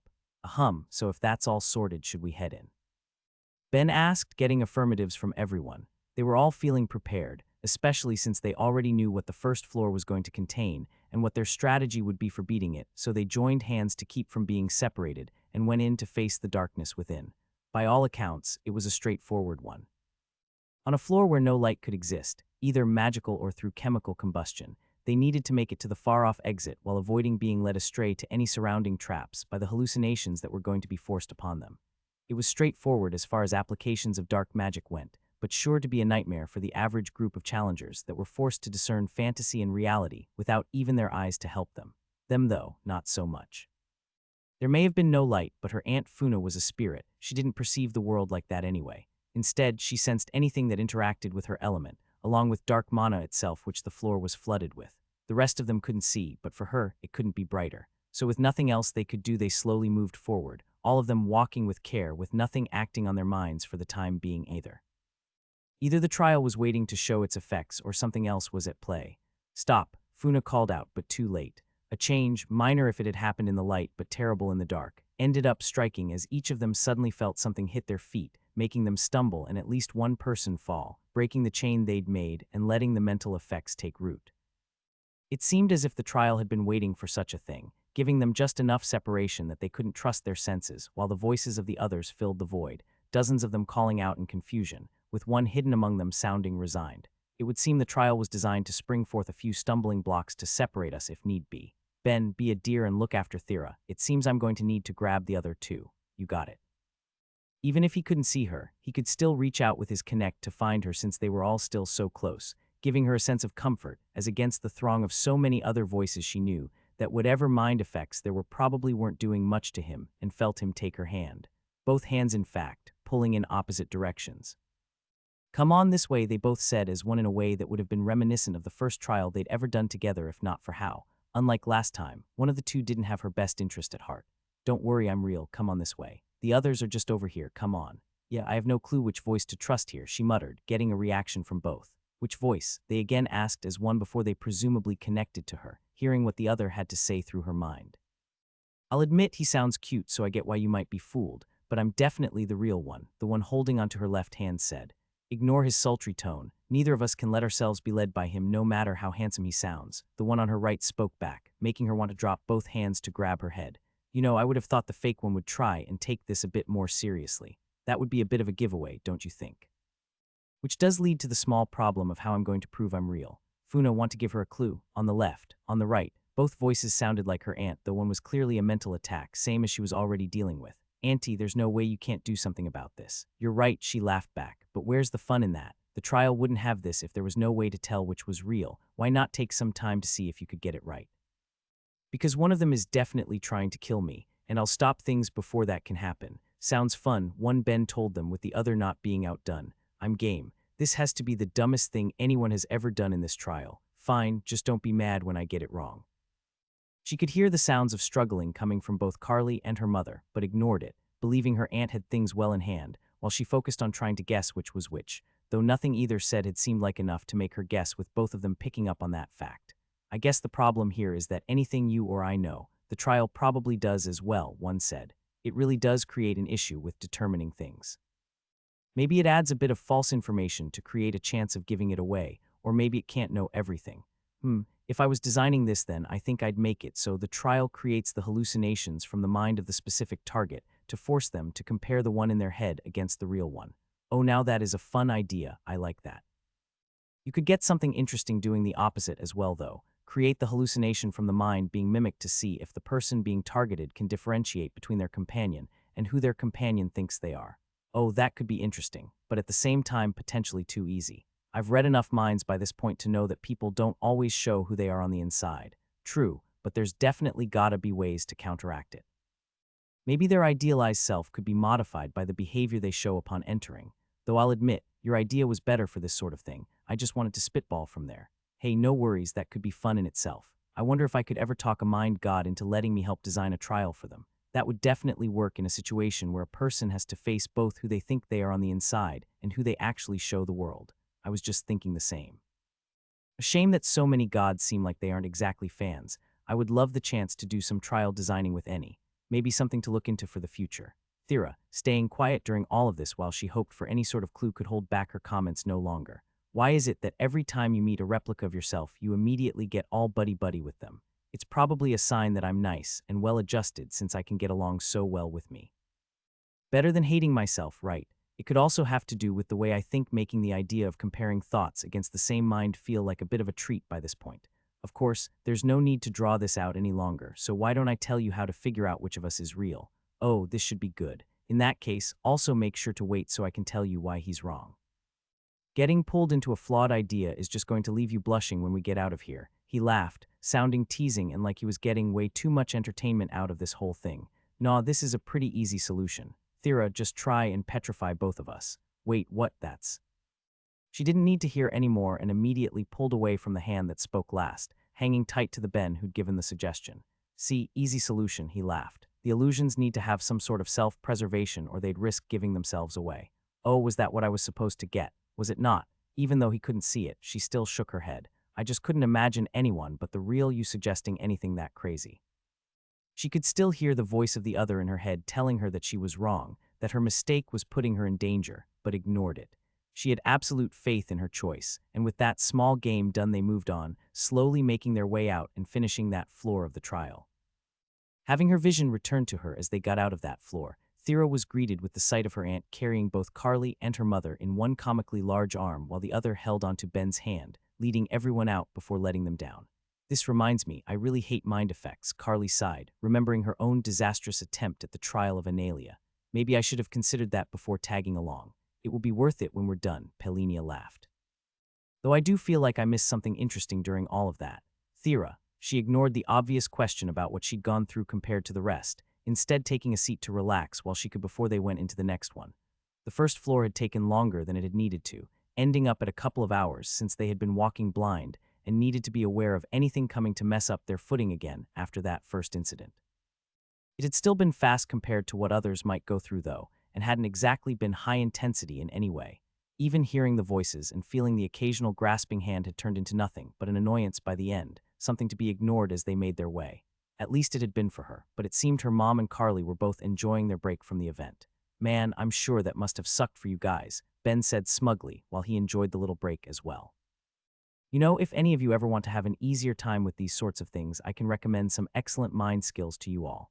Pass. No, absolutely not. HMPH, you could all at least pretend to think about it. They're super useful. Yeah, but what are the odds any of us are going to be in a situation like this again when we get out? Carly shot back. Plus, you're only free from the mind effects. The moment we get a section with debuffs, you're as useless as the rest of us.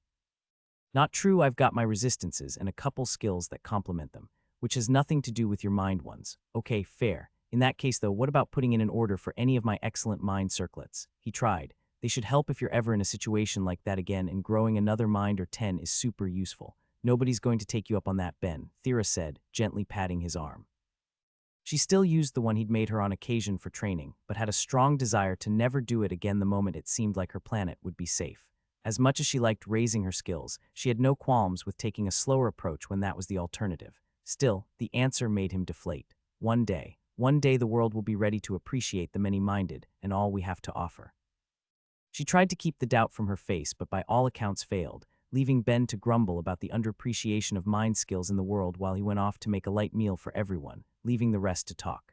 So Carly, her aunt, began, going into teaching mode. Was there anything you managed to take away from that? That I still hate having my thoughts messed with. The comment was met with silence as Funa stared at her student, waiting for a real answer.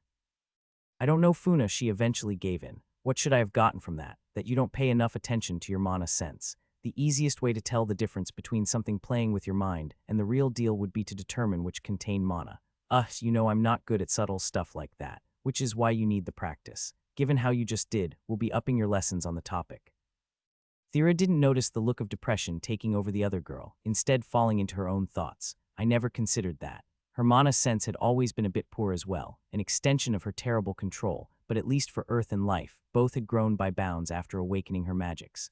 While it wasn't something she could currently put into practice with the skill she had, it didn't hurt to remember that little bit of advice in the future.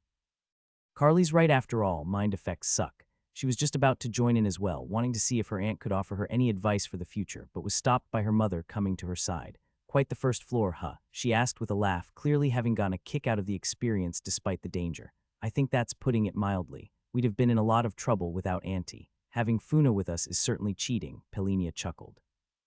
I wonder if Lux will end up taking Saren through the light tower when he's old enough after this. Might as well. I can't imagine why she wouldn't unless she has another. As much as it felt like cheating, Thera doubted the gods would put a stop to it after they were done with that one. After all, the Great Spirits still had to follow the same rules as anyone else. They could only do any given tower once, keeping the Great Spirits from challenging them just because they were well-equipped to handle the ones within their affinity would be treated like a form of discrimination that she doubted her father and the others would stand for, and the gods would get nothing for angering beings with that much power. It was probably better for them to take the small hit to their faith than to risk finding out if someone like her father could be motivated enough to tear down a tower. I do wonder how things would have turned out if I'd considered this, her mother said in a much smaller voice. Trying to cheat the gods, I'm not the best in my devotion, but I'm enough that something like this never crossed my mind, even with your father right there. If I'd got him to take you through the Earth Tower when you were younger. Don't worry about it, Mom, Thera told her, understanding what she was getting at. When she'd been at the 0th level of her Earth magic for most of her childhood, she hadn't actually been able to use it, the mana inside of her feeling too thick to get out, but that had changed when she'd gained her 1st level. If her father had taken her through the Earth Tower, then she could have gotten to the 2nd, plus a blessing, letting her have more than enough control to have had real success in her training after that instead of letting years be wasted.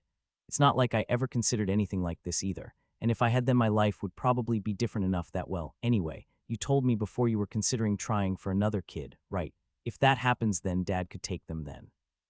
What she didn't say was that if she had been able to properly train her magic during all of those years, then she'd probably have never met Ben, meaning things had worked out far better for her as far as she was concerned, not that she would tell her mother that.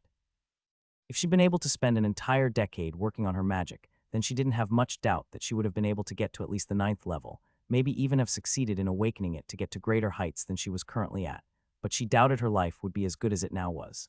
If she'd never met Ben then, he wouldn't have had any motivation to make the resistance braces, meaning that she'd still be trapped behind her cloak, and she'd likely still be grumpy and alone.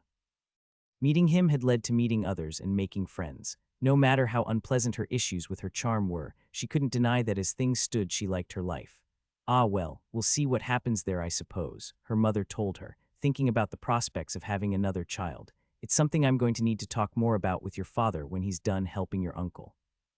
It seemed like it might be something we'd seriously try, assuming the war goes in our favor, but seeing how it seems getting to the 6th level isn't a guarantee of any control, and we've already used up Funa. Thera understood what her mother was getting at. If they did have another kid, then there was no guarantee they wouldn't have the same problems, with the solution to it kicked shut by what they were doing now. Funa wouldn't be able to help out a second time, meaning there wouldn't be an easy answer to helping with their charm if they had the same struggles she did. At least that was what she thought till Ben came over, plates in hand being handed out and an answer on his lips. If that happens, then I have another solution, so don't worry about it too much, he told them, only having caught snippets but enough to know the problem. What really? Her mom asked in surprise, with Thera feeling the same. It couldn't have been a great solution considering they weren't doing it instead, but any was better than nothing. Yeah, but the thing is, it's the sort of thing that will probably make the gods very unhappy, so I can't say it when we've definitely got a bunch listening. If you do have another one or two, I'll tell you when they're old enough for it to matter. Even if it wasn't an answer, the reassurance from him brought a happy light to Pelinia's eyes while they all enjoyed their meal before facing the next section. It was only another hour after they'd eaten, but soon enough they were all looking at the next door, ready to go in with Funa taking the lead, opening it and walking in. Ah, looks like we got the third option, Ben nodded happily, his face not matching what he had to say next. This could be bad. Funa, if you don't mind. Third option, what was that again? Thera asked herself.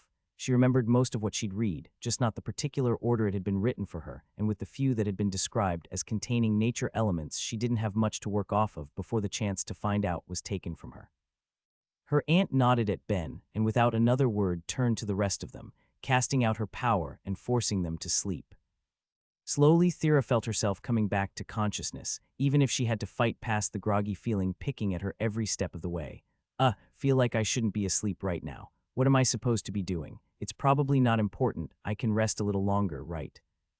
The trial, all at once she shot up, as awake as she could be to find herself back in the tower's rest space, her mother still asleep beside her while Funa, Ben, and Carly sat a little bit away, the latter two eating snacks. Oh hey, glad to have you back with us, Ben called out, the first to notice she was up as she hesitantly walked over to them, not entirely convinced that whatever she was seeing wasn't just a hallucination brought on by a floor effect. What happened? We managed to get a bad pull, he explained. Probably the worst floor we could have gotten. That floor fills you with paranoia about a minute after you enter it to cause a range of mental effects from thinking your teammates were out to get you to thinking they're imposters, while at the same time, it gives you monsters to fight your way through.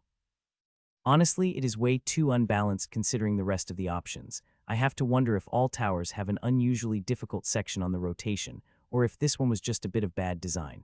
Either way, given how powerful you and Carly are, we kind of had to act quick to make sure things wouldn't go bad, so there wasn't much time to explain. Sorry. What he just told her had been just enough to remind her of what she'd read in the list of floor explanations she'd been given the day before, along with how it could be solved. Put the challengers to sleep, and from there carry them through it. The time she'd read it, she'd assumed that she was going to be the one to do it, likely having Ben merge his mind into her own to try and fight off some of the effects. But it made a lot more sense with her aunt there, given that a dark spell would have no effect on her to begin with. All right, well, is there anything you can do about the last bits of sleep, Auntie? She asked. I feel like I could fall back at any moment. That's not me, the Great Spirit chuckled. Any aspect of the spell I placed is gone. It would appear you can blame your bloodline for still being tired. We are now 3 for 3 when it comes to your family and not being great at waking up, Ben laughed. I would have thought your mom would do better than you or Sonia since she kind of has an important job, but looks like she's the worst of all. She's probably been too busy to sleep much recently, Thera said, feeling her cheeks burn. I have no idea how to get better at waking up in the morning. Well, no harm waiting for her to wake up before we move on to the next one.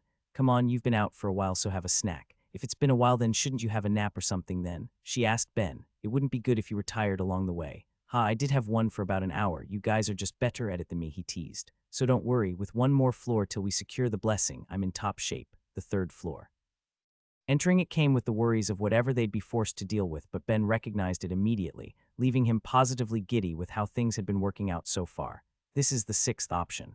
Another hallucination, one that's combined with combat. You'll be forced to fight till all of the real ones are dead. Funa, you good to handle this? I can, but this really is a decent practice stage, don't you think? Why don't we let the girls try it a bit, and if it doesn't go well, I'll manage the rest. Man, I wanted to join this because having you here was supposed to make things easy, Carly complained. This isn't much of a break. We've got to use any teachable moments we can get, don't we? It will be fine. You take the right side, Thera. You manage the left. Fine, can do, Auntie. As far as trials went, this one was more than possible for her to manage. Ben's brief explanation was enough to remind her of the finer details of what it was, giving her the knowledge that there were only going to be about 100 real enemies among the horde coming their way. Arguably low compared to some of what they'd dealt with in prior towers, but given the applications of the magic it was aimed at, perhaps it made sense. The only magic a person should need for challenging it was dark, which wasn't great for outright killing.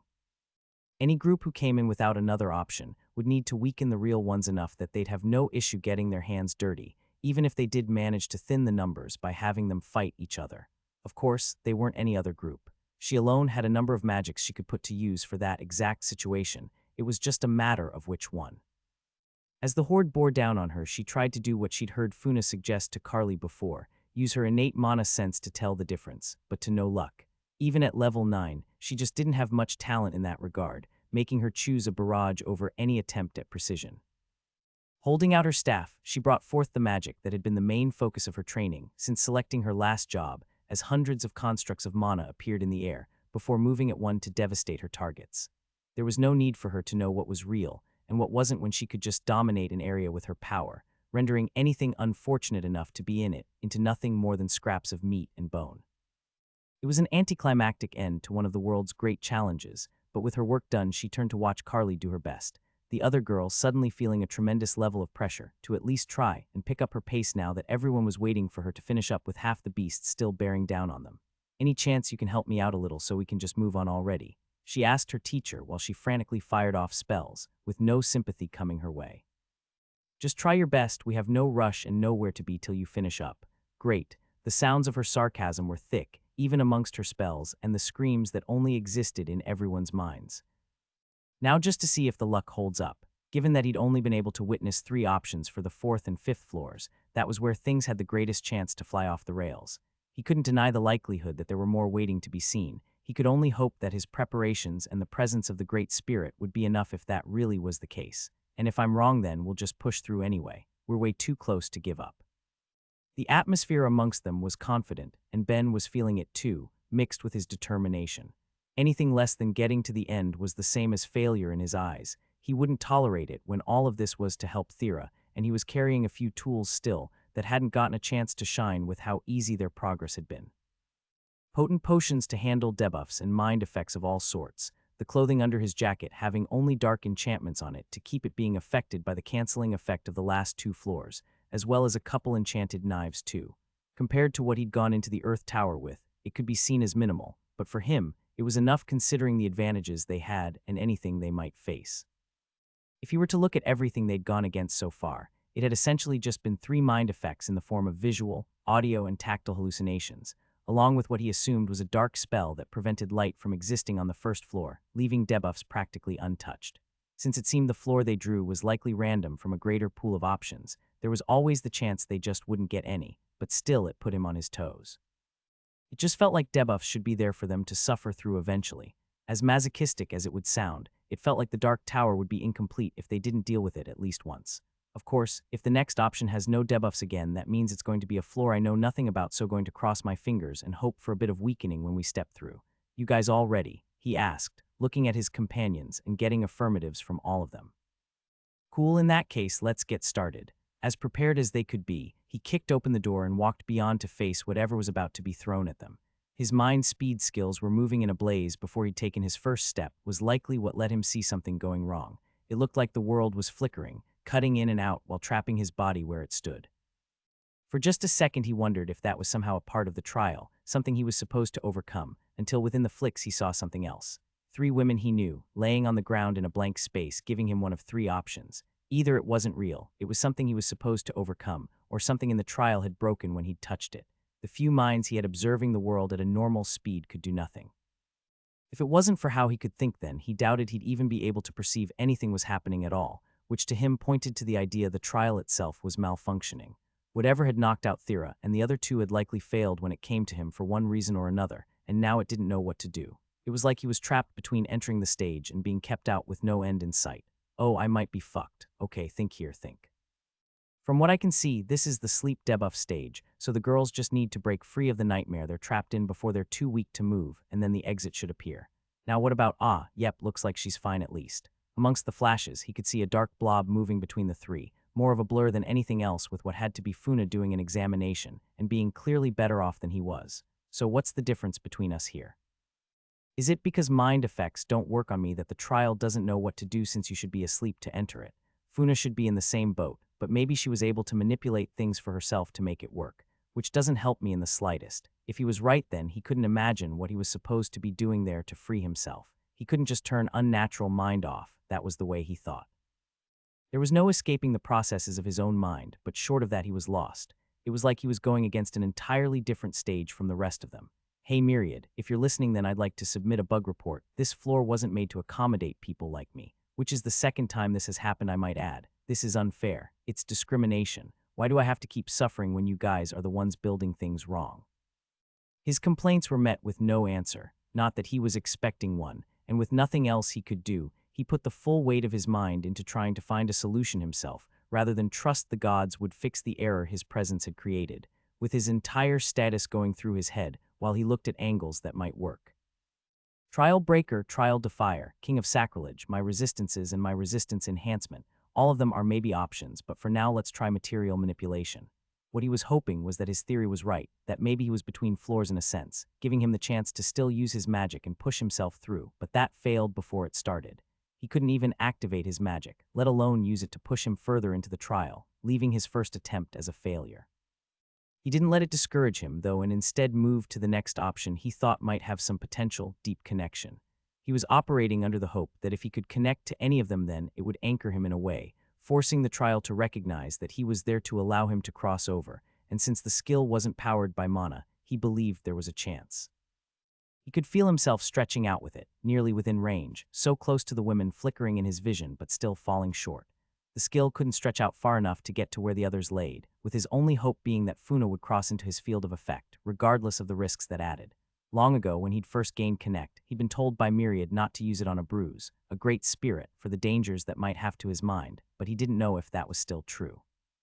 He'd connected to hundreds of spirits at once now, and had a mental structure unlike any other mortal, so he thought it wouldn't be too bad for him, but with no way to confirm beyond actually testing it, it would still be a gamble. Still, I gotta at least try. He kept it extended while he was focusing on what else he could do, with the great spirit never crossing his boundary. She stuck close to the others the entire time as she worked, not showing a hint that she might end up close enough to him to make any sort of difference. Oh, come on, Funa, just 3 steps back. That's all I'm asking for. Damn it, okay, where does this leave me? This is a trial. I have titles that give me benefits against them, and it's something made by the gods. I have everything I need to push through this, just gotta figure out how. The obvious answer was his King of Sacrilege, but there was a reason he hadn't tried to use it first. He didn't know how to use it in a situation like that. It was basically a passive skill that would occasionally make the system talk to him and gave some insight on the gods he'd see, but that was really it. How was he supposed to put it to work to free him of the current predicament? Myriad had brought up before that the gods would occasionally feel something from him when he was in a bad mood because of it. Could that have been an angle to work? If he was giving off some sort of force, then maybe it would let him break through, and he used all of his minds to try. Letting himself fall into the feeling of his sacrilege, he tried to reach out, to push away whatever was binding him, only to feel it fail like all of the rest of his attempts. But at least like with his Connect, he knew it was doing something, and growing more and more aware that he was running out of options, he kept those 2 up as the time passed by. He didn't bother keeping track of it as he devoted himself to the task, but eventually he was distracted by what was happening beyond.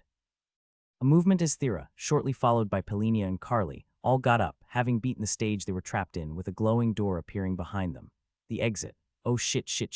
He had no clue what was going to happen to himself if they went through. He supposed it all depended on what happened to inactive floors as a whole, but didn't want to guess at an answer. Maybe the best case scenario was that it would kick him out, but his doubts were too strong to accept something like that. It felt far more likely that it would only make his present situation worse, either killing him outright or leaving him even more trapped than he already was. His saving grace was seeing glimpses of Thera arguing, keeping the rest in place while he kept on trying, pushing against each failure, only to end up with another. Damn it, still not working. Okay, think. I'm trying to push out with my sacrilege to attack whatever's acting on me. Maybe I've got it backwards. I've got a force acting on me, so I might be where I need to be directing my sacrilege. At the very least, it was worth a shot. Feeling more and more trapped with each passing second and not much he could do about it, he stopped trying to reach out with his sacrilege, instead turning within, trying to fill himself with it. Every mind in his head moved in that one direction at top speeds, all to give him a chance to break through, and unlike before he got just a bit of progress. It wasn't much at first, a mere twitch really, but it got him just a little bit forward, and he kept going, getting another and another soon after, slowly, incrementally making his way forward as the flickering he was seeing dulled, the gaps getting bigger as he pushed his way through until it prompted another change. His companions noticed him. He still couldn't hear what they were saying, but he reached his hand out as he kept on pushing, feeling the trial effect slowly break while at the same time, Thera ran over, grabbing his hand in her own and pulled him forward with all she had. That did it. The world snapped into place while his notifications rang out and he was once again free, being held tight by Thera while the rest waited for any explanation about what happened. Sorry about the hold-up, he said with a crooked smile. Everyone ready to take on the last floor. None of them were willing to let things go that easily, so she pulled the information from him before any of them would set foot on the next floor, just to get the barest amount of context on what had happened to him. When she'd woken up from her nightmare, it was just the four of them, no Ben in sight, and from what her aunt had to say, he hadn't been there the entire time, like he'd never arrived on the floor. She knew that was ridiculous. He'd been the first in with the rest of them coming in close behind. There was no way they could have passed him or missed it if he decided to turn back. But that had left them with no answers and two options: either wait to see if anything would happen or go through to the next floor. She'd been the one to put her foot down that they would wait, and in the end it seemed like it had been the right call as Ben explained the ordeal he'd just been put through, trapped in a far more real way than the mind effect she'd just been under, even if it sounded like it came with the small bit of payoff that was him gaining his 8th awakened skill, though he seemed to have some complaints there too. Why is this the second time I'm getting the prefix unnatural for a mind skill? This is bullying from the system. Not to mention that I still wasn't able to awaken sacrilege again. I seriously have no clue what the hell this is going to end up taking. She had no answer for the second, but the first of his complaints was easy enough for anyone to see, especially her, since even if she hadn't come face to face with the full thing, she'd seen enough. It gets called unnatural because it is. That isn't something people have going on in their heads, Ben. You're just lucky you didn't have that added to your knowledge skill as well, considering how you read. I mean, I wasn't going quite so crazy with my reading till I got it anyway, so that just would have been unfair. But anyway, that's what was happening to me, so are we ready to move on? She felt herself forming a headache with the question. They didn't have a choice but to move on to the next floor. There was no chance to leave now, but the fact that Ben had somehow ended up in a situation like that could only make her worry. What are the odds something like this happens again? If we count what he went through in the life tower, then I don't like his odds, and for all we know, we could get another floor with some mind effect that wasn't designed to handle one like his. Still, what choice did they have? There was no turning back, and worrying wouldn't help. All they could do was go to the final floor and hope nothing like that happened again, which was exactly what they did, with Thera sending up a quick prayer of hope that nothing would go wrong even if she knew it wouldn't have much effect.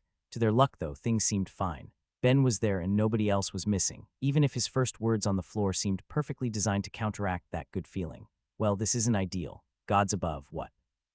I haven't seen this floor. They found themselves in a vast, open plain, grassy field surrounding them that looked like they went on forever, and by all accounts would have made for a lovely atmosphere, if not for the situation they were trapped in. The fact that, unlike the last 4 levels, they had no clue what they were about to face only made things worse, and Thera couldn't help but cast her eyes around, trying to find a sign or a countdown or something that might give them a bit of direction, only to come up empty. Great, then what should we do? She muttered, wondering where this could possibly be going, with her aunt being the first to find the answer. Looks like another combat stage, Funa said, nodding into the distance while the rest of them struggled to barely see the growing dot coming towards them. Doesn't seem so bad. It looks like you girls will be able to get another fair bit of practice out of it. Or we could not and you could deal with it. Carly tried, her hopes ending up dashed. I'll step in before you die, so do your best. I should probably also mention on second thought, it might be better for you to see it for yourself. Think of it as hands-on practice, not that Thera will have much to deal with here. Carly was busy looking betrayed by whatever it was that she was about to have to put up with, while Thera kept her focus on the coming threat, doing her best to be at the ready, as she considered the spells she could use from dark magic in a combat scenario, and finding herself lacking. While there was no end to what she might consider when she was able to access her other magics, using solely dark made things trickier, and she kept looking at her options till it was close enough to see just what they'd be facing. Think we can win this by answering its riddles 3, Ben muttered, briefly distracting her, as she tried to figure out what that could possibly mean before bringing her focus back to the threat before her. With a feminine head similar in shape to what many of the intelligent races in the world might have, only connected to a sleek, beast-like body being carried by dark wings, Thera stretched her memory, trying to put a name to the creature coming at them but coming up blank until Carly did it for her. Sphinx. Goddamn, that's pretty big, huh? She sounded nervous, and Thera didn't blame her. Being nervous was probably the appropriate response. Wasn't even at them yet and it already looked huge. She was sure that it had to be as big as a house, and with sharp teeth and razor-like claws, they doubted it would be a fun fight, especially if the two of them were going to be left to look after both Ben and her mother as well. Okay, this is fine. Auntie wouldn't let either of them die, so they shouldn't actually be a problem. That just leaves how we're going to handle this. Hey Funa, am I allowed to offer suggestions here or want me leaving things to them? Ben asked, seeming content to leave it as a training experience if the Great Spirit thought it best. I think we'll happily take a suggestion. Carly yelled at him. It had to be a few seconds away and they were both preparing their spells, but neither would say no to an easy answer. Still, he waited to see what her aunt had to say, with the Great Spirit shaking her head at the end. I feel like if you give them the answer it will be too easy though. Thera could use the practice for thinking about how to strategically use her dark magic, and Carly needs to properly face something powerful like this to grow. I'd rather not. She was ignored by her teacher though, and by then it was too late. In a flash, Funa had whisked both Ben and her mother away, leaving the two of them alone with the monster before them as it came swooping down, claws gleaming and ready to strike. Both threw themselves out of the way, narrowly avoiding its attack while it went back to the skies, preparing for a second pass. Before it could though, Thera struck, casting a sleep spell and putting vast swaths of power behind it to bring it crashing down, only to fall short at the end. The beast had to have a stronger resistance than she'd expected, and it woke up before it hit the ground, bringing it down but leaving it unharmed. Worse, it was close and ready for another strike. It was as if it moved in slow motion when she watched it lunge, and she fumbled with her spell, still primed to fire a sleep spell that would still leave the monster's giant mass hurtling towards her, and at the last second she jumped to dodge instead, with Carly using the moment she wasn't being watched to fire her own attack.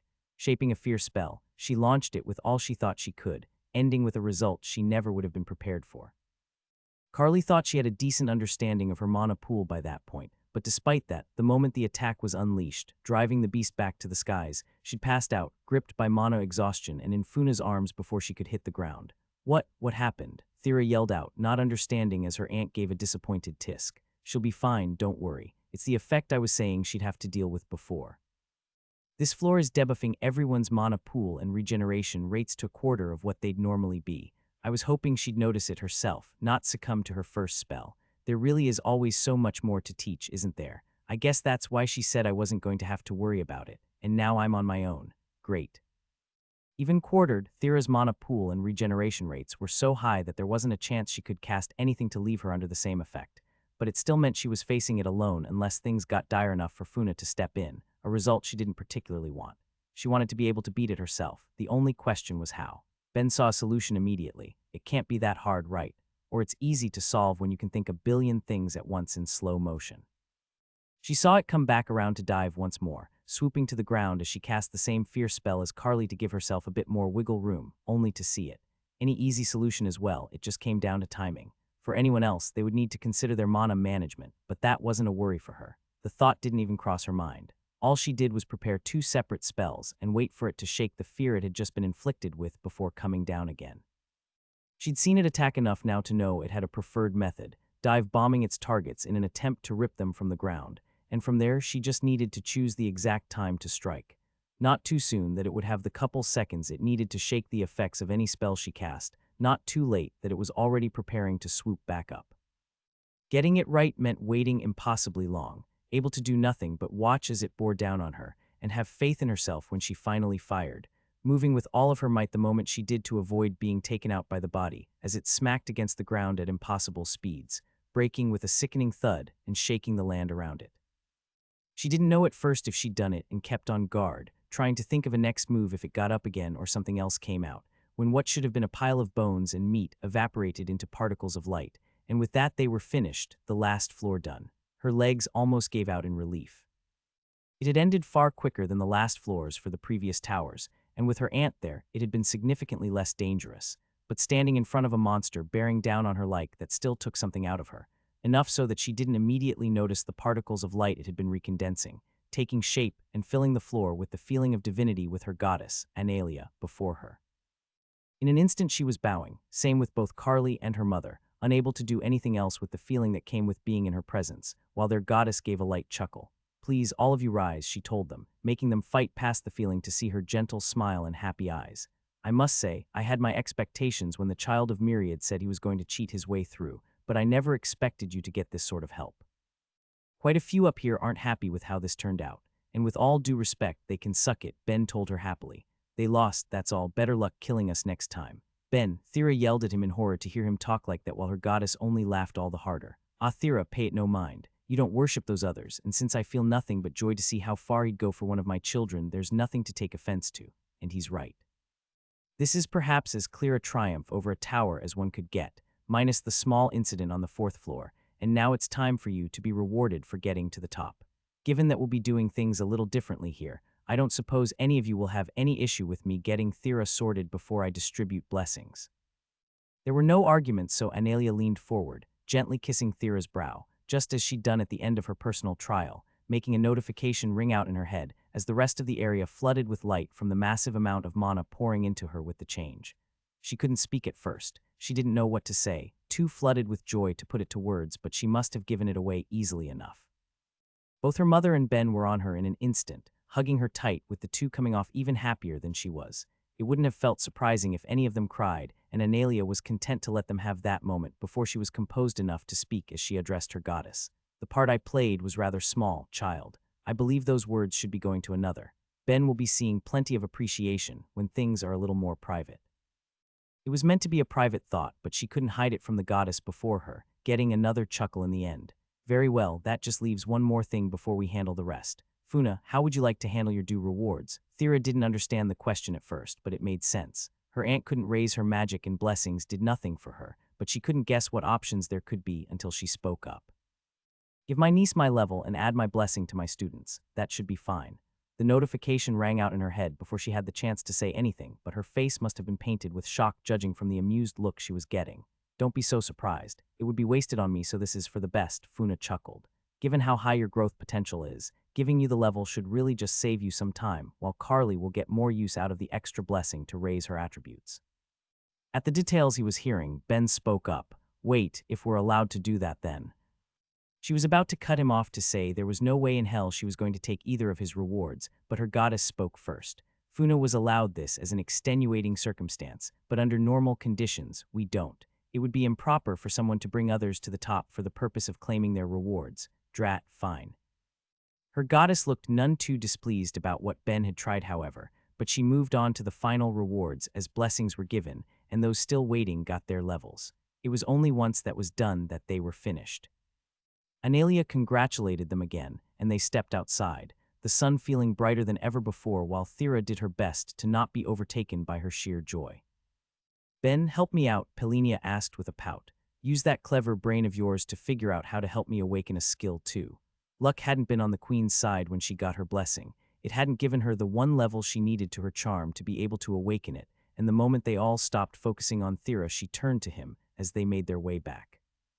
Mom, you can't just expect him to be able to come up with some crazy way to strengthen yourself on the spot, her daughter told her, in far too great of a mood to be brought down by her parents' childish attitude.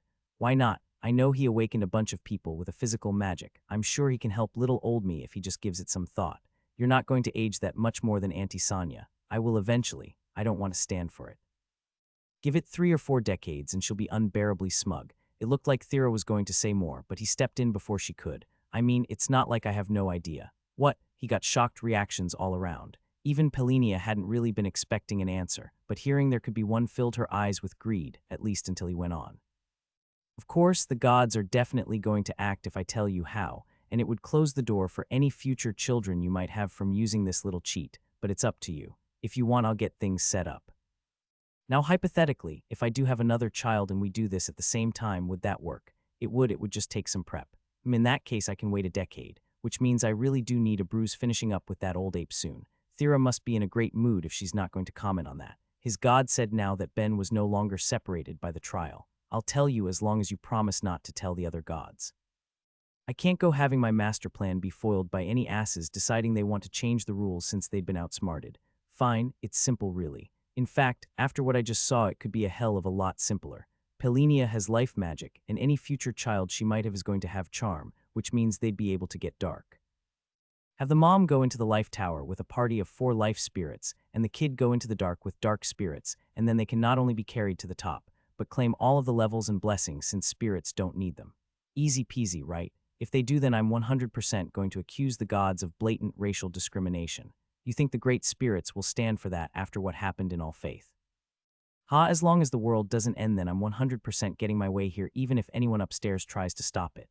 You've seen a bruise. Do you really believe he'd allow the gods to change the rules in a way that would screw over his wife and child in particular? It would be a bloodbath. His god fell silent as he imagined exactly that while they crossed through the gate, and made it back to Pelinia's home before the two of them said their goodbyes and took the far smaller gate back to the shop. Just the two of them now. Thera was all smiles as she took his arm in her own and told him about the other levels she'd gotten as they made their way down the streets, far too happy to give a single thought to the people they passed, while she was busy filling him in on all that had come with the blessing. "And you?" she asked at the end. "Anything interesting go up?" "A few." Both unnatural mind and unnatural thought speed, even though I just freaking got that. Plus I got a level to defense enhancement, which was why I only asked for one there, and had the other level to go to lesser inspiration to get me another 2 ninth level skills. He'd gotten a few other levels too, going to absorption resistance, piercing resistance, bite enhancement, puppetry, and marksmanship, but no more to his awakened options, not that he minded. With another powerful blessing to his name, that really was just a matter of time. More importantly though, it wasn't himself he wanted to talk about. "And what about your job? Know what you're going to take yet?" "MMH no." She stopped and touched the crystal on her neck, thinking it all over. "The only new one I got was high crystallization mage, but obviously not that. I guess barrier wouldn't be a bad choice since it's my lowest one now, but now that I don't need to worry about my charm leveling, I wouldn't mind rushing through the dark jobs. Plus I've got war mage as an option still, which I can't help but be curious about." She trailed off as she thought it all over, feeling excited by the prospect of taking a new job that she hadn't been able to experience when she'd gone for her last one. Even if her options hadn't really grown, it felt like the world had opened up to her now, that she wasn't going to be constantly worrying about the skills she raised. "If you're not sure, would you be willing to trust me?" "PFF, obviously I trust you," she told him, moving in closer and feeling no issue making her affections clear as they went through the streets. "What do you think I should take, Master Adventurer?" He was expecting to have to explain why, but before he could she'd already grabbed the crystal around her neck again and took it immediately. "Well, that worked out well," she told him brightly. "I just got a level to my empathy and barrier magic. You didn't want to know why, ha? Do I even have to ask? It's a great job, and it's obviously because you have some idea for getting through it, right? I mean, yeah, it will just take a month to get the ball rolling on that. Then that's fine. A month is nothing." While it would be a harder job for her to level since she didn't have the same intense compatibility with it that she did for mage jobs, she would be able to get a bit of growth out of it in the meantime, and its bonuses were good enough that there was no reason to decline given that it gave major ones to all attributes and skills. But that was really the last thing on her mind. The moment they were home and through the door, she had him in her arms and in a passionate kiss. Thera. He didn't get to let another word out as she placed a silencing finger over his lips, looking cheery and playful as she did. "Ben, we should be alone for at least a little while, and you just helped me get past the biggest problem in my entire life, so no talking, and just let me show you how much I appreciate it." Well, I'm not exactly going to say no to that. With Sonia still at the clinic to give them a bit of privacy, it was the perfect time to enjoy what they had. In the month after finishing the Dark Tower, the day-to-day lives of both Thera and Ben had returned to their more normal state, at least for the most part. While Thera was still being treated differently because of the reveals of both her connections and title, it had become so much easier for her to just not care about it. Her charm was gone, and with it a weight she'd been carrying her whole life. Whatever anyone had to say about her was nothing in comparison to the comfort she was able to feel in herself. As for Ben, his work never ended. While he got to enjoy practicing however he saw fit with the shop still closed while he was waiting for his teacher to finish up his massive project, he was mostly allowed to follow his whims with what he wanted to make, with the keyword being mostly. Upon his return, Myriad had given him a request on behalf of the gods. He was one of the world's few awakened craftsmen, and given there was still the second wave of the war coming, that meant something. People needed to be armed, and he was the one to do it. That wasn't to say that there weren't already plenty of weapons and armors to go around. As things stood, everyone who was fighting would be well supplied. The difference was that anything he could make was of a higher quality than what most would possess, and he was quick enough to get hundreds of items out a day, resulting in thousands of pounds of raw materials being taken in and out of the town at all times to aid in his work. His homunculi were playing a big part in that too. While staffs, swords, spears, shields, and other weapons of all kinds were being created through their use, to the point that he'd had extra forges made just to make the workflow smoother, it had freed up his true body to cover the enchantments for it all, ensuring that every weapon that left the shop to whatever lands would be getting them came out the doors as upper rare at worst. Of course, he didn't let it take up all of his time. He had his quotas, but the moment he reached them, he would let his true self drop the task for other things while the homunculi kept up their work, with the other thing in question being to try to make progress on some of his other projects, which resulted in what he was staring at below. To someone back on his homeworld, they would have taken it to be a toy robot, and Ben supposed they would be right to think that. Looking like a man made of metal and wires, but only standing a bit taller than the length of his hand, The thing was getting up and moving around under its own power, letting Ben feel just a hint of success. Finally, some freaking progress on this. Just wait enux, only a little longer. He hadn't forgotten about the Talos he'd met what felt like so long ago now. Essentially an ensouled robot, Ben still had his core safely stored on his desk, waiting for the day it would be released, and he was doing his best to make it happen. With the state of his mind, he was always working on designs and theory crafting enchantments, and if the miniature body he had being possessed by a demon's soul was any indication, he was finally on the right track. So I was able to solve the sight issue by combining a bunch of mind skills and various sense skills while tying in aspects of clairvoyance and scrying, and it looks like it properly has a sense of touch, though that's a little harder to judge. It looks like creating a fragile barrier around it that breaks and reforms each time anything gets too close is doing its job to convey that bit of sensory information, but I might need to reevaluate further when the time comes. That just leaves the issue of overall quality. Of the few designs he'd attempted, this was the first to reach lower legendary for all of the power he managed to shove into its small frame without breaking, but that wasn't good enough. Linux had been a mythic item, even if it felt wrong to describe a person as such, and his body had been made in a way that not even Nair could understand when he tried asking. If Ben couldn't make a design that was at least upper legendary, then it was pointless. Well, I say at least, but as good as I am, I'm not getting to mythic, he thought with a sigh. Even upper legendary might be more than I can do. Still, he'd made a promise, so he wasn't going to give up, and with that determination in mind, he pulled the soul crystal from the miniature robot's back, before envisioning exactly what he wanted to improve upon and used his mana to bring it into being. Cool, thought that was going to take another couple hours. He'd been keeping an eye on his job level, so he'd known that it was going to be finished that day. He just hadn't expected it at that exact moment. He'd been materializing the small bodies instead of building them from scratch for the simple reason that it would be quicker for testing out prototypes that way, but it looked like it had paid off. Or at least it would soon after he went to see Thera, though I still think she's being too worried here. His god chimed in, making his presence known. It's still a master-ranked job. Even if it's easy, it won't be that easy. But don't worry, I'm a man of my word. I guess it doesn't hurt to be a little cautious about this. It would only put him out a few minutes as he went to the clinic and back, so it wasn't going to be the end of the world, but the part of him that craved efficient leveling made him rush over to get things done. When he arrived, he found everyone he needed already there, waiting at the front for him. For the sake of more than just himself and Thera reaping the benefits of her master adventurer job, she'd invited her aunt, Aso, Sashel, and Raelia into her party earlier when she'd first taken it, leaving just enough room for himself. But why's Sashel and Raelia here? They don't do any clinic work. This isn't going to be exciting. Well, don't I feel like Mr. Popular, he laughed. All of you came out for little old me. It made taking bets easier, Thera teased. We're all putting money on how long this takes you to finish, so we all have to watch you begin. What? Okay, just for the record, how long do you each think this is going to take? From what Myriad said, I was guessing 2 weeks, Sashel told him, with Sonia taking a far closer date. I'm saying a day, so don't disappoint. I didn't bet, Raelia told him, looking at Sonia with discomfort over the ridiculous answer she so confidently gave. So looked the least sure of herself after hearing the others as she gave her number. I was betting a month, and I only went that low because of everyone else. You're taking a master job, right? What have you done to inspire this sort of confidence in the rest of them? I honestly have no clue. What about you, Thera? She gave a bright smile at the question. I'm putting you at sub 10 minutes. Okay, I get you were worried about me taking it before I came here, but you do realize I'm going to be responsible for basically everyone's experience here, right?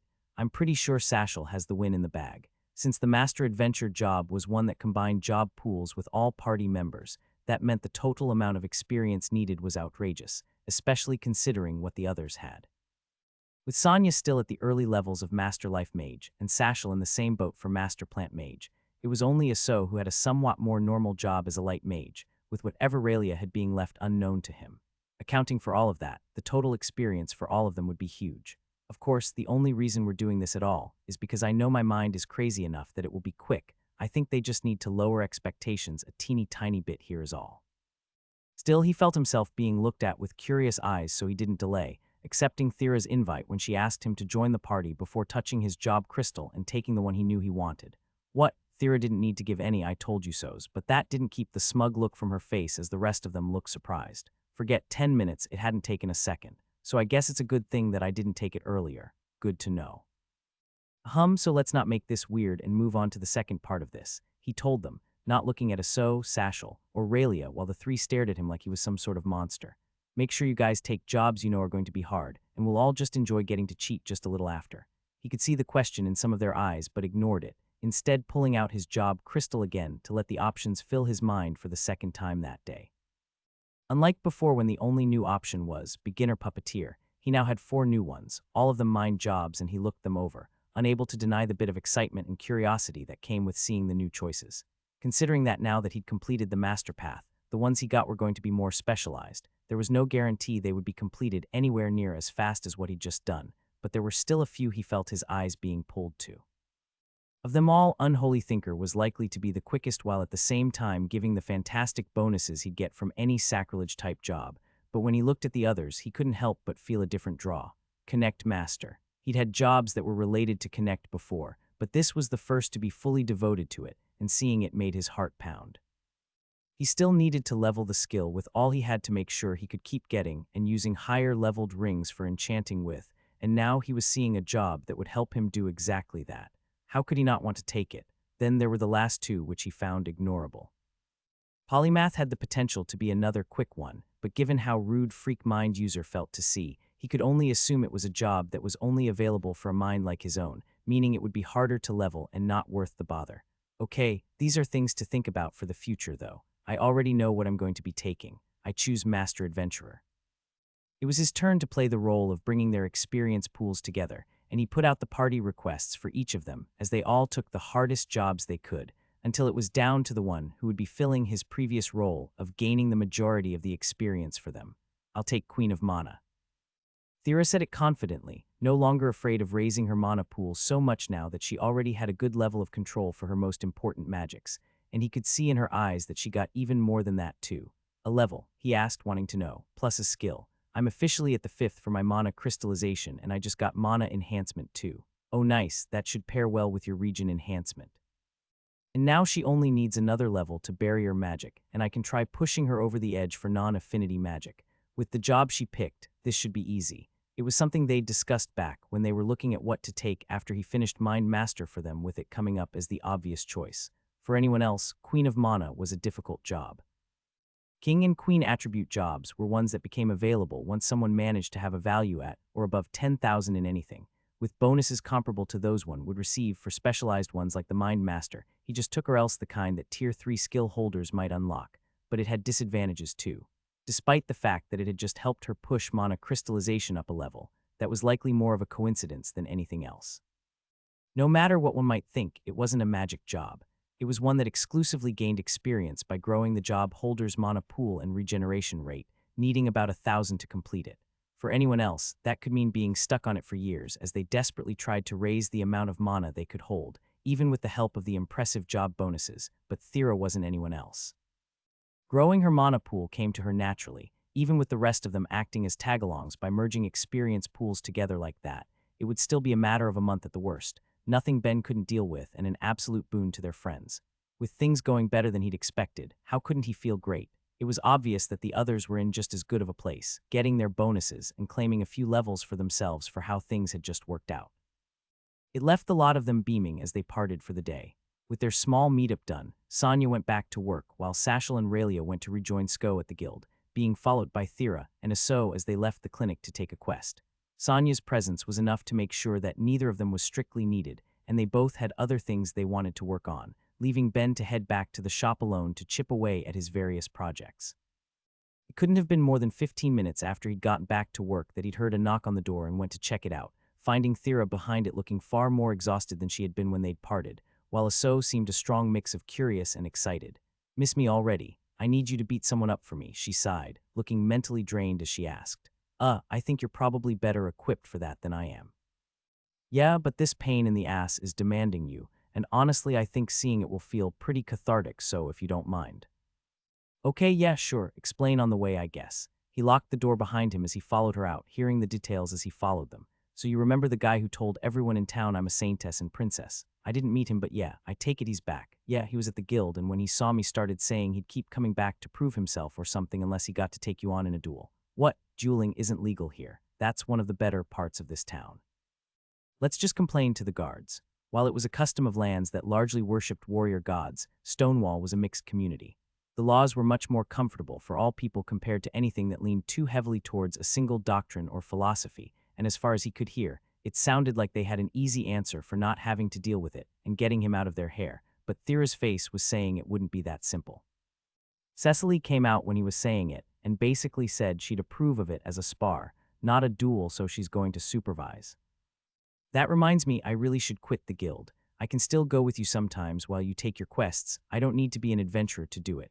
Plus, I've already gotten all of the available guild books and have taken the master job. There's literally nothing else that place can offer me. Well, you can talk to her about that when we see her. They continued on their way, not going to the guild itself, but the public training ground outside of town where a surprisingly large crowd had gathered, dozens of people seeming like they were waiting as one in particular came over. Well, Ben, can't say I'm not looking forward to seeing what you can do, the guild master said cheerfully. I feel like allowing a duel under the guise of sparing is an abuse of authority. Where can I find the mayor? I want to make a complaint. Oh, don't be like that. This will be better in the long run for you. If you beat him up a bit, then he might back down. Okay, but I'm not a fighter. Why do you think I'm going to win? Was you not? No, I'll probably be fine. If the man had an awakened combat skill, then he might be in trouble, but Ben's attributes were high, and combining the potential of both his mind skills and magic, he doubted he'd be in much trouble. Still, that didn't mean he wanted to fight when it could just be avoided. Cecily, though, seemed to have no intention of letting him off the hook. Great, this should ease things up with the other adventurers too, so let's get started. Wait, Ben spoke firmly, pulling her back as she tried to walk back to the crowd.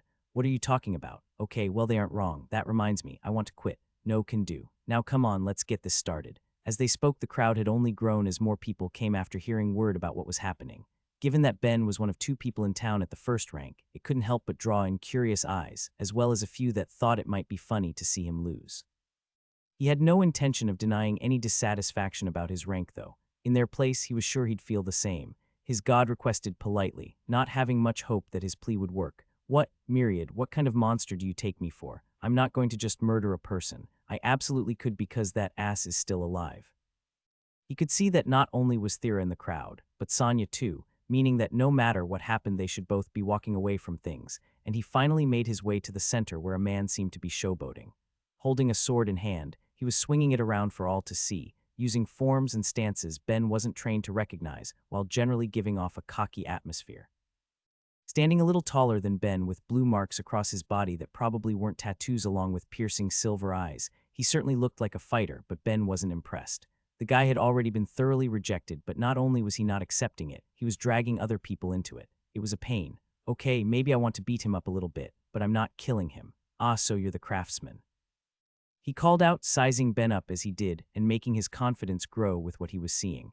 I hope you won't take what's about to happen personally, but if this is the only way to show the lovely saintess that there are better options available, then so be it. And now, I want to beat him up a lot. I'm still not going to kill him, don't worry. Listen, guy, I don't particularly want to fight you when I have better things to do, and even if you win, Thera's not going to suddenly swoon and fall into your arms. She's a lot more likely to just beat you up instead. Wait, that could be funny. Maybe I should take a hit or two. Ha, listen here, Craftsman, I've heard enough about you. An awakened skill is impressive. I give you all due respect, but the world doesn't need artisans right now, nor does a woman as fine as that. She needs someone who can keep her safe. Do you really think you could fill that role? I don't need to. Thera can more than look after herself. She doesn't need some random to come play prince. The comment got under his skin, though, and made an idea pop into his head, when he couldn't resist now that he had the determination to win. Anyway, you dragged me out here away from my work specifically to beat me up. If you're such a great man, shouldn't you be willing to put something on the line if you lose? I'll leave and you'll never see me again, don't you worry about that. Yeah, of course you will, but I'm looking for something more. You're threatening me and wasting my valuable time. Make up for it by paying out the amount I'd typically earn in a day. He was thinking it over, weighing out the pros and cons from what he knew of Ben, but it wasn't nearly enough for what he needed to know. He was considering how much an awakened craftsman could sell in a town like that, and while it was sure to be a lot, it wasn't an unbearable amount. What he wasn't considering was how much was currently coming in from the hundreds of items he was shipping out, the amount he was earning from all of his patents, and the amount he was pulling from the constant production of strengthening potions being distributed around the world. He didn't just earn enough to be considered rich, he earned enough that calling him filthy rich was an understatement. Of course it is. Is anyone else watching, by the way? Helori answered, with Nair chiming in too. Seriously, why so many? He laughed. All right, works for me. I'll do it, the man spoke firmly, refusing to come off as anything less than confident as he turned to shoot Thera a brilliant smile that she didn't even notice. If you've looked into me, then you should know I'm an apostle, Ben warned, just to be fair. You're making this promise before the gods Myriad, Nair, Helori, and more from what I've been told. You best not try to back out. A warrior is only as good as his word. Good in that case, let's get started. Cecily stepped forward while the man swelled his chest, yelling for the crowd. In the name of Vatu, I am. Don't care, Ben yelled back, cutting him off. Cecily, if I have to put up with this, then just call the match to start already. She looked like she was trying not to laugh, not knowing exactly how much Ben would make, but having a far better idea than the one looking for a fight as she raised a hand in the air. Both of you, there are healers on hand, but no going for a kill. Now get ready and begin. The moment she said it, Ben brought all of his minds up to their fastest speed and watched the other man before him. They were far enough apart that they'd have to meet in the middle if they wanted to come to blows, and it looked like the instant things were called he started to move, rushing forward to go against an opponent that as far as he could see had decided to come unarmed. That didn't matter to Ben, though. In less than a second, he'd materialized his mana, creating a gun, and applied all of the more powerful enchantments he could before pulling the trigger, sending a bullet through his opponent's gut and out into the field beyond as its target crashed into the ground, leaving the fight finished. When a few of his minds returned to normal speed, the area was silent. With the exception of both Thera and Sonya, no one had been expecting things to end quite so quickly, especially not when a not insignificant number had bet against him. He was pretty sure there was the sound of money changing hands, but that was it until he spoke up. Look, I tried to not kill him, but that's going to change if nobody starts treating the guy. All right, it looks like it's Ben's win, so Sonya, if you don't mind. Cecily asked as her longtime friend started making her way over, admittedly slower than a healer should, and poured out her mana to treat him. As it was happening, the crowd around started to murmur, wondering just what had happened. Nobody had noticed that Ben had just materialized a weapon. He kept it small for that reason, and they were all too curious about what it even was that had caused such instant damage. He personally didn't care too much what anyone thought. As anticlimactic as it was, he'd done what he'd been asked to do, and he started walking over to Thera, who seemed to have enjoyed the show, until he was stopped by the call from behind him. Wait, the man yelled, healed enough to get up. I can't accept this. Winning with some strange item, that's not your strength. Wow, it's a shame nobody outlined any rules saying how I had to fight before this started, he mocked. But as things stand, I won, so you both owe money and need to get the hell out of my town. Again, no strange tools this time. Fight me like a real man. Jesus, how badly do I have to hurt this guy? If I fight you again and win, then we're adding another day's pay, and even if I lose, you still need to pay up the first. Fine, I won't lose a proper fight. There was a fire in his eyes that wasn't there before now that he'd tasted any level of defeat, and it seemed like things would only become more of a pain if he turned him down, so Ben gave in. With the gods watching, there was no way he was getting out of paying his bill in the end, and he fully planned on using them to get the guy kicked out of town if it came to it. Fine. Sorry, Sonya, but can you bring the sore loser back to full health so he can't use it as an excuse when I win again? She gave a firm nod, not really wanting to treat someone who was causing her niece problems, but excited enough at the prospect of watching him get beaten up that she did her best to make it quick before the two of them were standing before one another again. I'll admit, I may have underestimated you a bit, Craftsman, but your luck ends here, on my name. Still don't care, Cecily, if you would, so we can get this over with. Sure, you both remember what I just said, so get ready and start. The crowd seemed even more into it this time than last now that expectations had been raised. When many of them thought about it, it wasn't surprising an awakened craftsman might have a powerful weapon, but now he was going to fight without one. After how things had just ended, who could resist seeing how things would turn out now? That was the desire going around, but Ben crushed it again with ruthless efficiency. While his challenger ran forward, he dug his foot into the dirt beneath him and kicked forward, empowering what looked like a relatively childish attack with all of his mana to shoot it out with a force approaching what he'd done with his gun as it tore through flesh and shattered the ribs of the man coming at him, bringing him once more to the ground, only with even more blood leaking out than the first time. Oh, I may have accidentally gone too far. Thera, Sonya, if you two wouldn't mind coming over so I can try and not be a murderer, that would be swell, he yelled out as he rushed over to the fallen man, ignoring the shocked reactions of the crowd around him. There was no doubt he was in a bad state when the two healers reached his side, and they rushed to close the wound while Ben provided the help he could. If you guys increase his digestion rate, I'll make up for the lost materials. Neither was sure what he was talking about, but both decided to trust him as he began the little he could. Stealing mana from Thera to help his own low reserves after that last attack, he began materializing it inside of the man's stomach, creating the digestible bits of the minuscule seed he knew how to materialize in a massive volume, creating pounds of it to replace everything that had been lost until the man was good as new and came back to his senses. What happened? You lost. Admittedly, I accidentally went a bit harder on you than I meant to. Even if you're a tool, that's my bad. He didn't want to believe it but couldn't deny the fact that he was on the ground, with a lingering memory of intense pain haunting his thoughts. That just left one question. How? My magic. Ben wasn't going to give him more than that. His skills were his business, even if he didn't mind sharing them if someone asked. He wasn't going to do so for a person who came to town specifically to beat him up. Still, this should be enough to show him the difference between us. Again, what? I can't accept this. Such a thing isn't a fight between men. You said a fight with my own strength. If you're going to deny that magic counts as that, then you're going to have a lot of unhappy mages around, including the two that just saved your life. That seemed to trip him up. He took a quick glance at Thera, who still wouldn't bother looking at him, but he'd made up his mind. Pick a real weapon and fight me with it. I won't lose in a true fight, Myriad sighed. Hilary asked, playing the devil on his shoulder. Fine, however this turns out, I might as well make a bit more money. That's a him problem. You want another fight, that's another day's pay. Sure, you can afford it. Grab a weapon and let's do this. Your funeral. Ben slipped his hand between his shirt and jacket, materializing his mana to create what he felt comfortable with. A hammer, big enough that the watching crowd questioned how he'd been storing it back there. The 0th level of hammer wielder had merged into his crafting back when it had awakened, but since then he hadn't used any of its combat potential. He knew in theory that awakening had to have raised it to some extent, but he'd only cared about how it helped his tool proficiency, so there was no telling how good it could be. Not that it matters for me. From what little he'd already seen, he knew there was no way he was losing. The shape of his mind made it impossible. In a one-on-one fight with no outside variables, the way he could think meant that the man before him was at a disadvantage he couldn't begin to imagine. Cecily, call the match already. She did just as he asked, albeit giving him a complicated look when she did, which he promptly ignored. Instead, he took his first steps for any of their little spars, shrinking the distance along with his target as his minds moved at a range of speeds, trying to take in everything he could for the best effect. It was clear the man was feeling significantly more confident. He was moving faster than Ben, and it looked like he was aiming for the same sort of decisive victory he'd just lost twice to as his sword came down in a heavy slash, missing Ben by millimeters as he stepped out of the way.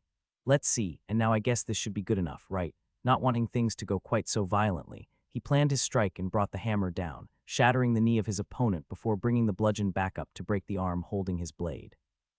Unlike the last two times, the man was still in a good enough condition to be aware of what was happening, even if he was powerless to change it. Ben had kicked the sword away and moved outside of his range of attack, which was so much more limited now that he couldn't stand, and was looking at Cecily, waiting for her to make her call. Another decisive victory for Ben, man. I won 3 times. Shouldn't I get a cheer or two? Yeah, but it's a big audience. While Thera, Sonia, Aso, and Sashel were all showing a good level of motivation for his victories, the rest of the crowd was deadly silent. Not even Sashel's party was joining in, instead just giving him the same uncomfortable looks as the rest of them. None of them could help it, though. Nobody had seen Ben fight before. The fact that he was ending things so decisively left more than a few shocked and uncomfortable. Never mind that so much of his success came down to being able to think faster than others. They didn't know that, and even if they had, that wouldn't have changed their evaluation. It might have even left things worse. Again, oh, you have to be fucking I won 3 times. What the hell are you going to complain about now? Men should fight with blades. Someone get him a sword so we can show our worth. What you think after you just lost so badly I wouldn't be able to gut you? My guy, let's make this clear. You've just lost to me using items I've made, magic, and now a pretty regular fight. I think we've established that if you really think Thera needs someone to protect her, you're not the one to do it. A fist fight then, a proper contest of strength. Oh, for the love of, can somebody please heal this guy so I can beat the crap out of him, guilt-free. We'll be adding another day's pay for this, so prepare to owe me 4. Pretty sure you're going to have to leave me in your will at this rate. Nair spoke in his head. It was an answer he got soon enough when the man's eyes stretched wide before clenching tight, holding his hands in prayer despite his still shattered bones. Vatu, it's an honor. I know, you see, I even so, isn't some shame worth it? Wait, please listen. You don't understand, but it's love.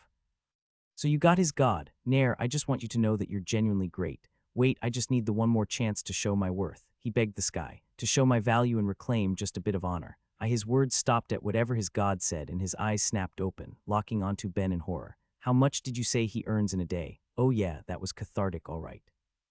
Faced with a debt he could never reasonably be expected to pay back, his determination finally crumbled, giving Ben the chance to finally get back to his day. Hey, what the actual hell? Ben muttered to himself as he prepared to lay down for the night.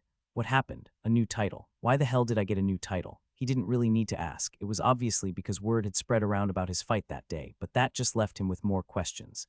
He wasn't going to out and say it, but Thera had been dealing with a poor reputation in town for years and never gained anything, so how was it that he'd gained one after only that?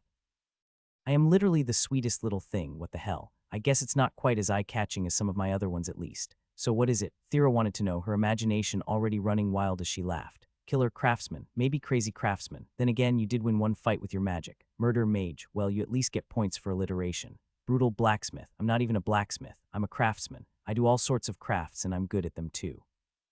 What is this disrespect? Most of the town probably isn't too fussed about your skill set.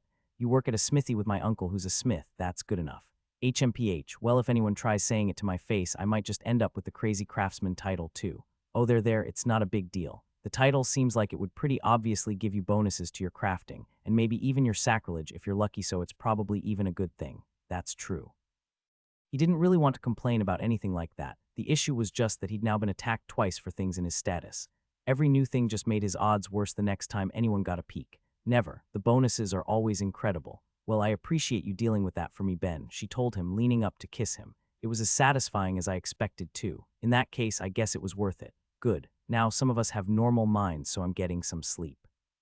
Try not to be awake for too many hundreds of hours, okay? We'll see.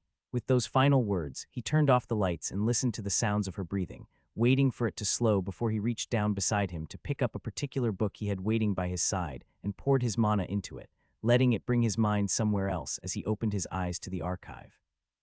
The mythic item in his possession, he hadn't been spending as much time in it compared to when he'd first acquired it and learned what it could do, but he'd spent enough for a few simple experiments, letting him discover a handy effect he suspected the original designer had never intended. Normally, the time within it increased 100 times over compared to what the rest of the world would experience. It was a massive difference, the sort that would turn hours outside into days within, but he now had an ability that stacked with it, unnatural thought speed. At its peak, Ben wasn't even sure how fast it had his mind move compared to the already massive improvement it showed in its unawakened form, but it worked just as well within the archive with an additional bonus. Even though it felt like his body was within it, that was just a construct, an illusion that reflected how he saw himself, not his physical form, meaning it wasn't bound to the limits of his flesh. In there, Ben could move as fast as he could think, and was going to use that strength to finally solve one of his smaller goals. He was going to decode the texts within to finally learn what secrets the archive held. After all, it's a good little change of pace, and I basically have all of the time in the world. The archive was a store of knowledge, a tool that housed the memories of around 36 of Galwax's people in the form of books for reasons Ben could only guess had to do with recording how they studied magic back while they were alive. With pages and pages of notes at the back, he couldn't read, that would fill the air around him when he got to them only after reliving days of the lives of that long-dead race. He spent what felt like a week in the first row of books, reading through them multiple times to make sure he memorized every tiny detail from their memories. What they were thinking, even if he couldn't understand it, what they were feeling, both emotionally and when they'd cast their spells, and what they were seeing, both in the spell effects and the world around them. It would be a lot to take in and absorb for any normal man, but with his most recent level of unnatural mind, Ben was just shy of 2,500 individual minds in his head, all of them working in tandem to learn all they could. It wasn't until he finished the first dozen that he took a break to examine how it all compared to each other. Okay, this is going to be a little harder than I thought. Really should have expected this too. He was certain that there were examples of multiple languages across the various books. It made sense. As peoples and cultures grew, languages would diverge and split. With a mythic artifact like that, he should have expected as much. The only reason he didn't was that he'd grown too accustomed to world speak covering the whole of the planet he was on. And even some of the ones I'm hearing that sound like they're probably the same might have some subtle differences depending on how many years have passed between them or regional dialects.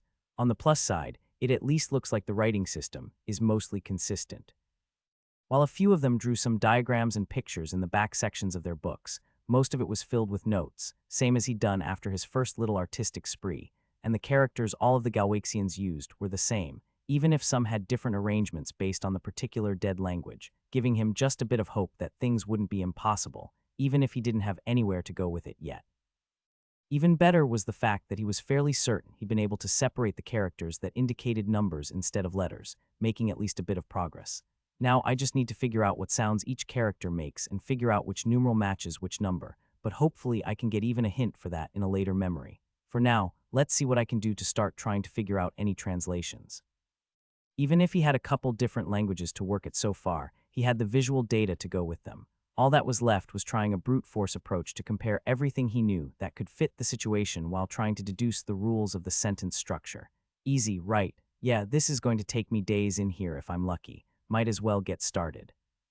Oh, son of a bitch, he'd spent what felt like 2 entire weeks within the archive that might have only been a few minutes in the real world, going over everything he'd seen in his first dozen volumes again and again, trying to deconstruct the dead languages based on the context clues he had, and even felt like he had gotten pretty far with the project, or at least as far as he could considering what he had. Given that, he decided it was time to see if any of the other books would help him pick up a few more words here and there or else help him confirm some of his less certain guesses, only to get more than he'd ever hoped for. The first page was like any other, a Galwaxian creating a new spell. In that particular case, one that merged lightning with a poison effect, but things got infinitely more useful from there. Unlike all of the rest who seemed to refine their discoveries out in the field, this one instead did it in what he wanted to describe as a lab with a notebook in hand, recording discoveries and thinking about what they were writing as they did it, giving him the sounds each character represented, and a bit more context for the numbers as well. As he was seeing it, he was already comparing it against the writings in the other dozen books, sounding out the words they made to compare against what he'd heard in each memory, and examining the written words that hadn't previously come up in anything he'd heard, looking at how it related to the rest, as his work felt like it had taken a major leap forward. Even if he was still missing information, the greater pool of examples let him refine his ideas on the way the language was structured, and either raise or lower some of his guesses on translations. He just needed to keep going. Hours flew by as he studied, going back over everything he'd already taken in to look at any similarities and differences between the different languages he was seeing as well, feeling his mind's pound under the strain. At that point, it was no longer some unsolvable mystery, but instead a puzzle that used not only what each book contained, but the accounts of his day-to-day life as he thought back to hundreds of conversations he'd had across dozens of days, breaking down the words that both he and his conversation partners had used to determine commonality, and their usage rates to compare that against what he'd expect from his native English, trying to find common rules that might transcend species. Even if they were going to be soft, doing that helped clear up even more for him. Common words, it, of, that, to, the, and more from there would take up the majority of any normal language as long as it wasn't akin to any of the madness his God's people spoke, and it narrowed his search down all of the more, letting him refine further until he was left with only the more specialized ones that wouldn't come up as frequently.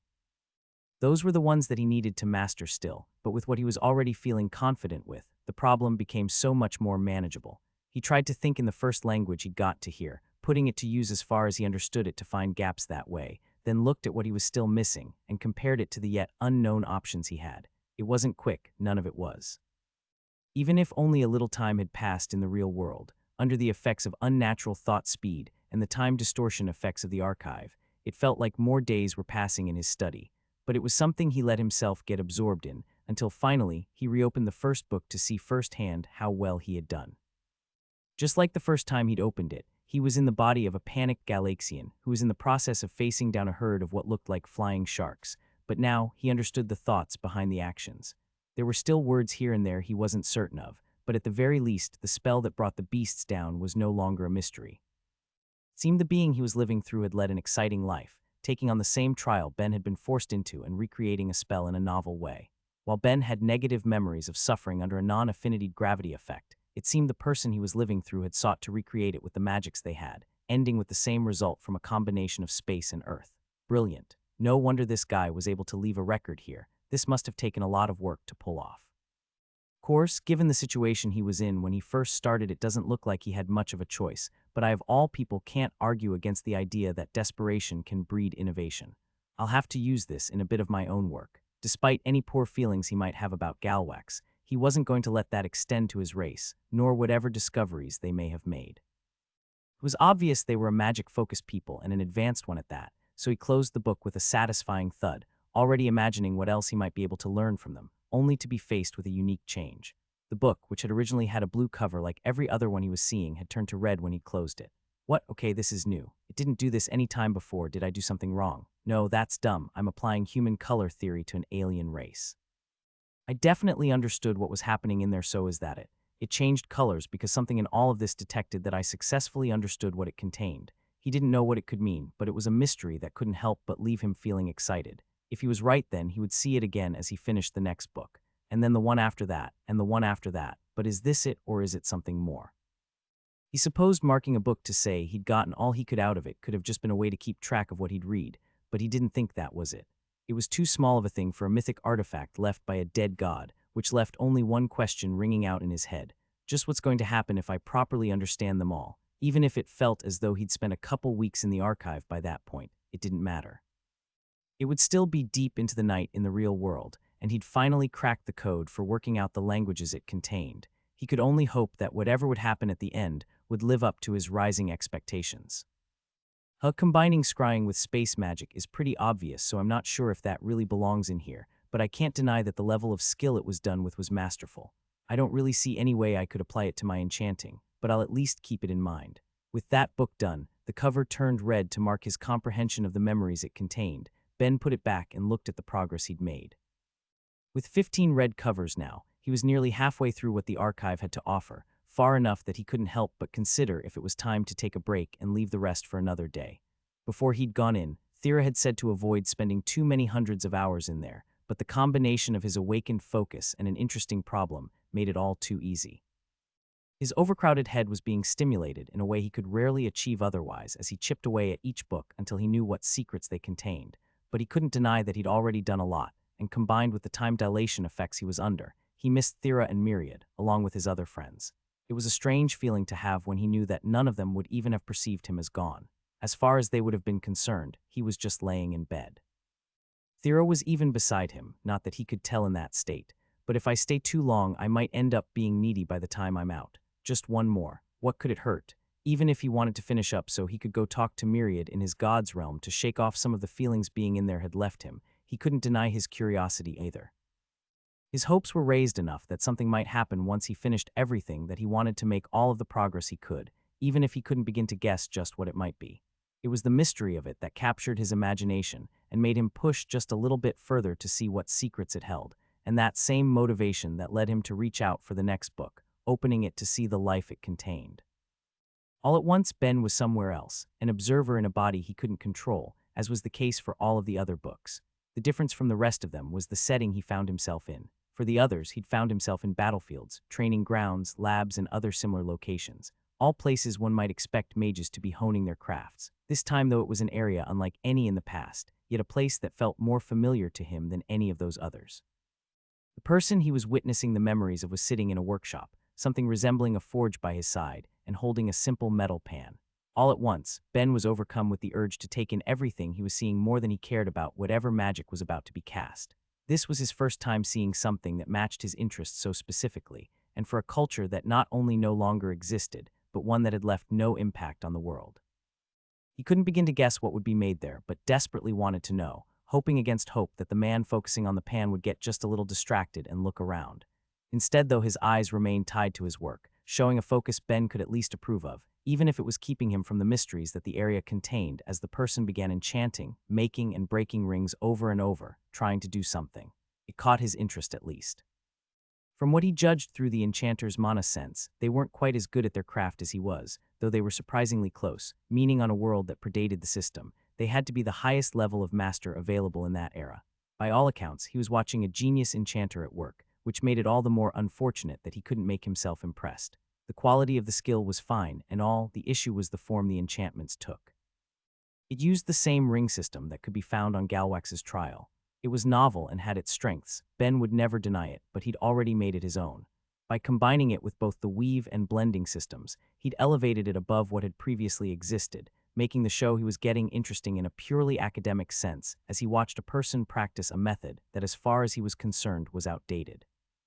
Although it does feel like he's doing something a little strange with his mana, maybe there's a subtlety I'm missing here. It did him no harm to focus on it while he was stuck in the memory at least, trying to understand what was happening.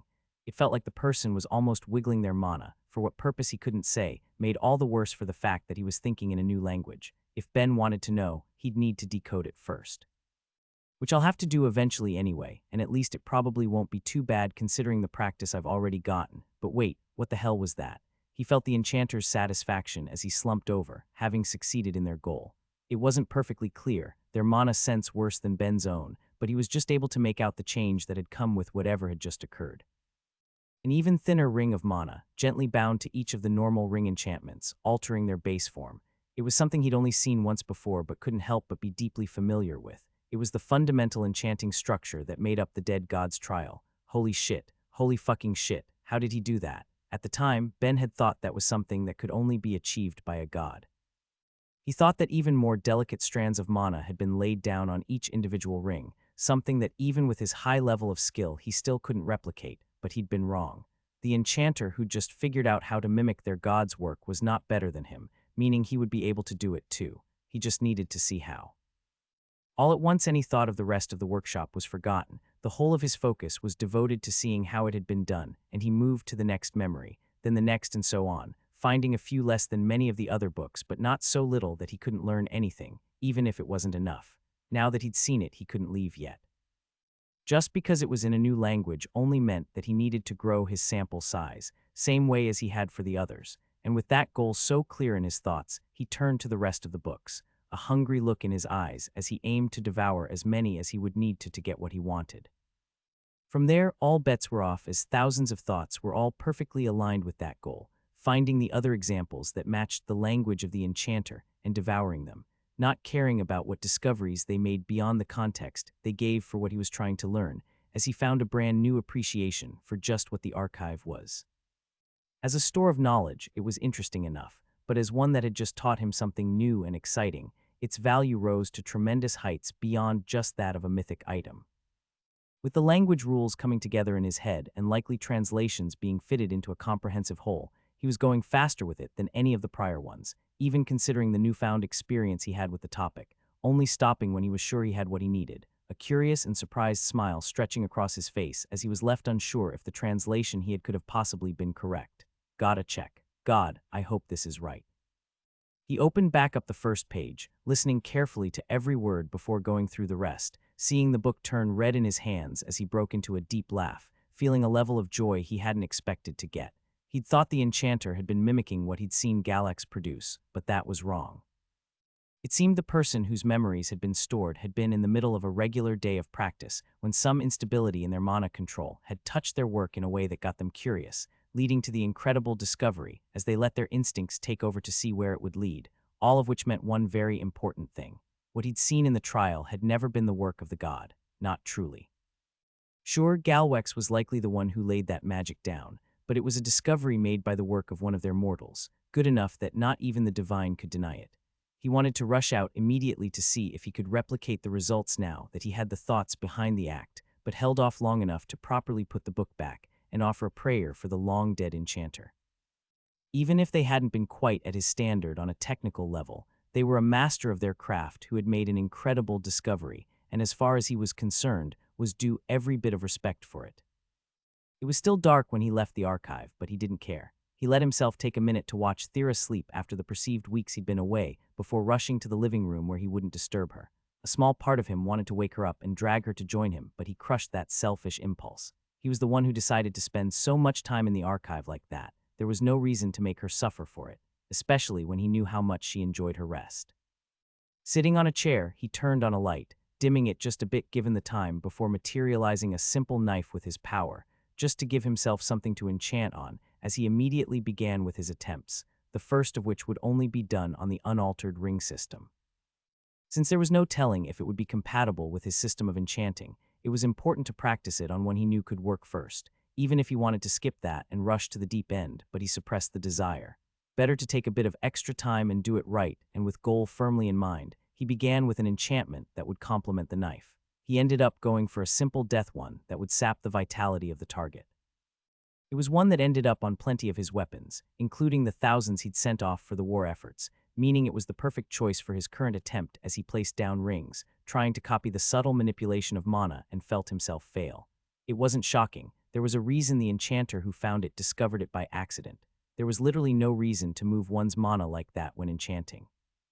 If anything, it would just yield a worse result unless perfectly pulled off, meaning it was a technique that needed to be mastered in order to be properly used. But if that guy could get it in less than an hour of attempts then, so can I. He broke the ring enchantment that had gone down and tried to replace it again, feeling another failure as his various minds examined both himself as well as the flow of his mana while he used it. Mana control was one of his strongest points when it came to magic. It was an advantage he was going to exploit for all it was worth as he watched enchantments form and break in quick succession until his first success. It was thrilling, an advancement to the way he'd enchant if all went well, but he didn't stop to study the effects of the minor modification. That could come later. This was a method that needed to be practiced, so with the one success under his belt, he immediately began shooting for another, changing the initial enchantment to a different affinity as he tried again, shifting affinities with each success, and going through all 10 options before using it with non-affinitied spells. It was only after 30 tests that he was confident in saying he had it. He could perfectly recreate that small change to the ring system, and as much as he now wanted to dive in to see if the application would extend to his own means of enchanting and beyond, it was now time for him to actually confirm its effects. To do that, he reshaped the knife in his hand, turning the entire thing into a thin metal sheet, leaving a foil so delicate it wanted to crumble under his touch the moment he stopped holding it together, and applied the earth enchantment sturdy to strengthen it using the modified ring system to see what effects would come. It wasn't that he didn't know. He'd formed his theories in the trial and had seen the tests of the enchanter who'd first figured it out. It was more a matter of needing to see it for himself before he was willing to move on to the next phase of things, and with his motivation firmly in place, he began his study. By that point, he was well aware of the effect he would have gotten if he'd used the normal version of the ring system. Given the lightness of the foil he'd made, while the enchantment let it hold itself together under its own weight, he'd have been able to destroy it with his hands rather easily. Not so with the modified version on it. While it hadn't become some impenetrable barrier, it took work to tear into it, needing a bit of strength behind the act that wouldn't normally have been there, leading to the same answer as the one who'd discovered the technique. When putting the same amount of mana into an enchantment, its power exploded multiple times over. Or alternatively, it means that an enchantment can be made significantly less mana intense while resulting in a comparable effect. God damn, this is huge. This is beyond huge. Even though he'd pulled it off after a few attempts, it was by no means easy. It required the technical skill of an awakened enchanter, but this was the sort of thing every one of them needed to be aware of, at least as soon as he was done a bit more testing. If it can't be done with the weave system, then every enchanter in the world is going to have to convert to the ring system after this. Just gotta see, and it works with the weave. Thank God, that would have been crazy. He ran the same tests he'd done before, seeing small changes in the results due to the characteristics of the two systems, but still a growth in power that made it a must-learn for anyone who could. All that left was to test the system that mattered most to him. His system, the one he'd built up with the knowledge he'd gained in the world, one that would be impossible for anyone else to use at the maximum potential unless they worked to grow just a few more minds to let their work truly shine. A system made of interlocking rings, where each one was made up of a weave of others, and the strands that made them up would each be composed of blended mana. A monstrously complete system that trumped all others so long as one had the resources to use it, and he was about to try and make it even stronger. For the sake of it, he at first tried to cause the change on the larger rings, even as he expected failure. He didn't want to discount it as a possibility. It was just the overall structure left it unlikely in his eyes, and repeated failures gave him the impression he was right. No, what he needed to try wasn't provoking the change on the small rings, but the even smaller strands that made each one up, enriching the whole of the tapestry that was his magic, if it's even possible. Adding it to that aspect of his system would be a massive change, needing him to repeat the same strange mana movement dozens of times at once for even his simplest of enchantments given the way he structured things, but with the skills he currently had, it was more than possible. His minds would be able to carry the weight of construction without even using up half of the ones in his head, and his enchanting was at a high enough level that even if the difficulty was going to spike, it wouldn't be insurmountably so. After taking a second to psych himself up for the challenge, he put everything he had towards it, making the sturdy enchantment once as he poured his all into the task, only to end with a surprise. The weight of the enchantment was too high, and the foil crumbled to dust beneath his touch. Heh, been a while since I've made a mistake like that. I should have guessed, though. Hundreds of rings composed of dozens of weaves, each of them having a bit more mana added to it in the form of those non-affinitied lines. It's all added up. That's fine, though. Taking that into account, I can still do it. Just gotta reduce the scope a bit. If I pull back about 5% of the rings, I think that should work fine, and then I should see both a bit of a reduction in the mana cost as well as a strengthening effect. Let's take it again from the top. Using his material manipulation, he gathered and reformed the metal powder back into a foil before trying again, keeping aware of his prior mistakes as he let himself shrink the scale of what he was laying down just a little bit, as before his eyes he saw it work. His system had changed once again, growing all the more powerful for it. Damn me if I'm not the best enchanter on this freaking planet. He laughed, the feeling of his success coursing through him. He'd pulled it off, and with a level on top of it, that just meant he'd be able to instantly work better than he had before when he got around to remaking it, but that would wait. First, he needed to see how what he'd just done would compare against his previous tests, so once again he tried to tear into the foil. While unenchanted, it would crumble in his hands. With the basic ring or weave enchantments, it would hold itself but rip like paper, and once modified with the change, would need a bit of force to achieve the same result. This time it was a different realm of effort. The strength of his enchanting system combined with it and left the foil in a state that he had to put his back in it to get it to tear. Still possible to destroy, but with heavy implications. Ben was by no means weak. When the top end of the average strength for hominid types in the world was a value of 150, at least so long as they weren't actively doing things to train it, he was over 6 times higher than that.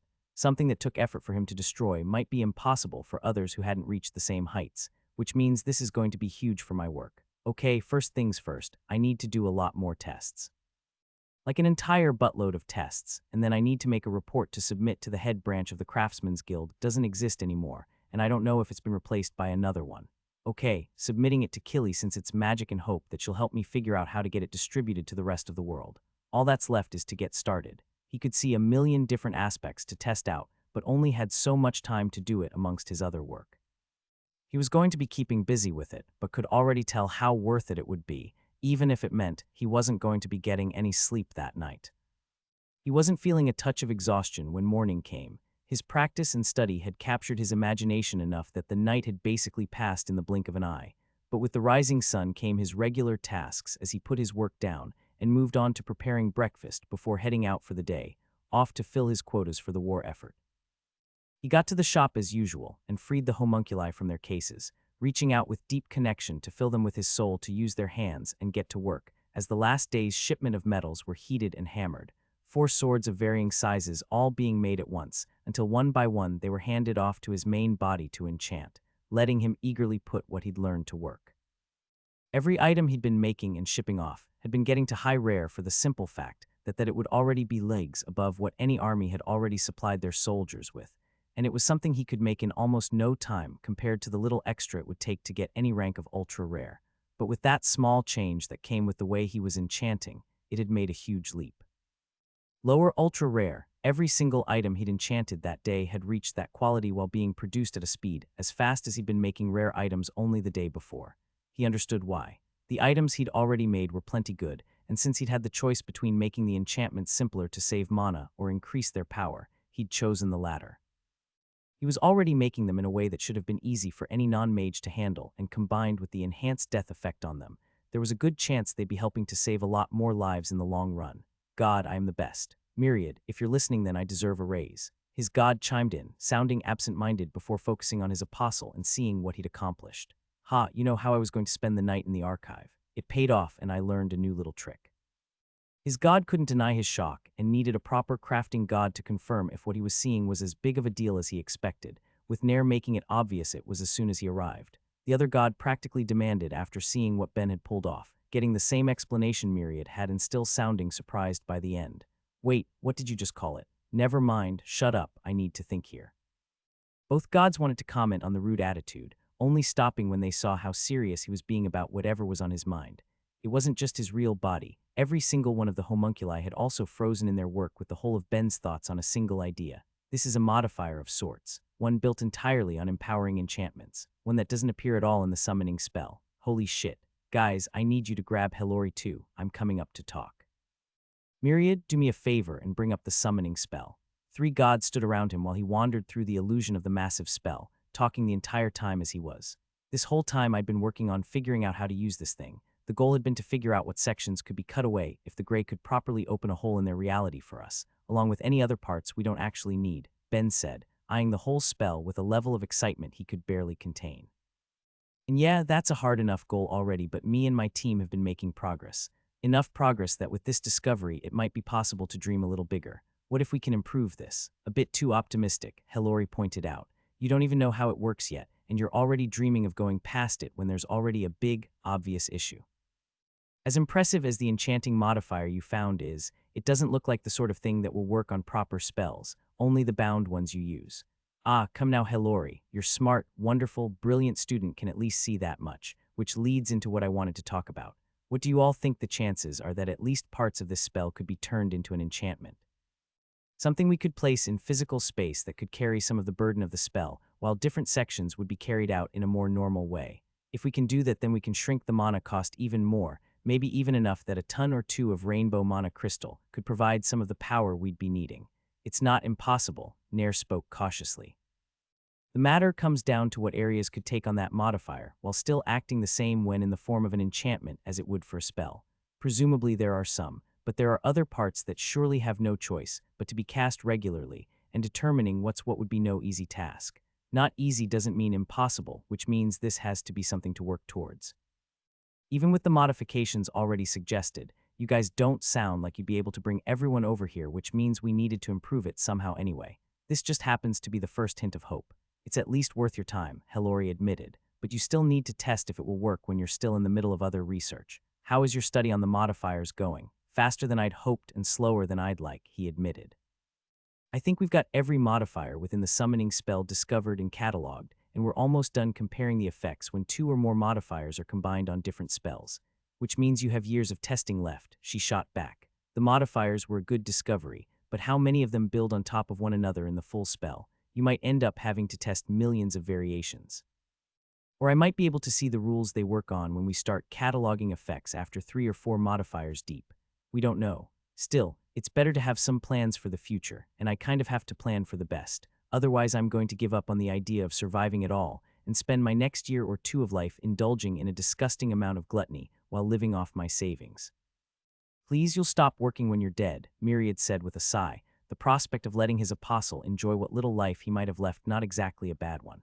Okay, well, that's neither here nor there, so come on and do some planning with me. I'm open to ideas, theories, and suggestions of all kinds. Ending up just a bit swept away by his enthusiasm, the gods gave in, with Nair in particular sounding unusually motivated as the hours wore on.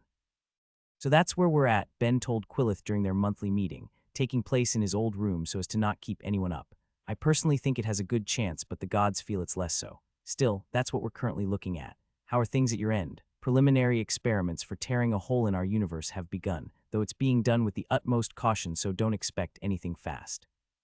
It's fine, I get that's the sort of thing you gotta be a little cautious about given what you've told me in the past. On that note, I'm assuming you guys have had at least a couple eyes on my work and what my employees have been doing. Is there an easier way I can arrange it for however you're recording it? Why? Ben shrugged. One, because maybe you guys will be able to see something I'm missing since your world is presumably pretty invested in how this turns out. And a more likely two, I'm assuming if we lose and all die here, you might go find an agreeable-looking planet in some distant galaxy that isn't in the middle of being conquered and see if anyone would be willing to help out. Way you're currently doing things is enough, though if you could flip through the write-up of your most recent discovery after you make it, that would be appreciated since we still don't have a way to watch or record mana. Quillith wasn't going to deny what Ben was saying, especially when it seemed the other didn't particularly care. While there were only a few on the task beyond some automated programs researching that universe, it was obvious enough that they might try such a thing if the current war was lost. The Grey were at least a little invested in that world, both for the fact that members of their race were surviving on it, and that after observing and talking with the people who lived there long enough, a good impression had been made beyond any feelings of empathy, but they had to be practical. That was the only reality they knew of that could reach out to interact with others. Should things fail, then they had to keep going. Will do. Since it's a bit complicated, I'll do my best for the explanation, but it's still going to be challenging for anyone. That's fine, we can't exactly complain about the difficulty of showing examples across universes. But on that similar note, did you have any topic in mind for what you wanted to focus on today? Any rules for robotics that you think might apply for this universe would be handy, but before that, I've got a question. Yes. You obviously don't just know everything I could ever ask. Should I take it you're reading off a monitor or something? Nothing so primitive. My implant brings up the information I need and I convey it to you, that's all. Okay, very sci-fi of you. In that case, since you being here is all an illusion anyway, I was wondering if it would be possible to change things up a bit. Is there any way you could just create a wall of text for me and have it flash through everything you guys have gathered about the universe so far? Sick of me teaching you already, the alien asked, giving an amused impression. It should be possible, give it a few minutes. Of course, if you're asking for everything, it will be a while. That does cover what we've learned of those other worlds we're watching along with a mountain of information with no immediately obvious value. Even with your current speed, it might take 10 or so lessons to finish it all, and we're constantly learning more, so expect that number to grow. Hey, I plan on being alive in another 10 plus months, so it's no problem. Also, you're not getting out of this. I need someone to ask questions for clarification, and you're good for bouncing ideas off of. I'm looking to keep this up till your butt is on world. Then I suppose we should get started. It was only a few seconds later that a rapidly flickering wall of text appeared to his side while he and Quillith spoke, and it was like that, another night passed. The day that followed ended up straying from his new norm just a little. Instead of spending so much of his time pumping out weapons to do his part for the world, he first went to visit Killy at the Magic Towers, submitting reports of his discoveries to get her help with handling, before taking advantage of the fact he was there by reading even more, finally finishing the second floor. That of course left him with the largest to go, the first, which was made up of not only what could be found in the main building, but many of the surrounding ones as well, but that was an issue for another day. He'd made a fair bit of progress with his work and was happy to go home and indulge in a normal night, making dinner for everyone and talking before turning back to the archive. Originally, he'd wanted a bit more of a break than a single day after spending so much time in it, but it was hard to hold himself back. He felt the call of a mystery in those untouched pages and wanted to do everything he could to finish them, and given the work he'd already put in, was well on the way to making that happen. After all, he did have a few books he could complete right away. The only reason he hadn't was because of the excitement that came with the enchanting modifier that he couldn't keep himself from testing. Now, though, he was able to finish the rest that shared the language without a second thought before he started on the remaining few, chipping away at them one by one as each book turned red to match his comprehension, even if he found himself getting little of value for most of it. It wasn't like there wasn't anything interesting. He couldn't say that after the enchanting discovery and a few other valuable bits of research. The issue was just that he'd seen plenty of it before. The world he was on was composed of so many races that after coming together had joined their knowledge of magic and spent so much time growing into what they now were. Even if plenty of it was well done, it was hard to find anything truly novel compared to what he'd found in the uncountable number of books he'd already read in the Magic Tower's library. Much of what he was seeing in the archive was stuff that came naturally to some races as well, combined affinities. It seemed Galwaxians didn't get them naturally, so when someone figured out how to imitate options like lightning or plant, it was a big deal to them, or at least that was Ben's guess. All of which added together to make the most of what he'd actually learned ended up being a list of dead languages, instead of anything as life-changing as that one particular book had been. Of course, I just might be the wrong guy for plenty of this. Who's to say that nobody else who actually holds some of these affinities wouldn't be able to look at these memories and be inspired to reach even greater heights in their skills? I was able to get something great the moment I came across enchanting, so it might just take the right eye to see the value. Plus, I'm sure experiencing memories is probably a lot easier than reading a bunch of books for plenty of people if they want to improve their technique. In the end, it didn't really matter. With time flying by, he put the final book away, only to be left with a problem as he stood right before the finish line. A single blue book left, when he'd skipped over in the hopes he'd find more examples of the language it was spoken in, only to come up empty with it being the one book without any other resources. Without more, that meant he had nothing he could go off of to help him beyond the small bit of context that each of the memories provided for what was being thought, as well as the possibility that he might find related words in the various other languages he'd learned, even if that meant the task was going to be so much more challenging right from the get-go. And the worst part is I already know about this stupid option. It showed another combined magic, one he was deeply familiar with after being stuck in the dead god's trial. Blessing magic, the same one that greed possessed, and was a combination of light and life. The skill the mage seemed to be using it with looked impressive by all accounts, but the fact that being able to comprehend the thoughts behind the actions was the only thing stopping him from getting that last book finished was driving him mad. He spent tens of perceived hours going through that one book again and again, looking at every little thing along with the mage's notes in the back, trying to see how it might compare against the other languages represented in the archive, only to still fail in the end. He believed he could do it was only a matter of time, but at the very least he needed a break from the overly dull task and decided to leave the archive for the night, going up to his god's realm to pursue a different avenue for his study. Oh hey, glad you're here too, Nair. What are the odds you guys could just whip up a few dictionaries for me converting all of the languages you know into Allspeak? I'd appreciate it. Hit a snag, I take it. Myriad asked him, not really needing an answer when Ben's face made it so clear. I hate Galwax. What a terrible way to design an item. Who the hell traps a feature behind comprehension? I bet a ton of the people from his world who read it never finished all of the books either. I do want to point out that you're only assuming something is going to happen once you read them all. I mean, it doesn't feel like a bad assumption. Of course, if I'm wrong, then I'm going to hate Galwax even more for wasting so much of my time. So anyway, books. All right, but before that, there's actually something we wanted to talk about. In 2 weeks, there's going to be a fairly important meeting. Would you and Thera be able to go? Depends on why, I guess. What's happening? It's something that happened before the first wave as well. It's for people who aren't particularly aligned with any one nation to decide what point they'll be going to. Since you were just joining Craftsman's tower, before there was no need to bring it up last time, but since then things ended up a little hectic, as I'm sure you could imagine. It looks like word never reached either of you that you were invited to this one. Wait, I was like, properly invited? Why? You are still a member of the Adventurers Guild. All 3rd to 1st ranked members are invited if they aren't already stationed in a specific nation, along with anyone else with enough known power. It's something your guildmaster should have mentioned by now, but since it looks like she'd assumed you'd already decided where to go and hasn't brought it up, I'm stepping in. Of course, if you don't intend to be on the front lines again, then that works far better for me personally.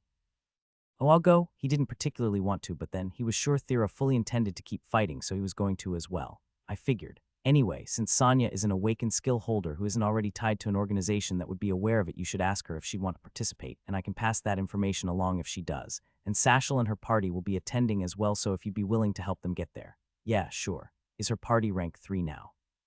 He knew Sashel had gotten to the 2nd rank by virtue of getting her awakened plant magic, but he hadn't heard about the rest rising up as well. Then can do. Now if that was all. He mimed flipping pages, wanting to start his reading for the night, only for the atmosphere to take a slight turn to the uncomfortable as Nair finally spoke up. Actually, there was a small favor I wanted to ask you as well, and I'm immediately put on guard. It's nothing bad, you don't need to be so concerned. With your latest discovery, you are aware of plenty of useful things. I was hoping I might get you to act as a teacher for a couple weeks when the meeting ends, if you don't mind.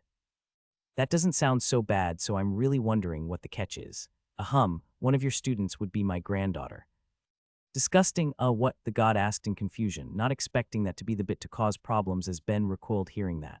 I know how demigods are made, Nair. You have to wear a person like a suit to knock boots. It's gross. Bleg, I can't believe you were willing to do that. Lots of gods did, he said in his defense. In case it wasn't apparent, a powerful fighting force is rather handy to have around. Yeah, I get it. So what am I teaching her? Well, you see, it's not just her. There's another she works with in my lands, who I'd like you to teach as well. Ben waited for whatever it was. Nair was making it pretty obvious that there was some issue with the mystery person that was making him hesitate, with Myriad beside him, giving the impression that he wished the conversation was happening somewhere else. She's a member of Yuzu's race. Wait, like another summoned. What could I possibly help her with that? Jesus Christ, don't tell me. She happened to arrive with a variety of magics, Nair explained, not meeting his judgmental gaze. One of which happened to be an awakened enchanting. There was another fucking enchanter summoned. And you took her in but not me. You bitch, you absolute bitch. He wasn't even properly sure if he was mad. He was too busy dealing with the surprise. It wasn't like he didn't understand at all. If she arrived with awakened skills and other magics, then she'd been a lot closer to what the world had been looking for than himself. But he still couldn't help but react when he heard that. How could he not? Nair was a crafting god. Was there any particular reason he couldn't have taken Ben in 2 back when he'd been alone? None of my people were at your location. I didn't hear about you till Myriad brought you up, he explained. Besides that, the gods didn't give much input in who their people took. We just trusted them to deal with the matter themselves. Yeah, nobody needed poor useless Ben. I get it, he grumbled. That reminds me, we haven't agreed to a newer charge for the current weapons I'm sending out. Consider the ones that already went as a small bonus, and tell the other gods I'm doubling the cost if they want ultra-rare enchantments. Otherwise, I'll just go down to rare again, so I'll have more mana for practicing my materializing at the same time. It's not like I won't be properly paying you for your work, Nair told him, already having expected most of that reaction, even if he was going to have to explain to the others why the price of goods had just gone up. We've got to know one another for a while now, and I'm fond of you, Ben. Do me this favor and I'll give you my blessing. That got him out of his funk and even perked Myriad's attention, with the cube speaking up. What, are you sure about that? There's no reason not to. Even if he doesn't give me his faith, I've spent enough time chatting with the boy that it won't be as hard for me as it was Helori. Besides, I'm asking him to work. He should be properly compensated for his services. So what would I be teaching them? Just the enchanting modifier? He asked, his mood improving with the thought that he'd be able to snag another blessing from whatever work he wound up with. That, along with your personal enchanting system, your knowledge on ritual magic, and any help you could give them with raising Connect. They have Connect. when it became obvious how handy it was for enchanting. I wanted them to get copies of it through Zandil. Which I suppose also means I'd like you to make a copy of your skill library as well to bring them. I'll talk to Thera about it, but fine. If it's only for a couple weeks then, it shouldn't be the biggest deal, and I'm assuming you'll have an area where I can do my own work as well, right? Of course, if you bring your homunculi then we also have a rather extensive library. It's not quite as good as the one that existed at Craftsman's Tower before it was torn down, but since those books are still all packed up, this is probably the second or third greatest one to focus on the topic. And now I'm definitely in. Way too much of my study has gone into magic recently. I should be putting a bit more of my knowledge skill towards learning my main subject of interest. This might just end up being pretty fun. Grandfather Natty greeted lightly with a bow, showing the one before her that due respect after being pulled to his realm, getting a much warmer response in return. My dear, have you been well? Nair asked, his lava-like features taking on a smile at seeing her. Of course, I've been making as many amulets as I can and they're shipping regularly. You have nothing to worry about. And as nice as that is, that wasn't exactly what I was asking, you know. I enjoyed dinner with Zilly and Zalith the other day too. She gave in, seeing him become just a little brighter with the answer. Finding the right sense of distance was always a challenge with her grandfather. She may have been his relative, but she was a mortal. He was a god. How much distance was there supposed to be in a relationship like that? It left their meetings feeling awkward while she tried to gauge how to act while he kept track of her life. I'm glad to hear it. It's important to keep making time for these sorts of things, isn't it? I guess. Was there any other reason you brought me up here? She expected the answer was no, that she had been pulled from her sleep just to chat a bit as he was prone to do from time to time, but for once she was greeted with a surprise. There actually is one thing. I've got you a teacher. What do you mean teacher? I haven't needed a teacher since I was 12, she stated, letting her polite tone slip in exchange for shock as she was left wondering where that had come from. Had she not been living up to his expectations as the descendant of a crafting god? Was her work not meeting his standards, or was he disappointed that she still hadn't gained any levels to 2 of her blessed skills? No, nothing like that, he reassured as he read her thoughts. Just so happens that the boy I have coming happens to know a few tricks you don't, along with the fact that he's high enough in level for the skill you learned from Uro's apostle that he'll be able to help you and Zilly as well. He'll be teaching her too, so make sure you mention it in the morning, would you? Boy, grandfather, are you having us learn from a child? At that, he laughed. All mortals can come off a bit young when you're older than nations, but from your perspective, no. He's about your age. I hope that you can get along with him. And his partner too, since he'll be bringing her along. All right then, who is this mystery teacher? Have either of you heard of someone named Ben? Was the first thing she asked in the morning as she began her enchanting, with one shaking her head while the other looked curious. Maybe the name sounds mildly familiar, spoke Zalith, one of the members of her workshop and the high priest of her grandfather. Why, he'll be coming to help teach me and Zilly a few things from the sounds of it, she explained, not liking the looks in either's eyes as she said it. You heard it from our lord, I take it, the priest asked in excitement, showing the faith that got him the role but still managing to put her a little off no matter how often she saw it. Yeah, I guess he'll be with us for a couple of weeks. This time it was Zilly who spoke up. Lame, I know plenty now, am I still not good enough? It's for both of us and I was told he just knows a few things we don't that could be worthwhile to practice. Well, I guess if you're going to be stuck doing it too, then fine. So who is this guy? I'm told I actually met him before. He was the one who helped me level 3 of my magics. I was told he's the apostle of a god named Myriad, along with being one of the summoned. When she'd been told who it was, it did help raise her evaluation of who was coming. Of her 5 blessed skills, 3 were the physical magics, earth, water, and air, and he'd helped her get a level in each. It was a debt she couldn't deny, though did find herself taken aback by the horrified look in Zalith's eyes. Oh gods above, not him. While she gave a questioning look to the response, Zilly was much more proactive, pulling the priest's head into a lock under her arms. Don't just say that and give the context we'd obviously want. No, I really shouldn't. His words were temporarily cut off as Zilly squeezed tighter, only releasing when his face began to change shades. Don't be an ass. There's nothing worse than saying mysterious crap and leaving it at that, so talk already.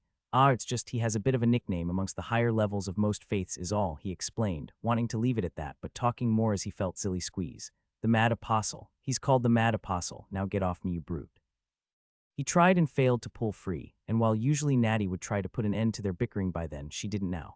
The statement led to an obvious question, one that the two women could see. And why exactly is he called the Mad Apostle? Zilly asked, rolling her eyes as she was forced to pull out every little answer from him.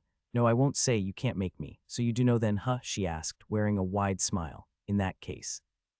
Stop, Natty basically ordered while trying to hold back a sigh.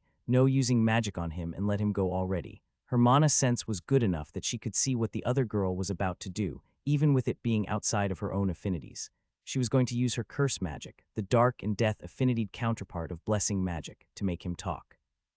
Not having been born in the world, she could be the worst combination of lacking common sense and breaking what seemed like obvious taboos, with enough power that even if she did commit a crime, her punishment would be light so long as it was nothing too outrageous. The other girl couldn't help but look disappointed to be told off, while Zalith looked relieved.